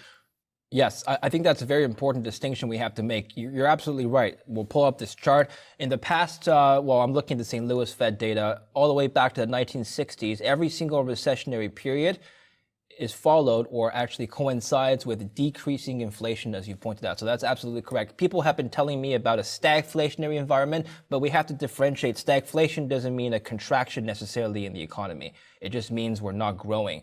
A recession, by definition, means we're contracting. So at no point in the past 50 to 100 years in economic history have we had a contractionary period coupled by rising inflation. It's always decreasing inflation. So let's talk about stagflation versus a recession. So stagflation is what we had in the first half of 2022. If you look at the real economic growth, actually GDP growth recorded was even negative in the US, right, for 2 quarters, and then it basically went up again in Q3. But if you look at other things like retail sales, and you look at the volume of these retail sales, David, they've been pretty flat in the US for 6 to 8 months, right? So people are spending more in nominal terms because prices are higher, but the volume of things they're buying hasn't gone up. Global trade has also flatlined. So growth was pretty much stagnant in the first half of the year. Inflation was not. As you pointed out, core inflation in summer was running very hot. That's a stagflationary environment. What's ahead of us, though, actually, it's a two-way street. Either we engineer a soft landing, and a soft landing here is interpreted as growth slows down, but just a tiny bit, acceptable levels, let's say, and inflation comes down very fast. That's the preferred outcome for the Fed. The other outcome is a recession. And a recession, yes, manages to slow down inflation by a mile, but also kills the labor market, kills purchasing power for people, kills earnings. That's like what happened in 2001. And the Fed cut interest rate in 2001 by 500 basis points in a year, from 6.5 to 1.5 in 15 months, David. That's a pivot. That's a very strong pivot. If I ask you, what did the stock market do in 2001? Or the dollar do? It went down. It went down because the Fed, yes, had pivoted. Of course it did, but because people were getting unemployed. Companies were delivering negative earnings. How can you buy stocks in that environment? As you correctly pointed out many times, the stock market tends to bottom before GDP bottoms. But if we're going into a recession, we're far away from GDP bottoming where we are today. Okay, good. So I want to finish up on your macro outlook, and then I want to talk about these asset classes, stocks, real estate, Bitcoin, and gold in that order. I know you have predictions for all of them. Your Bitcoin call from last 2 months was actually spot on. You called for $16,000 was your target. We're almost there. We're at the high end of the 16,000. We'll come back to that. We'll give an update to your Bitcoin call. But first, let's finish up on your macro call. So like you said, stock markets tend to recover before the end of the recession. So the obvious question is, when and how will this recession end?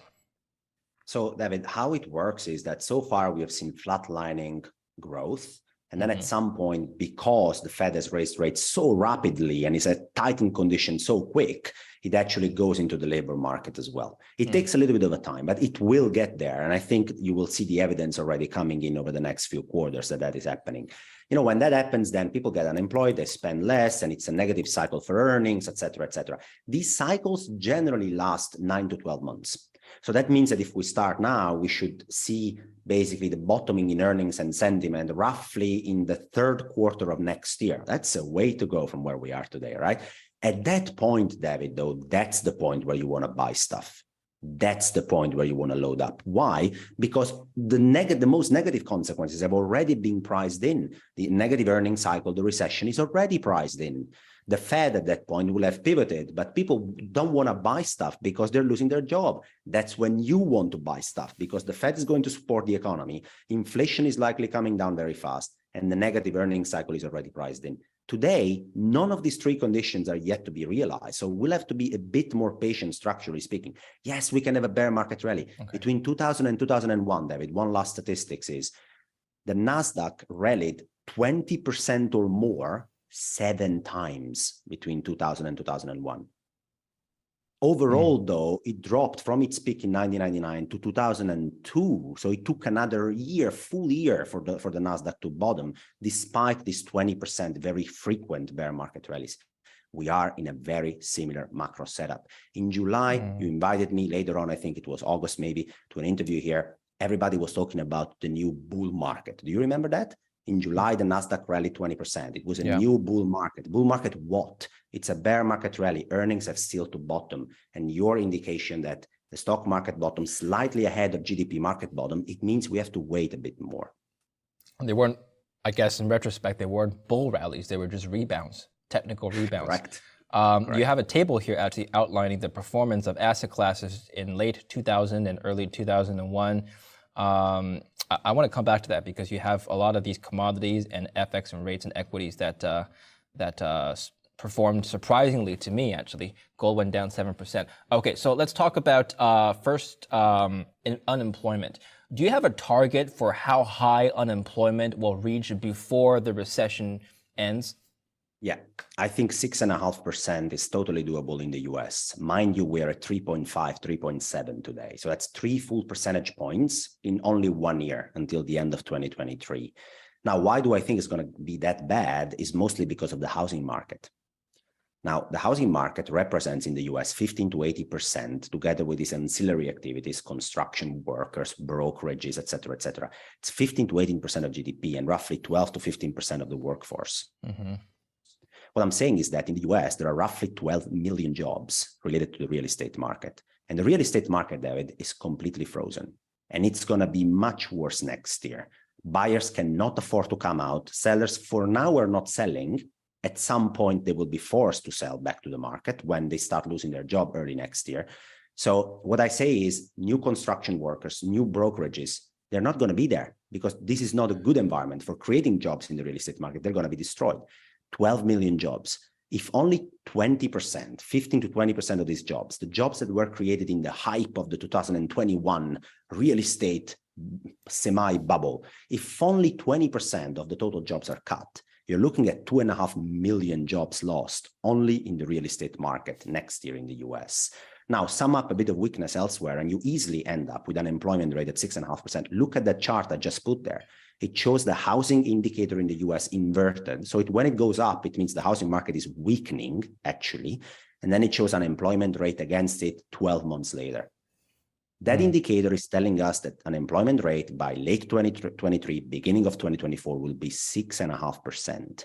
That's much higher than what it is today. Inverted, okay. But the housing index, so let's talk, so this chart that shows a correlation, and you've advanced the housing index by 12 months, so you're making it a more or less a leading indicator here. What is the assumption here that the housing market, the assumption here is that the housing market will continue to fall, right? Let's talk about that assumption. What are you basing that on? So, David, let's talk about where we are today. Okay. Housing sales are 70% down. Housing sales activity, so people putting their house for sale on the market, 70% less than last year in the US. And let me tell you why is that. To actually make a housing transaction, you need a buyer and a seller. Now, the buyer has been completely priced out of the market, 100%. So house prices are much higher on paper than they were a couple of years ago, and mortgage rates are at 7%, not at 3% anymore in the US. The combination of the two makes, basically the new buyer completely being priced out of the market. He can't afford it anymore.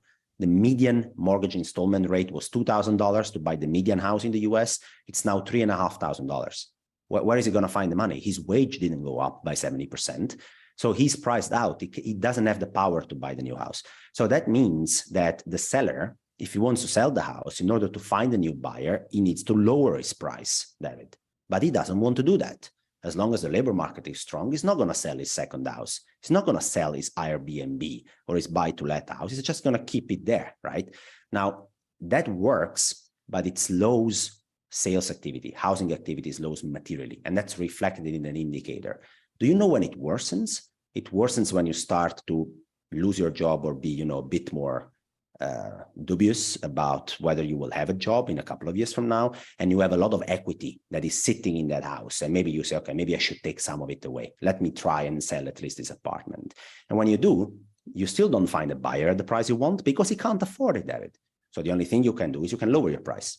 And we are seeing that already happening in the most frothy markets in the world when it comes to real estate. Canada, Australia, these prices on month-on-month basis are dropping at an annualized pace of 20% in some places in Canada and in Australia. And why? Because there it was the maximum excess. The US is not that far away. I expect housing prices in the US to drop 15% by the end of next year. People are not prepared for that. If it sounds scary, you only will get back to the same level that was there in early 2021. So it's not a disaster, but it's a negative impact on the consumer's balance sheet. And as housing prices drop, housing activity is terrible, you will have, loss in the job market. And that's, as you can see, very well predictable, looking at a leading indicator like the housing index and waiting for 12 months for its effect to unfold through the labor market. Yeah, that's a good point. So labor market, but there's also an effect on discretionary spending. There's been multiple studies done on this that your home equity value, although it's just a paper value that you can't really tangibly touch, it's on your bank account. But when your house price falls, or your home price falls, your discretionary spending falls commensurately because you feel poor, and vice versa. I wonder if there's a percentage decrease or increase that matches the percentage or decrease fall of your home price. In other words, if your home price falls by 10, 50%, how much does your discretionary spending fall? I wonder if there's the studies you're pointing to normally point to a good correlation between the two, again, with a lag. So first house prices fall, and then you're like, oh my God, I mean, my neighbor tried to sell his house and he had to sell it for 20% less of what I think my house is worth. Let me look at my own balance sheet, and you're like, oops, I thought I had more equity into that. So you need to reassess that. It takes a while, and then you drop your discretionary consumer spending by roughly 1/10 of that. So 2% down. But 2% down in consumer spending is very large. Consumer spending is roughly 70% of US economic activity. So And in Canada, it will be exactly the same. So do not underestimate the second round effect of a weaker housing market. Yes. It unfolds into a weaker labor market, into weaker consumer spending. And by the way, the Federal Reserve knows that. And actually, I'm going to go as far as to say that they want the housing market to slow down, exactly because of the effects we're talking about, David. It will slow down consumer spending. It will slow down the labor market. And ultimately, it will slow down inflation. It's a lot of pain, though, for people in the private sector. But hey, Powell told us, households will need to go through some unfortunate pain. Those are the consequences of having to face inflation. Yeah, maybe if we would have hiked a bit earlier, that would have helped. But since we are in this boat now, he needs to repair his own mistakes, and he will. I do have to bring this up. We talked about this last time, the lesser of two evils. If the Fed has to choose between saving the economy or fighting inflation, they would, according to you, I think it's the lesser of two evils is fighting inflation, because in a recession, people lose jobs. I had some good comments in the video to respond to that comment that you made. People said, well, it depends on your perspective. If you're a retiree with lots of savings, you're not working anyway, you would rather have inflation come down. The slowing job market doesn't affect you. Or if you're David, and sorry to interrupt you, but think about this. So Powell wants to go down as the guy who's laid the inflation dragon. And, he's not going to lose his job. He's going to make Americans lose their job in order for him to achieve his objective. It's part of his mandate. His incentive scheme is to succeed in slowing down inflation. He won't be fired. He won't be the one losing his job. So also from an incentive scheme perspective, obviously, he wants to slow inflation down much more than he wants other people. I'm just going to push back slightly, because unemployment is their second mandate. If he pushes this too far, unemployment goes to 20%, he might actually lose his job. Well, by the time unemployment goes to 20%, his term is over. You're making a good point. You're making a good point, David, because ultimately it's a trade-off. But right now, unemployment rate is 3.7, inflation is 8. So for him, right now the trade-off doesn't exist. Fair enough. All right. I'm wondering why you think the Canadian and UK real estate markets are more in danger than the US. Okay, think about this. We talked about the US and people being forced to sell because they are, about to lose their job, or they're rethinking their own personal finances, right? Where you go into a recession. In the UK and Canada, you not only will have that, but because of the nature of the mortgage market, you will have additional problems. And let me try to explain what I mean. In Canada, almost all mortgages are actually a variable rate mortgage, which means that effectively as rates go up and Bank of Canada raises rates, you are kind of paying more month by month on your mortgage installment basis. Not all the market is like that, but the share of variable rate mortgages in Canada is pretty large, which means that you don't have to wait, David, all the way through the labor market to weaken and you to feel the pain for them to decide to sell your house. If the Bank of Canada keeps raising rates to fight inflation, you will feel it much earlier in your mortgage installment rate, in your mortgage payment. In the UK, the story is not about variable mortgage rates, but it's about the tenor of these mortgages. 50% of the market in the UK is less than 5-year mortgage rates, which means that all the mortgages that have been done in 2017, they looked awesome. 2% mortgage rate, very cheap, amazing. They all come due for refinancing now. And do you know what's the prevailing mortgage rate now in the UK? It's 6.5%, which means that friends I have in the UK, but this is mathematics, they're looking at a refinancing rate that will bring their mortgage monthly installment rate from 2,000 sterling to 4,000 sterling, 5,000 sterling immediately. So they don't have to wait for the labor market to weaken and reassess their finances. Both in Canada and in the UK, by the structure of the mortgage market, the pain will be felt earlier, which I think is one of the reasons why people might want to be forced actually to sell and reconsider their housing investments earlier than in the US. Yeah, it's difficult because back during the pandemic, a lot of people, including myself, were thinking, oh, everything's gone up. Now is a good time to sell. But then I think to myself, if I sell my home, where am I going to live? Right? The housing market is not something like, okay, well, yeah, things went up. It's time to trade in your Bitcoins with cash. I can't just sell it. Where am I going to be homeless? What? David, look, my mentor always said this. He made me laugh so much. So let me share it with the audience on Kitco. Yeah. Alpha, the housing market, you have 3 options. Either you are renting and then you're short the housing market. You don't own the house actively. You are choosing to rent. Okay. if you own a house, one house, you are not long the real estate market. Don't pretend to be a smart investor. You are living somewhere. You need to live somewhere. You just bought a roof for your head.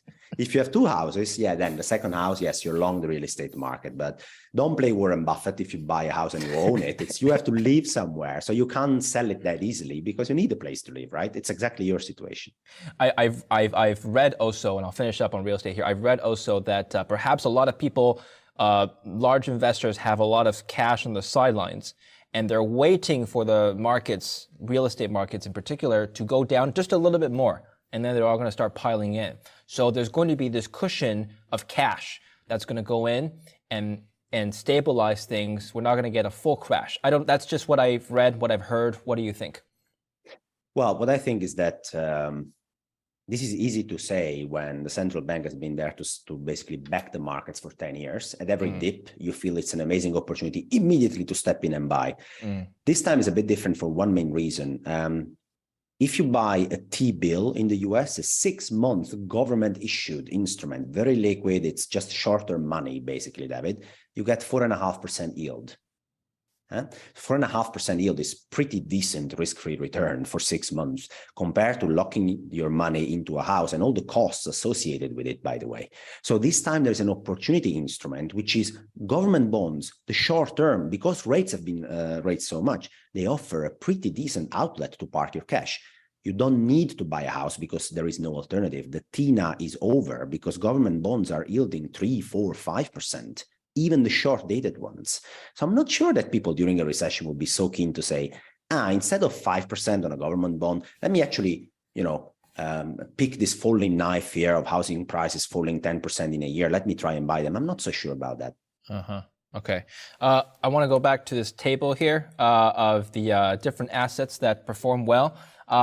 You didn't have, well, obviously Bitcoin is not on this table because it was 2001. But let's talk about Bitcoin first. I'm going to come back to this table. Bitcoin, $16,000 was your last call. Amazing. We're almost there. Sorry, let me rephrase. It's not amazing that it's fallen to $16,000. Your call was amazing. But yes, what's your next target and why? 12K. Every time you interview me, David, I'm going to go for a lower target. No, I'm joking. It's not because I enjoy it, but it's because of the macro conditions. Okay. I think 12K is doable for the following reasons. The FTX debacle is pretty important, David, because if there was a hope that institutional investors would, welcome the new asset class over time, now you make the second largest exchange go belly up. I'm sorry, but I've been an institutional investor myself. Most of these dinosaurs taking decisions above me, they don't like the smell of risk, of something they don't understand particularly. So this is going to be basically taking away a potential source of new inflows, which is institutional money, for a very long time. And the second reason is that, again, if people are losing their job and things are getting worse in the economy next year, Bitcoin is actually the last thing they will want to buy. They will want to make sure they own liquid cash to meet their expenses. It's, again, for every asset, there is a cycle. And for Bitcoin, the stock market, this is not the cycle to be long. We need to be patient. At some point in 2023, later in 2023, there will be a 12K, 10K opportunity, which will look long-term extremely good. But we need to be patient. There are cycles. There is a time to go long, a time to go short, and a time to go fishing, as my mentor used to say. Now it's the time to be patient, go fishing, do not feel overwhelmed by having to buy the dip every time. I have an explanation as to why people buy the dip. I think psychologically it hurts more to miss out on gains than to actually lose money. This is such a good theory. Actually, it's scientifically proven. There have been experiments run on traders, gamblers, etc. Missing out on gains when you think you had a good idea, that hurts much more, and it's shown in behavior, and people want to chase that, and they'll be like, I lost the first 5%, and now I need to go and chase the next 10% move up.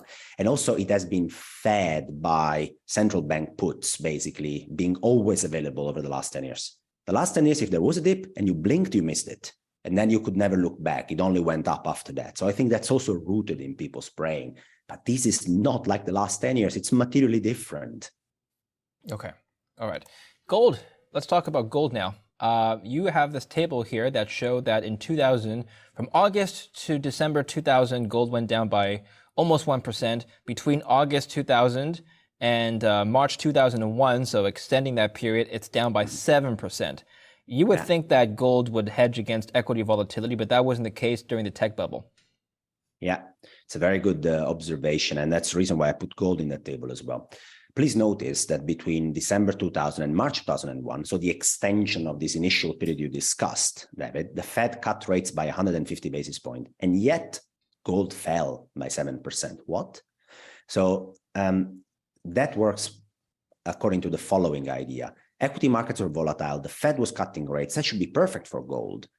Well, the problem was that the Fed was cutting rates because the economy was slowing down so hard, and the dollar at the same time was appreciating because people were so leveraged, they needed to deleverage in the global economy. And when they deleverage, they get their hands on the dollar. They want to bid the dollar higher in a deleveraging process, David. And don't forget, gold is denominated in dollars. When we talk about gold and we measure gold, we're looking at gold against the dollar. Sure. So if the economy is coming down very hard, people generally tend to reach for the dollar. They are leveraged in this dollar, so they want to make sure they have some dollars at hand to pay their dollar liability. That's actually positive for the dollar and negative for gold in the first instance. If you look a bit beyond that, though, at the end of 2001, there was a very good bottom for gold because this deleveraging, this economic slowdown, as you said already before, was fully priced in. And when that is fully priced in, that is the moment to load up on assets.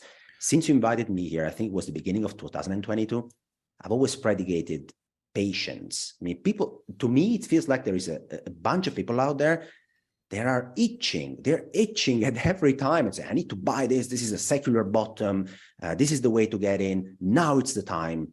I just predicate patience because macro cycles can take 12 to 24 months to unfold. We are just in the middle of this negative macro cycle. We should be patient. There is another leg coming. It's not a valuation leg this time. Yeah. It's a real economy drawdown leg. And you don't want to buy asset in that leg. You need to be a bit patient still. Well, especially for the younger investors and traders out there, people my age, in 2008, I was still in high school, my last year of high school. I didn't have any money to invest, so obviously I missed that. It wasn't really a miss because I didn't have money, so forget that, right? And then afterward in 2020, personally, I missed that bottom too. So people looking at this are thinking, okay, I missed 2 secular bear markets. Those are fantastic once-in-a-lifetime buying opportunities. I can't miss this now, right? Yeah. So they're all waiting and ready to get back in. And the question that we've been discussing is when?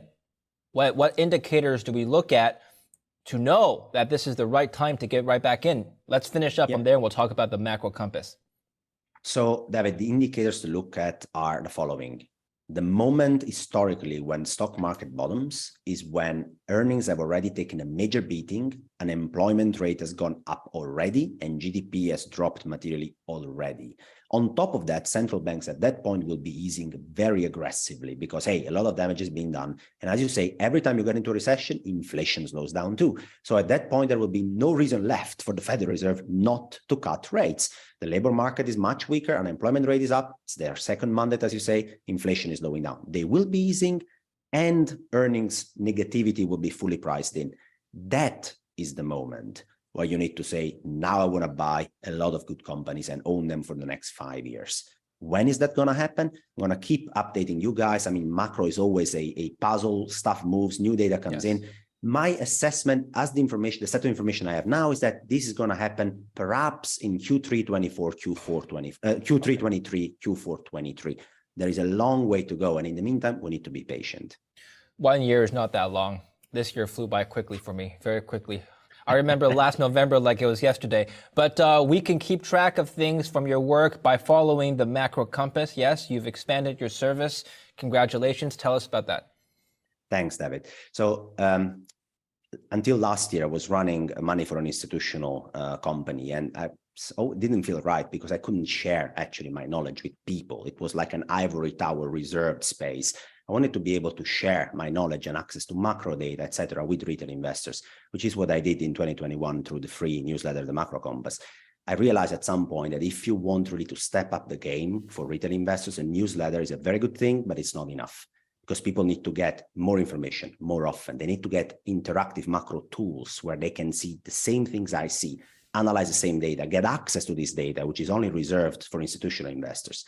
They need to get trade ideas. They need to get courses. They need to get their hands dirty. All of that is not possible on a newsletter. So I stepped up the game and moved it to a platform, which is the macrocompass.com, is now the website, where you can see a lot of products being there on offer that are tailored exactly for what people need, and they encompass educational, interactive, and actionable products. The idea is to bring people through a journey, a macro learning journey, to become a more informed and a better macro investor, and bridge this gap between us.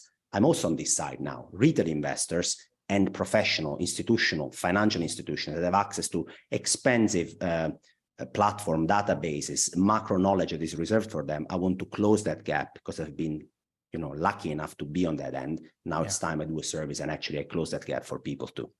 Okay, I want you to address this criticism. Before I worked as broadcaster at Kitco, I was actually a macroeconomics researcher. Not as smart as you, but I liked it. And there was a running joke at the firm: those who can't do, they teach. Right, so it's like a bunch of a lot of my managers were ex-Goldman fund managers, and they did very well. But now they're just writing newsletters for fun.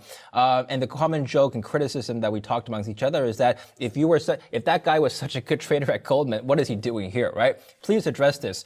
Right? If you're so good at managing money, Alfonso, why share it with the world? Why not just keep that knowledge to yourself? So let me say this. Actually, my track record is public this year as well. It's been a pretty good year. I'm up 30% this year. 30% is not my usual performance. I wish it was that every year, but it's not. It's a bumpy road for everybody. But listen to this. I mean, it's the macro compass is not only talking the talk, but it's also walking the walk. So what I will do is share my ETF portfolio, share my tactical trade ideas, so people can assess by themselves whether my macro models are working for them, are not working. They're providing enough knowledge. The macro compass is also about an educational journey, because it's not about macro gurus the whole time. I want people to step up their own macro game, to learn how to use these tools, how to look at market. It's not only about following somebody because he's a guru, but it's about getting through this learning journey. People will be able to assess my portfolios, my tactical trade ideas. I'm an open book. I have nothing to hide. Very transparent when I'm wrong as well. So this will not change on the macrocompass.com. Great. Well, all the best. Good luck to your new journey. I believe you launched this recently, correct? So it's been launched actually, I think yesterday or a couple of days ago when the interview goes live. By the way, David, if I can add that, if people want to sign up, actually, if they use the code ALF, they get a 10% discount on all products, just to incentivize people to go and have a look at the macrocompass.com. And thanks again for having me here and giving me the chance to talk about the platform as well. Okay, great. Well, I hope the cost of subscription doesn't go up with inflation. We'll keep that. I'm kidding. Please help us out. Okay. All right. Thank you very much for coming on the show. I appreciate your time, and we'll talk soon. Thanks, David. All right, and thank you for watching Kitco News. Please don't forget to subscribe and stay tuned for more. I'm David Lin.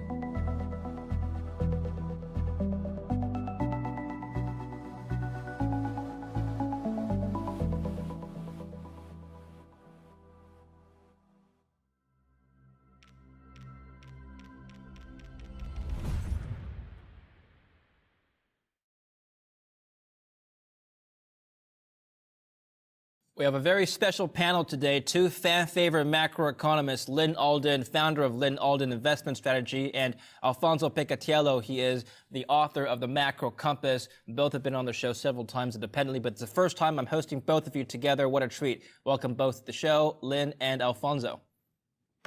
Thanks for having us. Happy to be here. Very happy, David. Thank you. Thank you both. We're going to talk about recession planning for investors today. That is the theme of our conversation. If you have any specific questions or concerns in the comments, write them down, and we'll see if we can address them at a future interview for both of them separately and work together again. But first, let's talk about whether or not we are in a recession. There seems to be some confusion around this term. The Biden administration has denied that we are in a recession. Jerome Powell himself, the day before second quarter GDP data came out, has said that we are likely not going to be in a recession. He said that there are too many facets of the economy that are still too strong. Let's start with you, Alfonso, because I had this conversation with you recently, not too long ago, and you had correctly called for second quarter GDP, real GDP, to be negative. Well done on that call. I do agree with the Atlanta Fed. We're going to have a second consecutive quarter of negative real GDP growth, which means we're literally in a recession. So let's start with you and talk about your interpretation of this data and what this means. So, David, We are in a technical recession. I guess that's a fact by now. A real recession is only there if the labor market gets hit as well. It's true over history that every technical recession has turned to be a proper recession as well, after the fact, as called by the NBER, which also includes weakness in the labor market. Basically, in a nutshell, we are in a technical recession. We will likely be in a full-fledged recession, including the labor market weakness later on, perhaps in the fourth quarter of the year already. And the trend seems to be very clear. If you look at the PMI numbers, for example, for yesterday, and you decompose a bit what was in there, inventories are at 38 years high. New orders are declining, and they are as low as during the great financial crisis or the European debt crisis of 2011. So the ratio between the two is looking very, very weak. And on top of that, for the first time in a while, so prices paid are starting to show some downside. So it looks like nominal activity is slowing down pretty aggressively. And the PMI is a good forward-looking indicators for what's coming next, which is likely some weakness in the labor market too. Yes, the PMI is declining. Lynn, let's talk about the recession with you now. 2 quarters of consecutive GDP decline. Is that still the definition of a technical recession? Well, it depends who you ask, clearly based on the media. The NBER has not declared it one yet. There's multiple things that go into declaring a recession, but we have had two negative quarters in a row. One thing that makes it complex is that we came off a number of quarters in a row of very strong growth, especially in both nominal and real terms. And so, for example, one of the more stricter ways to look at a recession, if you're kind of determining how severe one is to look at the year-over-year real GDP. And so most recessions in modern history would have had negative, slightly negative year-over-year. Whereas, for example, we've not met that yet. But of course, no one's using that as their recession term. But it shows kind of like why there's some debate here because so far it's kind of a mild recession.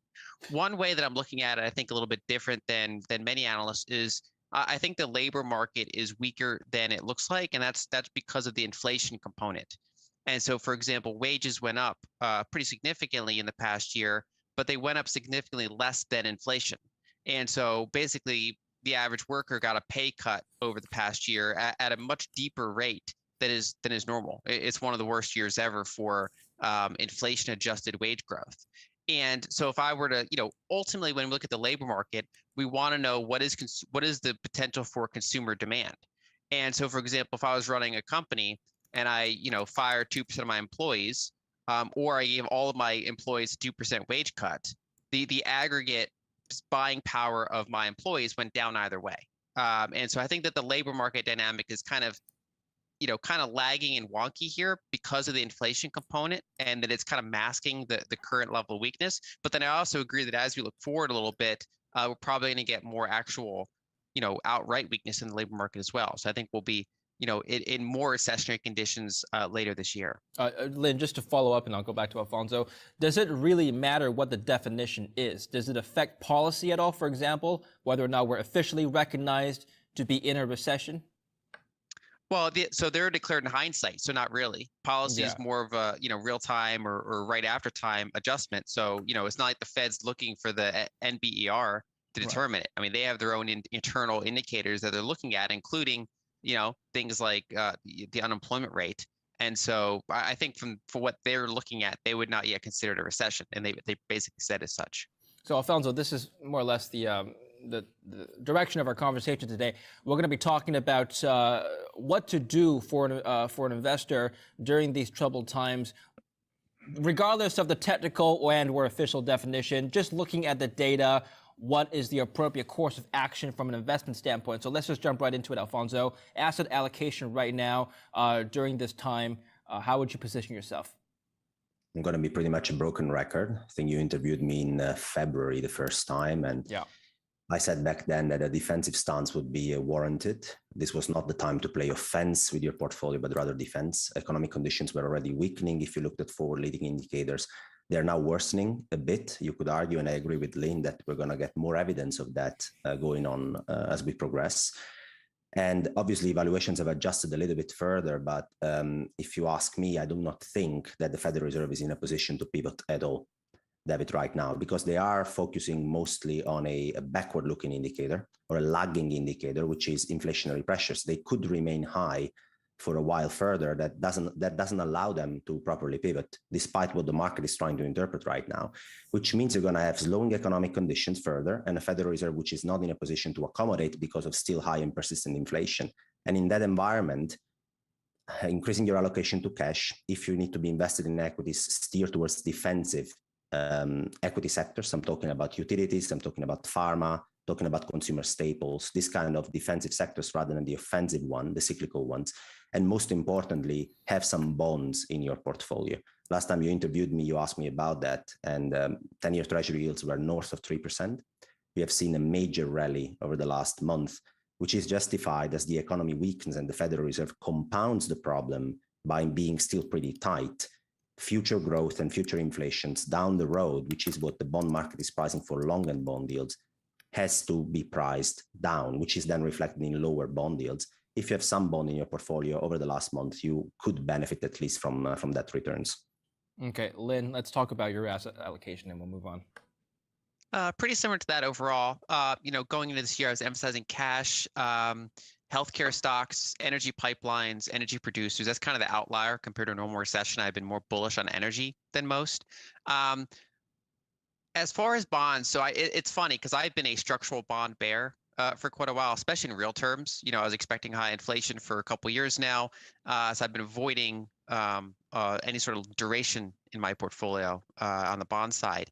But once we did start to get that, 3%, rate on the 10-year, I actually did put some of my cash into that middle of the curve. So the 7 to 10-year type of bond exposure. So I'm actually fairly bullish on bonds on a risk-adjusted basis as, say, a 6 to 12-month trade here compared to how I normally am. And so basically, in responding to market conditions, the bond market was unattractive going into this year, in my view, just because of that inflation component. But once it got deeply oversold, and once we started to see some of the signs of potentially some disinflationary pressures, I've been moderately bullish on bonds. The way I've been kind of characterizing this environment is that I have a long-term inflationary outlook for this decade, but inflationary decades can still have disinflationary pullbacks. And so I generally view us as being in a disinflationary period within an inflationary, longer term cycle. Okay. Before we jump into specific asset classes, let's dig into a little bit deeper with the macro landscape, following up on what Lynn just talked about. Alfonso, I want to start with you. So technical recession. We were in a technical recession in 2020, albeit for a very short period of time before things rebounded. The NBER actually officially recognized that period as a recession. But what's different this time, Alfonso, structurally speaking? Actually speaking, what's different this time is that this will likely be a prolonged engineered period of tighter financial conditions. And in 2020, David, central banks had all in mind, but to tighten financial conditions. They had an exogenous external event, which was very, very large. And as government stepped in and printed spendable money for the private sector, they literally, sent checks at home for people. The idea overall from policymakers was to boost the economy, was to ease financial conditions, was to move resources to the private sector and make assets actually attractive for people to buy and also economic activity to pick up. Right now, David, we're facing exactly the opposite situation. We're facing policymakers from governments to central banks that are trying to fight inflation. They're trying to slow down economic activity. They're trying to also slow down your risk appetite, your animal spirits when taking risks in market. In other words, they're trying to tighten financial conditions. That is vastly different because the incentive scheme for policymakers this time is just the opposite as it was during the 2020 slowdown. I've never seen or experienced in my career a central bank that will be happy about tighter financial conditions. Over the last decade, we've been used to see central banks trying to boost financial assets, trying to boost consumption. Right now, they're trying to do actively the opposite. That is a material difference that investors should understand. Okay. Lynn, similar question, but what does this mean for the average person? How is this recession going to be different for the consumer than the last one in 2020? Well, 2020, you saw a big spike in unemployment. You obviously had lockdowns. You had that whole, disinflationary spike happen.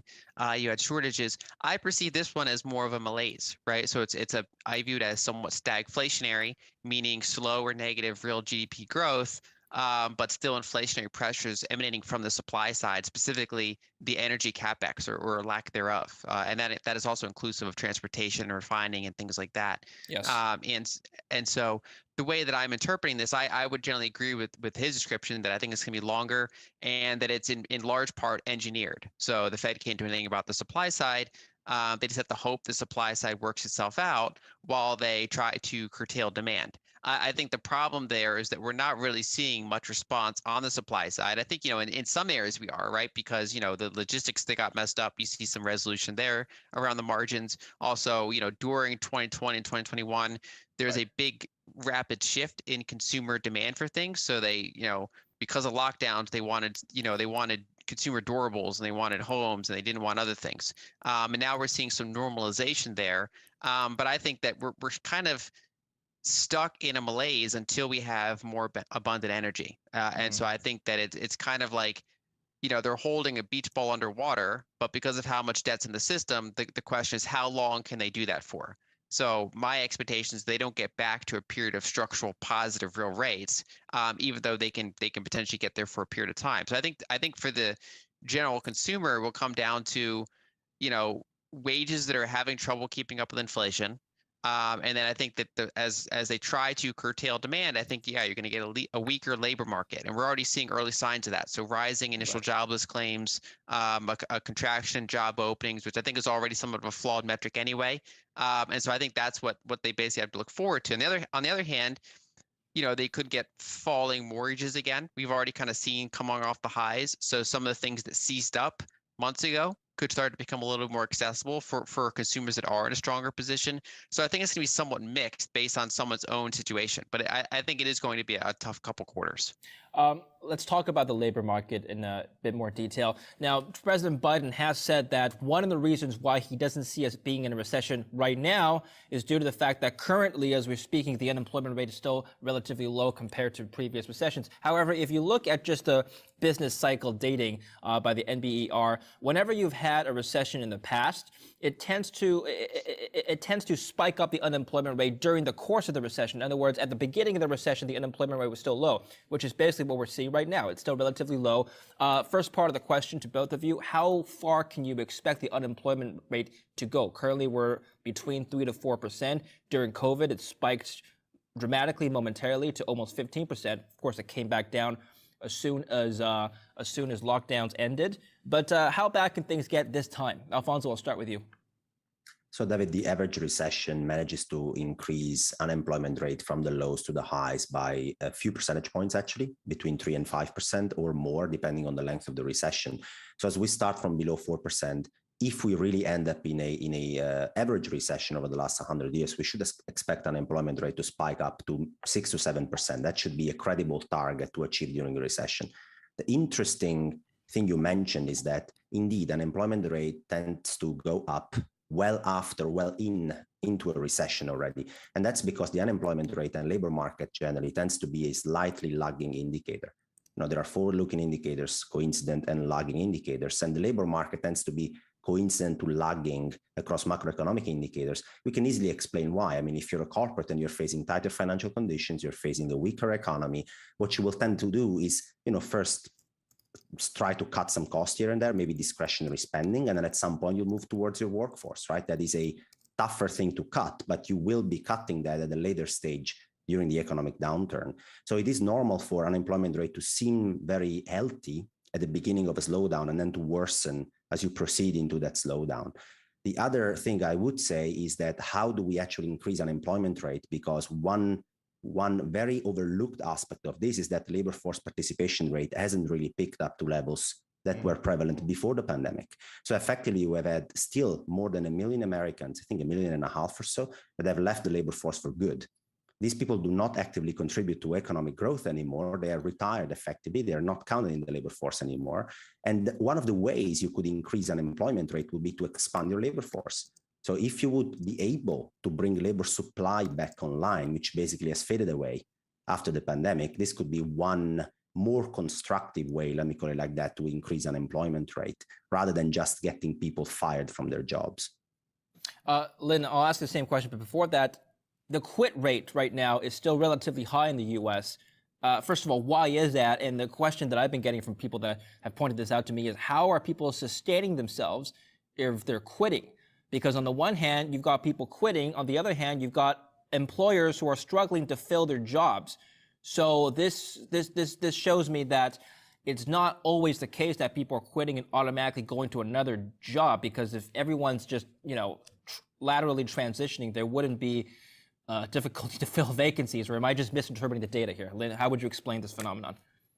Well, I put a couple things together. One, as he pointed out, you've had a so far permanent reduction in the number of people that are even in the labor force. So I think that's contributing to the shortage. And then even among people in the labor force, you have a significant degree of turnover. And I think a lot of that's related to the fact that, as I pointed out earlier, we have some of the lowest, the most negative inflation-adjusted wage growth we've seen in a very long time. And so if you're working at a job and you got a 6% wage increase, and inflation is 9%, and let's say some of the components of inflation, like food at home, is up 11%, 12%.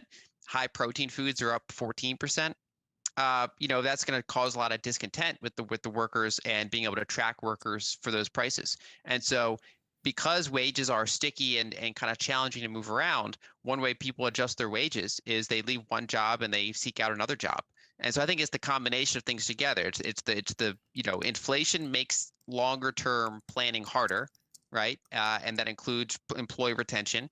And then you also have, just for a variety of factors, that permanent or semi-permanent reduction in the labor supply. And so I think it's those two things together. Okay. Lynn, similar question to you. How bad can the unemployment rate get this time? I'll give you, I guess, a worst case scenario. In 1933, the peak of the Great Depression, we had 25% unemployment. Could it spike to that bad this time? Do you see any structural problems in the economy that could take us there? I'd be shocked if it got that high. So there's a couple ways to look at this. One is that if you look back in history, anytime the employment rate goes up 50 basis points, it almost always keeps going. It's very hard to have a little bit of a recession in basically, because it feeds on itself. And so if you look at the Fed's economic expectations, they were writing that they expect unemployment to go from 3.6% to 4.1%, and then basically stay around that level, which is basically the Fed's trying to hope that it's different this time, that they can have just a little bit of a recession and just a little bit of normalization without causing that vicious cycle of employees lay off people spend less, so companies do worse, so they lay off more people and go from there. I think how high employment gets is largely a function of what policymakers do, and that includes both fiscal policymakers and policymakers at the Fed. So in big disinflationary crashes, like say 1929, 2008, those were periods where banks were taking on way too much risk. They had very poor, if you look at their total loan book, they were very skewed towards riskier things. They weren't holding a lot of super safe collateral as a percentage of their assets. And so you had, severe banking crises in those periods. Whereas now you have a pretty well capitalized banking system. And we have more inflationary conditions in general. So those are types of environments where you're generally less likely to get those huge spikes in unemployment. Mm-hmm. But the numbers that Alf gave, I think, are very reasonable. But again, it largely depends on what policymakers do in this type of environment. The more they try to tighten fiscal monetary policy, the more they could potentially get an increase in unemployment. Whereas if they ease back on some of those, they could potentially keep unemployment on the lower side. So it depends on if they want the system to kind of suffer from fire or ice, inflation or disinflation. Final question on the labor market. We'll move on. Alfonso, which sector of the labor market do you think will suffer the most this time around? Or sectors, I would say plural. I would say that if you look at the economic downturn, it has been mostly driven at the very beginning by a rapid rise in interest rates, in borrowing costs, David. So all companies that have a highly levered balance sheet and or industries that are highly exposed to interest rate. And I'm talking about the real estate sector, for example. If you look at home builders, but even if you look at mortgage departments in certain banks, they're getting quite some significant slowdown in hiring and sometimes even hiring freezes and layoffs already.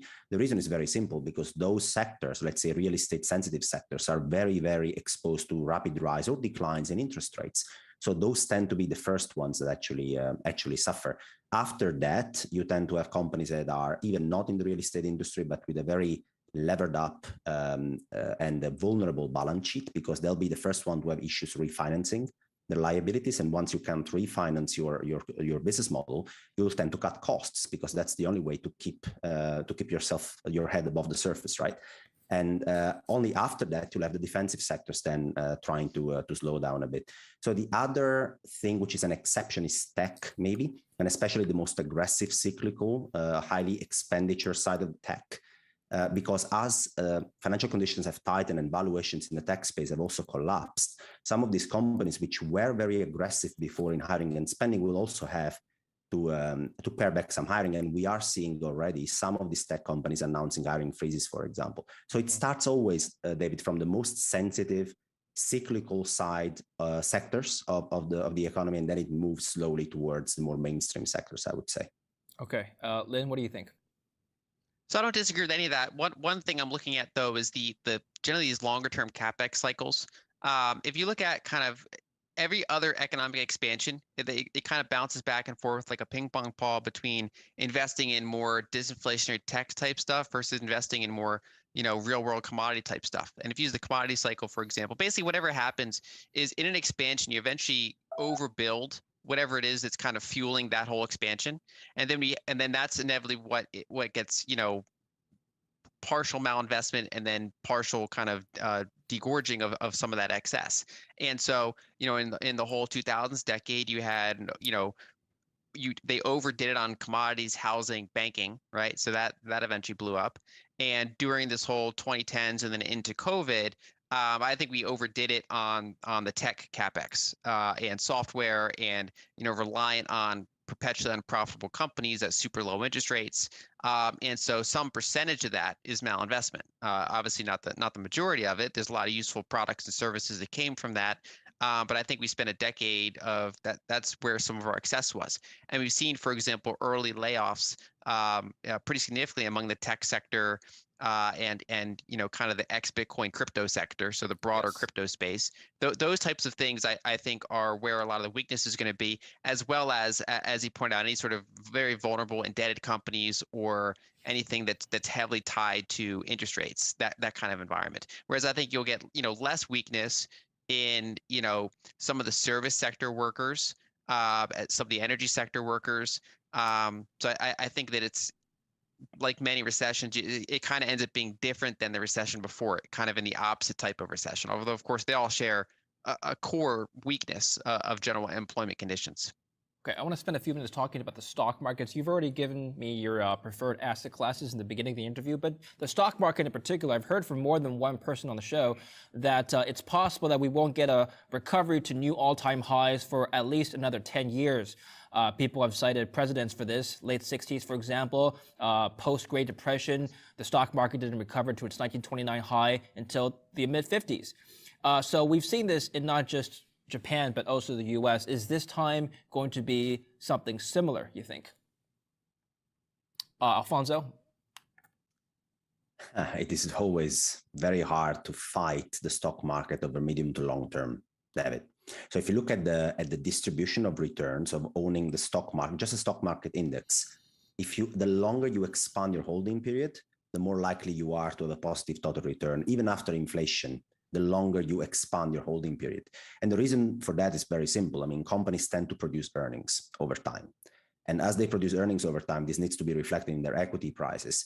The world generally doesn't fall apart. Let me put it like that. So you're fighting a distribution that is skewed towards the right, historically speaking, to deliver positive returns after 10 years. Yes. So statistically speaking, I'll have a hard time saying that we won't see any new time highs over the next 10 years, just looking at history. What is different this time, and I think people should pay attention to that, is what Lynn has highlighted before.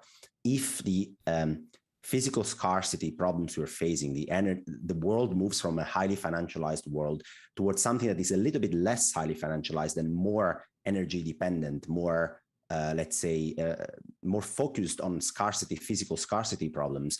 At that point, for central banks to become as accommodative as they have been over the last 10 years, it becomes marginally more complicated. So that tailwind you have had for stock market returns might be a bit more complicated to engineer over the next decade. That doesn't mean, though, that the probability distribution for the returns over the next 10 years is skewed towards negative returns, I would find that very hard to justify. Lynn, I can kind of understand the logic here, if there is some logic behind this thesis. Over the last 10 to 15 years or so, we've seen a zero interest rate environment. And now we're kind of seeing the end of that. So recall that in the mid-2000s, the Fed did rise interest rates very briefly, but the stock markets didn't react negatively at all. In fact, it just kept going up. And so this multi-year bull market that we've seen since 2009, that happened during a zero interest rate or a very low interest rate environment. Now that we don't have that anymore, people are wondering whether or not we can ever see those kinds of bull markets again, without Fed stimulus, without the accompaniment of very, very low interest rates. What do you think?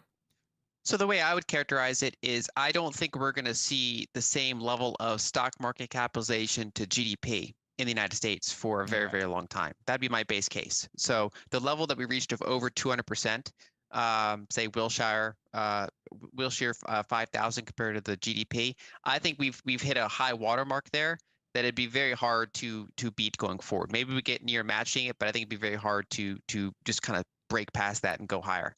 And that's because we had kind of perfect conditions. So we had structurally falling rates for a long time. Then you had central bank accommodation, QE. And then you had the biggest ever, or at least since the 1940s, the biggest ever fiscal injection into the market. And it took a while for that to show up as price inflation. So at first, it just kind of went straight to asset prices. And so I think when you have all those things combined, that was a high watermark. Another way of characterizing that is if you look at the household net worth, U.S. household net worth as a ratio of GDP, usually that's some low multiple. During the dot-com bubble, you got as high as 4.5. Then it came back down, and then during the subprime mortgage crisis, right before that, the housing bubble, you got back up to around 4.5, and then came back down. And this time it get as high as 6 because we had high house prices, high stock prices, high bond prices. Everything was pretty high, and that level of household net worth of being 6 times GDP, I think again that's a pretty high watermark that's very trouble to match going forward. And in an environment where commodities are super cheap, and Alf touched on this, you can have a rather financialized economy. If you have low rates, plenty of accommodation, commodities are abundant, you get this high wealth effect. Whereas if we enter a world, and I think we are, where we're in more of a commodity-centric decade, where commodities, and specifically energy, are some of the bottlenecks for growth, I think it's hard to have the economy be as financialized as it reached at that high watermark. So I think if you look out long enough, just because stock markets are measured in nominal terms, I think they'll eventually grind to higher highs. Looking at the major indices, I don't really have a strong opinion how long that takes. Again, that partially comes down to policymaker opinions. But I would say that in, say, inflation-adjusted terms or in ratio to GDP terms, I think it's gonna be pretty challenging to really push to higher highs in those metrics. So closing off on the stock markets, would you deploy capital either during this recession or immediately afterwards, or would you hold off and hold your assets in cash, for example? Alfonso? So, David, it really depends from your time horizon. And you asked, you made a very smart remark last time, which says that the stock market generally doesn't bottom unless you are effectively towards the latest innings of a recession. We explained together to the audience why. Maybe worth repeating it again. That happens because at that point, earnings have been already repriced down pretty aggressively by analysts. So you have that downside in equity prices reflected already. And on top of it, policymakers are just beginning the process or are getting more advanced into the process of accommodating monetary policy again, because maybe that you have been in one of these disinflationary slowdowns, right? And this is exactly what the policymakers don't want to happen for too long. So exactly at that moment where risk premium very wide, nobody wants to take any risks anymore, and earnings are already down, and they are reflected as well in future earnings when it comes to valuations, that is the perfect moment to start deploying capital again. So again, it depends from your time horizon. If you're a relatively tactical investor, say with 6 months to 1 year horizon, I would still be pretty defensive, aligned with the, let's say, Lynn's stance as well that we discussed in the past, in the previous part of the interview, when it comes to asset allocation. So I would wait to be in these innings of the recession, let's say, and I would wait for risk premium to widen as well. We haven't had any major blow up in credit anywhere, despite having one of the fastest increases on a 6 months annualized basis in interest rates across the board. Mortgage rates have increased as fast as ever. Corporate borrowing rates have gone up very, very quickly. We haven't had any major credit event or any major expansion in risk premium yet. On top of it, when it comes to economic slowdown, I don't think we're in the latest innings of the economic slowdown yet, which makes me want to wait a bit more before deploying cash in large sizes. So, Lynn, what indicators would you look at for maybe a rotation back into risk assets or at least cyclical sectors? So I think looking at the PMI cycle and its various leading components is an important thing to look at, as well as a shift in Fed policy. But the way that I generally manage a portfolio is more about shifting around the margins rather than like in or out. And so what I mean by that is, for example, when there's evidence of excess in terms of valuations and equity euphoria and high sentiment, and then economic conditions are rolling over, that's when I take some chips off the table. I don't just sell everything and go all to cash, try to time the top, but I pull back on some of my risk. And then if we see a significant decline in a number of asset prices, some more than others, I then start putting some chips back on the table in those things that I think are still long-term attractive, even if I think we might or may not be near a bottom yet. And so, we recently saw kind of a spike in bearish sentiment, so it's natural you're going to get a bear market rally. And rather than try to predict really how far that's going to go, I kind of do that risk on, risk off approach around the margins. But I generally agree that I think that earnings are going to be choppy for a long time, and I think that we're not out of the woods yet in terms of this economic slowdown. I think the Fed is still trying to curtail demand as much as they can. We're seeing a yield curve inversion. We're not seeing accommodative Fed policy, and we don't see the bottom in these various kind of forward-looking indicators. So I would keep an eye on that before taking on, more significant risk. Okay. In the final part of our interview, I want to talk about two long-term trends. I know there's a lot of long-term trends we can discuss, but I just want to narrow down to two. The first is the digitization of payments and assets, and the second is the affordability of assets themselves for the average person. Lynn, I'll start with you because you recently tweeted. I'll just read your tweet here. Israel is tightening their ban on using physical cash above certain thresholds, including between private citizens. I think this trend will probably continue to other countries over time. So under the new law, it says any payment to a business above $1,700 must be made using alternative methods such as a digital transfer or a debit card. What's going on here, Lynn? So I think we're seeing there's actually been a number of papers about this. The ECB's written about it as well. Generally, policymakers, where possible, would like to reduce or eliminate the uses of cash because the more that they can get into electronic payment systems, there's a couple perks. One is the banking system makes money on it. So if you use your card, they get a cut, whereas they don't get a cut from cash. But then two, it means that there's more surveillance and kind of control options, right? So kind of the logical conclusion of that is the CBDC. Where they can basically make programmable money. They could do stimulus that can only be spent on certain categories, for example. And so I think that's the general trend that policymakers want to go. And then the question is, how do we see that kind of in the public? So, for example, we've seen kind of rising pushback in a number of countries, kind of populist pushback against some of these policies that they perceive as overreach. So, for example, we've seen it among farmers, we've seen it among truckers, whatever the case may be. And so it could be interesting to see if they end up, kind of pushing this cash thing too far, and then you get some sort of pushback. I think it's going to depend on a country by country basis, but I think the digitization of payments is probably going to continue. And there's a couple of different vectors that it happens in. So there's the top-down approach, kind of the, get more of it going through the banking system, get more of it going into potentially a CBDC. On the other hand, you have things like Bitcoin, Lightning Network, stable coins that provide this more open network, and it becomes kind of that dance between what people want to use and what regulators want to deal with. It's interesting. Alfonso, how do you feel about this? It seems to me that the governments are priming us to be ready to use CBDCs inevitably down the line. Do you ever see a scenario where cash could be banned? I think this is where we are trying to go slowly but surely, David, with baby steps, but that's where at least policymakers would like us to go. So let's talk for a second about money. So when you ask yourself about money, you should ask yourself about whose liability is the money you are holding at that point. So the form of money we use mostly nowadays is bank deposits. which is basically what you own on a bank account. And that is the liability of the commercial bank. So your bank deposit is a liability of the commercial bank. Now, what that means is that apart from the part which is guaranteed by, let's say, government insurance, which is generally not a very large amount, it's between 100 and 250K, depending on which jurisdiction you're looking at, that money is basically a liability of a commercial bank. So if the bank defaults, you literally lost what is your money, right? Now, central banks' liabilities are not money today. So central bank liability is a bank reserve, and we cannot use bank reserves to transact in the private sector. Now, think about the CBDC instead.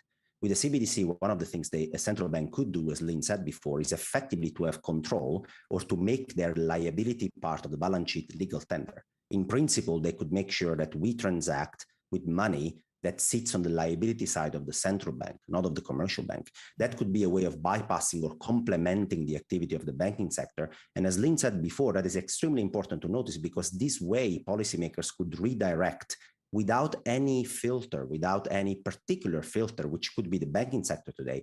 They could redirect resources towards the private sector where they want, how they want. They could apply a certain interest rate to me or to Lynn or to you differently according to certain feature or categories where we fit in. So it's a surveillance mechanism, it's a redirection mechanism, it's a policymaking mechanism, but it is effectively a control mechanism. It will centralize the system even more when it comes to money. So you will own a liability of a central bank, not a liability of a commercial bank, but that will mean that the central policymakers have even less filter than they have today to apply their policymaking. This is pretty important, I think.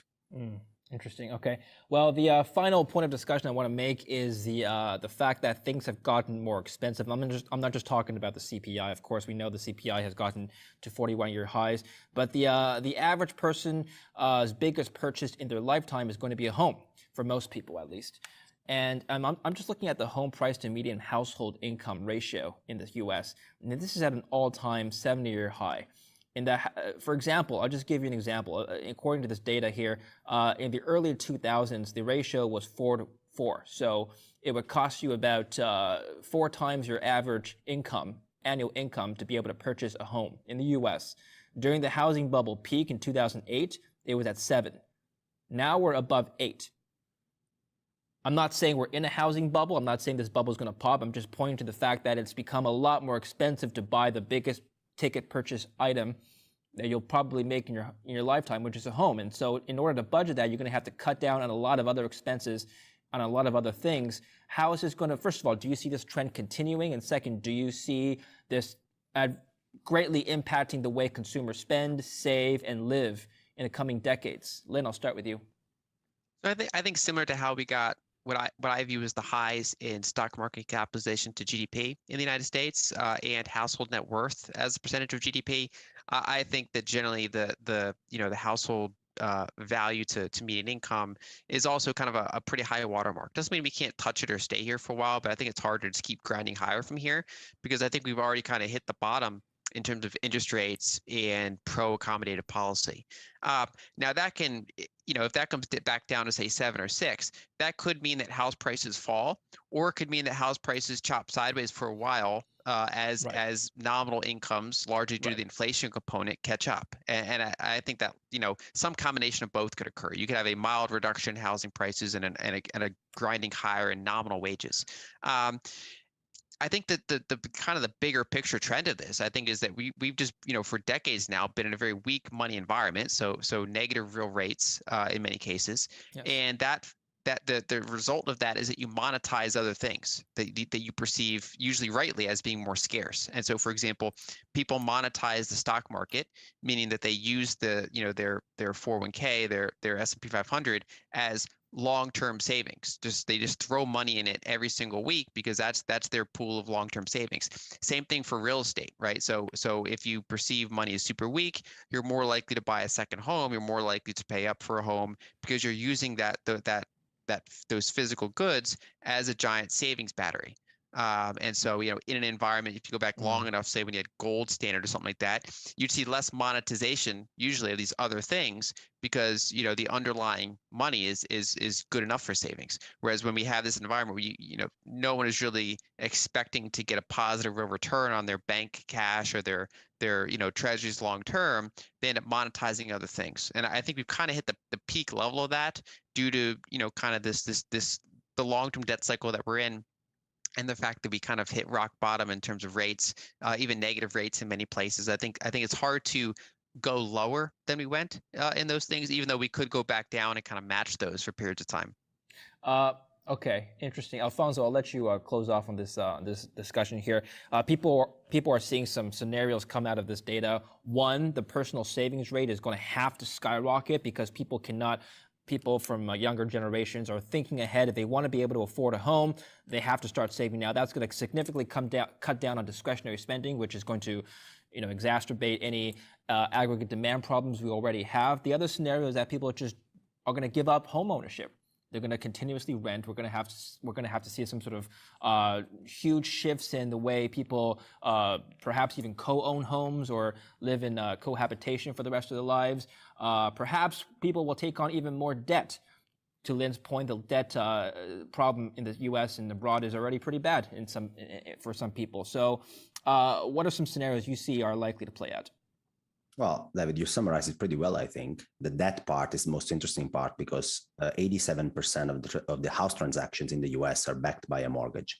87% is quite a large percentage, which effectively means that mortgage rates, actually a combination of mortgage rates and real wages, will be driving housing trends going forward. And Lynn has highlighted already that real wages have been declining for 2 years, almost 1.5 years. They are negative in year terms. So people aren't getting more purchasing power. And interest rates, mortgage rates have basically doubled since the lows of 2021. That makes effectively your monthly mortgage payment on a median house basically prohibitive, right? Especially for the younger guys who are completely cut out of the market. So when that happens, there is only one way to adjust it. Either salaries have to go up or mortgage rates have to drop. One of the two combinations, or alternatively, house prices have to drop. And I think as we are looking at a cycle where everything had weakness in it, credit, equities, crypto, everything, the real estate market tends to be just a little bit of a laggard. It takes a little bit of time to fit into the market, but it's looking cyclically weak. The long-term question instead, it's again, more a function of will the economy continue to be hyper-financialized as it has been over the last 20 years?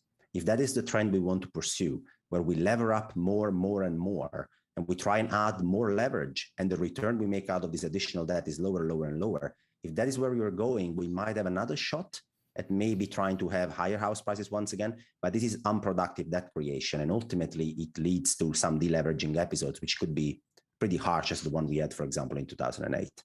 All right. Let's end the conversation here. I know I can talk to you both for hours and hours and independently, separately, and together I could talk to you probably for days. So let's end it here. We've had a great discussion about recession planning. Thank you both. Where can people find out more about your work, Lynn? I'm at lynnalden.com, and people can find me on Twitter at lynnaldencontact. Thanks for having me. Alfonso? They can find me at themacrocompass.substack.com. It's my free newsletter, or on Twitter at macroalf. Thanks, David, for having me. Thanks, Lynn, for the discussion.